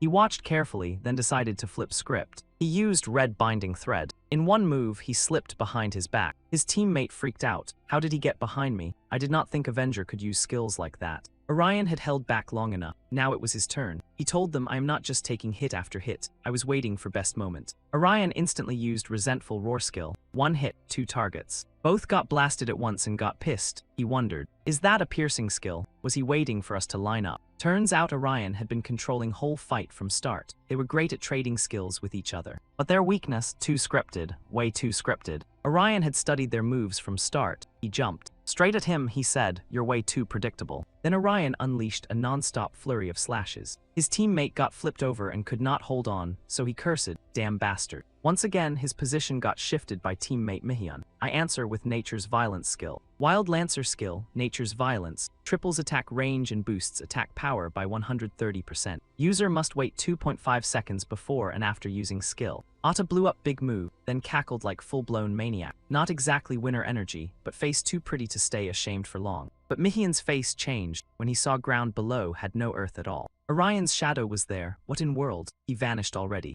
In that opening, Orion had already slipped behind teammate. Guy froze, caught flat-footed, not this time. Orion instantly used Ghost Mirror skill. Huge mirrors boxed in both fighters. Orion lunged forward, locking onto target. Yeah, this is it. He gifted him Thunderous Punch. It sent him flying backward. Mihyun's teammate looked stunned. Guy had used fact that fists hit faster than swords in game to slip past own skill. Mihyun came flying in from nowhere, ready to jump Orion. This time she used Blood Hunt skill. Speed shot up crazy fast, boxing Orion in with Feral Leopard Hunt skill. Attack and movement speed doubled against single target for 5 seconds, then user cannot attack target for 3 seconds after using skill. Orion could feel it. She was almost as fast as wind. With that speed, she landed hit on Orion while he lost balance. Teammate fired off cards too, pressing attack. Orion caught on, eyes turned red. Now's my chance. They are both in range. Both rushed at Orion like idiots. He swung sword and spun up whirlwind. Avenger's skill turned into Raging Fire Spiral. Avenger's Burning Flame. Long-range strike drains 38% HP and creates Fire Pillar based on attack stats. User cannot use Avenger's Burning Flame for 180 seconds after activation.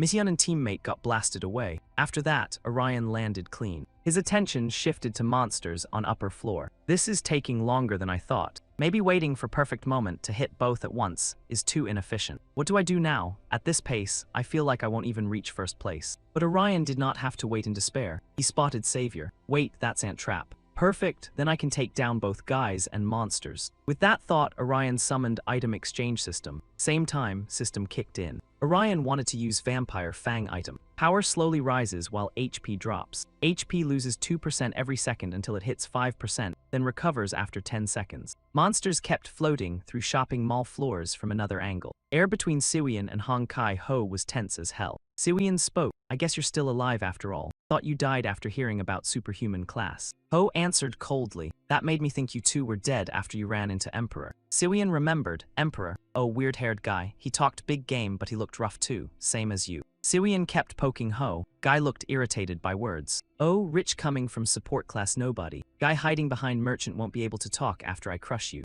Ho rushed at Siwian. He swung wild. Siwian refused to back down. She moved giant rocks behind him and triggered Trap. Rock came crashing down on Ho. Guy could only run to dodge yet still talk trash. What slow skill. Suddenly Siwian turned and ran. Ho guessed her plan. I think she wants to drag it out. Running away again. Ho jumped high, ready to slam down. His whole body seemed wrapped in ghosts. Siwian panicked and cursed under breath. Damn it, creepy bastard. Ho kept chasing her. Where do you think you're going? We are not done with our game. Right after saying that, he smashed down at Siwian's spot. Then he realized too late, it was Trap. Siwian finally relaxed face. Sorry, I would love to play, but I have some work to handle. Siwian's Ant Trap went to work. Chains locked down Ho's legs. Siwian flashed Ho loving middle finger. We'll play later, okay? Ho got so mad it felt like eating chili peppers. He blasted out curses like total clown. Siwian ignored barking dog. She wanted different play. No need to fight him right now. Need to move fast and set Ant Trap. Because she was important player in this mission.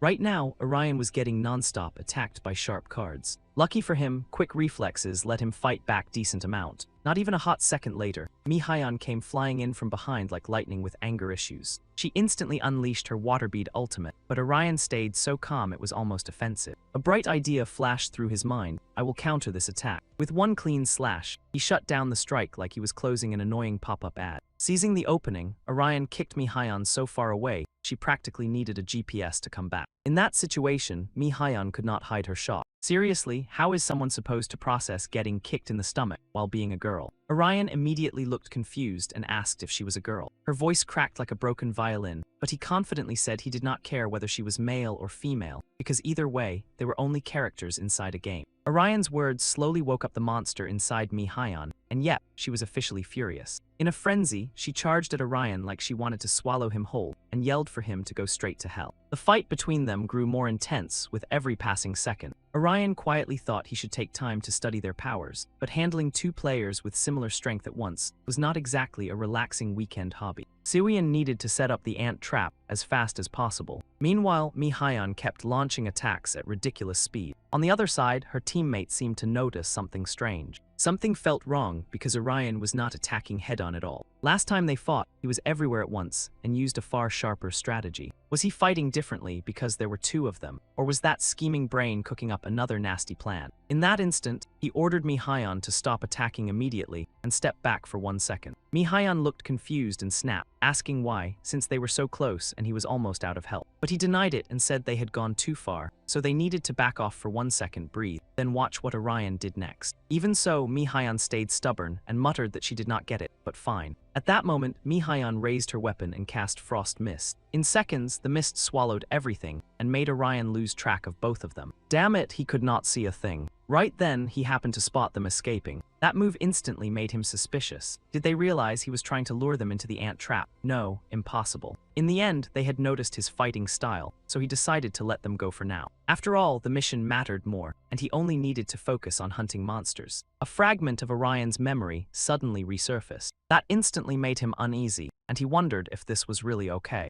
Should he truly let those two monsters walk away? The scene shifted to an apartment building. Mihayon and her teammate were still running like rent was due. Mihayon complained and asked how much longer they had to run, because at that pace, they would run out of time for the mission. He started calculating and figured the enemy was no longer chasing them. He guessed Orion had no hidden trick left, and that they had simply beaten him in combat. Suddenly, he sensed something wrong. Orion appeared out of nowhere, shocking both of them. He grabbed the opening and cast Demonic Sword Spear, sending the attack straight at them. Orion's comeback made the guy ridiculously excited. He grinned and said this was how Orion counterattacked, adding that he knew the guy would never give up. Yet Orion stayed terrifyingly calm and said if he let them go, they would chase weaker players, and that would ruin his plan. The guy practically went insane and activated his skill, End of Magic. He told Mihayon he was using his strongest magic, and demanded that she quickly finish Orion off, but she snapped back that she knew, idiot. She quickly activated Soul Vortex. In that instant, Mihayon shot toward Orion like a lightning bolt with personal beat. Suddenly, a singing voice rang out, cheerfully saying they should have fun. That strange situation immediately weakened them. He gritted his teeth and wondered what the hell that sound was. Orion secretly celebrated because it worked, and the timing was perfect. At the same time, Siwian had completed her duty and successfully set the ant trap. Rewind to before the battle began. Orion had made a plan with Siwian and asked if she understood what he meant. But she asked how she could tell him once the ant trap was ready, since their phones were not working. Orion suggested using the dragon horn instead of a phone, saying he could hear it from anywhere inside the shopping mall. Siwian still looked worried and said if she used that method, others could hear it too, and if they figured out the plan, they might also come to the trap. Hearing that, Orion thought they should use a code only the two of them knew. He suggested she sing a song, because then he would recognize her voice immediately, and he would be able to reach wherever she was. Back in the present, Orion was thrilled to hear Siwian singing, and realized she had finished the trap right on time. Her singing, though, was not exactly Grammy bait. I recognized song, but melody had clearly taken wrong exit. Meanwhile, Miyun was totally stunned by that voice. Too loud. My ears are getting sautéed. What in cursed karaoke is that noise? Is that some new skill or what? Seizing chance, Orion dashed in and countered with his spooky saberclaw sword technique. In blink, he had already sliced up two of them. So Jester, this makes loss number 2. Losing twice to same guy cannot be great for ego, right? Maybe this game was not made for you, champ. His trash talk instantly turned Guy into shadow-flavored rage. You tiny little pest. You really are one annoying high school brat. I will end you right here. Of course, everything still sat inside Orion's plan. Now all I need do is bait him into trap. Orion kept dodging them non-stop. He ordered Mihian to chase after him instead. The moment they rushed in, Orion told Siwian to handle rest. Activate anthill trap. Siwian thought, two people are chasing him. Guess that probably does not matter. Final formation finally triggered. Summoning thousands of monsters like Maul had opened discount dungeon portal. Only then did they realize they had been played. Meanwhile, Siwian lit up with joy. It worked. Anthill trap landed perfectly. Orion quietly decided, now it is my turn.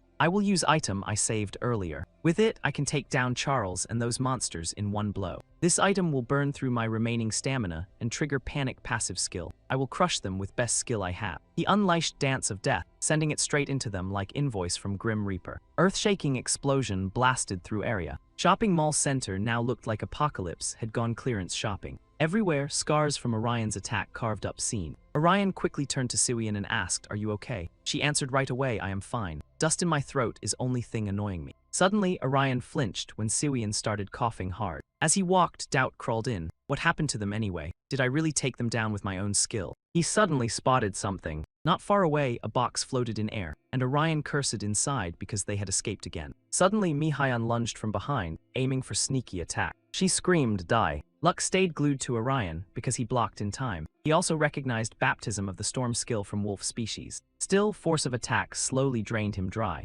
Mihayon pushed harder, smelling victory. Your cooldown still is not over, right? Now you cannot do anything, idiot. I will send you straight to hell. She grew even more unhinged. Siwian stood nearby, still lost, and blurted, "Hey, wait, that is." Moment Mihayon charged in, trap activated too. Mihayon froze, clueless and cooked. Then trap sent her straight back to Mother Earth while Orion watched. Siwian suddenly looked horrified. That is where I set trap to kill monsters. Shock made weapon slip from her hand and hit ground with ear-stabbing clang. Weapon then released strange beams of light. Situation left Siwian shaken. I accidentally killed another player. This feels weird. Seeing her panic, Orion spoke up to calm her down. Do not worry too much. I was one who lured them here anyway. Hearing that, Siwian slowly pulled herself together. Kimsi Gwaihun quickly sorted out situation. You are right, it was not exactly my fault. Right. Anyway, how many more monsters do you need to hunt, Orion? Her sudden question left him buffering like bad Wi-Fi. After quick math, Orion said, I think only one more. Siwian stared at system screen with serious face. I think so too. Let us find final monster. And then, quest completion was basically within reach, because not far away, one monster appeared. Even monster jumped when it saw them. They were friendly, sure, but quest pressure instantly exposed true nature. This was final one. Orion shot forward like lightning and smugly said, I will take it down first. I can move faster than you. His stunt made Suian furious. Hey, that is not fair. But she did not give up that easily. In that instant, Suian poured all her magic into staff. You think I will stand here and watch? In end, Suian was one who dropped it by using arrow trap skill on Monster. So final Monster did not just die. It slowly dissolved too, extra dramatic for no reason. Orion turned back, frustrated, and said, You are seriously mean. She burst out laughing, fully satisfied. If it bothers you that much, become a mage. System then displayed notice. Congratulations, player Suian. You earned first place in Monster Sweep Quest with total of 45 monsters. For this reward, your 24,525 hunting points will be doubled. You received 49,050 points. Your total is 97,580 points. These points place you first in event. Reward made her insanely happy as she cheered first place. Orion could only sigh in helpless envy. I am jealous. I did not even make top 10. Suddenly Suian turned and quietly asked, Do you want some points? But he flatly refused. No, I am fine. I can reach first place on my own. To thank him, Suian awkwardly offered, If you need any items, tell me. I'll buy them for you. Orion then went full shopping cart demon. Fine, give me 20 time flow distortion machines and 50 elixirs. Suian snapped back, Come on, that is way too much. Joy barely got to clock in before another enemy showed up like drama, had a subscription plan. Both of them tensed up and stared in that direction. Hong Kai-ho had tracked them down, and they shouted in unison, Grim Reaper. Suian finally remembered her tiny little oopsie. Oh right, I totally forgot about him. Orion asked suspiciously, Did you run into him by accident or something? She admitted she had crossed paths with him not long ago. Hong Kai-ho spoke in an icy tone. Revenge boy, is this our third meeting now or the fourth? I'm sick of seeing your ugly face. Time to end this. His edgy villain monologue immediately started draining Suian's patience bar. When Orion stayed silent, she fired back with sarcasm. Yeah, I am also sick of that corny line. Seeing him frozen in place, Suian called out worriedly, Orion. He slowly realized something grim. This guy was hunting innocent players, which meant he was not misunderstood. He was a killer. I can't forgive him for this. Orion stared at Hong Kai-ho and drew his weapon, ready for battle. He weighed situation with deadly focus. But Hong Kai-ho also embodied twisted, tangled emotions buried inside him. That was exactly why Orion had to stop him before he kept spiraling like a villain with no brakes. Orion then raised his voice and demanded, Stop this fight. Kai-ho sighed and asked, What nonsense are you babbling now?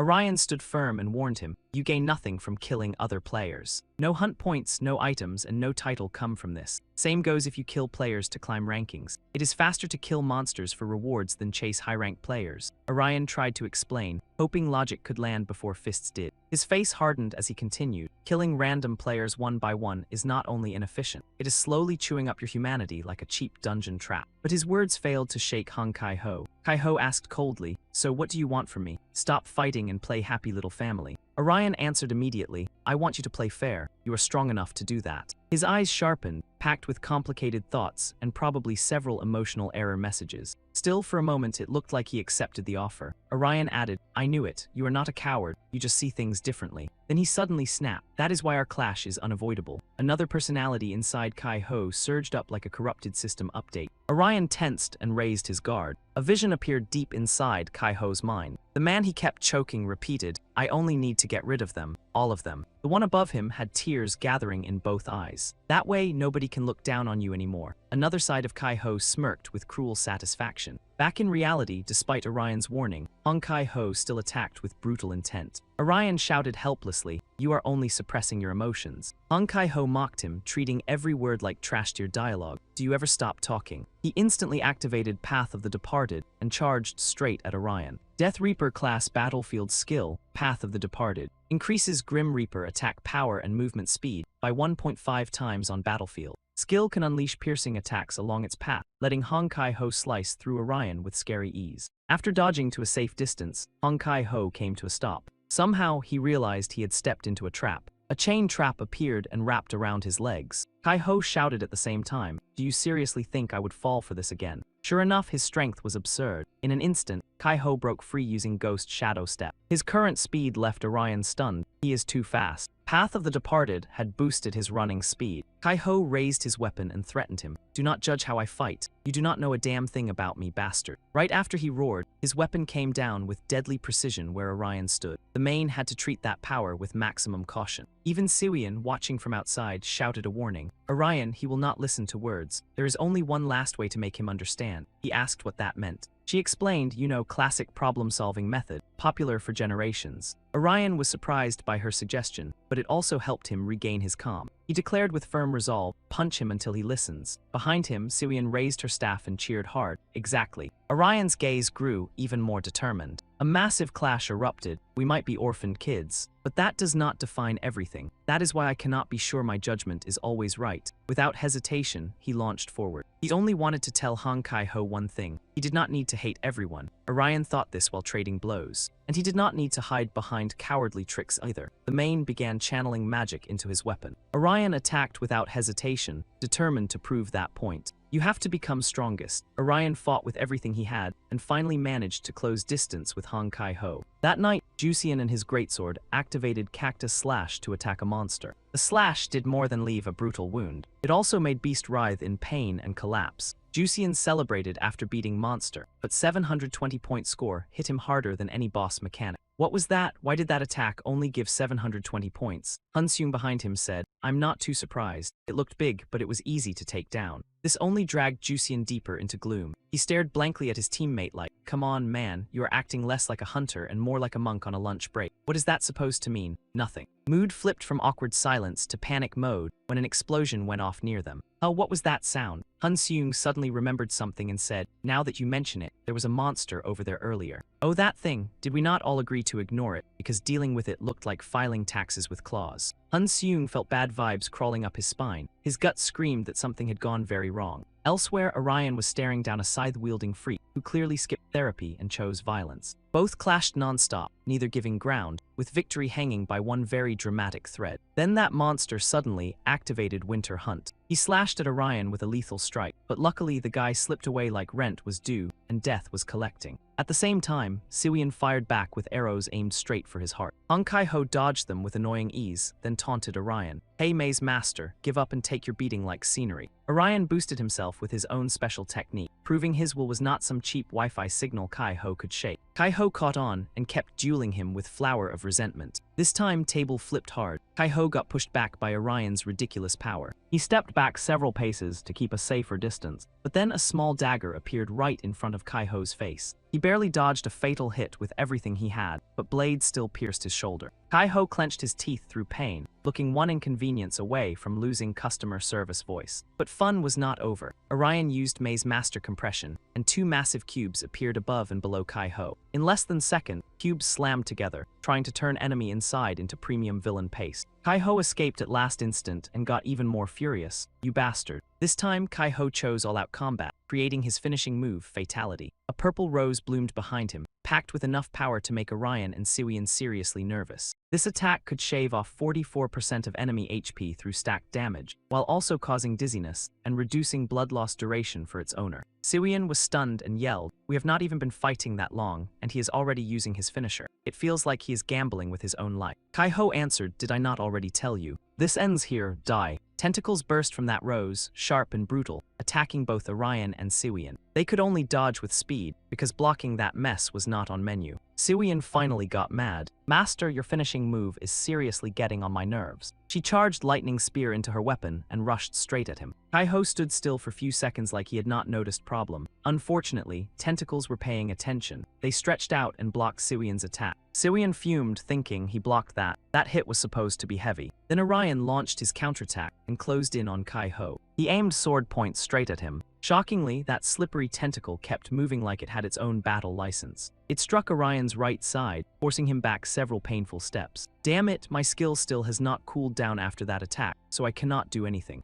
I need a little more time before I can use Destiny's Art, just a bit longer. During that tiny window, Orion asked Siwian to attack ceiling near her. Siwian did not fully get point, but she agreed and rolled with plan. Siwian chose Depth of the Abyss and aimed upward. She thought, if I use this skill on ceiling then. Sure enough, plan worked beautifully. ceiling took huge impact, cracked apart, and one giant chunk dropped straight toward Kai-Ho. Before long, Kai-Ho and that creepy Rose were crushed under rubble. Siwian immediately cheered, "We did it," ceiling collapsed and buried him. But to Orion, this was only a stall tactic. He gave her another order. "Good, now we have a little time. Hurry and gather supplies, we still need to keep fighting." Siwian froze for a moment while Orion searched quickly, then asked if that Grim Reaper had gotten stronger than before. Her reason was simple. His endurance was way too scary to ignore. Orion denied it. "If we do not fight up close, there is no real stat gap. He is probably just more decisive with his skills." Only then did Siwian shift her gaze toward Orion. She saw what he was doing and snapped, "I am warning you, do not step into transcendent rank." Seeing him flustered, Siwian added, "You survived by luck because of those side effects. We have no idea what happens next. So do not try to enter transcendent rank. I do not want to feel that again." Orion sensed Siwian's worry and promised he would not get involved with that power if she did not want him to. Suddenly, another explosion erupted nearby, coming from pile of rubble where Kai-Ho had been buried. Shockwave was strong enough to blast both Siwian and Orion away. When Orion struggled to look closer, he realized this was transcendent rank. Kai-Ho walked out from rubble, and his body looked completely different now, far more overpowered than before. Kai-Ho had become transcendent, god of calamity. Siwian realized this was insane and wondered what Kai-Ho was even trying to do. Worse, side effects of transcendent rank still bothered her. Kai-Ho raised his scythe and shouted at them, "Nothing matters more than me failing to kill someone."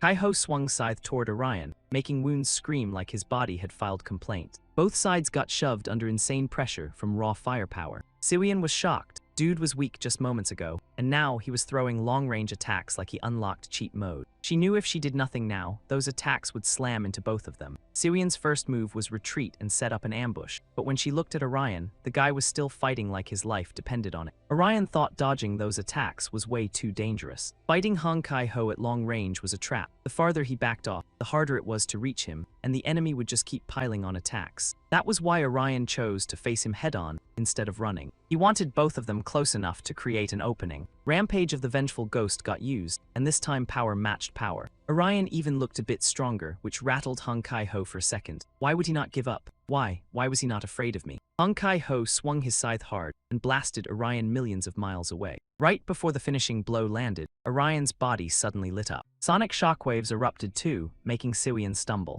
At Orion's side, Hong Kai-Ho gawked with his mouth wide open, because that glare was pure madness. "I am not losing, I am not letting that happen again, not to some loser like you." After dumping out all that rage, Orion triggered skill. Overcome Effort City, then stacked with an eye for an eye. When Ho got crushed by that weird sensation, not only did he freeze, he got pushed back too. The moment Orion's slash landed, he took full damage. During all that, he kept calming himself down. "I am just angry. I got pissed because he yelled at me and looked down on me, so I killed him. I did not mean to do that again. But after that, I got stuck with a bad reputation I could not shake, and people started avoiding me. Nobody wanted near me. Still, I was never alone. After all, I was always orphan kid. I got used to it. Thing was, life got easier after that. More people feared me, safer I felt. My territory kept spreading. Truth was, nothing changed since I was little. I had to fight for place to sleep at night, and that was when I decided. I could use other people's fear and my own hatred to protect my territory and protect myself. So why was I not scared?" While fighting Kai-Ho, there were moments he had me cornered. But Orion still stared at him with eyes full of fury, not fear. He fired off a finishing blow to end match right there, power enough to blast Orion back hundreds of meters. Still, he held his ground and stared straight at Hong Kai-Ho. Best revenge skill when enemy is still alive. Orion kept battling while thinking, "I cannot let him push me back. Once he gets more space, he will fire another long-range attack. I can handle close-range attacks myself, but I cannot block those long-range shockwave hits. I need to stay close." Orion's aura suddenly exploded upward. Hong Kai-Ho could not stop thinking, "That cursed Avenger guy, is he really using passive skill to brawl up close? In that case, Demon Plague skill got activated. Brutal energy slammed into Orion's body, and he let out a pained shout. Then Orion's eyes widened when warning popped up. "You cannot use skills for 45 seconds.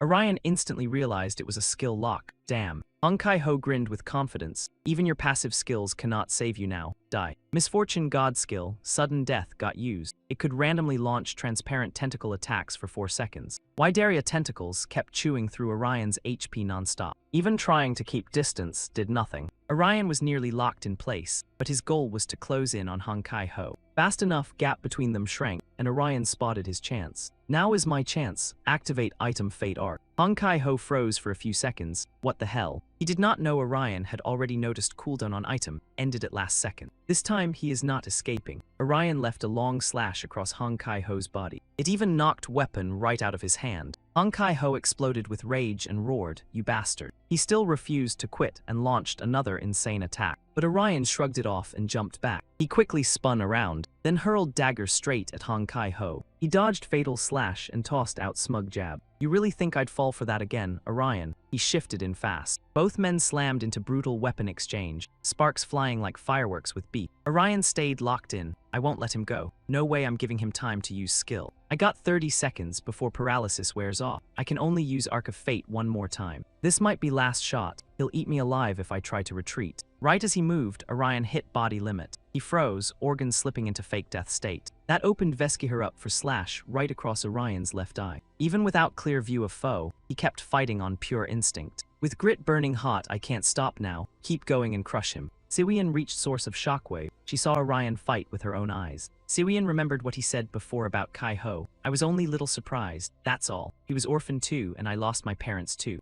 So I thought maybe I'd end up same way. Maybe I'd kill every bully who came after me. And become monster with nothing but hatred for world." Siwian blurted out, "Don't give up, Orion. You can do it. You have to beat him." Orion seemed to feel power return. He triggered voice skill from outside maze and answered Kai-ho. That made him fight while muttering curses under breath. Damn bugs. Kai-ho powered up giant scythes. This was final move of Destruction God, loaded with busted effects like Annihilation, Attack Boost, Crit Poison, Immobilize, even Wide Area Hit. Kai-ho fired off Bold Declaration, "Go straight to hell." Huge blast erupted and Orion vanished into fog. His weapon faded too. Hong Kai-ho still waited, patient as ever. His eyes were full of shock. Seeing Orion come back, he flew in like bullet, fist packed with power. No need, punch landed dead on with perfect timing. Hong Kai-ho was sent straight into brutal pain. Midair he still had energy to complain. "Damn, I took too much fire damage. One normal punch knocked me out." His heart clenched and he blanked in middle of battle. Kai-ho then wondered if that was one of side effects of entering Transcendent class. "Wait, does that mean I lost?" Orion walked up calm as ever. "If you had waited until your final skill kicked in, I couldn't have dodged it. You could have won too if you kept distance, while paralysis skill hit me.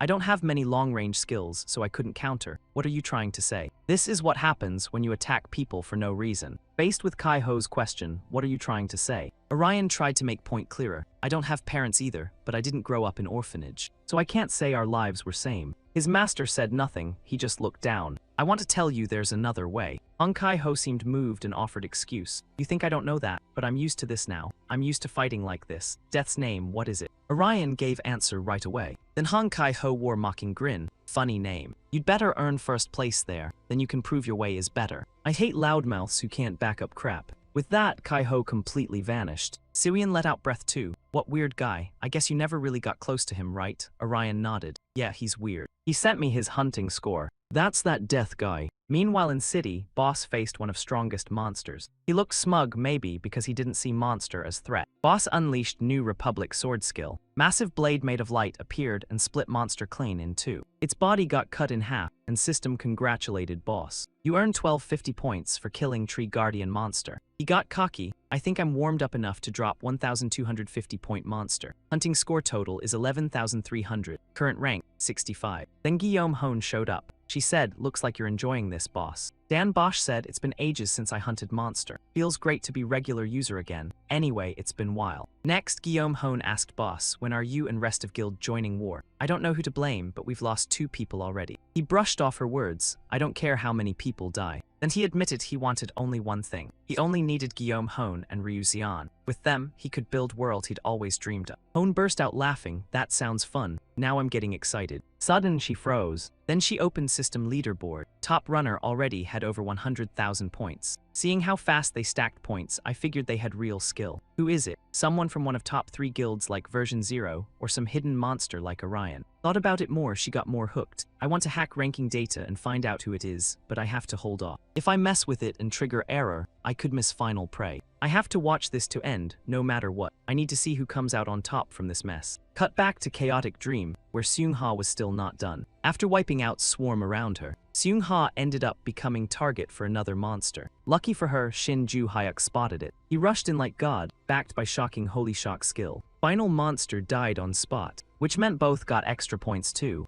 In less than a second, system sent congratulation mail. Congratulations, Seung-ha and Ju-hyuk. You have completed regional battle contest and received 8,450 bonus points. Still, Haya was not happy with result. He sprinted on, sweating buckets. We only rank 11th and 9th. Guess there are tons of monsters playing. Still, our guild members got solid ranking. Before, 140 people joined, but now only 92 remain. Seung-ha let out sigh. That is huge drop in numbers. Maybe they quit halfway. They may have been killed by monsters or escaped through wormhole zone or chaos wiped them out. Yeah, maybe. Shin Ju-hyuk told Seung-ha to head back to meeting point since both already finished mission. Besides, it was almost 11 o'clock. Seung-ha glanced back at battle damage. Come to think of it, chaos was way quieter than I expected. I thought Emperor would use chaos to stir up more trouble than usual. Is this only calm before storm for full-on war between us and them? Seeing Seung-24 not answer, Shin Ju-hyuk asked softly, what are you thinking about? Nothing. I just started getting negative because it is late, but I am fine. Shin Ju-hyuk looked awkward, then still tried to comfort Seung-ha. You do not need to worry so much. Whatever happens, me and other guild members will be here to protect you. Hearing that, Seung-ha finally relaxed. Smile even appeared on her lips. Okay, I think I should feel lucky to have brave man beside me. Are you having fun being man and spending night with me? What did you just say? Nothing. Back to Siwian. She was chasing flying monster across rooftops. Siwian aimed spear at monster. Then she used skill, Maze Despair, forming long barrier across its path. Before it could clear barrier, Siwian's skill stopped it cold. Orion, this is your chance. Finish it. He appeared from behind with familiar sword. One spinning strike later, monster got launched straight to hell. Orion leaped off rooftop and kept going. Landed safely. Once done, he exhaled. Man, that was rough. Orion hunting score climbed to 128,400 points, ranking now second. Siwian walked up to Orion. She said, what waste of time. That mission did not even give us much points. Her hunting score also rose to 132,040 points, keeping top spot. Let us choose next mission carefully. Agreed. We have limited time anyway. Then Kim Siwell realized it was midnight. Orion was surprised too, never thinking it got that late. Sky looked same all day, so I did not even notice. Did not know either, Siwian. I am not tired, but I could use shower. I feel dirty as hell. Orion had same plan. Right when both were about to leave, Kim Siwell got new notice. Wait, what? Rest time announcement. Message inside was only rest time notice, reminding players to pay attention to upcoming break period. This notice is for all players joining this event. All players get 7-hour break from midnight to 7 a.m. You can still hunt during break window, but monsters will not respawn and new missions will not be created. One NPC will be assigned to each area. Random Battle NPC, Jeff Fetty. Through that, players can win random boxes through simple battle matches and minigames. New area called Lucky Zone was also created. This area is monster-proof, so players can spend break there safely. Orion wondered if it would stop player-on-player attacks. System answered that issue would be left for players to decide. Zayuan tied whole thing together and said, I guess that means it is not safe from BK users. Lucky Zone sounds like it could be pretty dangerous. So what do we do? Keep hunting rest of monsters. After thinking, he answered no. We should rest for long break. Besides, we need to redistribute hunting points, buy items, and share our stats. Anyway, find somewhere to wash boots too. So you want to take shower, that is relief. Orion asked if she wanted to find place to rest and wash up. But city around them was full of ruins, and neither knew where to go to get that done. While passing by, Siwian spotted in and called Orion over. Dark intentions surfaced first. His thoughts made his face turn red. Orion fumbled, saying, we're minors, we're not allowed in there. Siwian did not care one bit. She shot back, who cares who sees us? We'll be fine as long as we clean up after. Are you kidding me? Siwian blew up. She told Orion to shut it and dragged him toward the inn. Come on, we're just getting some rest before heading out. Hold up, I'm not sure about this. What are you worried about? We already saw each other naked. I only saw you naked. While they argued, a scanner popped up in the sky and stole their attention. What is that? Some kind of monster. Then it dropped down, making both of them even more confused. Soon after, a new figure appeared. He muttered, looks like there's no service out here. Caught off guard by sudden approach, Orion and Siwian stayed on alert. But strange guy stayed calm and said, relax, I'm not here to fight you. I'm blacksmith from craftsman class and I'm not much of fighter. Will you at least hear me out? Siwian frowned and asked, a blacksmith, how are you still alive this long? She gave no explanation and made offer. We can play 20 questions. We're too weak to stand around on street talking like this. While Orion studied blacksmith's every move, she kept talking. In exchange for listening, I can give you this, a beginner's meteor shard from world. With my blacksmith skills, I can add up to 4 slots to your weapon, so you can equip gems and runes. You can slot this meteor shard into one of them. It's temporary, but it'll last until event ends unless I die. Ryan heard that and got cautious fast. So why go this far for us? What do you want? Blacksmith did not flinch. I already said it. I want you to listen to what I have to say.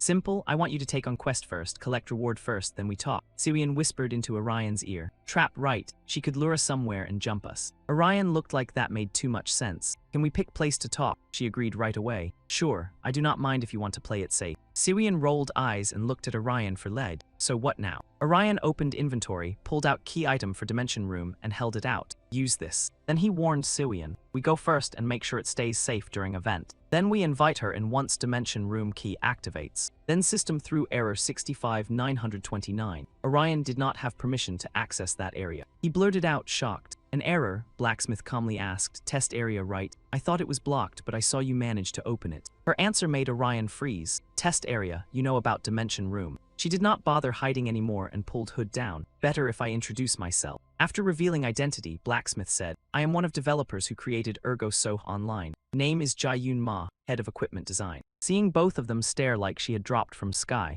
Jae-yoon Ma kept going. Of course, you may not believe me, I look like this. Siwian still was not buying it, so she pressed harder. Wait, if you really are developer, do you know someone named Maria? Jae-yoon clearly knew Doctor and answered with confidence. Of course I know her. She was our project manager. Total genius. If not for that accident, she would have won tons of awards. Such waste. By then, Siwian was starting to trust what Jae-yoon claimed. Then she asked Orion straight up, so how do you feel about hearing what I have to say? You should decide fast, rest time and sooner than you think. In end, Orion chose to listen to Blacksmith. Both followed Jae-yoon to another building. After opening apartment door, Jae-yoon told them to come in and rest. This is not my home, but it is safe place for now. I installed few devices that keep us safe from anyone watching. Siwian asked in disbelief, you are really developer? You look way too young. Jae-yoon did not mind at all and revealed her protagonist was really 43-year-old man. That left them both staring with mouths open for few seconds. Jae-yoon kept going and made it worse. It took time to get used to this body. I used to be tall with little belly. That can happen. I mean, even if it could, why pick pink-haired girl? You pervert or what? Jae-yoon shot that down immediately. No, absolutely not. I had to pick character that looked like this. No other choice. I could not let anyone recognize me, so I needed character that looked nothing like me. Do you know how hard it is to become someone else? Nothing hurts more than mind and body not matching. Siwian stopped arguing with Jae-yoon and made judgment call. Now that we heard denial, what is verdict? Even Orion reached same conclusion. Certified creep.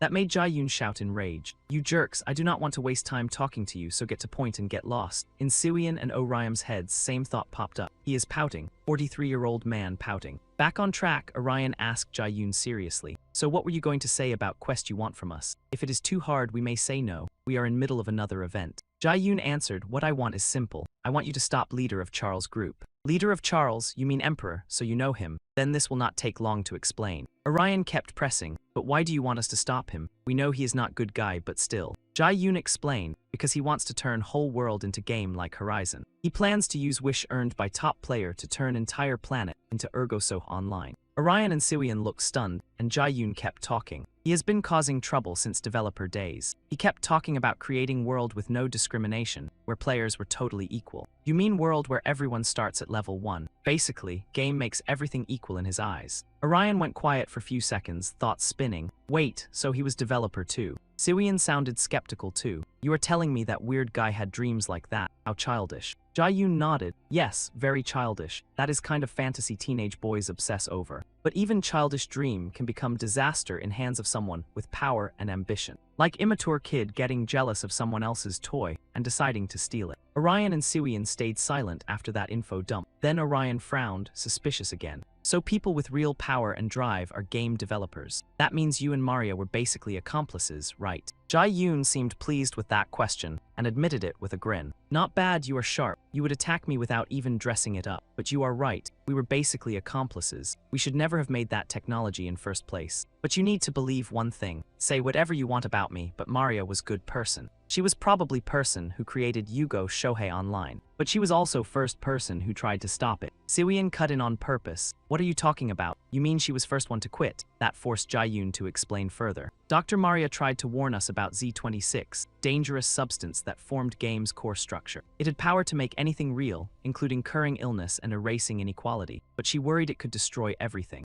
After that, developers split into two camps. One side wanted to keep working on game, other side wanted out. In end, dev team fell apart right when they were about to finish. Orion immediately pressed Jae-yoon, asking whose side she was really on in this mess. Then came a surprisingly honest answer. I didn't want to stop at first. I got way too attached to this project. I was sure it would blow up, and we'd all be swimming in cash like cartoon billionaires. But once they started forcing people out whenever they wanted to quit working on the game, things stopped looking like a dream job and started smelling like a dungeon boss trap. I realized Maria had every reason to worry. Even tech built with noble intentions can turn into a villain starter pack when someone powerful gets their hands on it. Seeing both of them listening like this was the season finale, Jae-yoon awkwardly continued explaining. That's why I'm asking you to do whatever you can to stop him. Seeing Jae-yoon look embarrassed, Siwon asked bluntly, don't you think that's kind of irresponsible? I mean, we're high schoolers whose biggest qualification is gaming too much. Jae-yoon, though, said this was the only desperate move he had left to stop him. If they win, the world as we know it is done,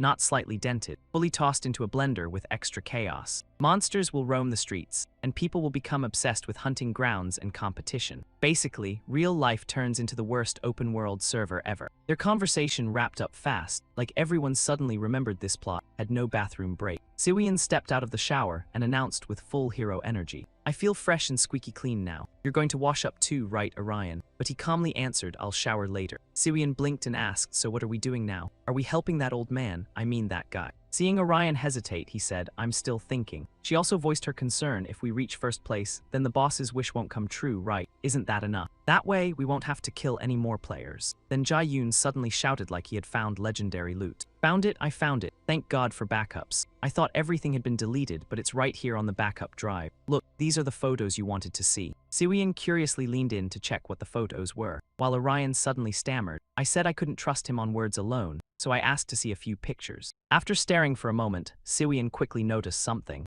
Wait a second, that picture looks like a selfie. Is that the old guy with the beard? Jae-yoon suddenly declared with pride, yep, that's me. Siwon got instant goosebumps. You seriously wanted photos of some guy standing behind the station while staying 5 meters away from me? Jae-yoon immediately explained, 5 meters away? I'd have to leave my house for that. If it bothers you that much, you leave. Somehow, Siwon made the whole conversation less cursed with one suggestion. If you can change your appearance, you should pick a few boy band idols. Trust me, instant upgrade. But Jae-yoon seemed a little offended. What, your main character is a guy too? Siwon yelled in pure defeat, no. Orion kept studying the photo carefully, especially the one with Dr. Maria in it. I saw her once when I faced the soul container, but she really does look like Ariam. Wait, is that the boss? He looks like he went through a serious character redesign. Then he suddenly froze after noticing something. He blurted out in shock, what is he doing there? Hey, who is that man? Jae-yoon snatched the photo and answered, he was an outside consultant for our project. Since some of our tests involved humans, we needed medical advice. That only made him more curious, so he kept digging. What's his name?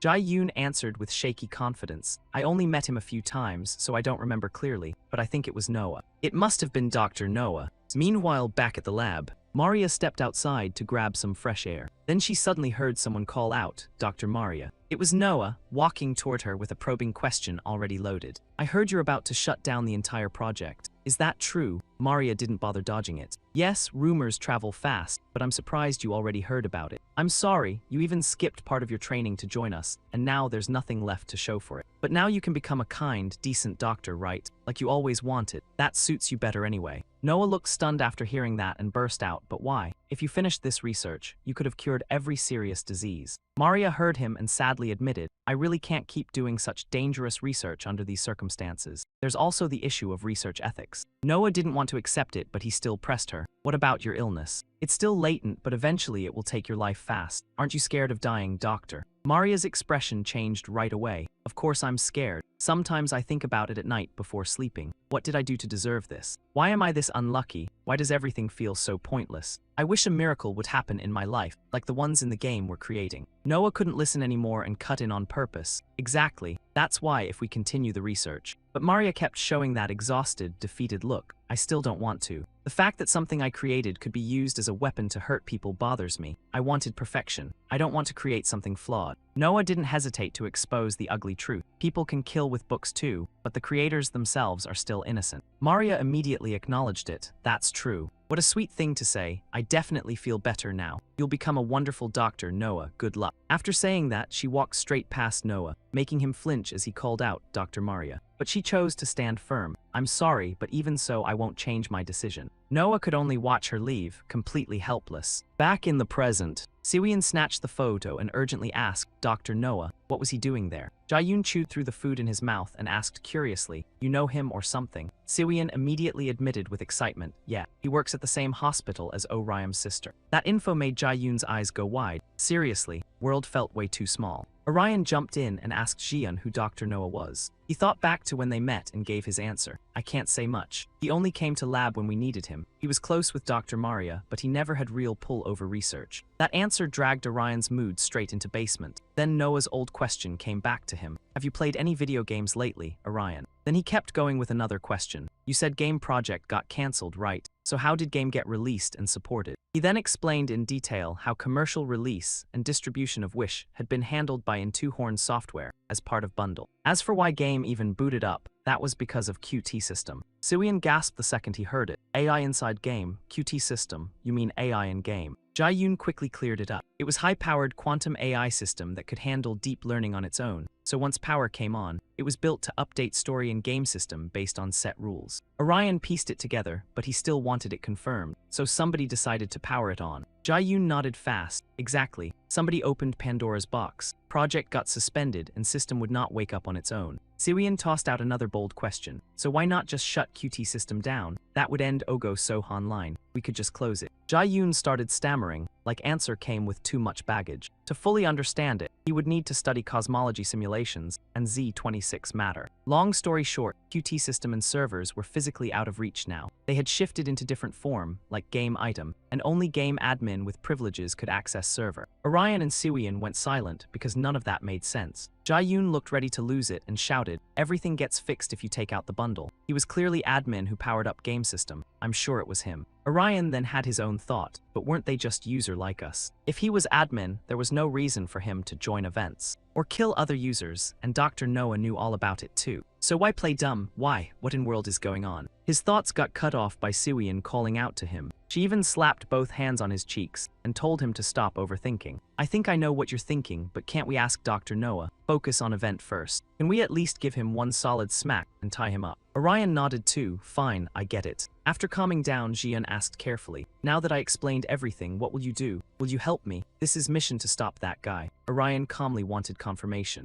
If Trung really is game admin, does game end when we beat him? Jae-yoon shut that down right away. Losing admin privileges does not mean game ends, but safety will block any more updates. That means no more events like Horizon. Then other devs and I will step up and figure out how to stop game. All you need to do is wreck Bundle's big master plan. Easy, right? Orion glanced at Siwon for backup. She nodded yes. Jae-yoon had barely finished when Orion pressed on. Mission is yours. He then stressed it again. We'll stop Bundle from pulling off his plan. Orion's answer made him beam. Good, excellent choice. Knew you'd say yes. Glad I can count on both of you. At another place, a clown spoke with way too much energy. Next question in Golem Ambush Quest. Name of NPC giving quest is net. True or false? Gu Yiyang tightened up and thought hard, then shouted with full confidence. I'd bet everything I own answer is false. Bad news, clown dropped answer and flipped table. Wrong, it's true. I'll take 200 hunting points, you bet. Hyun Seung warned Gu Yiyang to stop. You've already lost more than 2,000 points. But Gu Yiyang still believed in luck. No,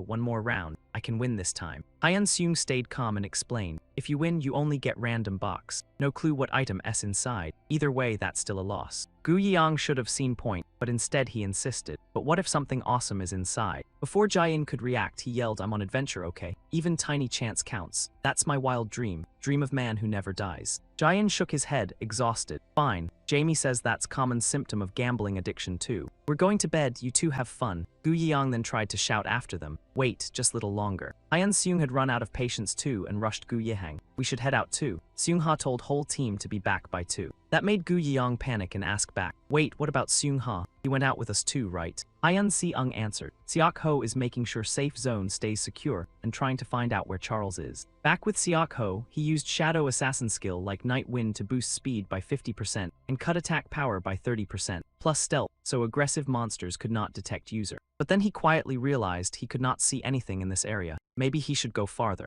So he took off fast across rooftops. Then he stopped cold, sensing something off. After landing steady on rooftop, he used Assassin's Kill. Shadow Assassin skill lets user move slowly and quietly without being detected by monsters, and skill triggers later. Thanks to that, he quickly spotted pair talking below. Those two were none other than Charles and Mayer's leader. That sharp-looking guy was Xiu Nu, Mayer's leader, one of top 3 guilds in class rankings, sitting at 4th place right now. Siak Ho suddenly got nervous. What are they doing together? Do they know each other? I can't hear what they're saying from here. No way. Could they be joining Mayer, working together? Right then, another notification popped up with nightmare-level timing, and Seung-ha instantly looked like someone caught stealing snacks from a dragon. Sis, that nearly launched my soul out of my body. Why does a mission alert have to show up right now of all times? This was a 3-stage mission. 3-stage mission starts in 10 hours. Different missions get assigned at random to 3 zones and begin at same time. Users can only move on after clearing first mission they selected. Notification helped him figure it out fast. This had to be tomorrow main event, and with rewards that juicy, plenty of users would show up like flies at a buffet. No need to say much. If those 2 guilds joined forces, Battlefield would turn into premium-grade chaos. Thinking about his teammates, Seung-ha felt a storm brewing in his chest. He could not shake feeling that they had to brace themselves for war against Charles and his allies. Current time was 6:30 in morning. Orion received a new sword from his buddy. Jae-yoon said he had upgraded all Orion weapons as promised. Seeing Orion clearly vibing with new gear, he added, "I bet you feel way stronger now." Jae-won showed up looking like sleep itself had punched him in face. "No, I only feel sleepy." Female doctor jolted awake in panic and asked how he could wake up this late after whining about sleeping in someone else's bed. Orion cut them both off and asked Jae-yoon what he planned to do next, because if he was not playing game, Orion Group could take him to Abyss Zone. Jae-yoon stammered and said, I want that, but I do not think I could sleep at night after dumping that much responsibility on high school students." So Jae-yoon said he would stay here, and Orion Group could return anytime if they needed help. At least they could use place as their own hideout. That sounded fair enough, so Orion agreed and promised they would come back. Before they left, Jae-yoon gave both of them his clothes, so they could change outfits. Orion asked Jae-yoon if he knew someone named Jusian, since that guy claimed he had participated in game alpha tests. Jae-yoon thought for a few seconds, then answered, "I do not know. I never got chance to meet testers. Why are you asking?" Orion said Jusian had encoded key, and Maria had given it to him. Hearing that, Jae-yoon could hardly believe it. That access code is real. Why is he here? He confirmed that information with Jae-yoon. At same time, he explained that it had happened a few days earlier. After hearing story, Jae-yoon showed some sympathy. He knew Ju Jian had tried to stop things when event began. But more he thought about it, more absurd it felt. Jae-yoon cursed inside, "Damn it. Dr. Maria never gave up and fought until end, but all I did was hide because I was too scared." After that thought, Jae-yoon awkwardly told Orion Group, "Anyway, I am truly sorry. We committed crimes, and users ended up paying price." Siwian instantly cut him off. "If you're truly sorry, give me more pieces. I am still hungry." Jae-yoon nearly lost his mind, but instead of arguing, he gave Siwian everything he had and called her fat pig. Time came to say goodbye. Orion and Siwian quickly left Jae-yoon place and stepped onto street, where surroundings were still nothing but ruins and bad vibes. He told Siwian about Guy from earlier. As for Jae-yoon, he is pretty unique, right? She replied, he is just some game addict. But what is plan, Orion? Are you going to do what he asked and roam around hunting bosses? He said that was unnecessary. People like Orion only needed to maintain current rank and protect themselves if needed. As long as he stayed first and second, bosses would come looking for him on their own. Siwian was surprised, but it made plenty of sense. She continued, "That means we can clear 3-stage mission requests that came early this morning." Orion nodded. He opened his system panel and searched for next mission. This time it was 3-stage mission, starting after 10 hours. Most missions would be assigned to 3 random zones and begin at same time. Users could only advance after clearing first mission they chose. First was Giant Monster Raid with reward of 80,000 hunting points. If not cleared within 2 hours, no reward. Second was Capture Flag mission. Goal was to seize 4 flags guarded by monsters. Clearing it granted 70,000 hunting points. Last was Treasure Offering mission. Players received a random box and hunted monsters in assigned area. Some random boxes granted 5,000 hunting points, with time limit of 1. After checking all 3 mission types, Siwian judged, "I am not sure about Treasure Offering mission, but other 2 look fine. What do you think we should do?" After thinking for a long while, Orion spoke. He said if he could choose, best option for both of them would be Capture Flag mission. Orion then gave several objective reasons. Giant Monster Raid seemed better suited for big teams like Resin. Siwian agreed with that opinion, though one thing still bothered her. Problem is, we cannot choose, because we do not know which mission will appear in which zone, right?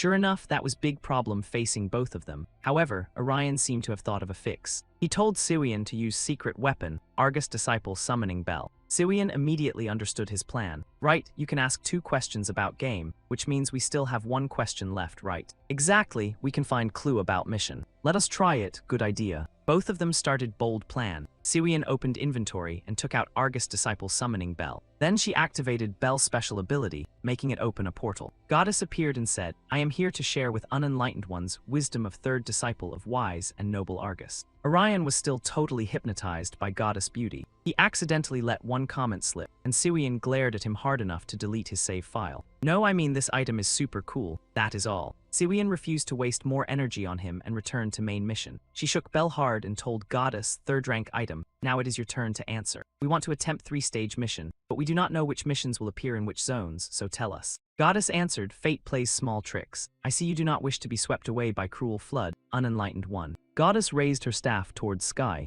Alchemical energy appeared, lighting everything up like someone turned on divine searchlight. May light of great sage guide you. As soon as 3rd eye opened, radiant divine tree appeared beside Siwian. Orion recognized it at once. This was ancient tree of knowledge. Even better, thing inside Siwian's system started working again. That meant they could see mission locations. First was Giant Monster Raid, located at Sports Stadium. Capture Flag mission was at Jiseng Metro Station, and final mission was at Art Museum. Both of them were thrilled and cheered so loudly even Ruins probably filed noise complaint. However, even Goddess had time limit. Before leaving, she told Siwian, now that I have answered your call, I must go. I hope your journey stays peaceful. Right after that, Bell slowly faded away, since she had burned through every bit of power it had left, followed by 1 tired little sigh. Siwian muttered, guess we'll never see her again. Farewell, eternal clearance rack grandma. Orion froze like his brain had blue-screened and told Siwian not to talk like that when Goddess had died. Her condition had mostly stabilized, and now they finally knew where to go. If they wanted to move fast, they could head toward Jiseng subway station and complete flag capture mission. But surprise, Chaos still had subscription plan. Just as both of them prepared to leave, Shockwave from behind forced them to jump aside. 2 Marmon monsters appeared at same time, nasty creatures from 6th realm that could inflict paralysis and burn effects with their attacks. Siwian clicked her tongue. Damn it, so we're still stuck in survival game mode after all. We can't get cocky and sprint around like tourists with no map. Even if we know routes, these monsters are pure headache fuel. Orion, meanwhile, saw this as perfect test run. The guy said they could check how much stronger those weapons had made him.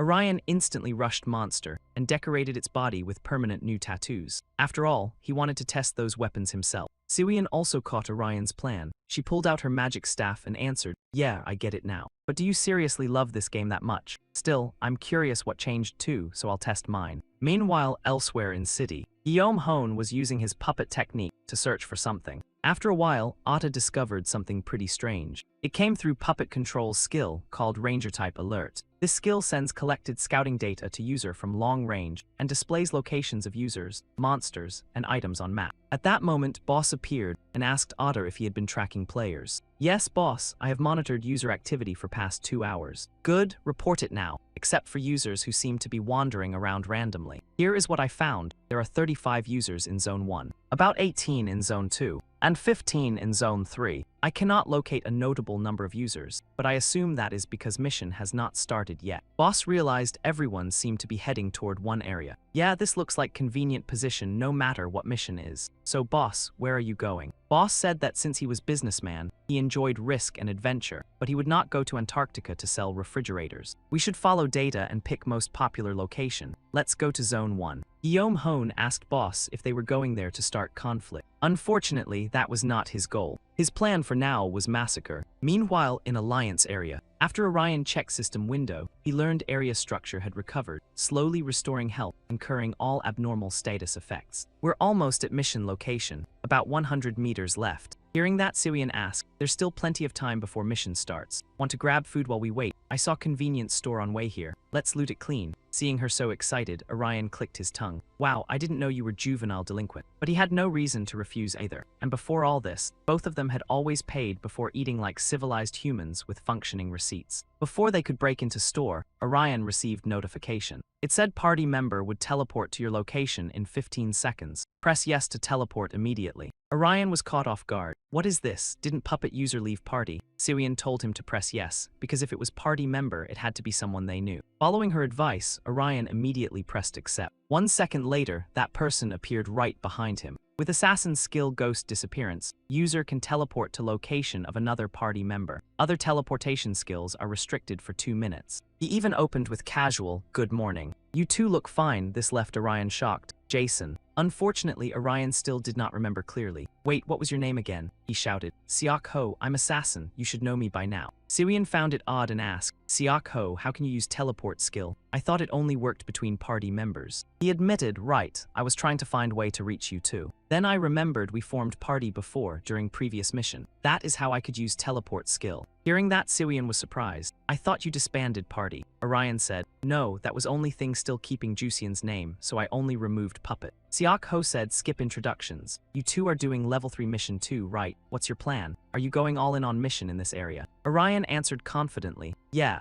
we used item to identify where missions take place, so we came here to join one we wanted most." Hearing that, Seung-ha's jaw dropped. "What? Seriously? I didn't know you could do that. Then what missions are there and where?" While he was practically vibrating with excitement, Siwian rejected him without mercy. "Sorry, but we can't tell you for free. If you truly want to know, bring something to trade." Seung-ha laughed. "Man, you're strict. You can't tell me. We're allies, aren't we?" But Siwian insisted this was still competition, and if they revealed everything, they would lose their advantage. Hearing that, Siak Ho agreed it made sense. "I can't beat you guys. You seriously don't act like high schoolers." "Fine, then I want to suggest deal." After that, he asked Orion, "Do you want to team up for this mission?" That left him pretty confused, but why? Ziak Hoa got serious and said they found Mayor and Charles had linked up last night. Looks like they formed an alliance. Mayor is small but wild. They jump into guild wars like it's cardio. If they team up, that spell trouble for us. Hearing that, Orion instantly got it, so he wanted alliance and more muscle, right? Ziak Hoa also pointed out another angle. This was chance to take level 3 quest 2, split into 2 groups, hit 2 quests at same time and come out ahead. While Orion kept weighing final call, Siwian suddenly blurted out, "What about reward? If we clear giant monster raid and flag theft quest, we get 150,000 points. How do we split that?" Seung-ha did not blink. Split 50-50. No matter items or total points, we go halves. If we split by headcount, 2 people get shafted. So yeah, that sounds fair enough, right? But for C1, we don't lose much. For Jason Guild though, this deal feels kind of weak. Orion said their goal was not just stacking monster hunt points. They wanted keep quest rewards for themselves, so other teams could not close gap. Siwian got fired up hearing that. They wanted to hoard rewards. Oh, I got it. Meanwhile, Ziak Hoa stayed quiet, eyes locked on Orion. In head he thought, kid's smart, I knew that. Did not think he'd see through plan this fast though. After thinking it over, Siwian felt his terms were not bad at all. Orion pushed things along. We can also gather info on Mayor together. Let's do it. C1 licked lips and agreed at once. Good, let's cooperate. Team CWON, Orion and Ryzen. Ziak Hoa lit up. Let's do this together. We're one team now. Somewhere else, young man jumped up and shouted, "Take this. And fight that monster." He also yelled at ally, "What are you doing, Archer? They keep forcing us back because you can't pin them down." That made other guy furious. "Don't pin this on me, idiot. Fight. Defense line broke because you blew front guard." He snapped back and focused on attack. Then he freaked out when he saw Monster sneaking up behind him. Right then, Strange Stranger rushed in and split Monster in 2. It let out scream of pain. Barely surviving, young man said, "Thank you for saving me." But man suddenly glanced over. Then he flashed wicked smile. "No need to thank me." Then he unleashed attack and wiped out Monster's clean. Not only them, but both young men got hit with no mercy too. Watching that brutal scene, he muttered, "I changed monster hunt strategy. Besides, level 3 quest starts in 10 minutes. Back to Orion's area at train station. He stood at gate, nerves kicking in. Seung-ha noticed and asked, "Why do you look so tense? You worried or thinking about Siwian since you got split up?" Orion laughed it off. "No, I'm just checking terrain." Orion and Siwian had allied with Vezin Guild. This alliance would split players between 2 quests. They planned to send high-damage fighters into giant monster raid and finish it fast. For flag theft quest, which demanded lots of direct clashes and mobility, they picked close-range fighters with good dodge skills for spread and strike tactics. Orion came up with plan. Jason Guild finished squad around his idea. Seung-ha teased him with a grin. "Should I leave you with Siwian? You seem worried about being split up." Orion laughed. "Nah, I'm fine. She's stronger than me and ranked higher too. I think she should be worried about me." Seung-ha laughed too. "Okay, so no drama. I thought you two would roast me for splitting team like this." But Siwian was privately fuming. That evil witch, how dare she split us up? System announced quest would start in 2 minutes. System also said it would explain quest rules fast before start. Goal of this quest is collecting flags. Quest ends when each person brings 4 flags to one rally point. There are 6 flag spots on battlefield. If one flag gets taken, it will not respawn at same spot. Flag will pop up somewhere else, keeping 6 flags on field until quest ends. Players must collect flags. They're also called wish-granting shell eggs. Item can only be carried by hand. If hit by another player or monster, it breaks. If broken, it cannot be delivered to rally point and will respawn at starting spot. After rules dump, Seung-ha looked doubtful. So we don't just grab flags, we gotta protect them too. Orion nodded. Yep, someone will camp rally points and steal flags from others. System then counted down. Quest starts now. Orion instantly used Guide Light skill. It blasted straight up into sky. That shocked Seung-ha. You use scouting skill to find flag location. Orion confirmed. Yeah, but only borrowed version, so it is weaker than normal. I can only feel rough direction. Then Seung-ha shouted orders. You heard him, people. XU takes 9 o'clock route, while Seung-ha heads toward 11 o'clock. Both move fast, like GPS got replaced by survival instincts. With Orion, team goes opposite direction, and he follows order without turning it into group project drama. Right then, Jae-hun shows up, and Seung-ha looks shocked enough to deserve slow-motion zoom. He wastes 0 time and launches straight attack at her. Seung-ha instantly starts reading his motive, because random murder attempts usually come with fine print. Suddenly, Seung-ha smirks and says she did not expect to bump into big shot player this early. He is Mayor Guild Red Team Captain, Jaehoon-ha, Master Weapon Class, current rank 14. Basically, walking boss fight with premium subscription. Jae-hun looks surprised too and says they know him, then claims he feels honored. Seung-ha Jo from Fashion Guild stands there, and then someone wonders who mystery guest is. Situation gets tense fast, like someone hit mute before boss music drops. Seung-ha throws shade, saying ambushing them like this explains plenty.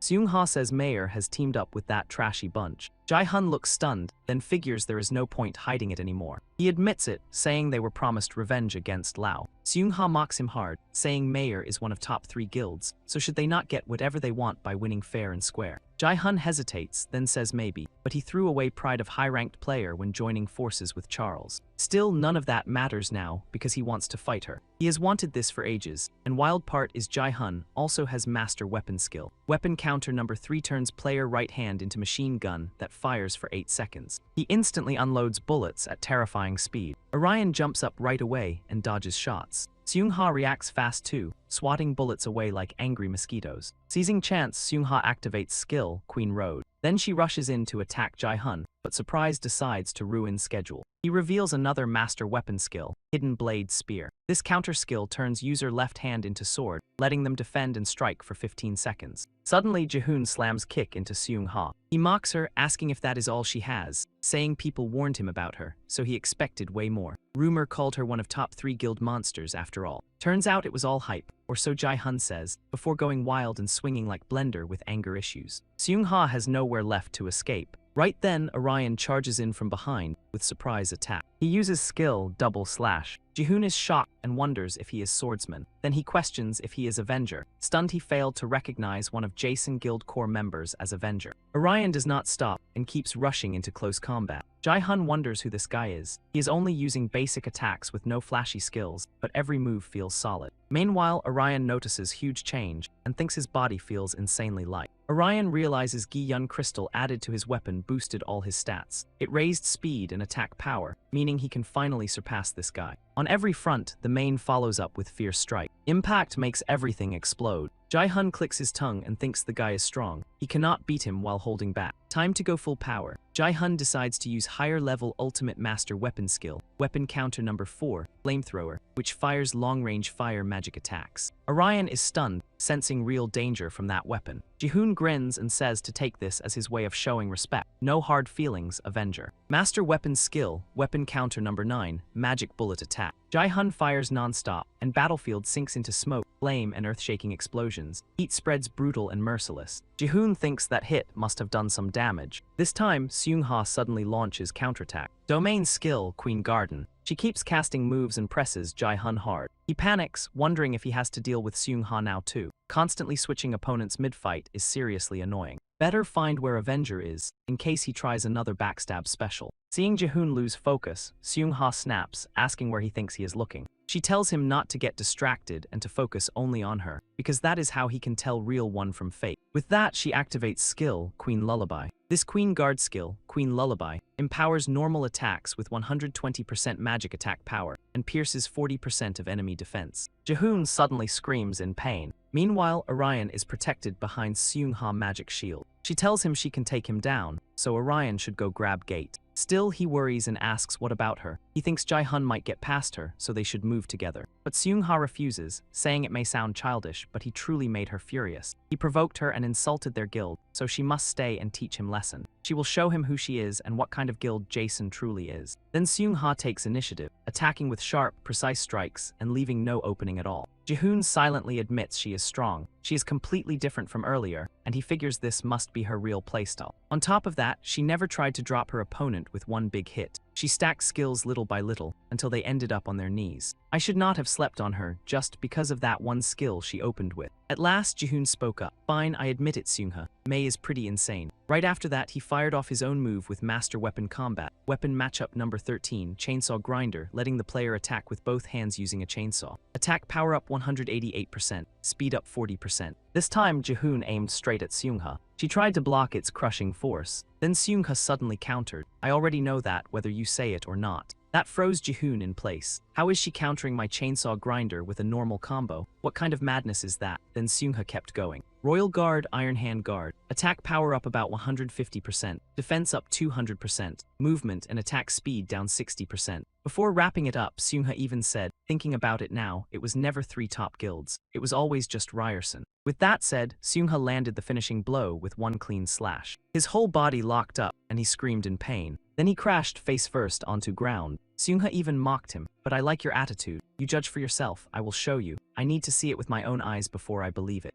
Meanwhile, over at Malls, a crowd from XQ's guild battle was there. Jungseo from Songbang Mayor and Tank Fighter Class LV-15 suddenly stepped up and asked, you are Vezin XQ's raid captain, right? He did not answer right away. Jungseo also said, I have wanted to fight you for a long time. Bryson rarely joins guild wars against other big-name groups. Rumors say Jason Guild does not deserve top 3, and all of you are nothing but a bunch of cowards. But X still stayed quiet. That left Jungseo awkward. Fine, if you want silence, that works too. Not like I came here for excuses. We will find out whether you are really strong when we fight. You all agree with that, right? X had no choice now, other than striking back at them, and finishing each one off. Then XZ finally spoke. There is only one reason we do not like guild battles. We always win, no matter who stands across from us. It is nothing but a waste of time. This is Kang Ziu of Jason Guild, currently ranked 3rd. Right now, Orion was wandering around looking for something. He kept thinking, I know Charles and Mayor teamed up, but I did not think they would target Jason this fast. I wonder if everyone else is okay. Then a massive noise ripped through sky. Orion was stunned to see a gigantic creature flying toward him. Is that the Sky Serpent? Is that Mission Boss monster? For a second, he could still land damage on it. Its power was not crazy high, but its guerrilla-style attacks made it a nightmare for a melee player like him. Beast kept snapping at Orion non-stop. Lucky for him, his speed let him dodge in time. Orion stayed confident. That does not mean I cannot win. In that instant, Orion quickly climbed onto its head. At same time, he spotted Sky Serpent's fatal weak point. Smash red crystal stones on its back, and it would pass out. While it was blinded, he leaped in and unleashed Flame of Fury. That is how I am sending it back down from sky. Serpent got blasted straight into ground, and still it kept acting feral, like it had no clue what planet it was on. Now Orion had full control of fight. Now I just need to unload one brutal combo before it wakes up. Orion rushed in like a man possessed, carving thousands of slashes across its body. In end, he used Twin Dragon ultimate skill and finally took it down. Orion was fired up. Nice, I won. He was shocked by his new weapon. This upgraded thing is crazy good. Sky Serpent has a huge health pool, so I usually need to use that move 2 or 3 times. With this weapon, I am confident I can take on Boss Guy. After walking for a bit, Orion spotted Wish Fruit. He rushed over and grabbed it, buzzing with excitement. I found it, Wish Fruit. If we can bring this to someone at Rendezvous Point, then we finish mission. Not long ago, others already headed out. At this pace, we will wrap up faster than I thought. Then I will use that assassin skill to teleport and help Suian. I bet they still have a long way to go. Then Orion zipped past a stranger. Weirdly enough, Guy let him go without a fight. Scene shifts to train station. Seung-ha looks like he ran into enemy. Sihyun spoke with pure disrespect. Hey old man, you are from Jason Guild, right? I have heard about you. My brother said one Wesson member looks ancient. Seung-ha calmly owned it. Yep, that fossil-looking guy is me. Anyway, who are you again? Sihyun looked offended. Huh, you do not recognize me. I am Mayor's little brother's guild leader. I figured I was kind of famous. Hearing that, Seung-ha finally connected the dots. Now that you mention it, I did hear Mayor's guild leader runs around with an assassin class player. Sihyun grinned like a kid who found Wi-Fi. See, you do know me. We are one of the top 3 guilds, so everybody knows us. Seung-ha blinked in surprise and fired back. I just did not expect the assassin class player to be a little kid. Mocked on sight, Sihyun instantly bristled. Hey, I am not a child. I am in middle school. 2nd year, got it. No matter how hard he explained, Seung-ha barely cared. To him, the guy was still kid-sized trouble with knives. Sihyun scowled. I bet you only say that because you are old. Anyone younger than you probably looks like a toddler. Come on, 40 must be treating you rough. With his age getting roasted in public, Seung-ha immediately snapped back. Watch your mouth, brat. I am still a sturdy 32-year-old man. Sihyun refused to let it go. Like there is some massive gap between 30 and 40. You are still an old man, and none of that matters once you are dead. The moment he finished, Sihyun shot forward and attacked like a human pop quiz nobody studied for. That speed made Seung-ha's defense way harder than expected. Even now, Seung-ha could barely believe it. I thought he would spam random skills, but his dagger work is not bad at all. His accuracy was solid, and his dodging was annoyingly clean too. Then one tiny lapse in focus happened. Sihyun grabbed the opening and launched a poison dart straight at Seung-ha. He did not stop there. He kept swapping weapons and pushed Seung-ha closer to the wall. The fight slowly started making Seung-ha uneasy. He is using poison darts to create blind spots and buy time for another skill. It is not some genius tactic, but his timing is irritatingly good. Sihyun barked at him. Why are you just standing there? What are you doing? You cannot even move now. Guess old age finally caught you. Sihyun kept attacking, giving Seung-ha no room to counter. Still, Seung-ha was not someone to underestimate. Most attacks missed him like they owed rent. That rattled Sihyun. What? How are you dodging that? That speed came from Seung-ha's shadow assassin skill. At same time, Seung-ha started poking the bear. Did you think I could not keep up? Never heard this before. In your teens, ambition makes you reckless. In your 20s, lack of experience makes you fail. You hit your peak in your 30s. Sihyun instantly looked confused. No way. My brother never told me that. Are you trying to mess with my head? Seung-ha exposed him with a smirk. Of course I am. You actually believed that. The flow of battle slowly tilted towards Seung-ha. Feeling insulted, Sihyun grew furious. He charged in wildly and shouted, "You dare mock me? Die, you rotten old man." Even so, Seung-ha kept his cool like this was Tuesday. He may be skilled, but in end, he is still too young.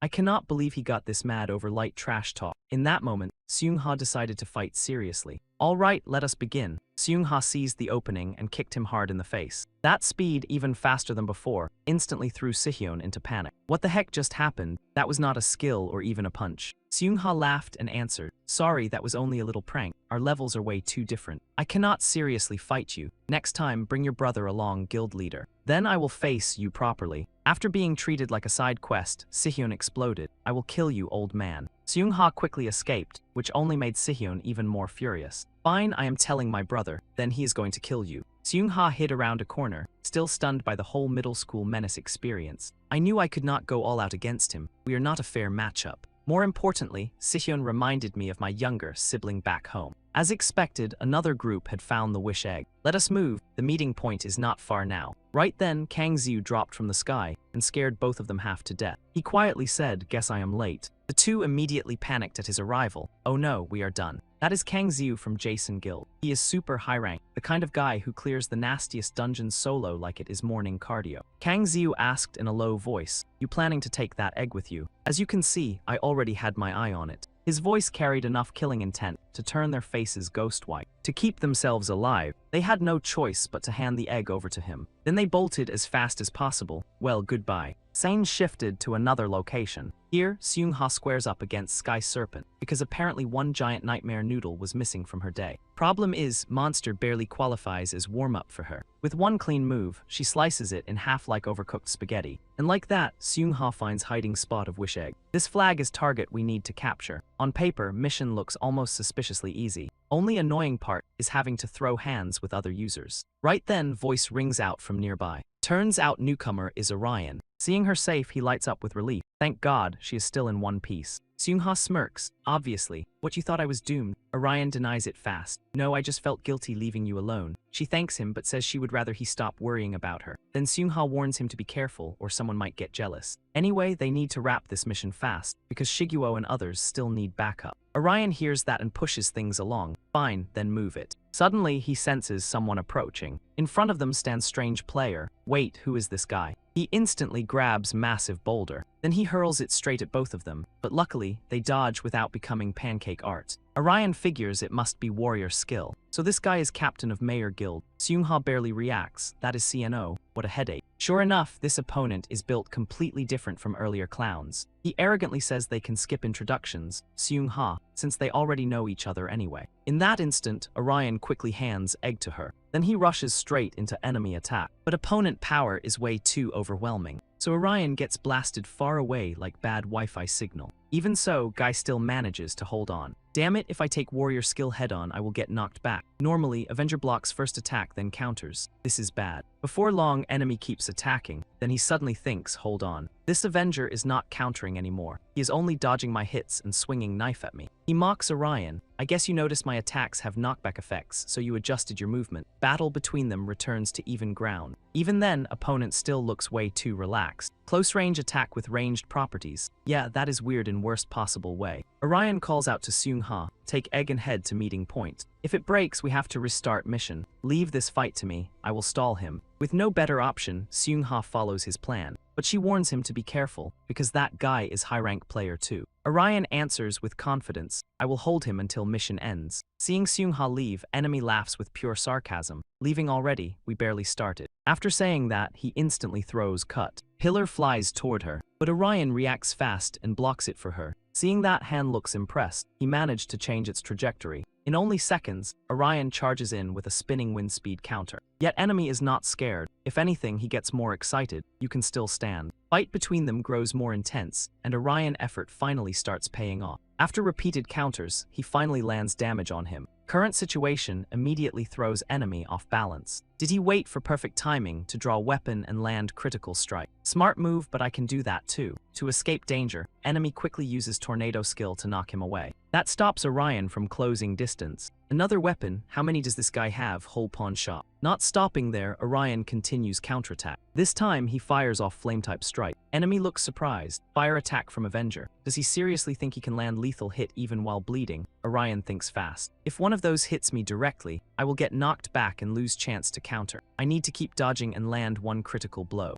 Enemy keeps looking down on him. He should not waste strength on weak attacks like that. If he does not go all out, he will face my counter. I need one critical strike. At crucial moment, Orion chooses direct attack. Somehow, enemy still blocks it with roar skill. That makes Orion furious. Damn it, I was about to deal huge damage. But enemy was ready. His class already has very high attack and defense stats. On top of that, he uses skills and weapons with real strategy. Smart tanker like that is worst enemy for Strange Avenger. Still, I should not think this way. For some reason, fighting player like him feels. Suddenly enemy asks him, it is fun right? I mean Ergosphere Online. Best game ever, you think so too? Orion seemed to agree, and honestly so did I. Fighting him was fun. Fun enough to make me forget I was fighting for survival. Everything around battlefield looked like it got flipped upside down. Orion kept tanking hit after hit from Guild Master. Then both rushed in again, ready to crash headfirst. Guild Master changed tactics. He switched to attack skills from Mage Kit. That move cut defense by 70%, while boosting attack speed and power by 135%. Backed by Guild Master Mayor, he hit back hard.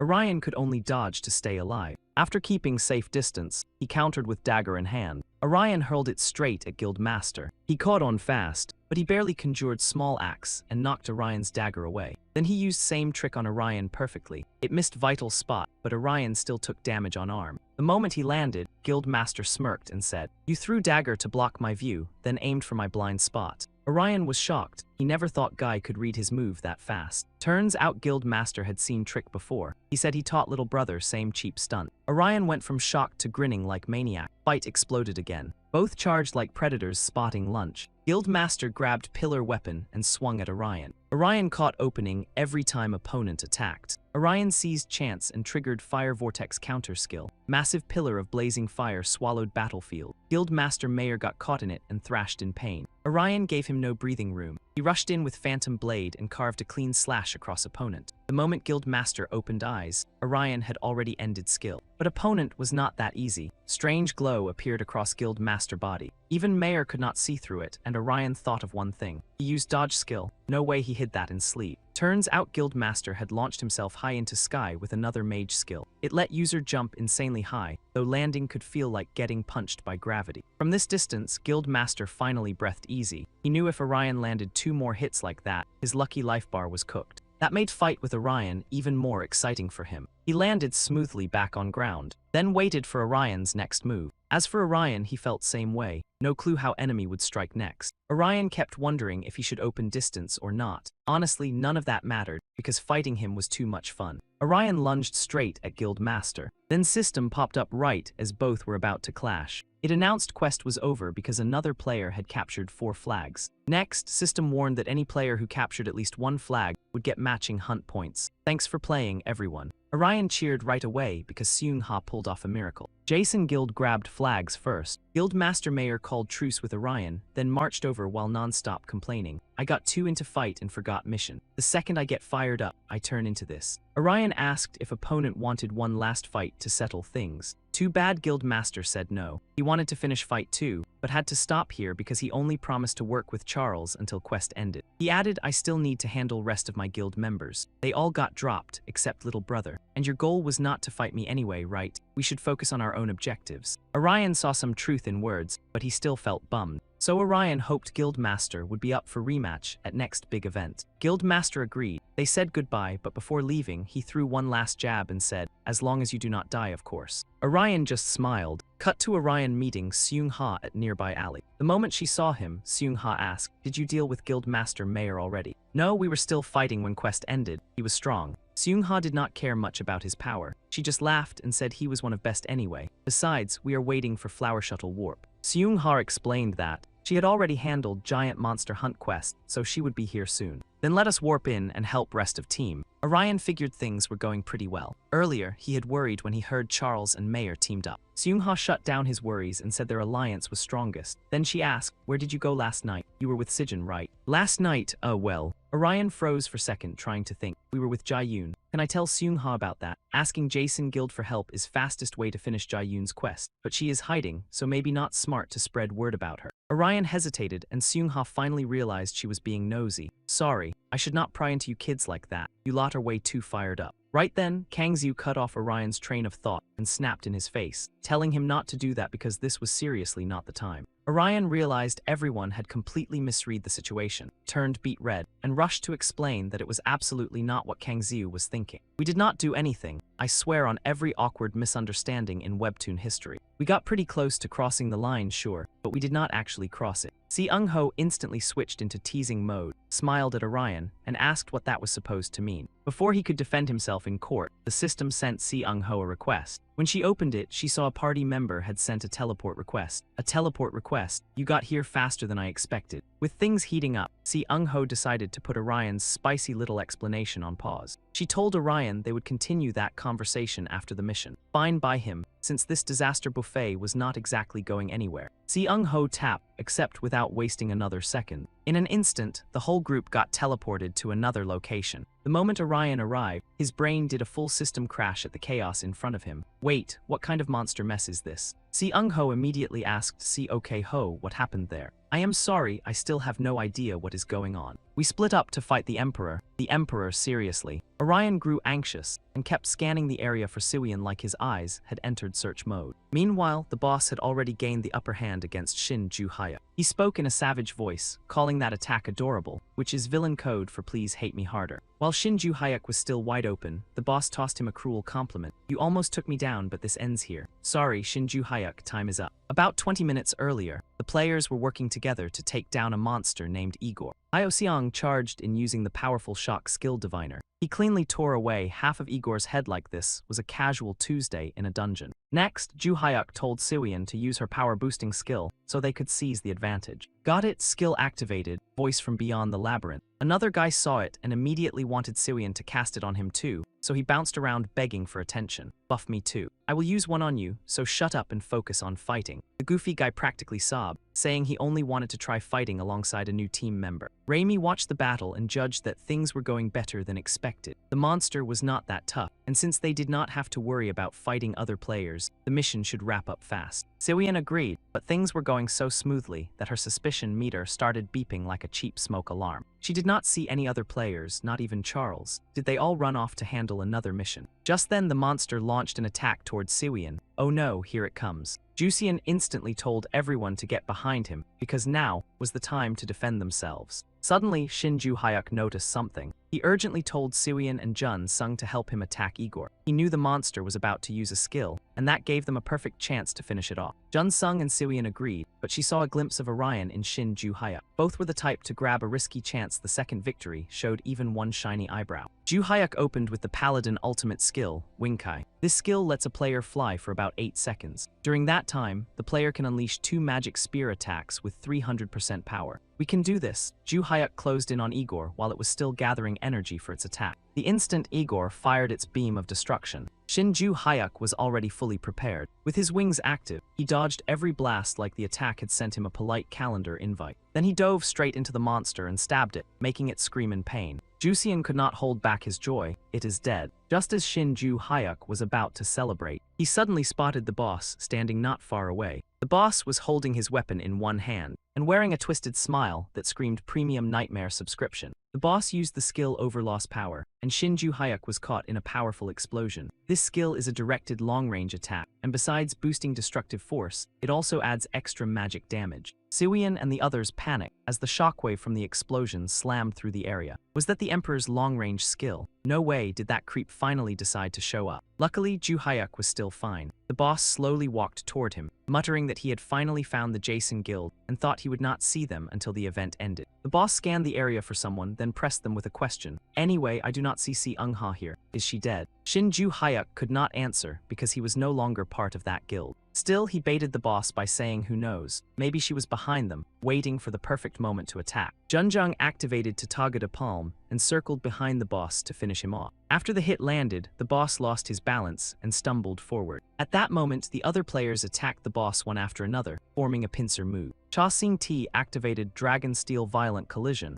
and slammed it straight into him. Even after getting hit, the boss stayed annoyingly relaxed and mocked them. They are using crowd control skills to force me to move. Ah, are they trying to push me out of the battlefield? He had guessed Siwian's group's plan exactly. Raimi would deliver the final move. She planned to fire a smoke bomb and buy everyone enough time to escape. Their endgame was to regroup with everyone else after clearing the mission. Classic squad efficiency with fewer headaches. Siwian figured that was smartest move, since nobody needed to waste stamina fighting Bugman right this second. But leaving that creep alone here sounded like asking for premium grade disaster. Shinju Hyuk was not buying it. He insisted group deal with boss right now, because if they left him alone, he could come back later and ruin other missions like unwanted DLC. He wanted to keep boss pinned here until another team arrived. Siwian already saw this argument coming, so all she could do was sigh. Yep, she knew he would say that. Jaein glared at Shinju Hyuk, clearly annoyed, and asked how they were supposed to beat him without plan, unless getting flattened again was suddenly strategy. Luckily, Shinju Hyuk already had decent idea cooking, and not microwave trash kind. Boss circled around several times, but Siwian group was nowhere in sight. He wondered if they were planning sneak attack, or if they had already run away with their dignity tucked under arm. Suddenly, Shinju Hyuk's voice rang out. Over here, what are you looking for? You thought we ran away. Running is valid option, honestly. I would not judge. Shinju Hyuk casually swung his sledgehammer. How generous. You are supposed to provoke me, you know. You are villain here. I would provoke you if I were villain, but sadly, I am humble merchant. Boss instantly charged at Shinju Hyuk and launched attack. Two clashed like starving tigers, fighting over last snack in whole jungle. Shinju Hyuk confidently activated skill Golden Hammer. One hit could blast enemy away, and worse for them, it ignored defense like rent collector ignores excuses. Boss was no pushover. As soon as he regained balance, he countered with skill Emperor's audience. He and his weapon closed distance on Shinju Hyuk with scary ease. Facing that danger, he activated Test Strike of Fate, forming cross-shaped barrier to intercept attack. Situation flipped so fast boss had no time to react. He wondered how Shinju Hyuk could still move after getting caught by Emperor's audience. No, impossible. He must have prepared weakening skill that cancels my ability. He planned countermeasures against me after our last fight. Boss revealed wicked grin. Good, now things finally get interesting. This was real contest, exactly how it should be. He rushed in and used Machiavellianism with power of iron, firing off heavy punches at Shinju Hyuk non-stop. Hit by barrage, he could only guard with his arms, which made Boss even more unhinged. He cackled at his poor little prey. What is wrong? Did you not have planned to beat me? Or did you think blocking my skill would be enough? You seriously thought you could win? To finish it, Boss smashed Shinju Hyuk and sent him flying. Sledgehammer he always carried dropped to ground with tragic bonk energy. Still, Boss had zero intention of letting Shinju Hyuk off easy. He charged in and grabbed him by neck. That attack was adorable. You were so close to taking me down, but it ends here, Shinju Hyuk. Time is up. Boss tightened grip on his weapon, ready to execute him right there. But in very next second, Boss got suppressed by another attack. He slowly shifted his eyes toward distance. Then he released Shinju Hyuk, drained from strain. Shinju Hyuk gasped hard, then said he was right. This was ending. My job was making sure you burned through all your skills in duel with me. Do not tell me you really thought beating me would be enough to crush Jason Guild. Boss sensed someone appearing nearby, but when he glanced behind him, Orion and Jun Sung slammed their strongest techniques straight into his body. Somehow, Orion and Kangxiu were already right behind Boss. By the time he realized it, his eyes were wide with pure shock. Orion only wanted to drop him immediately. Both rushed in to punish Boss, but he dodged as if his whole body were floating. Orion and Kangxiu did not hesitate and launched relentless attacks. Orion used skill Phantom Vengeance Blade. Kangxiu arm produced Mega Hook. Then came combo from both techniques, surprisingly clean, like they practiced instead of yelling in chaos. Boss reflexes were ridiculously flexible, so he dodged with annoying ease. He swept his hand out and activated Skill Royal Road. Earth roared with heavy thud. Orion stayed focused, watching every single movement. Then Orion jumped from rock to rock and shot forward fast. Sound of two weapons clashing echoed through area. Swamp beneath them, created by Boss, helped him recover balance after duel with Orion. And it still was not over, because behind Boss, one more person wanted piece of him. Only now did he understand, so that was their plan. They were trying to jump me as group. Earlier, Shinju Hyuk had already laid out plan. No need to rush him all at once. Emperor had tons of long-range skills and nasty status effects. We need to take turns attacking him. That way, he will burn through those annoying skills one by one. Suian seemed to understand. If we keep fighting him like that, eventually we can disarm that freak. Jusian aimed his massive sword straight at Boss. He activated skill Breaking the Dragon Song. Breaking Tier Dragon Sword Slayer skill boosts chance to hit specific area, raises attack power by 130%, and slightly cuts attack speed. Suian gets pumped like someone just handed him premium loot. But Shinju Hyuk looks a little tense and asks if our plan will even work. Now comes moment where Jusian gets shoved straight into Trouble City.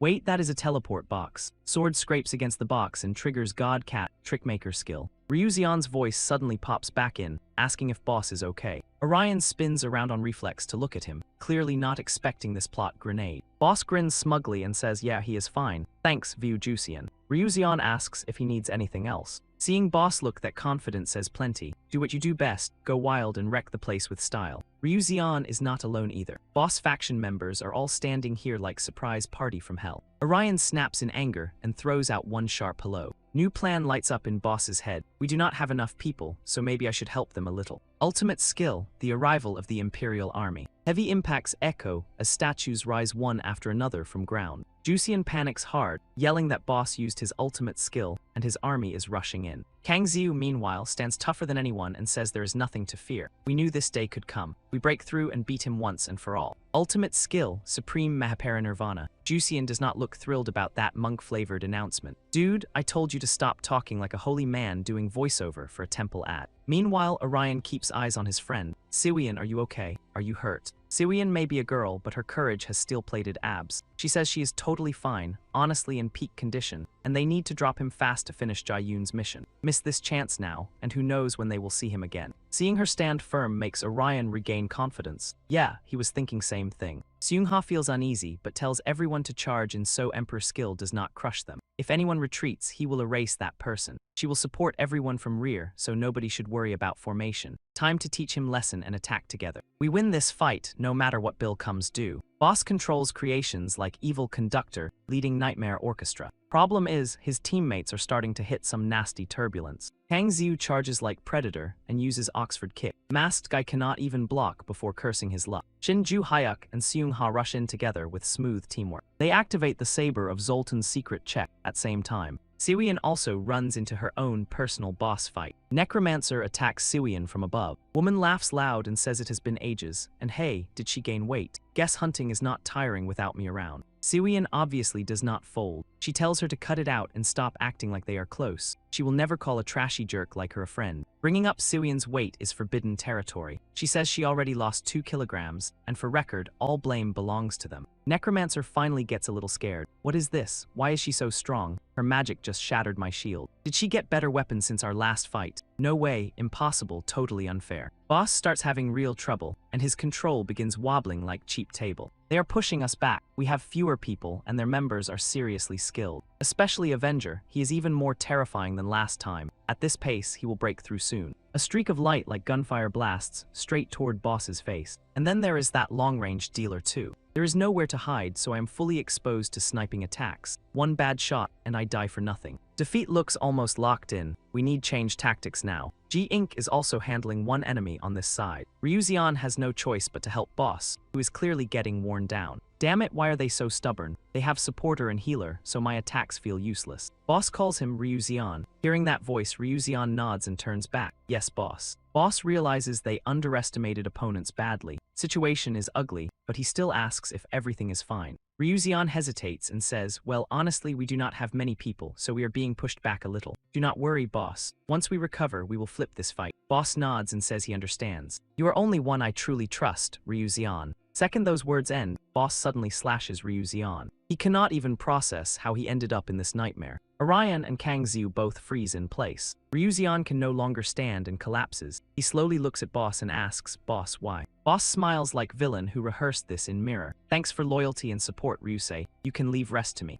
A small door appears behind Boss. Ryuzian's eyes go wide, back door. Wait, so condition for Emperor to become transcendent class is death of party member with highest stats. Guillaume Hone laughs like he saw this coming from episode 1. Of course that is it. Keeping most loyal follower as sacrifice was his plan from start. You were fool for trusting him blindly, absolute fool. Anyway, we finally get showdown between Class Superhuman Squad and Jason Crew. No clue who walks out smiling. So what now, Jason Crew? And Lyrium, if you lose this fight, whole world is toast. I am locked in and watching. Boss guy old life shaped who he is now. Turns out, nobody always wants to live in game mode. At first, they only needed me as assistant for Professor Maria's new project, space simulation stuff. But deeper I dug, more I got sucked into those games. I could not quit loving them. To me, they were pure utopia. No class split there, everybody got same shot. Cleanest, fairest world ever. To build society like that, to break past lame reality limits, I would burn anything. I could betray coworkers, chase my dark fantasy, paint my hands with blood, if that is price for new world. Back in reality, Boss Guy said, of course, we are always ready to take responsibility for any risk. Then he used skill, this is war. That power blasted Seo Young clear back. What is that? Seung-ha recognized it. That thing belongs to Emperor. Orion could not believe something that brutal was happening right in front of him. That is superhuman rank. Superhuman rank, war god status. Boss Guy's hand was gripping absurdly powerful spear. Heart crush battle skill, and it rocketed straight toward Jun Sung. Getting dizzy, Jusian called out in panic, voice shaking hard. Seung-ha gritted his teeth. We pushed too fast and rear line got exposed. Support team is wide open now. Only one person can get back and protect them. Raimi grabbed rifle and sprinted over. Leave it to me. This job belongs to long-range damage dealers. Burst hot skill number 9. Jamie's attack was right in front of Boss Guy, but his sword slash erased everything. And now he locked onto next prey. Boss Guy was already right on Raimi. She could not block in time. No way, he is too fast. Then huge explosion ripped through spot where Jamie stood. Hyun Seung, stop everything right now. He shouted her name, Raimi. Boss Guy's teammate took chance and charged in. That is all she wrote. Rough break, nature's fury skill. Golem Custer's skill adds extra combo damage and attack range, creating shockwaves around target to pin enemy down. Hyun Seung got pushed back. He snapped, glare blazing, shut up and get out of way. Thousand Arm Guanyin Bodhisattva skill, monk rank. Thousand Arm Guanyin Bodhisattva skill lets player attack up to 1,000 times. Every time 5% of total damage gets spent, every hit stacks a pushback effect and pins enemy to ground. That guy knew his ending the second he pissed off Hyun Seung. Blast Sight went dead silent. Not even Breeze had courage. Boss had just finished flexing nasty magic power. Raimi faced off against monster way above her. His weapons were locked straight into her body. Dark Boss laughed at her. You think you can stand up to me with junk like that? Spellcaster, your magic resistance is nice and all, but come on. Jamie's eyes narrowed. Then she unloaded shot after shot into Boss's body. But it did nothing to him. Weak attacks like that were only good for an itch scratch. Arrows slammed into Jamie's body, one after another. Boss forced them in deeper. Plus this close, you get hard countered, girl. Raimi smirked. I know, moron, I am top player too. Did not see that coming. Every move I make got purpose. Wrath Fire, Grudge, Infernal Blaze. Orion appeared from behind. I do not know what level he reached in Transcendent rank, so I need to end him in one shot.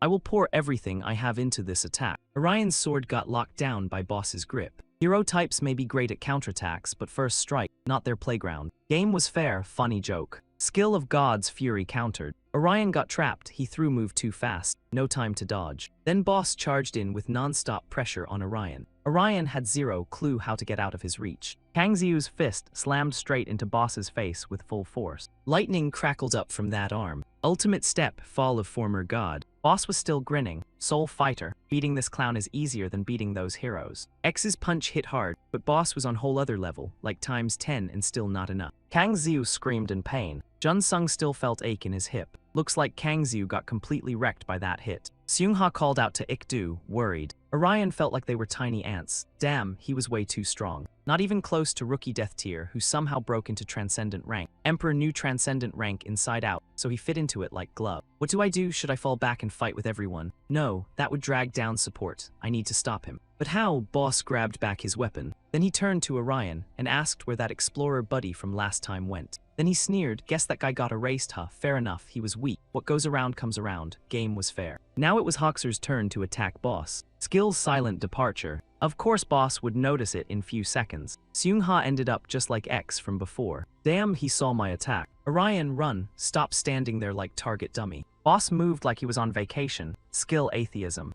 How many times did Orion have to watch friends get dragged into danger while he stood frozen? No, I only got one move left. Only way to overpower Emperor. Siwian looked at Orion. Behind Boss, door appeared again, same as before. Oh backdoor, you finally starting real fight. This time Orion locked in. No, I will beat you. Time for revenge. Orion unleashed one terrifying sword strike packed with raw power. Boss below casually blocked it with sword in hand. He laughed with pure disrespect. Revenge, for who? You mean those players I already smoked. Right after saying that, Boss swung hard and flung Orion backward. Boss's madness kept climbing. He kept screaming in Orion's face, if you cannot play, then die. Nope, Boss kept firing up Death Hammer skill. He swung a masterful slash, but Orion was no pushover. The guy blocked strike with his own sword. While fighting, he said, but they are still flesh and blood. Right after that, he carved out vicious slash that even Boss had trouble handling. Once he landed safe, he shot back at Orion. Do not try emotional card on me. So you were having fun with this game all along, huh? Wow, Oscar-worthy fake innocence. I hate arrogant frauds who act humble, while hiding ambition big enough to need its own zip code. Both sides charged back in, turning the fight into pure chaos. The boss kept yapping that once you join the game, you follow the rules. How long are you going to play clueless? You are a player too, and you chose to enter this contest. The boss unleashed attack after attack, and their clash started wrecking everything outside too. Then came an explosion so massive the planet probably filed a complaint. That crushing strike sent Orion skidding across the ground like a badly parked sports car. He glared at the boss and answered, "You are right, I was having fun. I had fun in my own ways, for my own reasons, and that is exactly why I am furious now." Done holding back, he activated Shatter into 100 images. The sword in his hand instantly twisted into a bizarre new shape. Thousands of slashes burst forward, forcing the boss to dodge like rent was due.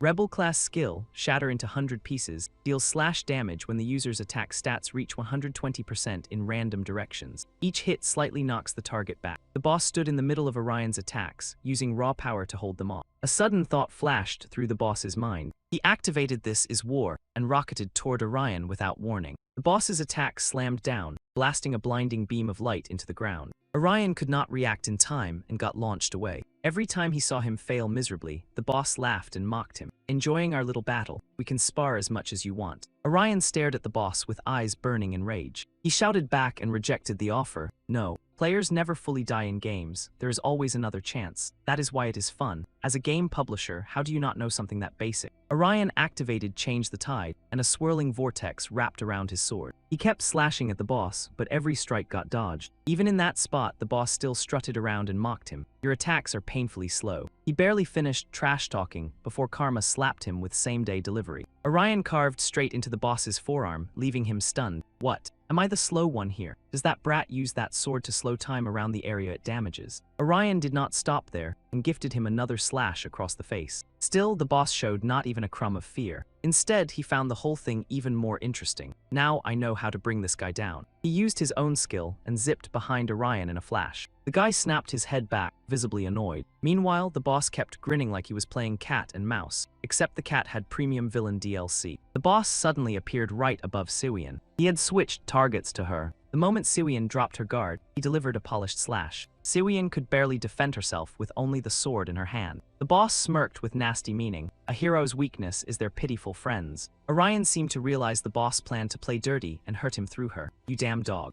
A masked stranger suddenly appeared out of nowhere. He raised the axe in his hand and barked a threat. "Get ready to go to hell." The brat swung, and the masked man's axe blade slowly closed in on Orion's position. To handle this unknown attacker, Orion activated Countering Vengeful Wish. He swung his sword hard, sending the man's axe flying into the sky. The stranger had to brace himself against Orion's overwhelming power. He glared and warned him, "Do not make this harder. Move." Right after saying that, Orion launched another attack with New Water Tide. The sword created a surging wave that shoved the stranger far away. Rebel-class skill, New Water Tide, pushes nearby enemies away from the user. At 80% true damage potential, the attack deals magic damage. After dealing with that guy, Orion slowly walked toward the boss with sword in hand. At the same time, sensing the perfect opening, the boss activated Wrath of God. A sudden countering blast smashed into Orion and sent him flying backward. He clenched his teeth, swallowing the pain as wounds spread across his body. The boss stood nearby and sneered. "Relying on teammates was your mistake. If you had not run off to save them, you could have caught me off guard. That is why expecting help from others is useless." The boss still had plenty of gas in the tank, so he launched a heavy damage move, Rudra Supreme Step of the War God. It summons 4 swords, each carrying 220% attack power, increasing control and pressure against the opponent's durability. The boss attacked Orion nonstop, forcing him to block with only one sword. Trapped on defense, the guy was furious. "This man is breaking through every layer of my guard." At the last possible second, Shinju Hyuk charged in from nowhere with that massive hammer in hand. He flashed a confident grin and shouted back at the boss, "Quit running your mouth." In a team-based game like this, what is smarter than playing with teammates? Shinju Hyuk charged in alone and blocked every sword the boss had created. Seung-ha gripped her sword tightly and suddenly leaped out from the right flank. So now boss is soloing against both sides, like some overcaffeinated raid boss. Still, he shows zero fear and throws out a challenge like, "If you want to prove me right, come get it. Then show me what you got. Heard all about you. They say team with Shinjuku support always takes first. So what is secret?" As he talks, he spins sword like circus act. That leaves Seung-ha unable to hold ground, and he faceplants hard. Shinju Hyuk does no better. Boss drives foot straight into his face like a total public insult. Boss keeps roasting Shinju Hyuk, mocking how guy with no skill can spread rumors so fast. They say team with Shinjuku support always gets first, so what is secret? Shinju Hyuk does not dodge question. HMPH, I can tell you, maybe I was lucky, or maybe I am just good at throwing off enemy rhythm moon. And sure enough, while boss is off guard, Orion in back is already loading up next hit. After hearing Shinju Hyuk's sneaky hint, boss snaps his head around. What was that? No way is that transcendent tier ultimate move. Orion marches toward him, sword on shoulder. Ultimate move of rebel rank, sword of anti-god army. Attack power jumps by 1800% while skill charges and range gets huge. But Orion is still sweating inside. Damn, my attack stat is too low. With this, I cannot drop him in one shot, but I cannot stall either. If I keep hesitating, someone gets hurt. The second boss spots Orion. He launches in like hungry predator. A strange blue light flashes out of nowhere, freezing him in place in pure shock. Orion seems to catch on that something insane is happening. Wait, this skill. HWA Gisiwian shows up just in time and fires off skill at boss. Ultimate move of Labyrinth Master, Hell Maze. Boosts nearby allies' attack and defense by 222%, deals 20% of damage over time to enemy defense line and monsters, and blocks blocks use of other skills for 50 seconds after. Siwian grits teeth, thinking through worst case. If I use this skill, I cannot use my trap skills for a while. So she yells, "You have to finish him now, Orion." The second Siwian finishes speaking, Orion instantly warps right in front of Boss. He stares at him with eyes burning with rage. Orion suddenly thrusts out hand wrapped in rope.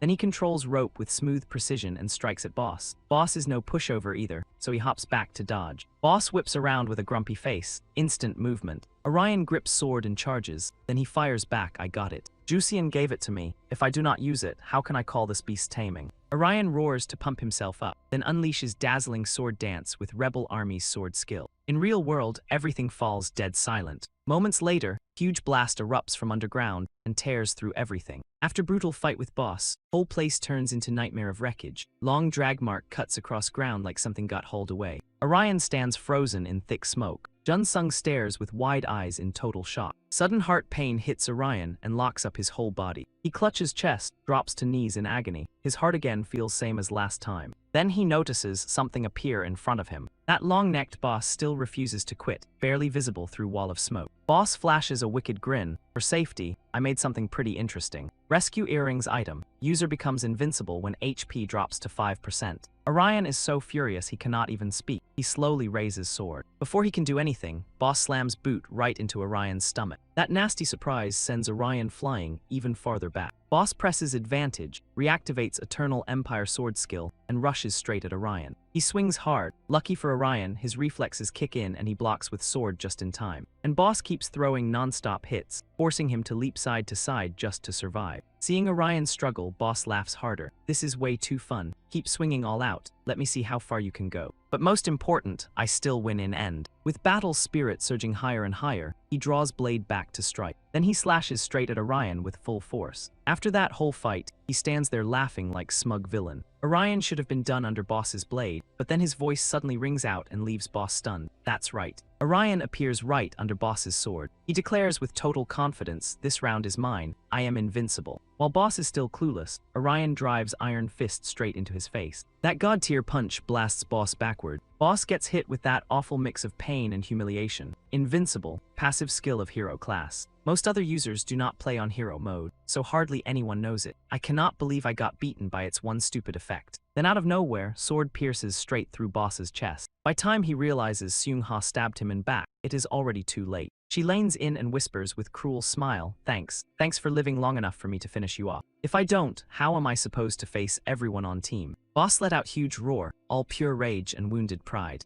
And she spun sword with cold, clean confidence. After hit, Boss started crumbling. He pitched forward in pain like whole body forgot how to stand. He clenched teeth so hard, he looked ready to bite through steel. Boss eyes were pure panic mode. When he saw own body fading away, he knew this was bad. "Me lose, I worked so hard. I chased dream all way here, and now you tell me that. It's all over." Orion spoke like guy trying to save last shred of dignity. "Accept it. This is ending world you dreamed of, and this is result of fight." Boss still could not swallow truth, no matter how hard it punched him. Orion also did not hold back. "I really like Ergosphere Online. You made amazing game. But not because of fighting or some big competition. I like it because no matter what choice I make, I can build my own adventure. Agorasphere Online is whole new horizon for me. It's not place to hunt other users." Orion words lit spark in Boss head. A new horizon, right, I remember. I wanted to make world better than real one. He scolded his own dumb self. Why did I do all this? In middle of emotional scene, Seung-ha shoved sword in Boss face and said, "Enough, shut up. Nobody wants your fake last words. You earned painful death. Don't leave behind more regret and ugly feelings." Boss looked up towards Seung-ha. Then he laughed like total menace. "Fine, guess this is most fitting ending for me." Those were Boss' last words. His body slowly dissolved into void.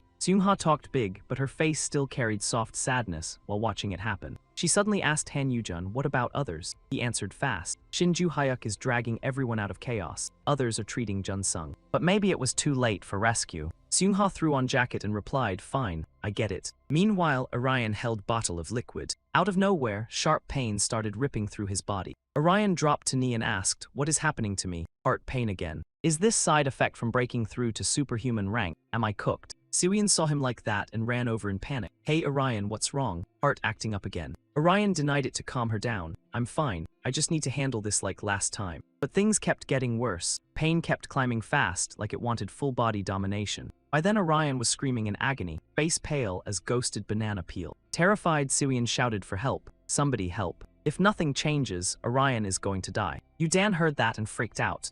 But we don't know what to do. Should we use healing item? Seung-ha told him to go get Jun-sung. Maybe he can help. Yudan instantly obeyed. Got it. Guillaume-hon suddenly appeared, grinning like trouble. Don't waste energy on useless hope. I told you already. This is bug that can't be fixed. Seung-ha drew sword and pressed it to Guillaume-hon neck. Full threat mode. So you do know something, then help Orion. Ata answered coolly. Maybe I know one or two things, but I can't help. Hacking software and breaking bugs are two different worlds. So that's it, nobody can save him. Siwian kept shaking Orion, horror in her voice. No, Orion, don't go. You can't die for nothing like this. Please, you're not leaving me alone, right? There's still whole day before event ends. Don't do this. Siwian remembered happy times between them. You weren't going to leave me, right? Orion, don't go. Hang on for one more second. Please. She said it while folding inward in crushing pain. Orion's body slowly faded away, same as boss. Tears filled Siwian's eyes. She could only scream into emptiness. Orion. Seung-ha and Guillaume-hon also stood frozen, watching Orion disappear in front of them. Seung-ha could not believe her eyes. What the hell just happened? Unlike everyone else, Guillaume-hon laughed like lottery winner. So event got minigames and prizes now. Jusian asked, all confused. Hold on. What is going on, Orion? Still shrunk down, Siwian answered through tears. No, he didn't shrink. This is Orion's main character. He's back in his original body, Siwian said, gently patting his head like he was fragile cargo. Scene shift, apartment block. In Center District, everything sat dead and dark. Siwian worriedly reached out and checked Orion's forehead. Seeing him struggle to breathe at her feet, she thought. His fever was dropping and breathing looked steadier. Maybe he's okay now. After confirming he was fine, Siwian quietly left room. Seung-ha asked with worry, are you sure you can stay here? It's a bit far, but I can always take you to our faction's safe zone. Siwian answered with zero drama, I'm fine. We're here already, and these buildings are still standing, so there probably aren't many monsters left. Hearing that, Seung-ha got even more worried and suggested, then let's leave few team members here. Charles' faction may not be attacking now, but who knows? Siwian looked down, then replied worriedly, thanks, but Orion and I don't want that. She said it dead serious. Everyone needs keep playing so first place doesn't land in some random stranger's hands. Jusian blurted out, wait, that means we're out of contest. Siwian no longer cared about game. She said coldly, yes, I'll wait until Orion wakes up then decide, but we probably won't join anymore. Raimi shouted in shock, why, you two are strong. Think about how much work you poured into this game. Even Shinju Hyuk found it strange and asked, you're worried about Orion, right? Siwian answered quietly, yes. If I don't quit, he'll keep fighting beside me in that original body. Everyone looked stunned by her answer. Seeing she could not be talked down, Seung-ha said, fine, we get it. Then we need fight even harder for first place. Hearing that plan, Siwian blinked in surprise. Whoa, you going full gamble mode? You kidding me? Seung-ha shook head and answered right away, no, I'm thanking you. Getting first place is how we repay you too. She said lightly, thinking of team members and their effort. Then we fight until end. She remembered Seung-ha, injured but still smiling warmly at her. Siwian got thoughtful then said, all right, then make sure you win. Not gloomy for long, she grinned. If you win, you owe me ice cream. You hear me? Might as well since you're loaded. Hearing that teasing jab, Seung-ha laughed and said gently, deal. I'll buy you best ice cream in world. Scene shift, outside building.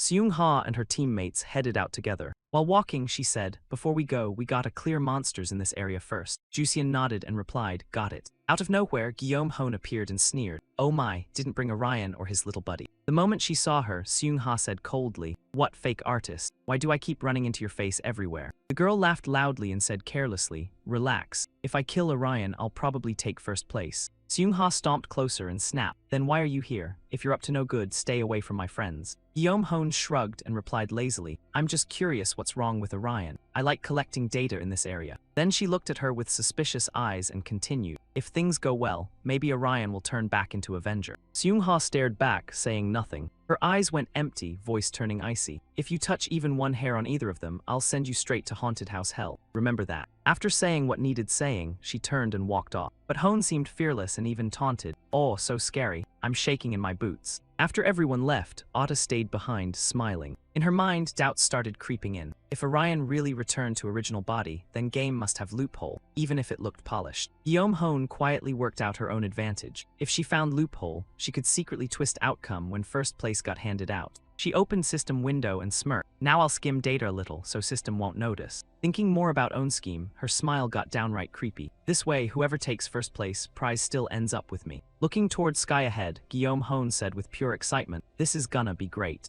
At same time, inside coffee shop. Suian sat in corner, glancing at clock and thinking, 10 p.m. already. Time passed for bit. She scrolled system and muttered to herself, our current rank is 11th.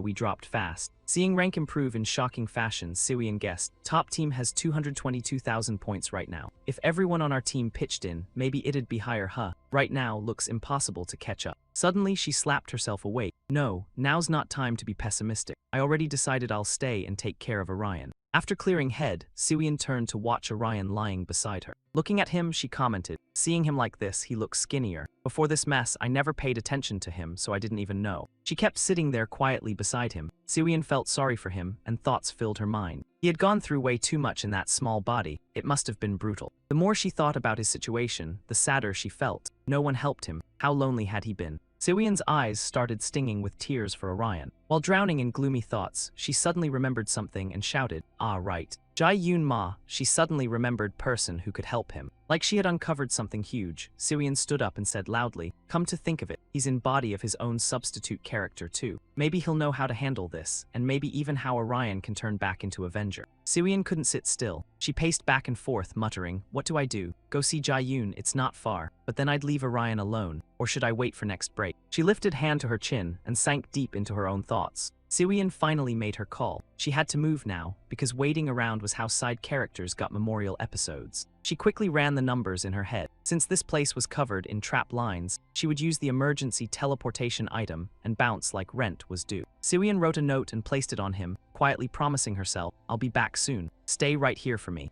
I'll find a way to save you. After locking in her decision, Suian sprinted off without wasting another second. Orion still lay there completely still, giving strong do not disturb, soul under maintenance energy. At that moment, he was trapped inside a dream, muttering to himself that he hated winter. Little Orion stood alone in the snow, thinking he hated both the snow and its freezing bite. But when sunset came, the real nightmare began. Every kid went home, while he stayed behind watching them leave. He had to go home too, but when Orion reached the door, fear crept over him as he opened it. Deep down, he thought he hated being home most of all. Orion remembered his aunt and uncle and continued, saying they came to take care of them, and they had always seemed warm. But that kindness was never truly meant for him. It was the warmth of another family entirely, and Orion only watched coldly while thinking he hated that atmosphere too. Whenever he was alone at home, the cold emptiness his parents left behind felt impossible to carry. Young Orion was one lonely little guy, no comedy filter needed. Orion went on, saying that was why he never went home until his sister called him back or picked him up after school. Even when sunset fell, darkness swallowed the streets. His knuckles stiffened from the cold, and no one stood beside him. He still refused to go home. He would wait until he heard his sister's voice. Then suddenly, a voice called from behind him, "Hey, Orion." Orion snapped awake from the dream like his brain had hit the emergency reboot button. Orion shot upright and immediately regretted it as pain stabbed through his head. Holding his skull, he groaned, "What happened to my head?" While clutching his head, Orion suddenly spotted the note Suian had left behind. He blinked and muttered, "Huh." Orion picked up the note in surprise. It was from Suian saying, "I'm going to meet Jijian, but I'll be back soon, so stay put." After reading it, he frowned and wondered why she was going to see Jijian.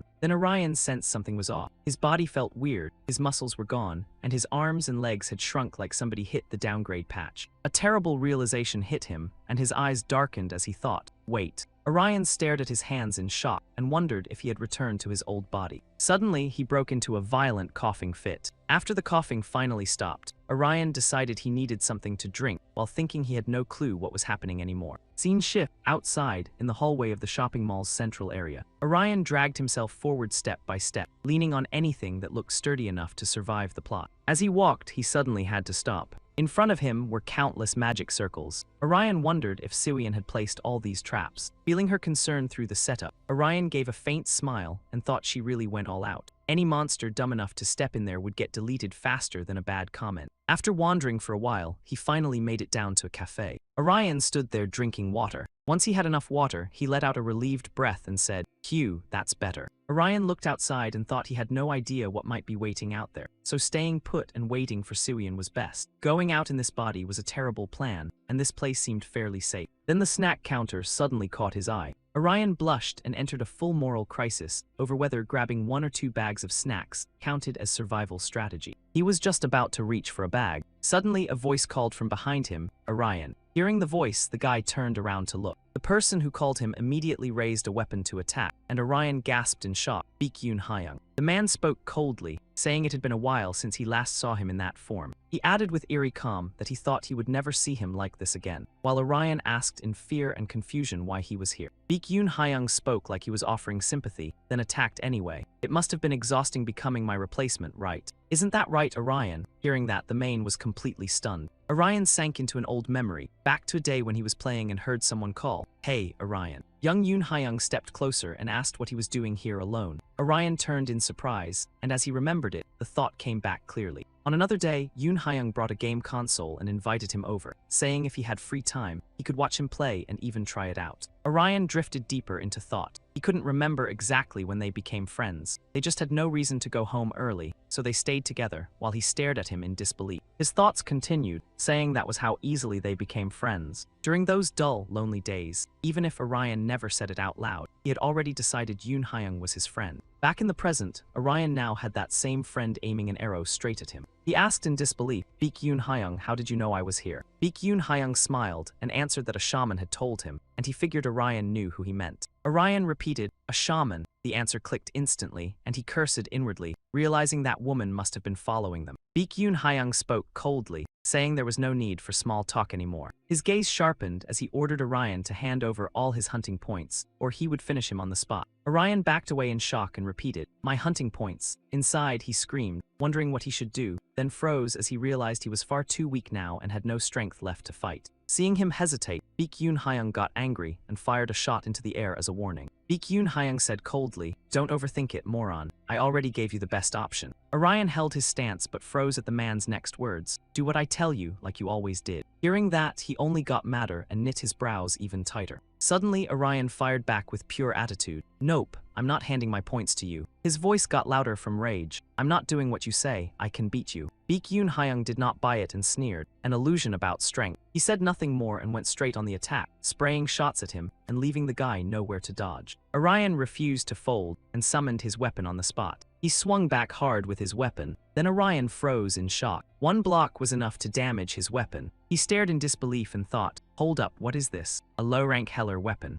Orion finally panicked, so not only my body changed, my rank did too. No other move left, he had to run. Orion tried to use what little strength he had to block attack. Orion triggered skill Light of Life. System showed skill info for Heller rank, Light of Life. Used against enemies, it deals 80% magic damage based on total attack stat. Used on allies or normal people, it heals their wounds. Baekhyun Hyung mocked him, pathetic, weak as hell. He showed no mercy and used 5-point arrow skill. A giant pentagram appeared and slammed into Orion. He braced himself thinking, "Damn, hope I can tank this." To feel safer, he used Breath of Mother Mary. Orion squeezed his eyes shut and took attack head-on. System popped up skill info again for Heller rank, Breath of Mother Mary, raising chance to nullify ranged skills by 20%. Baekhyun Hyung's hit too hard, leaving Orion badly hurt. He thought, even after blocking, that still hurts. This ain't about rank or skill anymore. Our levels are way too far apart. Orion's mind raced. What now? Hellers are not built for offense, so they can't do much. I need way to fight him on even ground. While dodging, Orion suddenly figured something out. Got it. As he ran, an arrow shot down from above at lightning speed. Orion's eyes went wide in shock. Luckily, he dodged attack in time.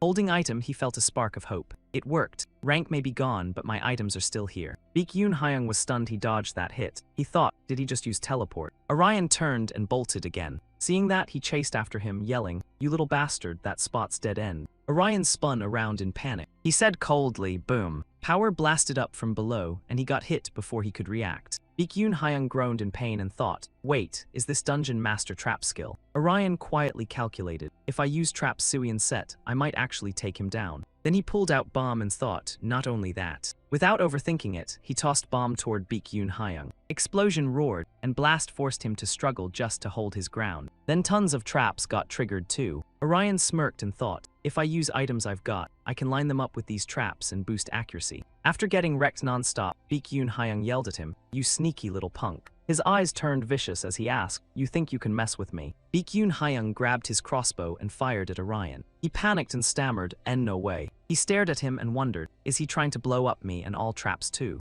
Baekhyun Hyung coldly used Dragon Spear skill. That attack hit with massive force. Right then, a huge explosion blasted out. Baekhyun Hyung tried to stand, coughing nonstop through dust and smoke. He looked ahead with icy eyes. Ahead of him was nothing but empty space. No sign of Orion. He muttered, did Orion run again? But in front now was only void. Nobody there. Same cut to movie theater. Orion had run inside it. He frowned and thought, now what? Suion's traps are blown apart and I can't block any real combat attacks. After thinking it through, he chose best move. Sneak out and run, but Hellers can't move that fast. He'll be here soon. Then I'll use item. Suddenly an explosion rang out. Orion turned back in shock. Baekhyun Hyung looked like predator on hunt. He said coldly, I knew you were here. Come out. Orion shot nervous glance around, fear doing full cardio. He was spiraling hard, wondering what in dungeon disaster he was supposed to do. Once afternoon timer ended, that guy would blast this place into premium rubble. He panicked inside, thinking, what about Suion now? When would he come back? If he were here, they could cook up plan instead of emotional soup. Feeling helpless, he smacked his own head like broken vending machine. Come on, brain, work. Diorium, I cannot save everyone by waiting and looking decorative. His eyes hardened as he decided to squeeze every drop of value from his items. If backup was late, he would beat that guy himself. Orion had resolve, sure, but no clue what button to press next. Motivation was roaring, strategy was still buffering. He started tossing plans around in his head. What if I attack from range? Then he would turn me into target practice with long-range skills. Great, genius, what now? Suddenly, another version of Orion appeared and said, if someone holds crossbow in right hand, left side becomes weaker. Voice kept going. Their reaction time slows because shoulder blade range gets limited. Baekhyun Hyung has razor-sharp reflexes, so use that against him.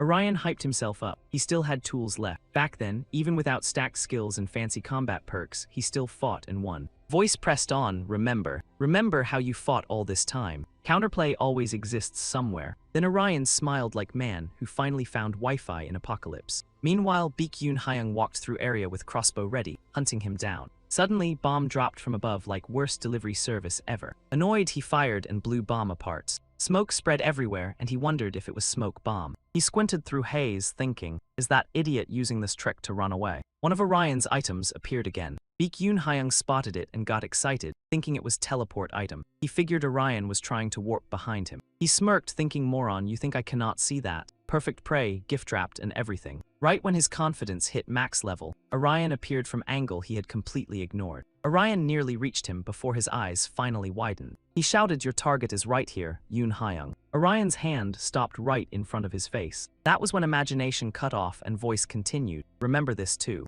Orion's inner self pushed him seriously. Other side of you has always been with you. Orion slammed him with heavy punch, clean enough to make sound department proud. Baekhyun Hyung took punch from Orion and went flying backward. It hurt, but he still had enough juice to strike back. Orion calculated fast. Even if I cannot use Avenger rank dagger skill, I can still swing it like normal weapon. He coldly slashed with dagger. At same moment, crossbow dropped from Baekhyun Hyung's hand. Baekhyun Hyung clutched his arm and screamed in pain. His gaze turned vicious as he glared at Orion. But before Yoon Hyung could react, Orion cashed in opportunity and fed him another punch. Orion thought, since he is hunter, I cannot let him create range. I need to stay glued to him like bad spoiler comment. Furious, Baekhyun Hyung roared, you dare. Out of nowhere, he unleashed Iron Guillotine skill. Yoon Hyung thought, so what if I have no weapon? I can still use defensive skills. Then his eyes popped wide in shock. Orion was still fine, standing after taking attack. Baekhyun Hyung was stunned, wondering how some healer had this many attack skills. Why was he not running? Orion's eyes burned with rage as he drove another punch into him. He showed zero mercy and beat him black and blue. Yoon Hyung reeled, wondering if Orion predicted his defensive techniques. Was he healing himself this whole time? While he was still stunned, Orion stabbed him a few more times. After landing enough hits to vent rage, Orion thought, self-healing is weak. If he throws another move like that, I am dead meat with subtitles. He hardened his resolve. He could not give Baekhyun Hyung chance to attack. Orion kept hammering punches into his face, thinking he had to shut him down before he could start anything.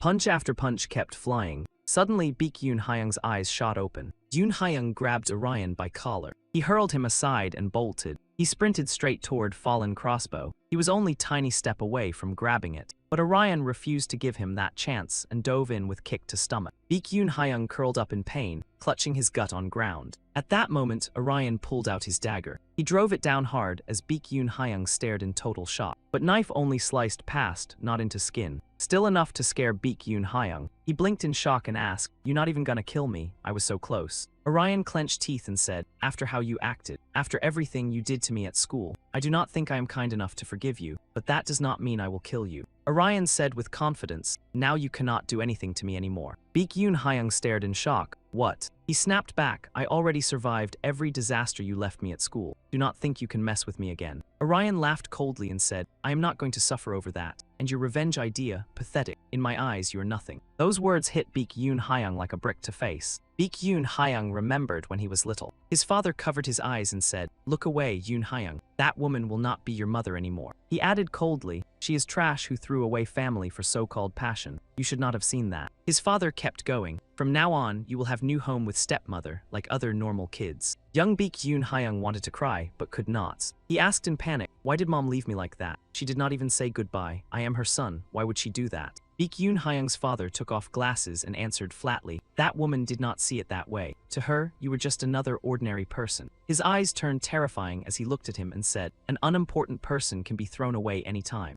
Back in present, after hearing Orion, he teared up and thought, "So I was not important." Baek Yoon Hyung gritted his teeth and snarled, "You damn bastard, Orion." Suddenly, Siwyeon appeared and called Orion. Once he saw her, he called out happily, "Siwyeon." Baek Yoon Hyung watched that and felt pure irritation boil inside. He suddenly shoved Orion hard, making him lose balance, then ran. Seeing him flee, Siwyeon shouted in fury, "Stop right there, Baek Yoon Hyung." She asked non-stop, "What happened? How did that bastard find this place?" Then she burst into tears and said, "Orion, are you okay? Hurt anywhere? Sorry for leaving you alone." Orion quickly calmed her. "I am fine, no problem." Then Siwyeon flared up and said, "Baek Yoon Hyung, hide well. If I find you, do not blame me for being ruthless." Orion quickly looked over and said, "It is fine. He is not that strong anyway." He said with confidence, "He will not come back." Outside, Baek Yoon Hyung ran like his life depended on it. He was furious, then he stepped on trap Siwyeon had set. Trap's magic blasted him downstairs. Baek Yoon Hyung's whole body slammed hard. Lying on ground, he refused to accept it and cursed, "Damn it." He did not even get up, he just lay there crying and cursing. "It hurts, damn it." His miserable voice echoed, "It really hurt like hell." Baek Yoon Hyung suddenly remembered his mother and called out, "Mom." Scene shifted to downtown area. Jae Yoon ran as fast as he could.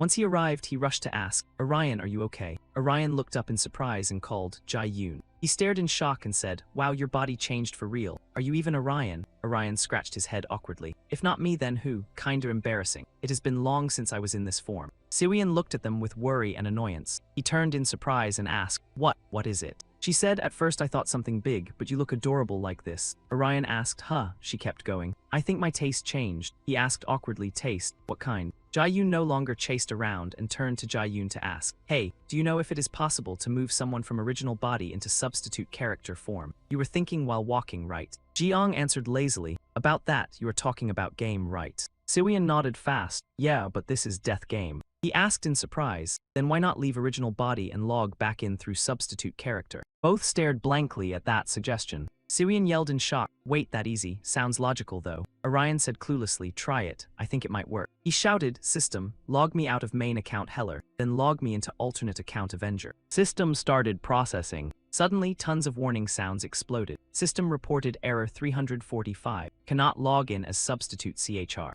Orion wilted at once. "Nope, not happening, that sucks." Seeing that, Siwyeon comforted him. "I knew it could not be that easy." Then Jae Yoon said, "Error 345A looks like system locked your account. I guess your CHR stays sealed until bug gets fixed." Siwyeon asked anxiously, "So what do we do now? No other way." He chewed food and answered, "In theory, we could hack system and unlock it, but I am not programmer, so that is rough." Suddenly, voice came from behind 3, "Need hand." Incoming person was none other than Ji Ong Hon. All three blurted out together, "Master liar." Jiang Hen said, "I overheard your chat by accident and looks like you need hacker." Siwyeon clenched teeth in annoyance and wondered, where did this creep crawl out from? Ta act like everybody else does not exist, then keep talking like Orion already knows I am hacker, even if that not my lane. Guillaume Hone yells out, "So what do you little punks think? Want me to lend hand? Chill, I do not stab from back, promise." At last, Guillaume Hone shows up. Siwyeon snaps, "What are you doing here, you filthy traitor? You wanna throw down or what?" Guillaume Hone looks smug. "Told you, I only wanna help, I am crazy good at this. I can crack lock for Avenger."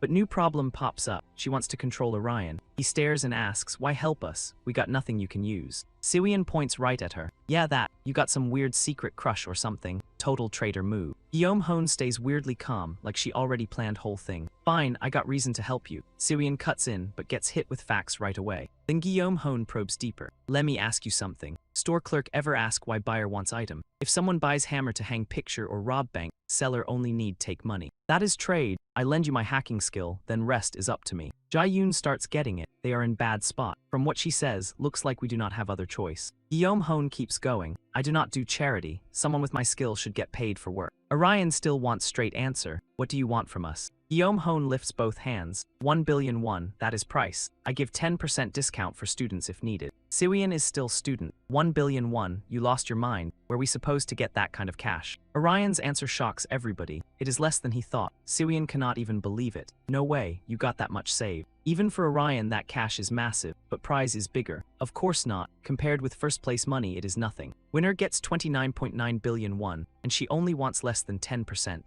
Siwian nods. Yeah, now that sounds way more reasonable. But what if we do not place first? Orion just laughs it off. Then we are cooked, obviously. Guillaume Hone still waits for answer. So, talk. If you do not want deal, fine, I am leaving. Kim Siwell and Orion both hesitate, still weighing deal. Then Orion speaks up. Fine, we agree, but there is one more condition. Until event ends, you join our team and Zai Yuan becomes leader. You help us. Siwian feels like lab rat. Huh, why? I do not want to sit at same table with her. Orion tries to calm her down. No need. We just add her to team list and watch what scheme she is running. Besides, she can control passive skill only usable with doll teammate. We can indirectly share with Puppet Master even if split up. After thinking it over, Siwian nods. Fair enough, that might work. Guillaume Hone shrugs. Whatever, final boss is dead. No customers left anyway, so I might as well play with you kids. Jian uses brain next. Neorium sounds fine, but do not forget, hacking is dangerous trade. It messes with system electric circuits. One mistake and it blows up, wipes us all out. You get it. Orion knows that. Still, he hates sitting still. I get it, but I cannot just sit there and do nothing. Might as well try. Siwian calls out softly. Hey Orion, I want to ask you something. Is reason you do all this because you like me? Orion's face turns red. Huh, what did you just say? It takes Siwian real effort to bring it up. Last time you said you liked me, so I thought that was reason you pushed this far. I was ready to drop out if you did not wake up sooner. You did not have to go this far for me. Orion finally relaxes and explains things to Siwian. If I say I am not doing this because of you, that does not mean you are not part of reason. There is one thing I need to finish. I want first place no matter what. Siwian laughs with relief. Okay, if that is what you want, I am with you all the way. Then she turns to Guillaume Hone. Alright, deal. You filthy puppet master, crack Orion's system lock and get moving. I will give you 1 billion won. Guillaume Hone's mouth curls into grin. Now we are talking, leave it to me. Scene shifts to city that feels weirdly peaceful. Elsewhere, thick smoke and fog still swirl non-stop. Man in office sits with heavy mood, looking pretty down. This is Ong Soo, Prime Minister. Assistant jolts him out of thoughts. Sir, research team has returned. Ong Soo looks curious. They are sure. Assistant checks files in hand. Report says their electronics cannot get any closer to strange object, so they could not figure out what it is. The more he hears, the worse Ong Soo feels. Any word on survivors? Assistant shakes head. No report on that, sir. Ong Soo can only think miracle might still happen. It has been 2 days since crisis started, so nobody made it out of that black sphere. Not one. After long pause, Ong Soo finally gives answer. Alright, I will wash up and come back. Report everything to council. Assistant nods. Yes, sir, Prime Minister. After that, Ong Soo stays in restroom for quite long time. When he comes out, he lets out long sigh. Suddenly, woman appears and calls, Prime Minister. You are acting president and commander-in-chief now, right? Ong Soo answers on reflex. Yes, but only temporary. Who are you? Reporters are not allowed in here. Then she handed over a sheet of paper and said, I am not a reporter. Take it. Chairman Soo squinted at it like it owed him money. A business card. Why is it completely blank? Then one tiny detail hit him hard enough to reboot his face. Sigmund Organization. The woman explained, this is probably your first time hearing about us. As someone in power, president and supreme commander, you should know Sigmund Organization is secret international foundation preventing man-made disasters. I work for them. Chairman Soo frowned and stared her down. Secret organization, never heard of it. What do you people want from me? The woman said, we came for reason, but we are not asking anything from you. Our foundation is running smokescreen operations, so they can freely extract everyone's information. However, one thing must be said now. From this point on, our organization will take control of current situation.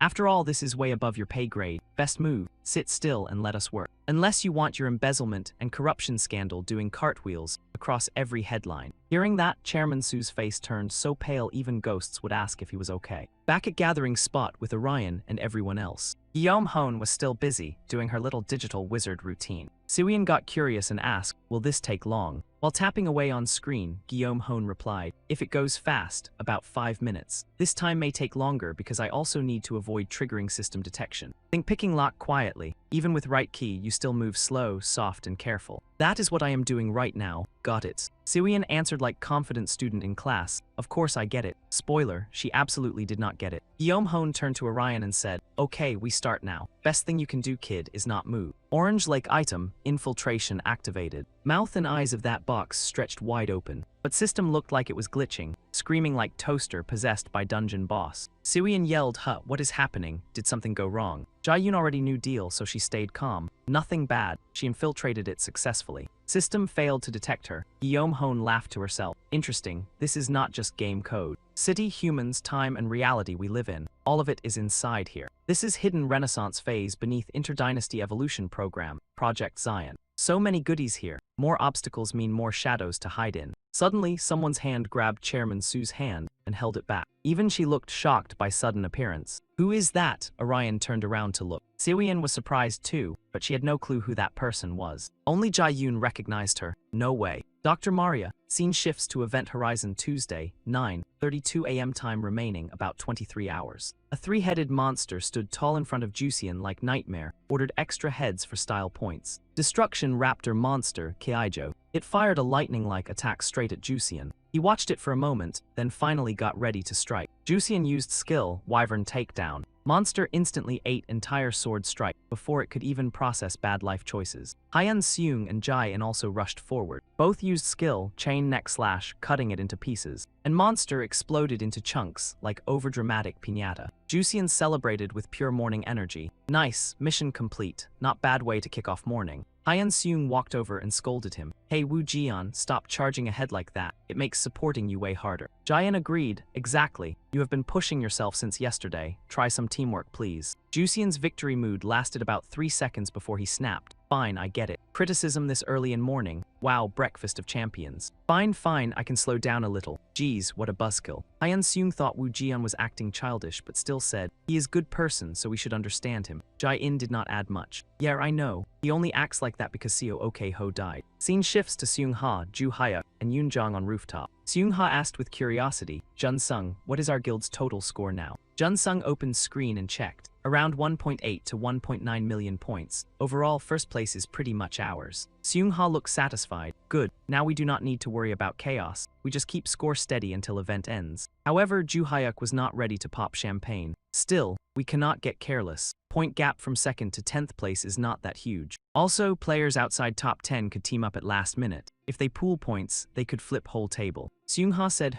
gap from top to bottom is large, but you are right. No one has left game yet, so that can still happen. Ju Hyuk said seriously, we cannot slack off, stay careful. Suddenly Jun Sung shouted, what is this? Seung Ha heard him and quickly asked, what happened? Jun Sung tried to calm down. Scores of other players are not changing. That means low-ranked players have not teamed up. But one player is climbing ranks insanely fast. Seung Ha could not believe it, so he repeated, a low-ranked player. Who even is that? Cut to Suian's squad. Suian is throwing down with giant monster. Red Moss Golem was nasty problem back in game, but now I'm way stronger. I can crush it easy. Suian pops max kite trap skill, but Golem already right above Suian's head. Problem is, Suian still can't react fast enough. Orion jumps in with assist. He uses Phantom Blade of Grudge. Golem screams in pain after Orion's deadly slash lands. Then it blows apart and ends its own run. Orion drops down to ground. He lets out relief. Mission complete. Orion lay. Hunting points 254,500, rank 12-17. Suian walks up laughing. You were cooking, Orion. You fully locked in with Avenger form, huh?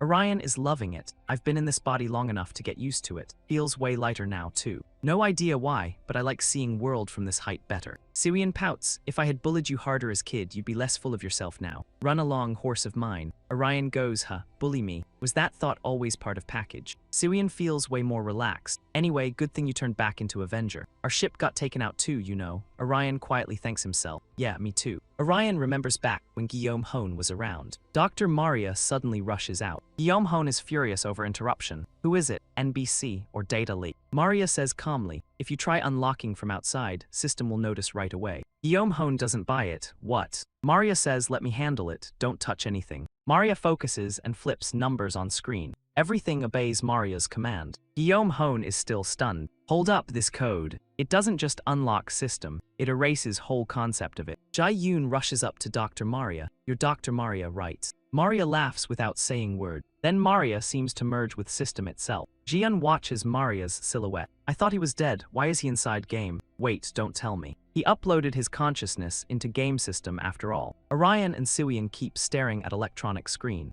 Jae-yoon's voice rings from far off. Hey, wait up. Jae-hyun is huffing when she reaches them. I told you I can't keep up with you. Slow down. Siwian freaks out at sight of Jae-yoon. I told you to stay at base. Out here is dangerous. She fires back. I also said I had something to check. No way, we move together. Guillaume shows up again. Don't worry about Jae-yoon. I'm watching her from back here. Siwian glares at her. What are you doing here? You said you wouldn't follow us, even after joining squad. Guillaume puts hand on Jae-yoon's shoulder. I'm not following anyone. We're just headed same way. Besides, with me here, you can hunt more freely, right? Don't get so prickly. But Jin still doesn't like Guillaume at all. No need to worry. Those two are more trouble than monsters. Jae-yoon can handle herself anyway, so keep distance from us. Get too close and danger starts. Jae-yoon pushes up glasses. Don't worry, I won't get in way. I'm cheering for you guys to take first place. Siwian answers with heart-shaped hands. Siwian turns to Orion. Where to next? We need move fast if we want enough points. Orion points at screen. Next spot is here. Reincarnation Tower mission. Player will try to conquer every floor of tower. Clear it, and you get hunting points worth 10 times current amount. Siwian thinks it through. So it's tower. That means special dungeon, right? Probably gonna take forever to reach top. That okay. Orion thinks for second. Could take half day. It ain't like normal dungeons, so there'll be special rules. But if we clear it, we get 10 times current points. That's only way to make sure we grab number 1.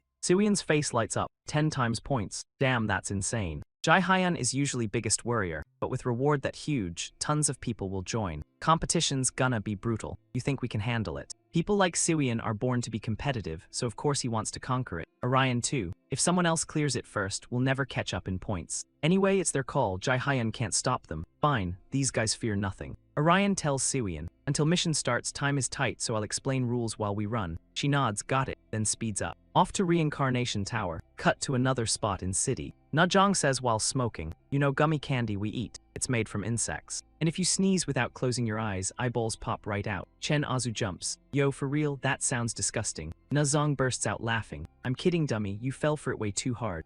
Only Ixian looks normal here. Mission about start, so quit clowning. Time for us to head to Reincarnation Tower this time, and we flip script. We take win with one clean comeback arc. Orion, top guild leader, stands with Ike Ham, current rank 5 support priest. Najongli plays knight. Osuchan plays knight. Scene cuts to big building inside city. Orion crew sprints hard toward destination. Then something appears right in front of them. Siwian looks let down.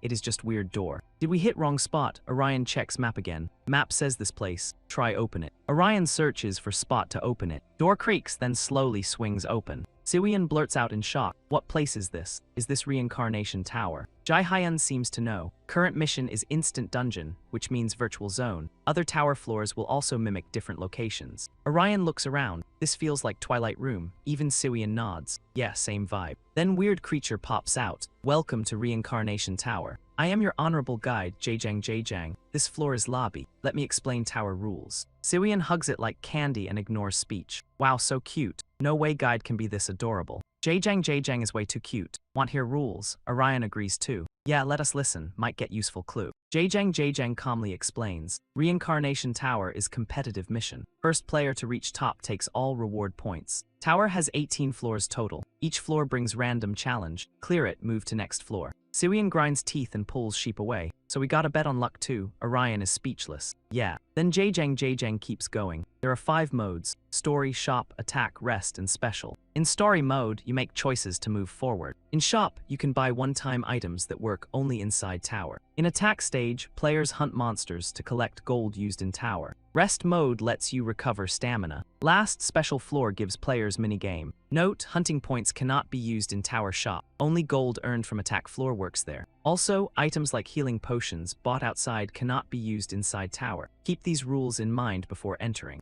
Siwian still does not get it. Wait, no healing items. We could die on first floor if we mess up. but Jajang stays chill. Relax, death does not exist in this tower. If player dies in any challenge, they revive in lobby and can retry or quit mission. Gold earned from attack stage also stays after death, so you can retry or trade it for hunting points. Jin folds arms, so rules work like roguelike, huh? Orion hears that term for first time. What is roguelike? Jae-yoon drops knowledge. It comes from old game genre called rogue. If you die, you restart from zero with no save point. At first, it only meant death sends you back. Over time, genre grew with more rules. Orion feels zero hope. No save point and start over from scratch. Brutal. Siwian gets it, so if we die in tower, we climb from floor 1 again. Then healing potion or not, why care? Jae-yoon scratches head, I guess so. Problem with games like this, beating at first try is no easy feat. Siwian thinks this is wild. Why is that? Jian seems to know everything. That is roguelike nature. Players must test, fail, and retry many times before clearing. That is always how it goes. Reincarnation Tower has one more twist. If you die, you keep gold. That means game gets easier after each retry. First run is rough because you have no gold for items, but later, with more gold, each retry gets easier. Guillaume Hone Chen jumps in. In other words, you need dozens of tries to conquer tower. Siwian thinks that is insane. Dozens of tries, that is way too much time. Guillaume Hone loves missions like this. Do not forget, this is competitive mission. If we waste time farming gold, someone else hits top first. Siwian clicks tongue. So what do we do? If we waste too much time here and still score nothing, then what? Quiet One finally speaks. No, there is still one way to win. We just clear tower on first try. Siwian stares at him like he lost his mind. They just told us that is insanely hard. Jian cannot even buy it. Are you listening to me? Orion thinks fast, so he sounds like that. If challenge is too hard, first try clear is impossible. But if problem is only no healing potions, we can still do it. Besides, we have support for that. Jian feels better after hearing that. Oh right, we also have cute Orion. Jian has no clue what she means. Cute Orion. Orion feels mission in pocket now. Plus, we have puppet control skill, so damage spreads out. Nobody dies from one nasty crit. Guillaume Hone laughs. Yep, at your service. Orion trusts red-haired buddy too. On top of that, we have Jian who can fix broken weapons. She nods blankly.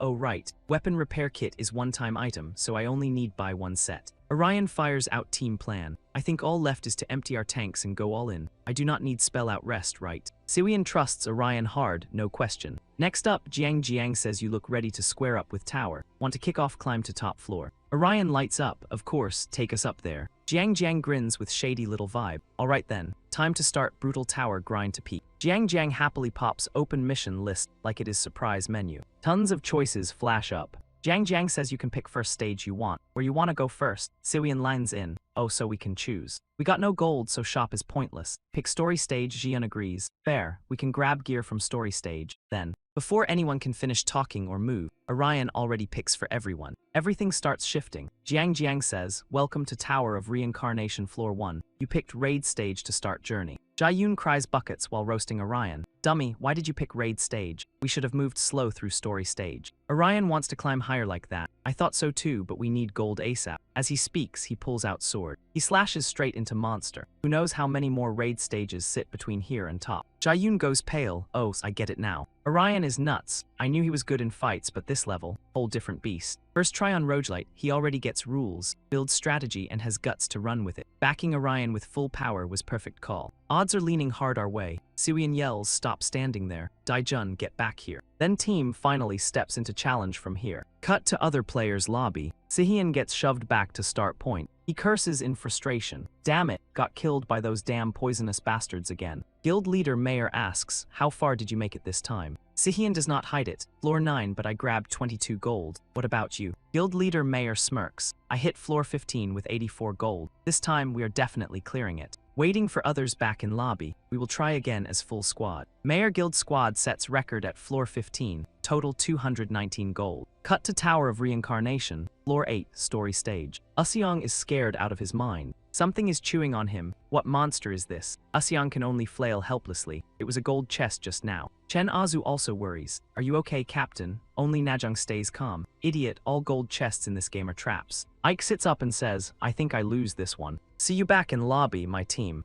Najong snorts, so dumb. Then all you hear is Chen Azu screaming, Captain. Team Orion sets floor 8 record, total gold 30. Still around 14 hours left before Horizon event ends. Tower of Reincarnation and raid stage. Right then, Orion charges in and attacks. He fires skill after skill non-stop. Siwian covers rear and counters too. She uses Labyrinth Sai skill. That is boss rank Labyrinth skill. Labyrinth Sai unleashes Hailstorm, slamming down and freezing enemies solid. It lands so hard monster cannot even block. Orion takes opening and pushes counterattack. With Phantom Sword Revenge skill, one katana strike later, monster head flies off clean. Orion lands slowly. He praises himself. Nice, got it. System shows Orion and Siwian team on floor 12, total gold 43. After killing monster, Siwian feels this run is not bad at all, and Orion agrees. Way easier than Poison Swamp on floor 4. Then she turns away, insanely jealous. Anyway, those two are getting easy mode treatment. At least toss some scraps our way. Wow, hearing that, Jae-yoon blows up and shouts, hey now I am blacksmith. Fighting is not my thing, I said that already. That makes Siwian snap as he yells at Guillaume Hone. Fine, but what about you? You know how to fight. She smirks, of course I can help, but I was not sure if you wanted it. That is why I stayed quiet. So, say one word and I help you.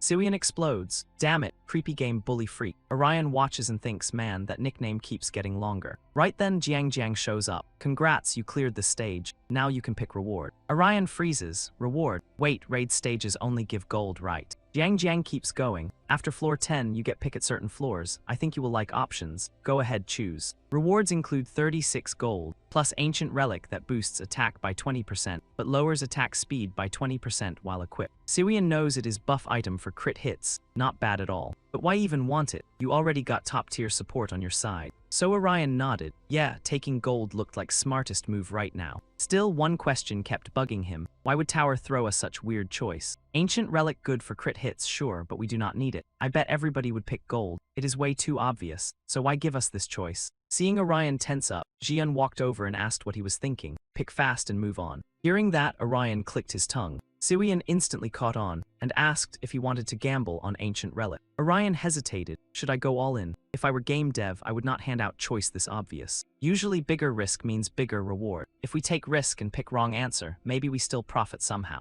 Hearing that, Siwian asked to make sure he meant they were trying to trick us, and he said probably. Then she cut in and said there is also saying path to life is narrow, and gate into it is cramped. Maybe you got point. Risky pick might be right move. After all, nobody wins game without taking risks. Siwian agreed with her too. Right. After a bit of thinking, Orion finally spoke. I decided. Reward I want for clearing this stage is ancient relic. Jiang immediately confirmed. Good, you already got it. Take your items. Move on to next floor. After saying that, Jiang used spatial teleport energy. Once they arrived, Siwian panicked. Graveyard, is this raid or what? Jiang appeared and said this was shop. Feel free to buy whatever you need before next floor. Hearing that, Orion let out huge sigh of relief. Shop. Man, I thought something crazy. You almost scared me to death. Siwian, on other hand, blew up. Then if it is shop, why does it look like trash? You trying to scare us or what? Right then, stranger walked in. It was NPC, Wandering Tomb Raider and Rusty Old Grump. NPC flashed greasy smile. Welcome to my little shop. Adventurers, I got plenty of useful treasures. Take a look, gold only. But when he saw what Orion was holding, his eyes nearly popped out. Huh, wait, is that ancient relic? Orion hesitated. Yeah, why? Once he realized it was insanely valuable, NPC instantly switched up. Oh my, sorry for not recognizing such honored guest. I cannot sell like some street peddler to someone like you. Here, please take this. NPC handed over item with deep respect. 40% reduced crit rate for player and teammates. Tower grows and changes each day like child. Maybe it is world of dreams. But one look made Siwian frown. What kind of garbage is this? Creepy and useless. Jai-Hyan said, I think final item reward is trap. But Orion suddenly started thinking about Tower Core. Right then, system popped up notification. Quest Reincarnation Tower. Player must conquer all floors of tower. On completion, reward will be 10 times current hunt points. After reading it, Orion fell into thought. This is roguelike game where I have to retry over and over. I can only choose reward on certain floors, and special item ties into reward. Then he realized something bad, so he told Siwian, I feel like this quest is different. She looked confused. Huh, what are you talking about? Now Orion was sure Reincarnation Tower was not dungeon quest. Whole tower was monster. That shocked Siwian and her too. Suddenly Jae-yoon said, wait, you mean we are inside monster right now? Siwian freaked out hard. For real, Jiang. Meanwhile, she walked over and asked Orion what made him say that. Just Tower Core. Orion replied no, not only that. Reincarnation Tower feels different from other events. Horizon is survival event inside city, but in giant dungeon like this, there is no reason to wander around fighting just to stay alive. If Tower is part of survival game, then that means we have to hunt it. But how do you hunt Tower? That makes no sense, right? It is not even alive. That means Tower itself must be monster we can hunt. After Orion explained, Siwian had to agree. Yeah, that tracks. Then she hesitated, but Tower core. Orion did not flinch. We have to keep it no matter danger. I think it might be key to beating Tower. Meanwhile, deep inside mysterious dark dungeon, Triac door groaned open, echoing everywhere. This is Reincarnation Tower, floor 17. 12 hours left before Horizon ends. At that moment, Seung-ha grinned like mad. No way, I ran into you here. So that was Mayor Guild Leader. He narrowed eyes and smiled. We meet again, Seung-ha. Shame I could not face you yesterday. Hearing that, Seung-ha mocked him. Looks like I can never shake you off. Anyway, what are you doing here? You already reached Tower Top, so hurry up and finish quest. He answered calmly. Plenty of time before Horizon ends. If I finish too early, I will have to deal with mess from point negotiation. I will kill time and wait for right moment. Hearing that, Seung-ha gave a faint grin. Makes sense. If someone breaks past 1 million hunt points, lower, ranked dogs will team up to drag him down. Nice info, buddy. You're almost as sharp as me. Mayor Guild Master spoke up. There's more. I'm waiting for one more person. We did not set a meetup here, but I figured they'd show up anyway. After all, there's nowhere else to go. Hearing that, Seung-ha looked amused. So you want to throw down with him right as event ends. Now that's some juicy drama. Too bad for you, I am not into drama. So I assume you will not mind if I walk right through, yeah. Without hesitation, he accepted challenge. Fine, try me if you can. With those words, battle exploded. Both rushed in and unleashed brutal attacks. Scene shift to floor 16 of Reincarnation Tower. 11 hours remain until Horizon ends. Orion's group and Siwian got space, shifted once more. After reaching safe spot, Jiang announced, "Welcome to floor 16 of Reincarnation Tower. This floor belongs to Story Zone. To clear this floor, you must cross maze and reach exit. Gold coins and items hide inside, but watch out for death traps." Orion finally realized it was maze this time. Siwian also wondered, should we use left-hand rule? It may take forever though. Left-hand rule is maze method where you keep left hand on wall. Since walls in normal maze connect, following them should lead out, but if maze gets weird, method may fail. Siwian added, I do have pathfinding skill, but it only works when maze has one exit. Want to try it? Orion agreed right away. Sure, let's try. Maybe maze has extra clues. Right then, Guillaume Hone spoke up, let me handle it. Then she used long-range espionage skill. She said, I'll use this skill to send my puppets into maze. They'll map route for us, so we do not need to wander like lost NPCs. Hearing that, Jiang got excited. Nice. Super convenient. Zijin, though, looked hesitant. Seeing their reactions, Guillaume Hone smiled in satisfaction. No need to thank me. I just hate walking around like dumb tourists. Siwian pouted, do not tell me what to do if I want to say thanks. I will. Orion laughed. You sure focus on weird stuff. After some time, she finally finished. Maze map was complete. Looks like it is only 2D maze. Thank goodness, if it were 3D, my brain would file for retirement. After checking map, she quickly figured it out. This looks like shortest route to exit. Jai Yoon could not help admiring it. Impressive. Have you done this before? She grinned smugly. Never, I am just smart. 2D maze like this is nothing to me. Easy as candy.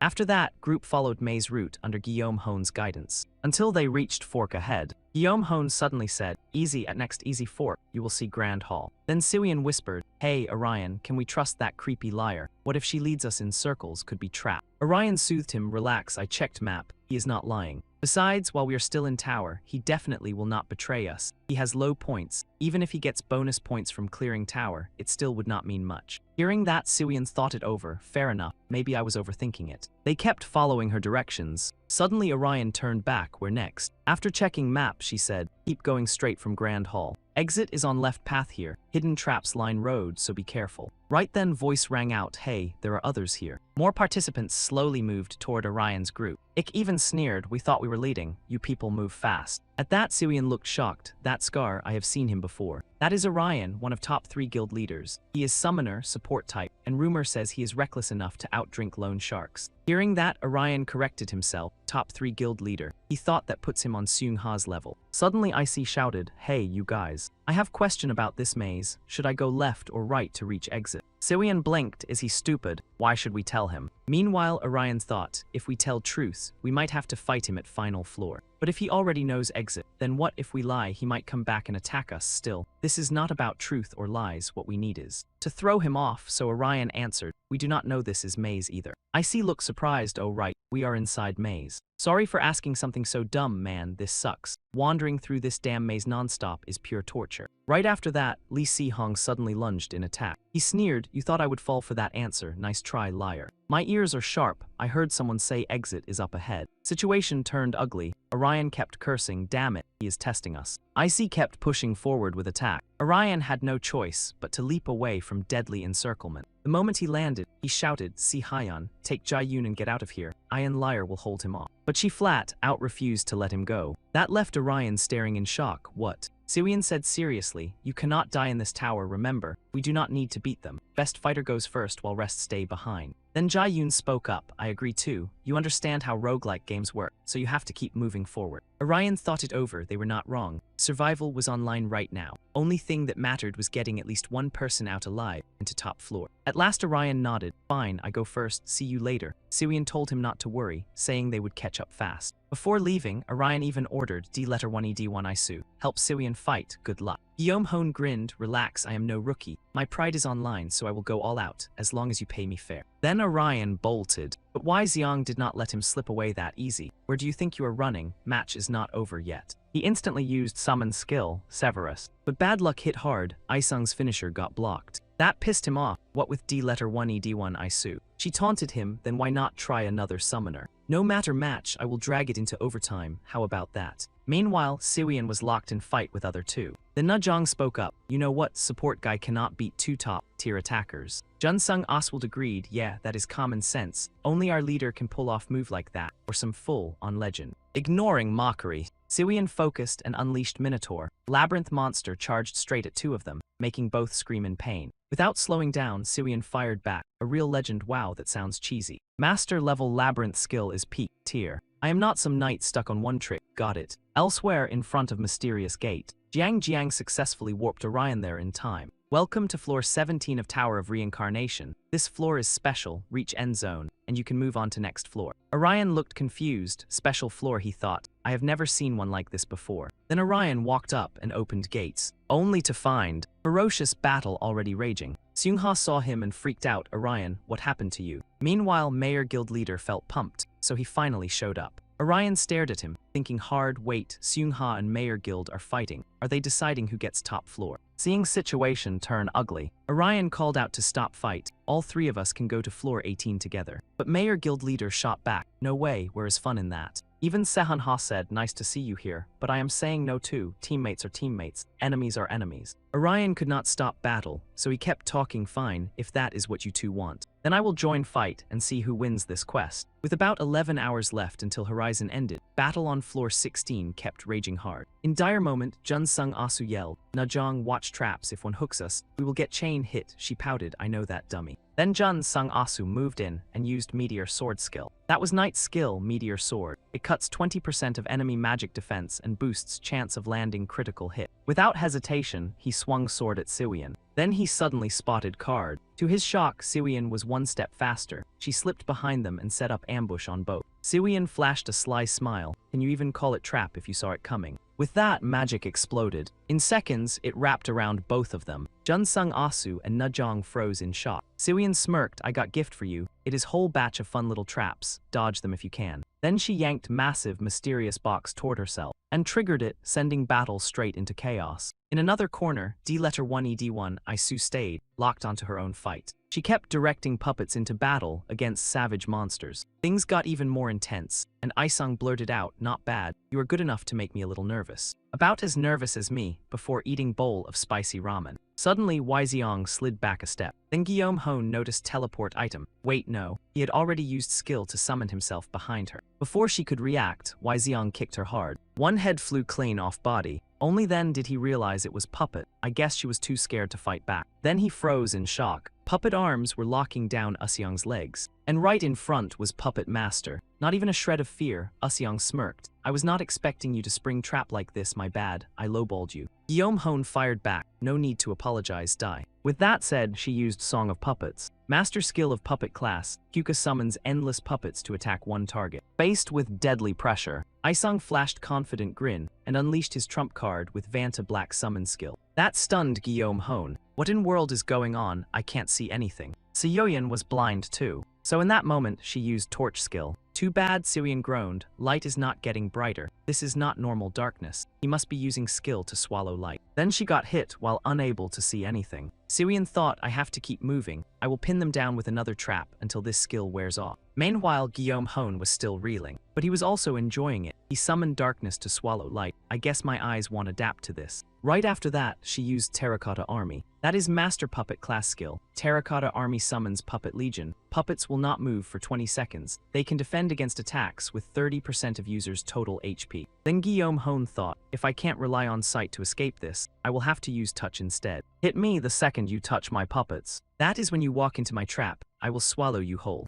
Meanwhile, Usyong in back was grinning. He cursed under breath, clever trick. I can't get near her puppet shield even in darkness. But here is problem. I did not come here for some half-baked weak fight. I am here for real blows. Ultimate Summoner skill. Hollow Twisted Beast crushes target's defense completely and deals 240% normal attack damage. Usyong moved into attack. Don't feel too bad about losing. You should be proud. You made me sweat. Then Usyong went berserk and wiped out every puppet in way. That destructive power left Puppet Master stunned. Without hesitation, Usyong charged straight at her. He even praised me, nice, not bad for final hit. Guillaume Hone smirked, who said that was my final hit. We have not even finished first round yet. Then fierce battle exploded once more. Meanwhile, at Reincarnation Tower, floor 17. Fight among three of them was still raging hard. Guildmaster Mayor kept using Windstorm's skill. Then he charged toward Orion to attack. He instantly sensed killing intent and dodged at perfect timing, but Mayor's guild master was suddenly shocked. Orion circled behind and struck with his counter skill, Flame of the Burning Ring. But that rare openings. Seung-ha immediately used Queen's Path skill. Royal power crushed Orion. He cried out in pain. He thought both were monsters. Being part of top 3 guilds was no joke. If I focus too much on one, other will tear me apart. I cannot let my guard down. Plus, both guilds Orion was fighting, he thought. I want Risen and Mayor to wipe each other out while I stay out of it. But that would make them hate each other, so they would ignore me now. Still, I am not in full disadvantage. Right away, Orion unleashed Grudge Harmony, Beast Claw, counter skill. That left Guildmaster Mayor pretty shocked. A double counterattack. Meanwhile, Seung-ha found it fun. He used our attack against him to counter both of us at once. That is classic beast counter technique, but his timing was perfect. I knew it, he will not go down easy, even with 2 of us. Fight kept getting more intense. Orion could not hide his shock. Magic Stone. Right then, Usyong's voice rang out, hey, don't hog all fun. That shocked everyone. Ikong added, let me join, I am warmed up too. Seeing him, Orion could not help wondering. What are you doing here? Asked like that, Usyong played innocent. What do you mean? You worried something happened to your friend? I sent them back to town already, yeah. They're probably waiting for you now. Hearing that, Orion clenched his teeth, pure fury flashing in his eyes. Usyong waved it off, hey, don't get so mad. They went with my friend. Eye for an eye, besides, you can't really die in this tower, right? So relax, I am not even mad. One thing does bug me, though you guys went ahead without me. The game details did not bother me. I just hate losing, and I hate when my crew loses. That's it, that is why. I am sending all of you back to floor 1, especially you, troublemaker, got it. Hearing that, Orion's fire of determination lit up like a furnace. Isong coldly used summon skill, Vantabex. Suddenly, darkness swallowed everything.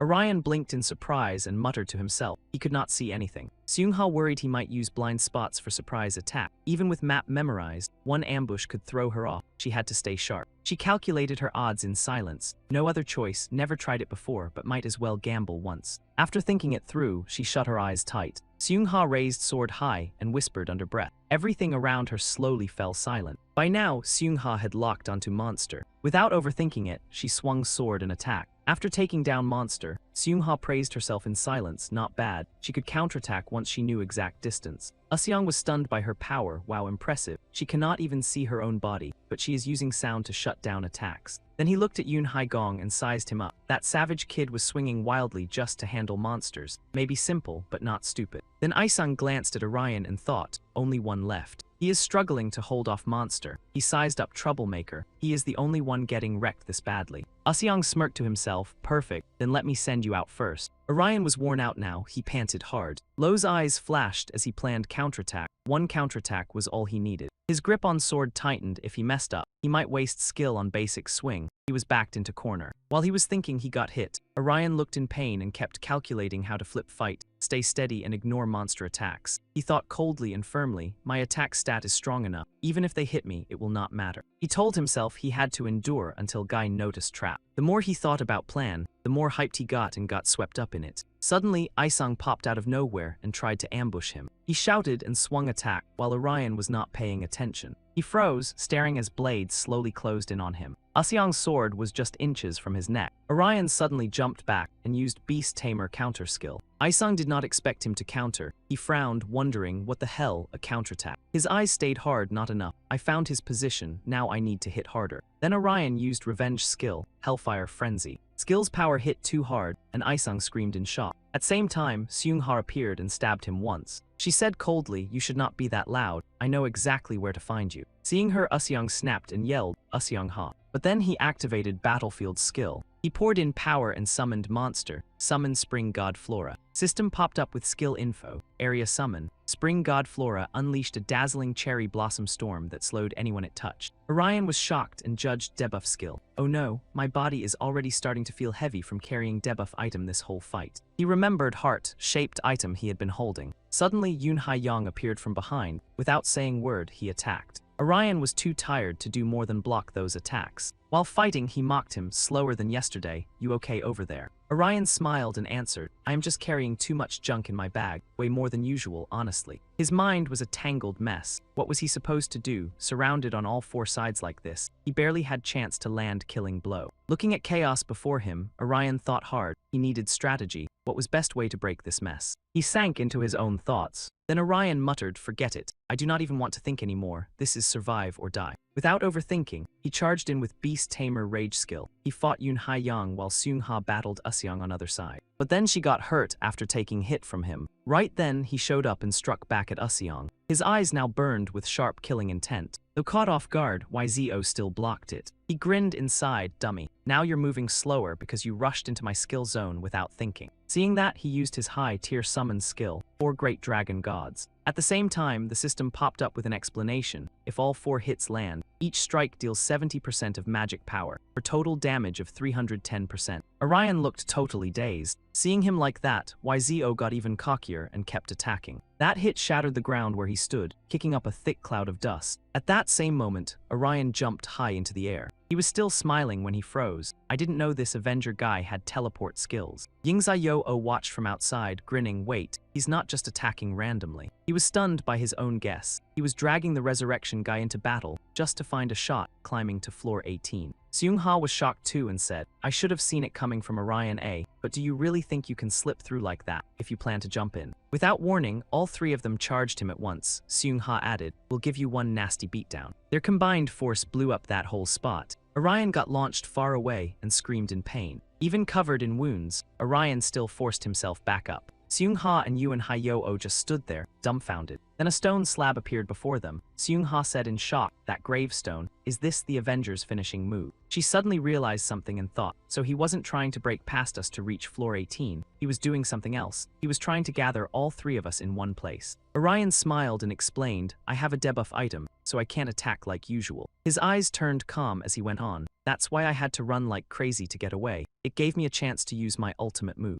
Yoon Ha-young asked in shock, so you weren't trying to escape just now? Orion quickly shook his head, of course not. He lifted his sword high and said with conviction, I have one goal, kill you. Everyone went silent after hearing that. Then Orion launched his attack at all 3 of them. Another explosion hit, and this one sounded even louder. Cut to another place, Siwian sat there full of nerves. Guillaume laughed and asked, you worried? You think he'll lose to Orion? She thought for a moment and answered, I'm not worried about that. What I'm worried about is... She blurted out her concern. What if a bunch of hotties at final floor try to seduce him with sexy dances? Guillaume burst out laughing. What, so that's what's got you stressed? Siwian trusted Orion completely and said, besides that, I'm not worried about anything else right now. I honestly can't picture him losing to anyone. In another corner, Jai-yoon lay flat on ground, exhausted and bitter over shock of losing. Sane shifted to door. Inside was Jiang, now at Rebirth Tower floor 18. Jiang suddenly said, "Welcome to top of tower." Orion looked wrecked, but Jiang kept talking Orion. Hearing that, he smiled with relief. Jiang kept going, "Let me explain this floor's game. Final challenge you must pass is attack trial." Jiang was still explaining, "You'll use shards of destruction to hunt during attack." At same time, system appeared with explanation. Exclusive Rebirth Tower item, destruction shard, kill instantly anyone pierced by shards. Shards vanish after use. Orion listened in shock as Jiang said, "Monster you must beat is Rebirth Tower itself. It's the tower." He stayed silent for a long moment before saying, "I." Orion blinked and asked, "Huh?"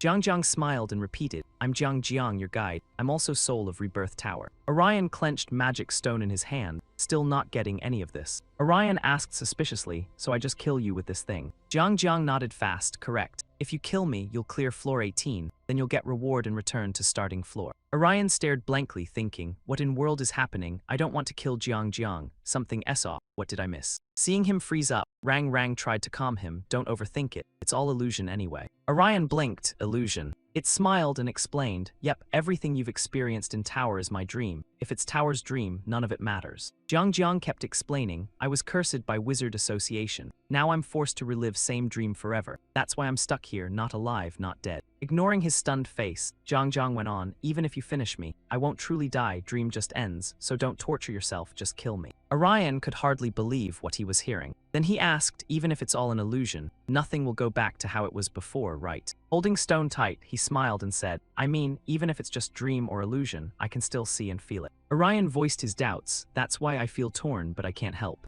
"The emotions are real too," Orion said with a smile after laying it out. Jiang stared for a while, then answered, "I get it, still, you have to kill me if you want to pass this stage mit." Orion laughed helplessly and said, "That's problem, I want to clear this stage fast, but you're too cute, I'm not sure I can do it." But he still had doubts, thinking something about this felt off. Seeing him stuck in his own thoughts, she warned him time was limited. He had to move fast, this was a competitive game, so other players could show up anytime. If someone else cleared this floor, he would get sent back to floor 16. Orion replied with total chill, "Other players, I do not care. I already killed everyone on floor 17. He said it with full confidence before I came up here. Then a blade suddenly pierced through him. Orion stared in shock, unable to believe what was happening. Seung-ha appeared and said, "Sorry for the trouble, but I have to keep going." While Orion was still stunned, she used skill Queen's Dominance. System notice appeared. Queen's Dominance, Queen's Protection, temporarily immobilizes enemy with attacks from behind. Orion groaned from pain. Seung-ha laughed and said, "Sorry, Orion, if you had moved a little faster, you could have grabbed top rank." Orion shouted in shock, "Seung-ha, what are you doing here? I beat you on floor 17. She answered his question, "Lucky for me. I picked up item called Aaron the Witch's Meat during my climb up tower. I can use it to revive once at spot where I died." System info appeared again. Tower of Rebirth, exclusive item from Aaron the Witch. Lets user revive at spot where they died. Aaron the Witch succeeded in creating spell that brings user back from dead, but revival is not a freebie. Orion asked through pain, a revive item in his mind. He cursed himself, "Damn, I had no idea stuff like this existed." Seung-ha shrugged and said, "Anyway, do not get in my way. It already hurt when you hit me with max damage on both body and heart. Sorry, buddy." She walked over coldly, pulled out stone, and said, "And now, to reach finish line, I just need to kill this cute little thing, right?" Orion panicked and shouted, "Hold on, Seung-ha, please hear me out first." But Seung-ha did not want to listen. She answered coldly, "Sorry, I cannot." Her eyes went empty as she continued, "I need first place no matter what." Orion freaked out and thought, think,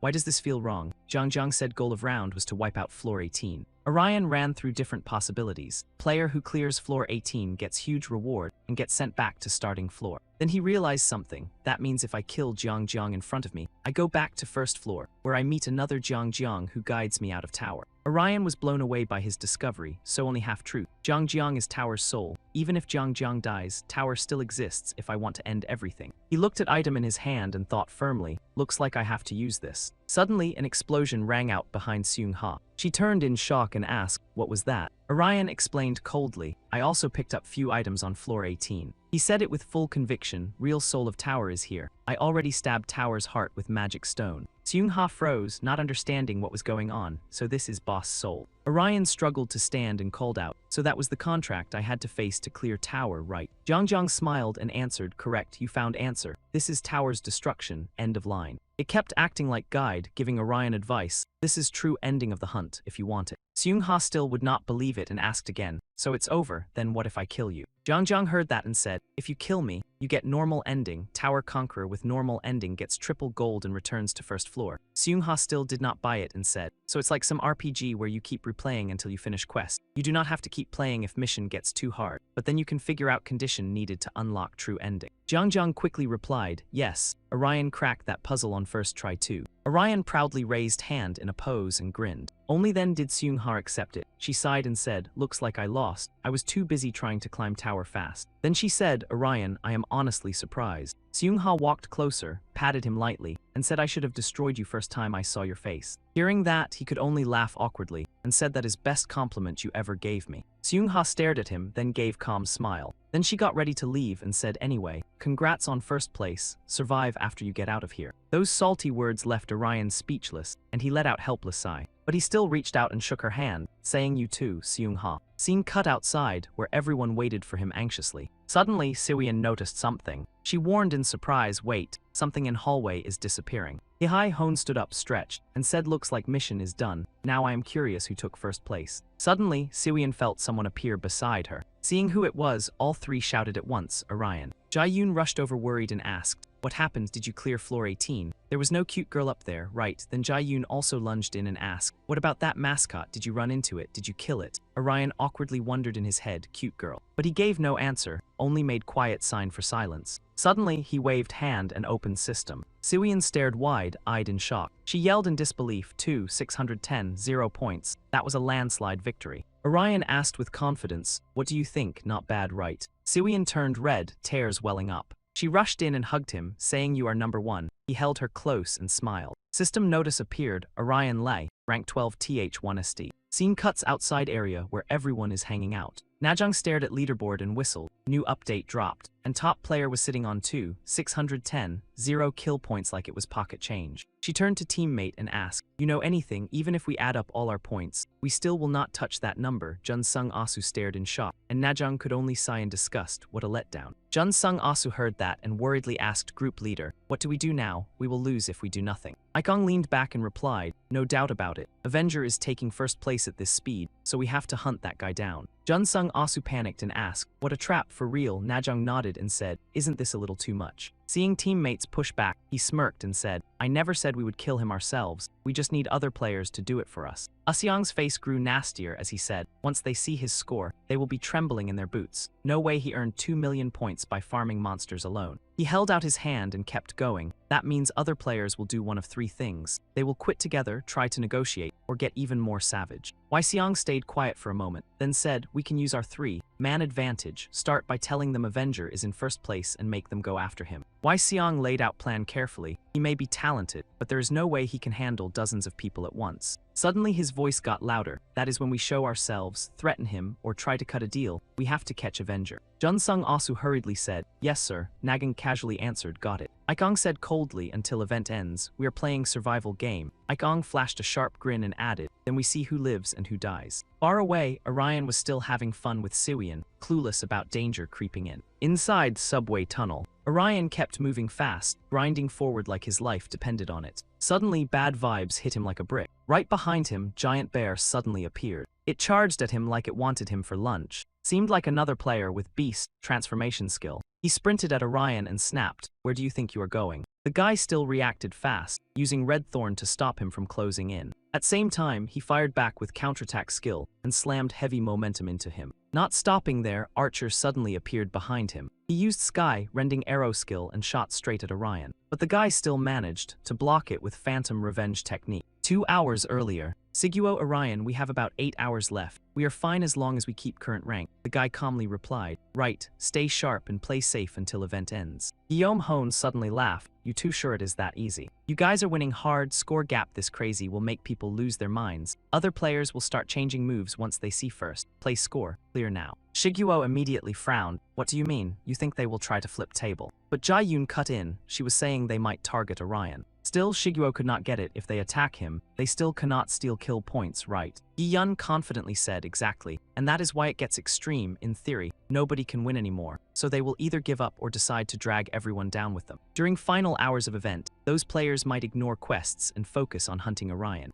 Shiguo heard that and slowly got it, yep, totally Josh style. Orion looked conflicted. Fine, try it like this then. Back in present, he faced 2 enemies at once, but Orion was not getting bullied that easily. At that moment, he used Memorial Flame skill. That left both enemies struggling like cats in bathtub. This is my chance. Even so, both of them stayed stubborn and kept chasing him as he tried to escape. At same time, Ike Ong's group also made it to subway tunnel. Jun Sung Asu was bursting with hype. Told you so. Other players are spreading word that Avenger is at top of leaderboard, and now they are hunting him down. Why Seong could not hide his grin. I said it. Told you my prediction was dead on. Najong saw it differently. They are no match for Revenge Guy. I doubt they catch him before mission ends. But Useong did not care much. This is psychological warfare. Najong looked confused. What do you mean? He smirked. When someone is being chased, survival instinct beats hunger for victory. We win as long as we push him into corner mentally. Then we negotiate. That is only way to make him surrender. Back to Orion, he still felt uneasy. Did I shake them off? I thought Ritz would be fast enough to keep up, but looks like I am faster than I thought. I need to control movement speed, or whole plan is cooked. I knew guilds would come for me, but I did not expect solo players too. Must be guilds spreading rumor to bait others into hunt. Right then, one player appeared and rushed him head on. Lucky for him, good reflexes let him slip away.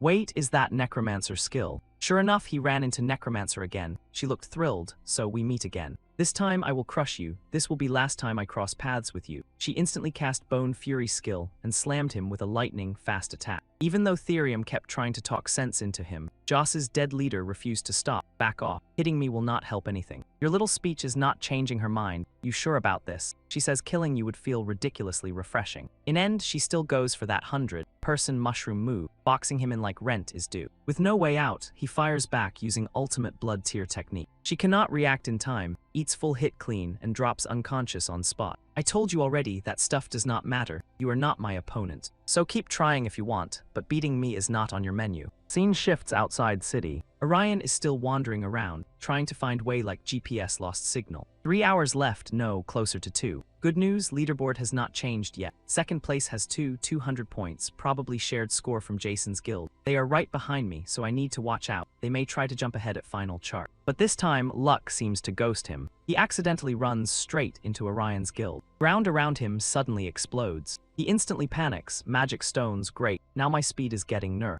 At same time, Useong appears with calm voice. Relax. We did not come here to fight. We only want to make deal, okay? Situation leaves him blinking in confusion. Deal. Useong openly admits it. I watched them. Other players are hunting you in circle. So here is offer, give us what we want, and we protect you until event ends. Orion starts connecting dots. So these guys leak that I am ranked first. Then he asks, fine, what do you want? Useong lays out proposal right away, half your hunting points. In return, we give you temporary allies and protect you until event ends. How does that sound? Offer makes him hesitate, half my hunting points. Right then, voice rings out, look, I found Avenger with pressure closing in. Useong keeps pushing him, so you may be good, but no way you win if they all team up. After thinking it over, he decides to accept. Fine deal, let us become allies. I am getting sick of being chased like limited edition merch. His choice clearly pleases Useong. Smart pick, welcome aboard. Orion says, we become allies once I send points. Right, Useong answers. We sing happy friendship songs as soon as I get points. But he has no clue it is all a setup. Idiot. I do not need ally once I have your points. First chance I get, I will toss him to those fools outside. Do not feel too bad, kid. You are still young. Adults climb ladders by stepping on mud and calling it strategy. A moment later, Orion finishes transfer. I sent it. Useong says, good, let me check. But then Useong's face twists into pure villain math, because he only received 5 points. Useong explodes. What kind of nonsense is this? I did not ask for pocket change. You were supposed to send at least 1 million points. Can you not do math?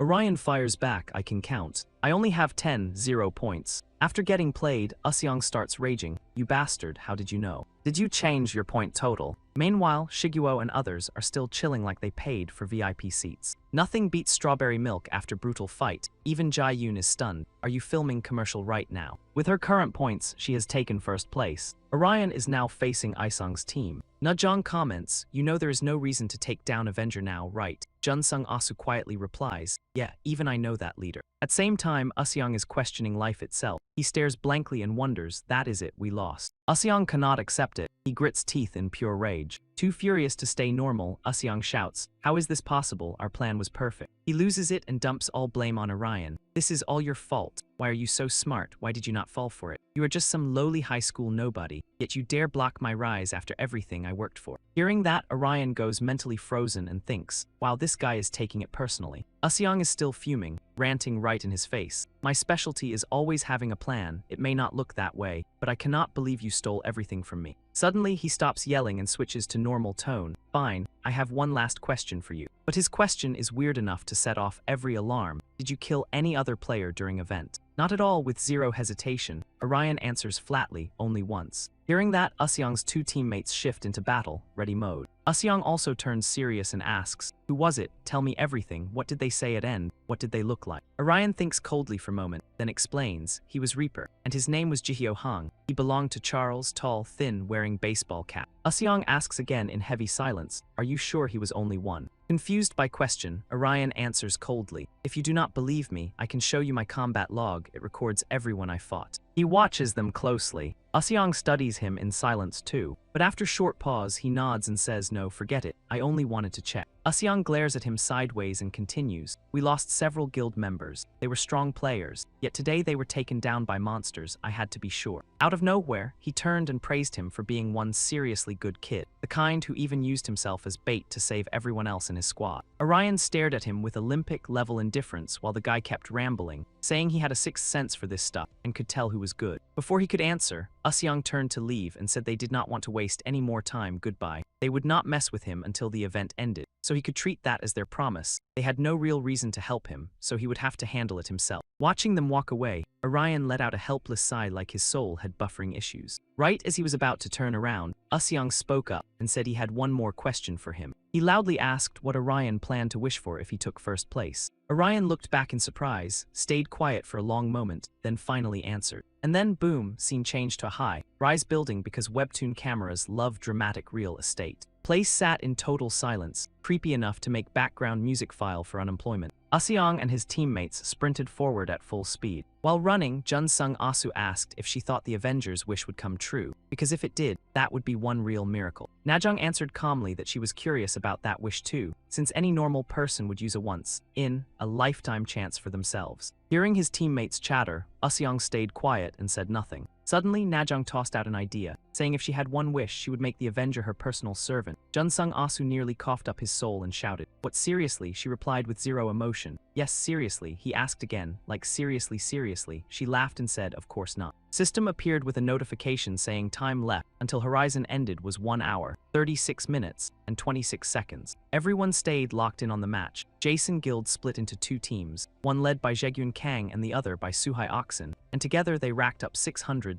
points. Jason Guild showed real talent by stacking up a ton of points, pushing their total to only 20, 0 behind Siwian. Other guilds were also throwing hands non-stop. Mayor Guild used its unique attack skills to hunt enough monsters, pass Orion Guild, and snatch third place. At the same time, Orion and his team had been fighting non-stop too. Meanwhile, both Orion's squad and Siwian's side were grinding like sleep had been patched out. By picking quests they knew they could clear fast, Siwian pushed hard to catch Orion. Her team raised their total to 3 million points and climbed into first place. By then, streets were absolutely wrecked, like Dungeon Insurance had denied every claim. Seung-ha wiped sweat from her face and said they had about 30 minutes left, with only 50 points separating them from first place. Shin Ju-hyuk spoke anxiously, telling Seung-ha that the event was almost over. Seung-ha asked in confusion what he meant, then wondered if he was giving up. Shin Ju-hyuk smiled and quickly explained that no, they needed to kill as many monsters as possible before it ended, because this was their last chance. Seung-ha agreed and said yes, time to do it. She looked around and said she always needed a powerful teammate like her nearby.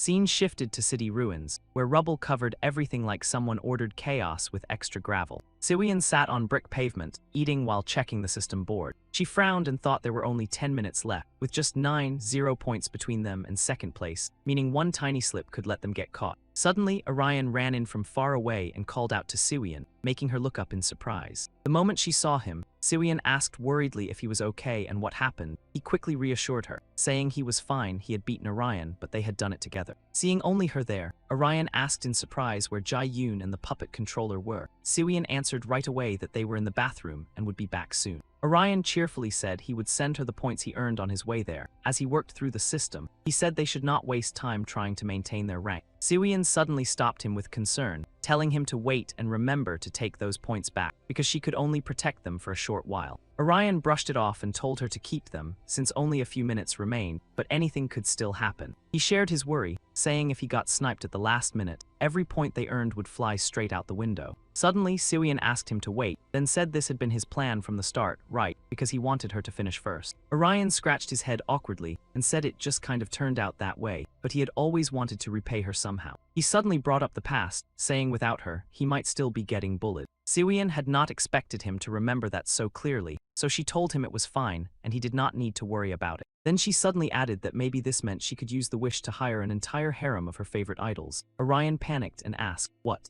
Seeing him react way too hard, Siwon said she was joking, idiot. Orion went pale and silently thought it was a joke. Then she turned serious and said that for her wish, she would wish for whatever he wanted. Orion asked in surprise what her wish was. She answered awkwardly after thinking for a bit, saying her own wish existed, but she realized it would be pointless anyway. Siwon sank into old memories and opened up, saying even if she forgot everything that happened between her parents, the same kind of thing would probably repeat itself. Orion stared at her, stunned, with no clue what to say. Suddenly, Siwon smiled, stepped closer, and said that was why she would accept whatever came next. Maybe her family could get along better, even if it would never be like before. Her gaze turned firm as she continued, saying if that did not work, then fine, she would create her own family, 100 times happier than the one she grew up in. Orion smiled brightly and said okay, he would cheer for her. Siwon looked painfully defeated by his pure cluelessness and said he meant he would cheer for her, right? Sometimes he was so ridiculously dense. Then she opened the system panel and watched it closely. At that moment, system announced there were 30 seconds left, and when time ran out, the event would end automatically, and the top player would be sent to the award ceremony. Suddenly, Orion said there was almost no time left, so he had to tell her his wish. Basically, he wanted to. Siwon calmly said she already knew, making him blink and ask if she knew. Siwon asked plainly if he wanted to revive everyone who had died in the game. She looked at him with a bright smile and continued, saying she figured as much because she knew him too well. He was a kind guy, and he loved his older sister deeply. Orion still stared at her in shock. Siwon continued sharing her thoughts, saying that was why he did not need to tell her what he had been fighting for all this time. Suddenly, a building collapsed, and nearby buildings got dragged into the disaster too, because apparently gravity wanted screen time. While Orion was still stunned, Siwon leaned in and kissed him.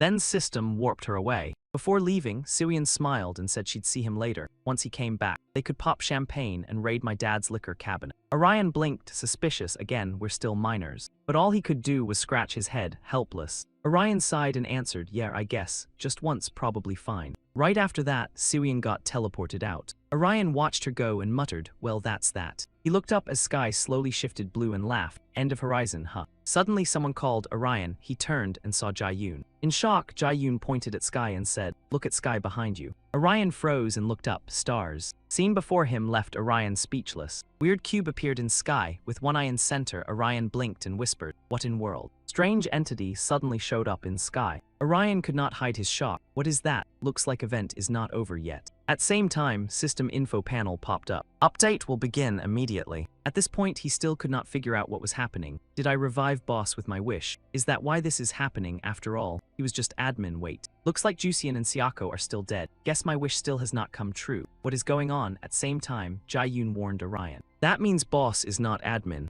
Jae-yoon started getting nervous. No, that means nothing, doctor. Maria and boss are only two allowed to use AI. Suddenly, Orion felt uneasy. So he turned and grilled her, hey, Jae-yoon, where did controller go? But she stayed calm and said, she was right behind me 1 second ago. Then he turned around and saw nobody. That sent Orion deep into thought. Right then, a stranger approached them. Lucky for Orion, he still dodged in time. He stared at his face, full of suspicion. Who was that? One of Cho's people. She quickly summoned weapons and attacked him non-stop. In just seconds, Orion regained his cool and fired back with a skill. His hit seemed to damage him, even with Z24 Simulator. I can't beat someone already evolved. Suddenly, Jae-yoon shouted for both to stop. Who are you? Why are you doing this? Event is over. But she stayed ice cold. Event may be over, but game sure isn't. You should know Jae-yoon. Her words instantly scared him. How did she recognize me? I changed whole body and face. She seemed to know everything about both of them. Then she softly told Orion, I did not come here to fight you. You do not need to get so excited.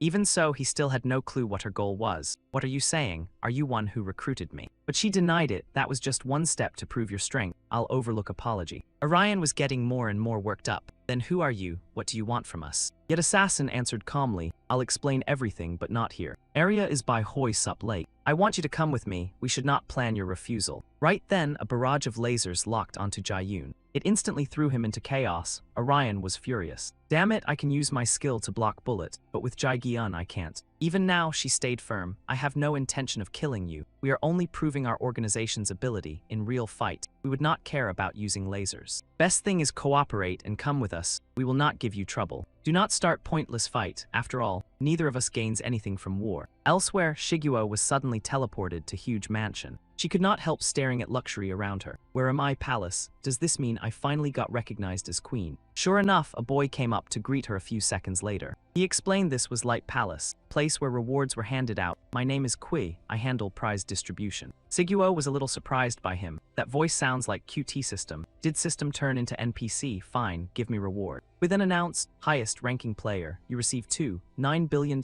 in cash and one wish first. I need explain cash payout. Cash will be given to user after account creation. Management team handles all legal and tax paperwork. All those forms made her head spin, more detail than I expected. We then cheerfully asked about rest of reward. What do you wish for? Shiguo hesitated hard over this wish. Any limits? Can you send me to another world? He did not forget to remind her, make wish as detailed as possible. For example, it would be hard to send you to another world if you ask, because we do not have enough data. Info on other worlds has not been observed. Her face suddenly tightened. What about bringing dead back? We shot back fast. Yes, we can do that. But process like that means recovering player and civilian data stored in server backup room, so we cannot revive people game never recorded. That includes players who died from sickness or other causes. For example, Guy's attitude left her completely bewildered. Was that supposed to be funny? Shiguo let out soft sigh. Yeah, that works for me. That is wish I wanted. Bring back all dead players in game, both players and regular people. Finish word out, quick cast spell right away, as you wish. Please wait while we compile data. Wait 1 minute. In that instant, Shiguo suddenly thought it over. Hold up. So that means Boss and Josh's crew will come back to life. Anyway, doesn't matter. No other way to bring back everyone we could not save during event, even if it causes problems now.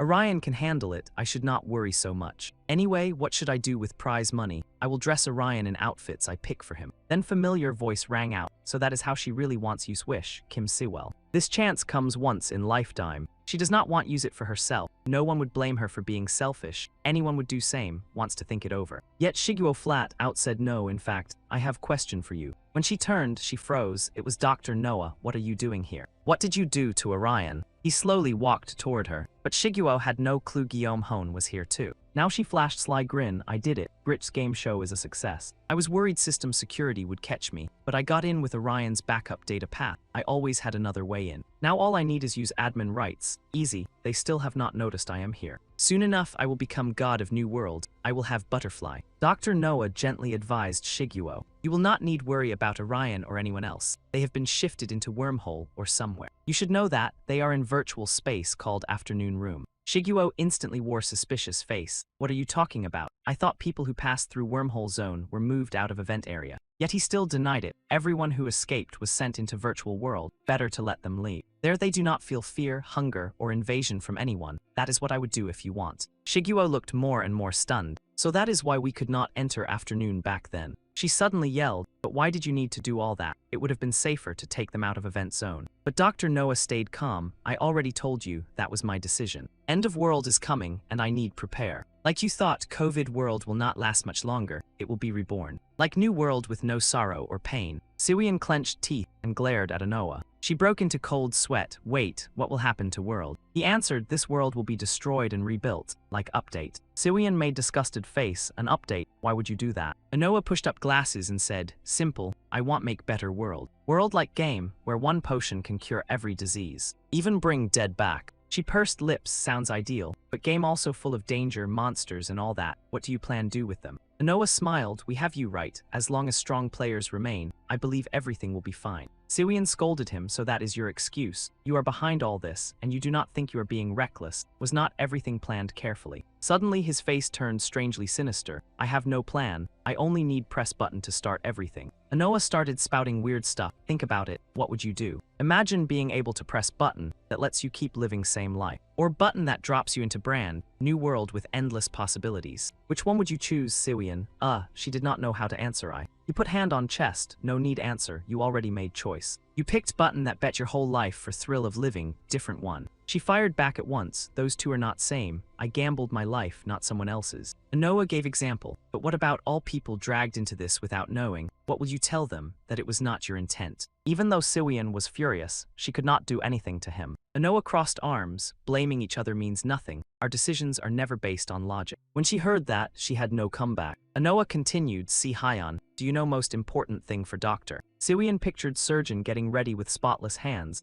Washing hands. He snorted with laughter. Yeah, that checks out. Cleanliness is life or death for patient. But there was something even more important, learning how to make peace with helplessness. She looked like she had just heard medical philosophy in alien subtitles. What did Anoa even mean by helplessness? His face said everything. It was that gut punch feeling of doing absolutely everything you can and still not moving needle 1 inch. One day I was asked to assist with surgery, but patient's condition was way worse than anyone expected. I tried to remember every lesson, every technique, every scrap of training, hoping I could save them, but in end, I couldn't do anything. That boy was only 10, and he had just gotten a new phone for his birthday. Anoa told story with heavy eyes. Cases like that weren't rare. Big hospitals are packed with patients like that, and doctors can't always pull miracle cards sometimes. No matter how hard you grind, life hits you with mission failed. He remembered himself scrubbing in before surgery. Even so, I never got used to that helplessness. Whether it was smell of blood that refused to wash off no matter how many times I scrubbed, or death notices repeating like cursed ringtone, I could never fully accept it. I couldn't tell anymore whether my job was saving lives or just signing off on their deaths. That was when world started looking like one giant mass graved through my eyes. Anoa folded his arms, so I began wondering what it would be like if there was a better world, an ideal world where no one died without reason. And that was when I found that magic button, not tiny button either, a giant, world-ending, absolutely do not touch buttons. One that could turn this world into paradise. Siwian slowly pieced it together. So you used system QT power button to crack open Pandora's box. He admitted it. Yes, I opened Pandora's box. I believed it would bring hope. Anoa remembered making deal with that stranger to anyone else. I probably looked like some fool who got scammed harder than newbie in pay to win gacha. He glanced at her. I don't regret it. This world will become better. Siwian scratched her head. Your speech sounds like terrible rap verse. So short version, world is doomed. Seeing he couldn't convince her, Anoa fired back with question, then tell me, what reason do you have to protect this world? Siwian snapped and shouted, of course I have one. She instantly summoned her weapon. When this event ends, my boyfriend and I are going on date. It will be our first date, so don't you dare ruin it with apocalypse, patch notes, or whatever nonsense this is, got it? High in sky, strange magic circle began to appear. Car below slammed on gas and bolted like it owed rent. Orion sat inside and shouted in panic, so once update finishes, whole world turns into game. Jae-yoon turned back, I'm not sure what will happen. Everything depends on super AI system QT. Girl beside them answered, our hacker team is trying to disable it, but I'm not sure they can pull it off. We've been trying to break into system for ages, but no one has gotten inside server data yet. Hearing that made Orion even more nervous. Wait, what? When does update finish? Girl estimated from calculation speed. It takes 40 days to change whole world, but Seoul is update center, so here it only takes about 3 hours. Getting hit with that news made him sweat bullets. 3 hours. Yet she stayed weirdly calm. Well, now there are only 2 hours before mass bombing begins. Jae-yoon finally turned pale. Mass bombing? What are you talking about? Girl kept driving like she was discussing lunch menu. If hackers fail, they have no choice but force. If they want to deal damage, they must strike before Seoul fully becomes game. That's why they'll start dropping bombs at random. Within 2 hours, all member nations, including Korea, approved this plan. Orion fiercely rejected government's move. They can't do that. There are still civilians in city. She replied, I know, that's why this is last resort. Otherwise, we would have ordered bombing from start. But now decision time is here. There's no other way. Better to sacrifice some lives than let whole world end. Orion sat in car, watching chaos unfold across sky. With face full of resolve, he made promise, give me 1 hour. I'll find administrator within 1 hour and stop update. Jae-yoon heard Orion say that and glanced toward him. But she stopped Orion, I can't let you do that. If world becomes game, we'll need fighters like you. I can't leave you in bombing zone. Listen to me and stay put. Girl pulled gun and aimed it straight at Jae-yoon, threatening him, if you don't comply, Both of you will be treated as threats to operation. Cornered with no good move, he could only sit there and stare at her, helpless. Orion's mind spiraled. What should I do if my wish was accepted? Then people who died at our school, and everyone else too, must have come back to life. If we leave them behind, they'll get caught in bombing and die all over again. He stared at her in shock, but if I fight back, Jae-yoon dies. What do? I can't think of anything. I'm out of moves. Think,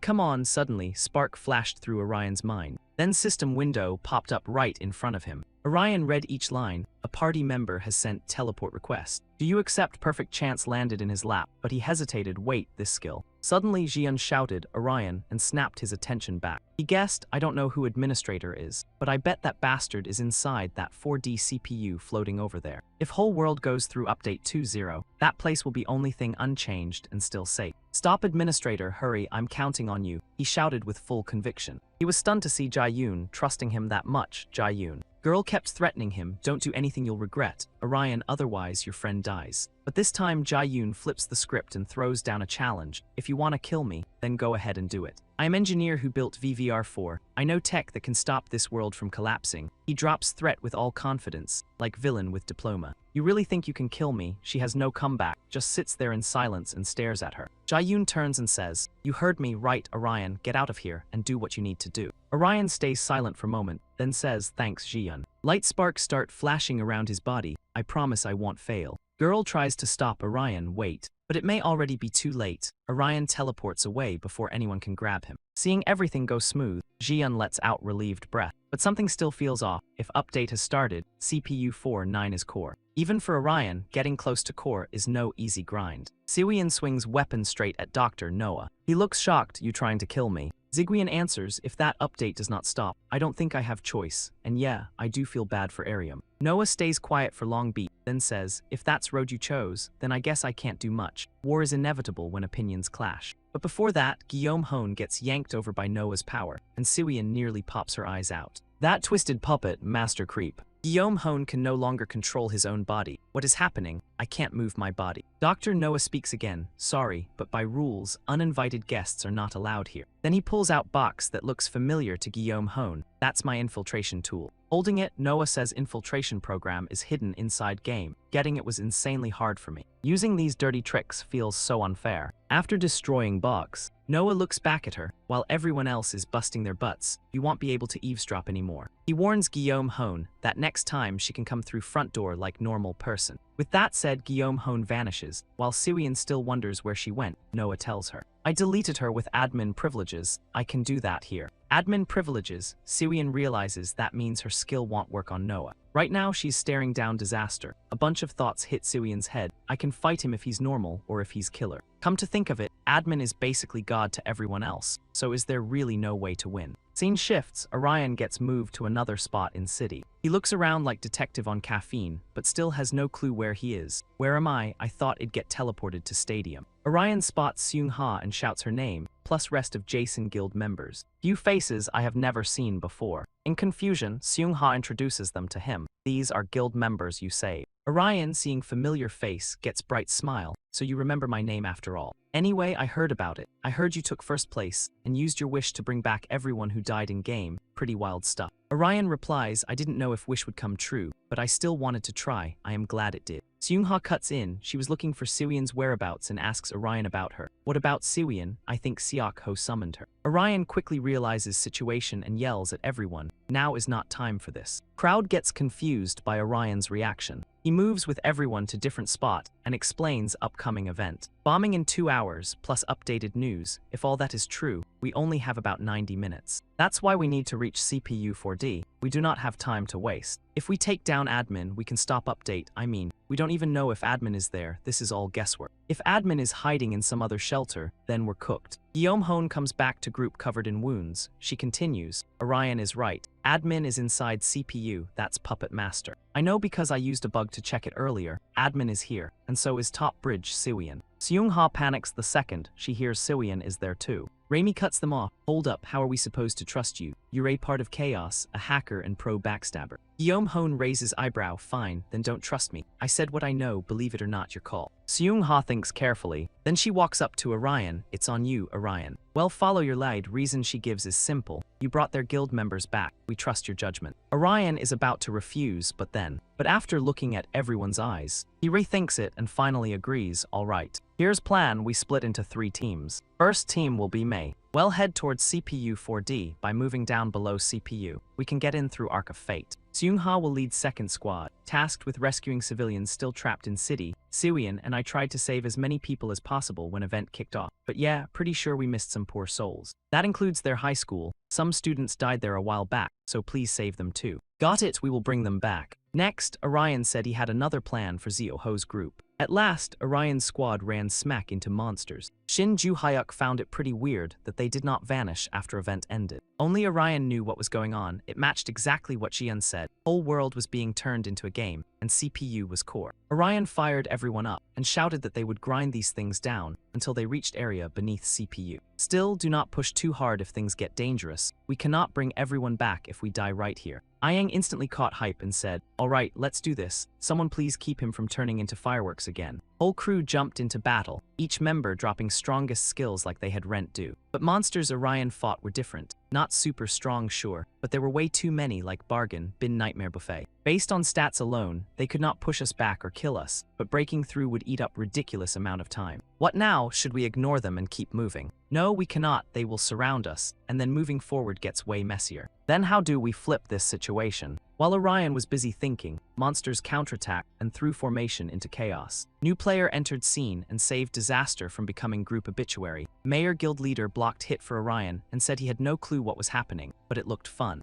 Mind if I join with my guild, of course. Waves of monsters appeared, bringing their rage like they had bad customer service experience. But to Mayor guild leader, they were nothing more than harmless ants. He activated Cyclone skill. Orion also triggered hatred, blazing like wildfire. Together, they created wave that wiped out every pest in paths. Monster after monster dropped non-stop. Guild leader asked Orion, so we just need to get under that weird structure floating in sky. Right, no time to explain. That is exactly what we are looking for. He said that would not be hard at core. Mission was simple, kill monsters. And nobody was better at that than his guild. One Mayor guild member challenged monsters using challenge weapon number 4. Others showed off mastery of mobile assassin skill. Very quickly, everything fell into place, exactly like guild leader promised. Orion looked thrilled. He never expected Mayor guild to clear things this easily. At this speed, group would reach 4-dimensional core in no time. Of course, happiness lasted about as long as free snacks at convention. Orion's group was hit by massive tremor as monster, with completely different shape appeared. It had giant body and 5 blazing red eyes. This was Billet, King of Abyss. Orion wondered why event boss had shown up now. Billet launched attack. It slammed Club into ground, creating heavy shockwaves. Orion thought they could kill it easily if they had ranged gunner, but Magic Shooter had gone with Seung Ha's team. Suddenly, another strange sight caught his eye. Giant hand appeared above Billet's, and that fist seemed to be heading straight for Monster. After another huge impact, Billet disappeared into cloud of smoke. Orion stood there blinking for few seconds. Then he realized Summoner was Useong from Orion Guild. He said something similar to Mayor Guild Leader. I do not know what is happening here, but I came to help you. Sounds awkward, but we have friendship rings. Right, friendship rings, seriously. Anyway, leave this worm to us. You can step back, drink water, or do whatever people do while waiting for boss to get folded. It took Orion several seconds to realize he had gained even more allies. He could not help admiring it. Nice. Now we have several high-level players on our side. Beating these monsters is only matter of time. We can stop Apocalypse. At that moment, Shin Ju-hyuk returned and reported to Orion that there was passage nearby, and he wanted him to check it first. Anyway, we cannot enter core. We will do our best to hold monsters back, so they do not drag attention toward you. Orion instantly understood what Ju-hyuk meant, and only told them not to let monsters swallow them whole. Shin Ju-hyuk gave small smile and unleashed power with his heavy mace. Holy Sanctuary skill formed.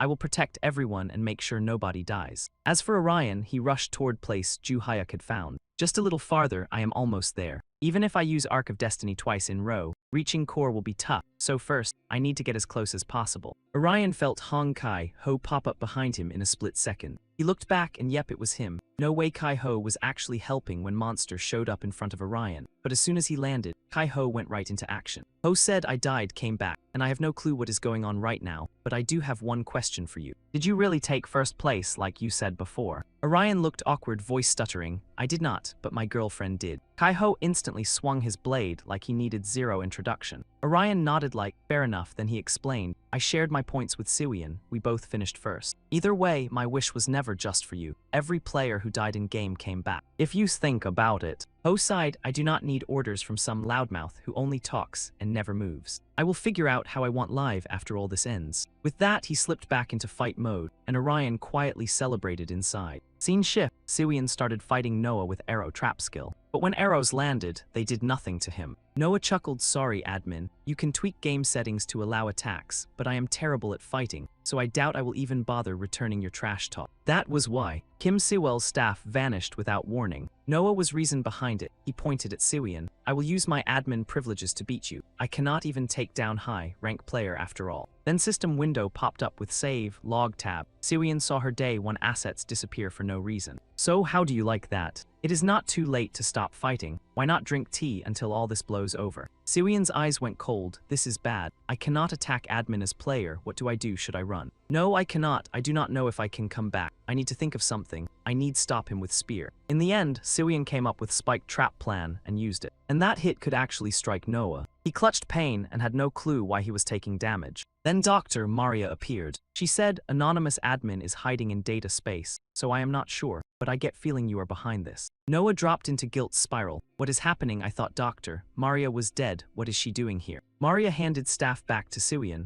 I am not used to game, so I will not fight well. But I can revoke his system admin rights in data space. Then you can attack admin too. After getting staff back, Maria invited Siwian to join fight. We will make great duo. It got messy, but at least Siwian understood Maria's plan and what she wanted. She replied, I think you already know what I am about to say, even if you cannot play well. You have been watching from far this whole time. Noah also created decoy through Spacegate. Now 2-on-2 battle officially kicked off. Siwian in new form used all resources to unleash Labyrinth Fury. Spell fired off, making Punk dodge like his life depended on it. But Power had more tricks. Ground started warping and launched him skyward. Kui in Instinct regained balance and rushed in with surprisingly slick counter slash. Siwian stepped back a few paces, then fired back with Thunderbolt. A storm burst around him, along with Supreme Lightning. That move looked effective, but instead it made Kui even more hyped. He transformed into monster, far more terrifying. Siwian freaked out at his new form. She realized he had turned into area monster. Worse, Noah was using game system to tilt match in his favor. Luckily, stuck as they were, Maria used her learned knowledge to tell Siwian that Kui was NPC mimicking admin mental state. Maria told her to ignore Kui and focus on attacking admin. Easy to say, how am I supposed to ignore him? She snapped. Monster charged at Siwian in full frenzy. Its wrestling-style hits turned Battlefield into pure chaos. By then Maria's body had started to fade. She said, I do not want to bother you too much, but while you fight, do not forget we are running out of time. What does that mean? Long story short, I am a hidden virus inside data. Final security program will find me and delete me. That meant if it happened, Siwian would not be able to attack anymore, so she had to fix this bug before it was too late. Siwian lost it after hearing that and raged at Senior. Why tell me about time limit now? How much time do we have left? Maria muttered estimate, then gave number only 15 minutes. That was nowhere near enough. Siwian did not hold back and demanded more time in straight up rude voice. Shockingly, Maria backed off and promised to try harder. As for Noah, he kept watching everything unfold with calm stare. But Maria was all he could think about. One question hit Noah hard. Why was Dr. Maria trying to stop him again? Noah smiled. Ideal world she wants is right in front of us. I doubt normal person like me could ever hope to understand genius like Dr. Maria.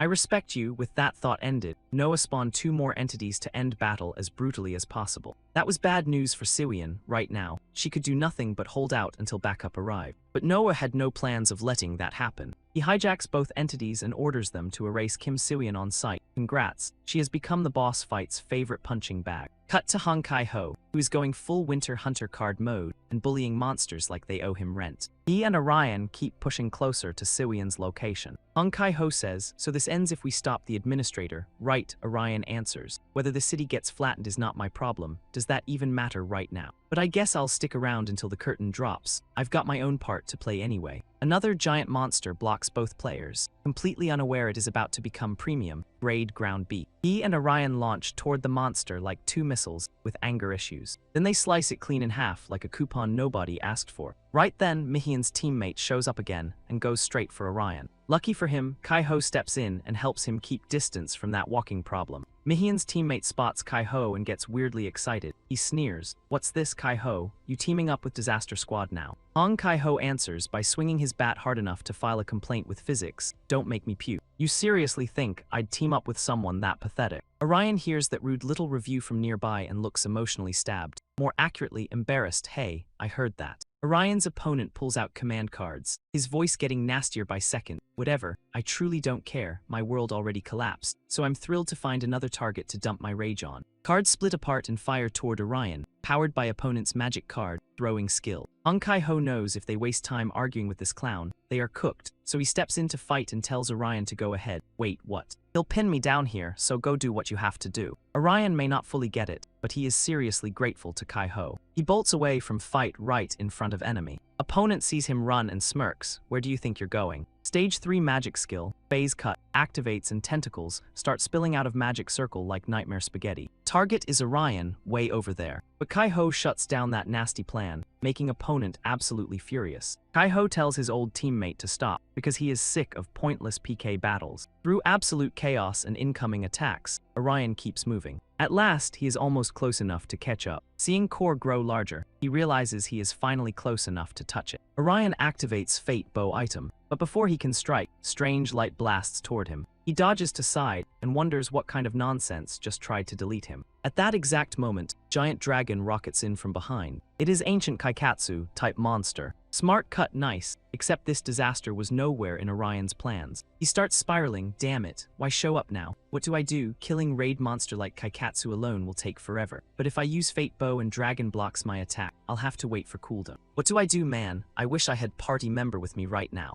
Right as darkness begins swallowing Orion's body, a flash of aura suddenly sparks from tip of a blade. Orion snaps back to himself. As he falls backward, he realizes person in front of him is Jusian. Turns out Jusian had been watching Orion's journey from start, and this dramatic entrance is his way of opening path forward. With light in his hand, Jusian says, "Now is your chance. We'll distract it while you enter 4-dimensional core." "What are you doing here, Jusian?" Seung-ha and others reveal themselves one by one. She tells Orion, "Sorry, I tried to evacuate explorers like you asked, but he insisted on helping after learning what was happening. I used assassination skill so we could sneak here undetected. Anyway, go, we'll distract monsters and escape." With everyone backing him up, Orion gets that fresh main, character battery charge. He agrees and promises he'll come back later. But before Orion leaves, Jusian tosses him a small pouch. Orion catches pouch and instantly recognizes it. Jusian explains, "It was restored after I was revived. You know that thing, it is still inside too. Make sure you use it at right moment, don't forget." Orion answers, "Got it, I'll use it when I need it." Orion reactivates his skill. He knows hesitation could cost him everything. Time to stop overthinking and charge forward. He blasts higher into sky than anyone thought possible. Orion and his weapon shoot upward like danger got sponsored. Meanwhile, Kim Siwian is still struggling against seriously nasty opponents. Machine Trap gets deployed, but somehow situation gets even worse, because of course it does. Another monster appears beside Siwian, aiming to crush her on spot. Siwian realizes she has been marked as target, but she no longer has strength to fight back. At most desperate moment, Orion bursts in through window. He slammed door so hard glass shattered like it owed him money. Then Orion asks Siwian to lend him hand. Together, they dropped monster right in front of Dr. Noah, who looked ready to uninstall reality. After that ugly beast got exposed, nobody looked more shocked than Noah.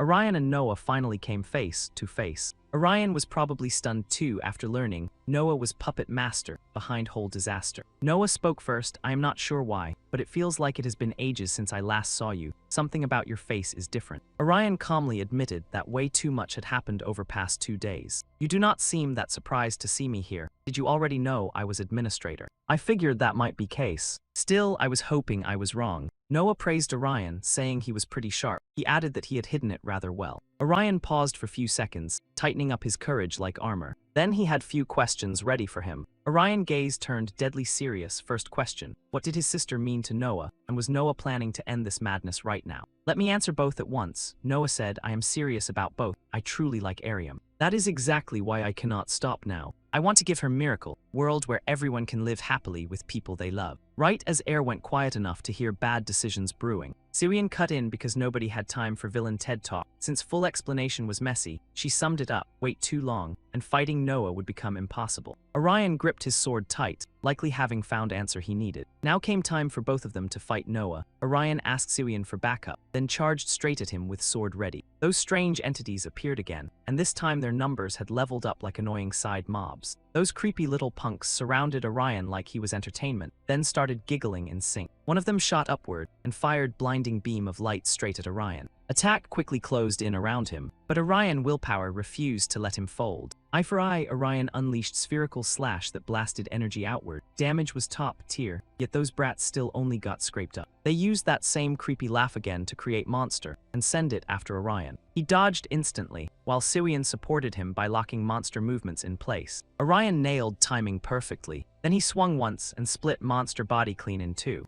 Orion quickly targeted Brat standing right in front of him, but this one also had transformation ability, and this time it copied none other than Paladin. Hard to believe those little gremlins could even copy players now. Luckily, Orion kept his head clear. He forced himself not to panic, because only thing that mattered now was winning this fight. Orion fought fake Paladin head on. If I back down now, everything becomes meaningless. No retreat, no panic. After knocking weapon from fake Paladin hands, Orion got targeted by 3 more of those creepy brats. They attacked without hesitation, swallowing him in cloud of smoke. When smoke finally cleared, Orion appeared with stakes driven into his back. After that attack, he had no time to dodge and paid heavy price. Still, Orion forced himself to keep fighting. His resolve burned clear in his eyes. Final move done best way he knew how. Orion activated Pavan Dance of Dead. Death blades appeared inside formation and shot toward those monsters. Even Noah got caught in aftermaths. Then Orion aimed at Noah with nothing but small knife. Noah quickly realized that at this speed, he had no choice but to restart administrator system. But before his plan could finish loading, everything twisted. He had fallen into trap Siwian had planted earlier. Did she put this here hoping I would get pushed back? Now Noah had no way to escape Orion's slash. He attacked Noah with brutal force. Then he pulled out item and drove it straight into him. Magic circle appeared behind Noah.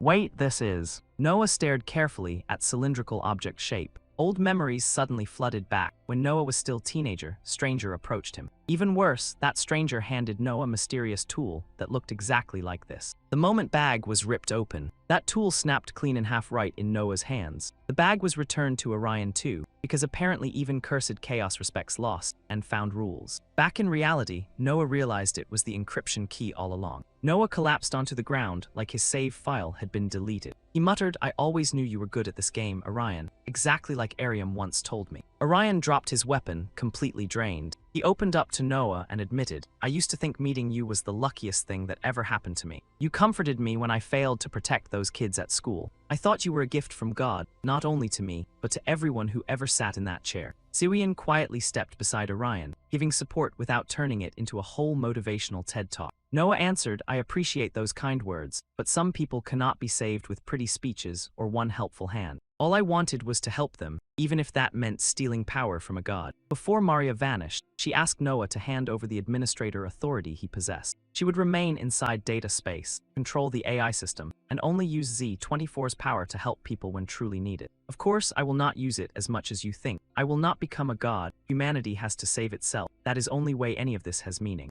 My job is only to give people enough drive so they do not give up. After all, game ending still depends on player, right? Noah accepted it because either way he had lost that last battle. But Orion pushed back against Noah's gloomy little defeat speech. He said Noah was not loser. This was new beginning, like wound slowly closing and body learning how to stand again. Noah seemed to catch meaning behind Orion's words. A new beginning, huh? I wish I had enough strength to make that happen. The core began sucking in everything around it. That included living beings like Orion and Hysegen. Reason update had been paused, because this system apparently picked worst possible time to buffer. Siwian stared at chaos below and screamed, "What is happening right now? Have we been this high up entire time?" Seeing him way too calm, Siwian yelled right into his ear, "Do something, Diorium, get us out of this mess." Too bad he had nothing, so both started arguing. We are game characters, right? That means we get hurt when we fall, but we do not die. We still die from this heightened game. There is no way out without injuries, even if your skill activates on its own. Yeah, you are right. It hurts my pride that you are taking lead in this relationship, but hold me tight so I do not fall. Siwian grabbed Orion's neck without hesitation, because she planned to use her skill to escape this absolute disaster sandwich. After Orion hugged Siwian back,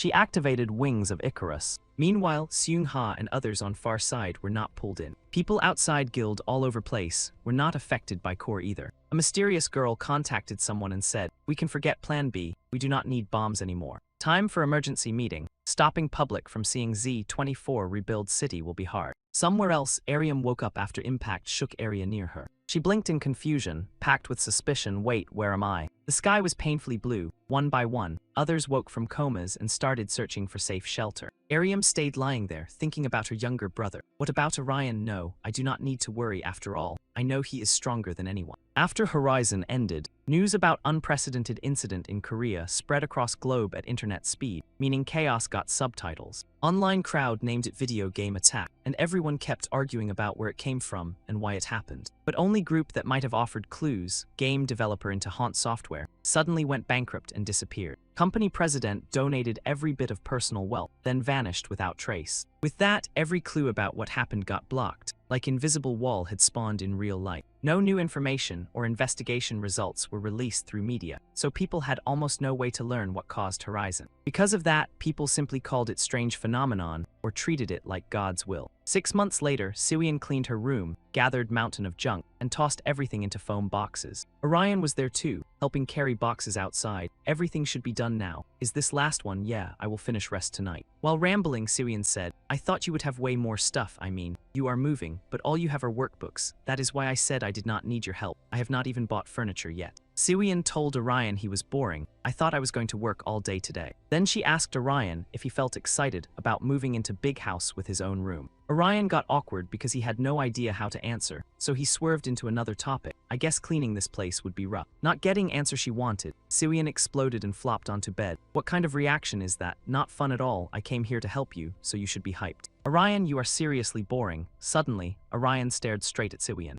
Not only that, he moved closer, making Suyeon instantly flustered. What are you doing? It is only you outside there. Orion replied, did you not want me to be more fun? You started this, so do not blame me. Are you crazy right now of all times? Distance between them kept shrinking, making it look like something much spicier was about to happen. Ariam, not knowing any better, barged right in while still rambling about placing the food order like she owned the hallway. Then her eyes got sucker, punched by a very questionable man-woman bed situation. Ariam slammed the door shut and rapid-fired apologies. I need to go buy something. I'll be back in 20 minutes. Wait, no, 50. Wait, Ariam, Orion yelled after her, insisting they were only messing around. Suyeon said they should apologize to Ariam for that disaster of a scene, but since that ship had sailed, she decided to pack everything up before Ariam returned. Part of the rush came from Suyeon already promising to spend the evening with her parents. You've been seeing them a lot lately, huh? Does that mean things are finally getting better? Suyeon nodded. It's not like before, but I can tell they're trying. That's why I keep going with them, even if it still feels awkward enough to make my soul leave my body. Someday, my family will get used to this again. That's why we have to keep trying. Nothing magically fixes itself, unless this suddenly turns into fantasy with a system. Orion felt that one hit a little too close to home. Suddenly, noise outside the door grabbed both their attention. Suyeon rushed over to open it, assuming Orion's sister had come back early. But the moment he looked toward the doorway, he recognized the woman with the scar near her eye. It's you, the woman said. Long time no see. Orion, looks like Suyeon is here too. Suyeon was probably the most shocked person in the room, because she never imagined this scarred mystery lady and Orion knew each other.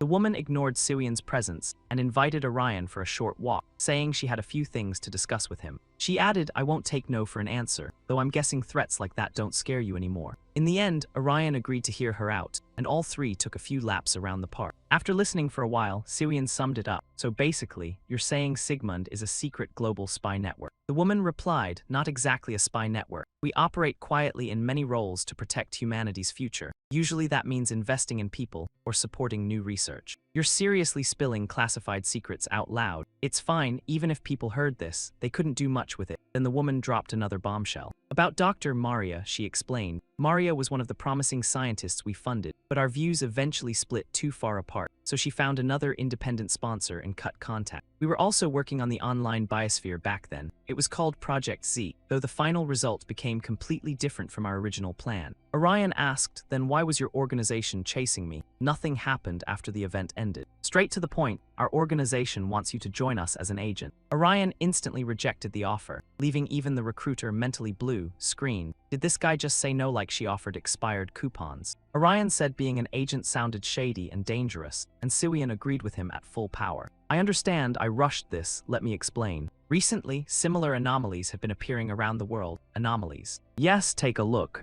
The woman opened a video and showed it to both of them. That's an object from that game, Orion said, confused. Why is it sitting on a building like cursed rooftop decoration? It doesn't seem dangerous right now, but we can't predict what comes next. It may be a simple glitch, or something far more dangerous. It could even become as catastrophic as Horizon. Orion immediately tensed up. The woman then brought up Jae-yoon Ma, saying this person now worked for them as a researcher. A few Ryzen members had also joined, including Seung-ha. Hong Kai-ho had accepted their offer too, and was now undergoing training. That news hit Siwian hard, and she couldn't hide her shock. It's hard to imagine Seung-ha taking orders from anybody. The woman continued. She joined after we agreed to share confidential intel with her. We had no choice, she's curious and doesn't trust people easily. Then the woman said Orion could request specific terms in his contract, and she would try to negotiate them with her superiors. Siwian cut in, clearly heated. Wait, why are you only asking Orion? I got here first. Are you ignoring me? I don't even want to be a spy, but now I'm offended you skipped me. The woman calmly answered, you were originally one of our candidates, but your background didn't meet our conditions. As the daughter of a famous pharmaceutical company CEO, keeping you hidden would be difficult. Siwian hated that reason and didn't think people would recognize her face on the street. So this is the downside of being famous. The woman blinked. I didn't say that. I never said famous. Orion stayed quiet, clearly thinking hard about something, and it looked like he had figured something out. Scene cuts to evening, 1 month later. While Seung-ha was out walking, Siwian and Orion came to find her. Seeing them after so long, Seung-ha got excited. Feels like forever since I saw you too. Has it been 3 months? 4 months, your hair grew fast. Work's been so busy I haven't even had time to cut it. Seung-ha then asked when basic agent training would begin. The day after tomorrow. Where does it start? Germany first after that. Classified, wow, very spy movie. Very dramatic trench coat. Orion asked Seung-ha if she planned to go with Do-Hai UK, since those two were usually glued together like premium manhwa side characters. Seung-ha said Do-Hai UK would not join her this time because he was not training to become a spy. He also had an old dog, so traveling overseas would be difficult. That's why I tied him down with that. Seung-ha proudly showed Orion her very romantic wedding ring with Shin Ju-hya. Both of them were stunned by Seung-ha's words and actions. This is a lifelong alliance item. Destroying it means death. A call interrupted them and Seung-ha stepped away, sorry. Kang Xiu and the others say they got lost. I'll go find them, you two wait here. Orion and Siwian were more focused on that wedding ring than the current situation, so shocked they forgot to congratulate her. Seung-ha is seriously decisive, so honestly this tracks. Right, does that mean Ariam is leaving soon? Where did you say she was going? Orion said his sister would be going to Peru with a volunteer medical team.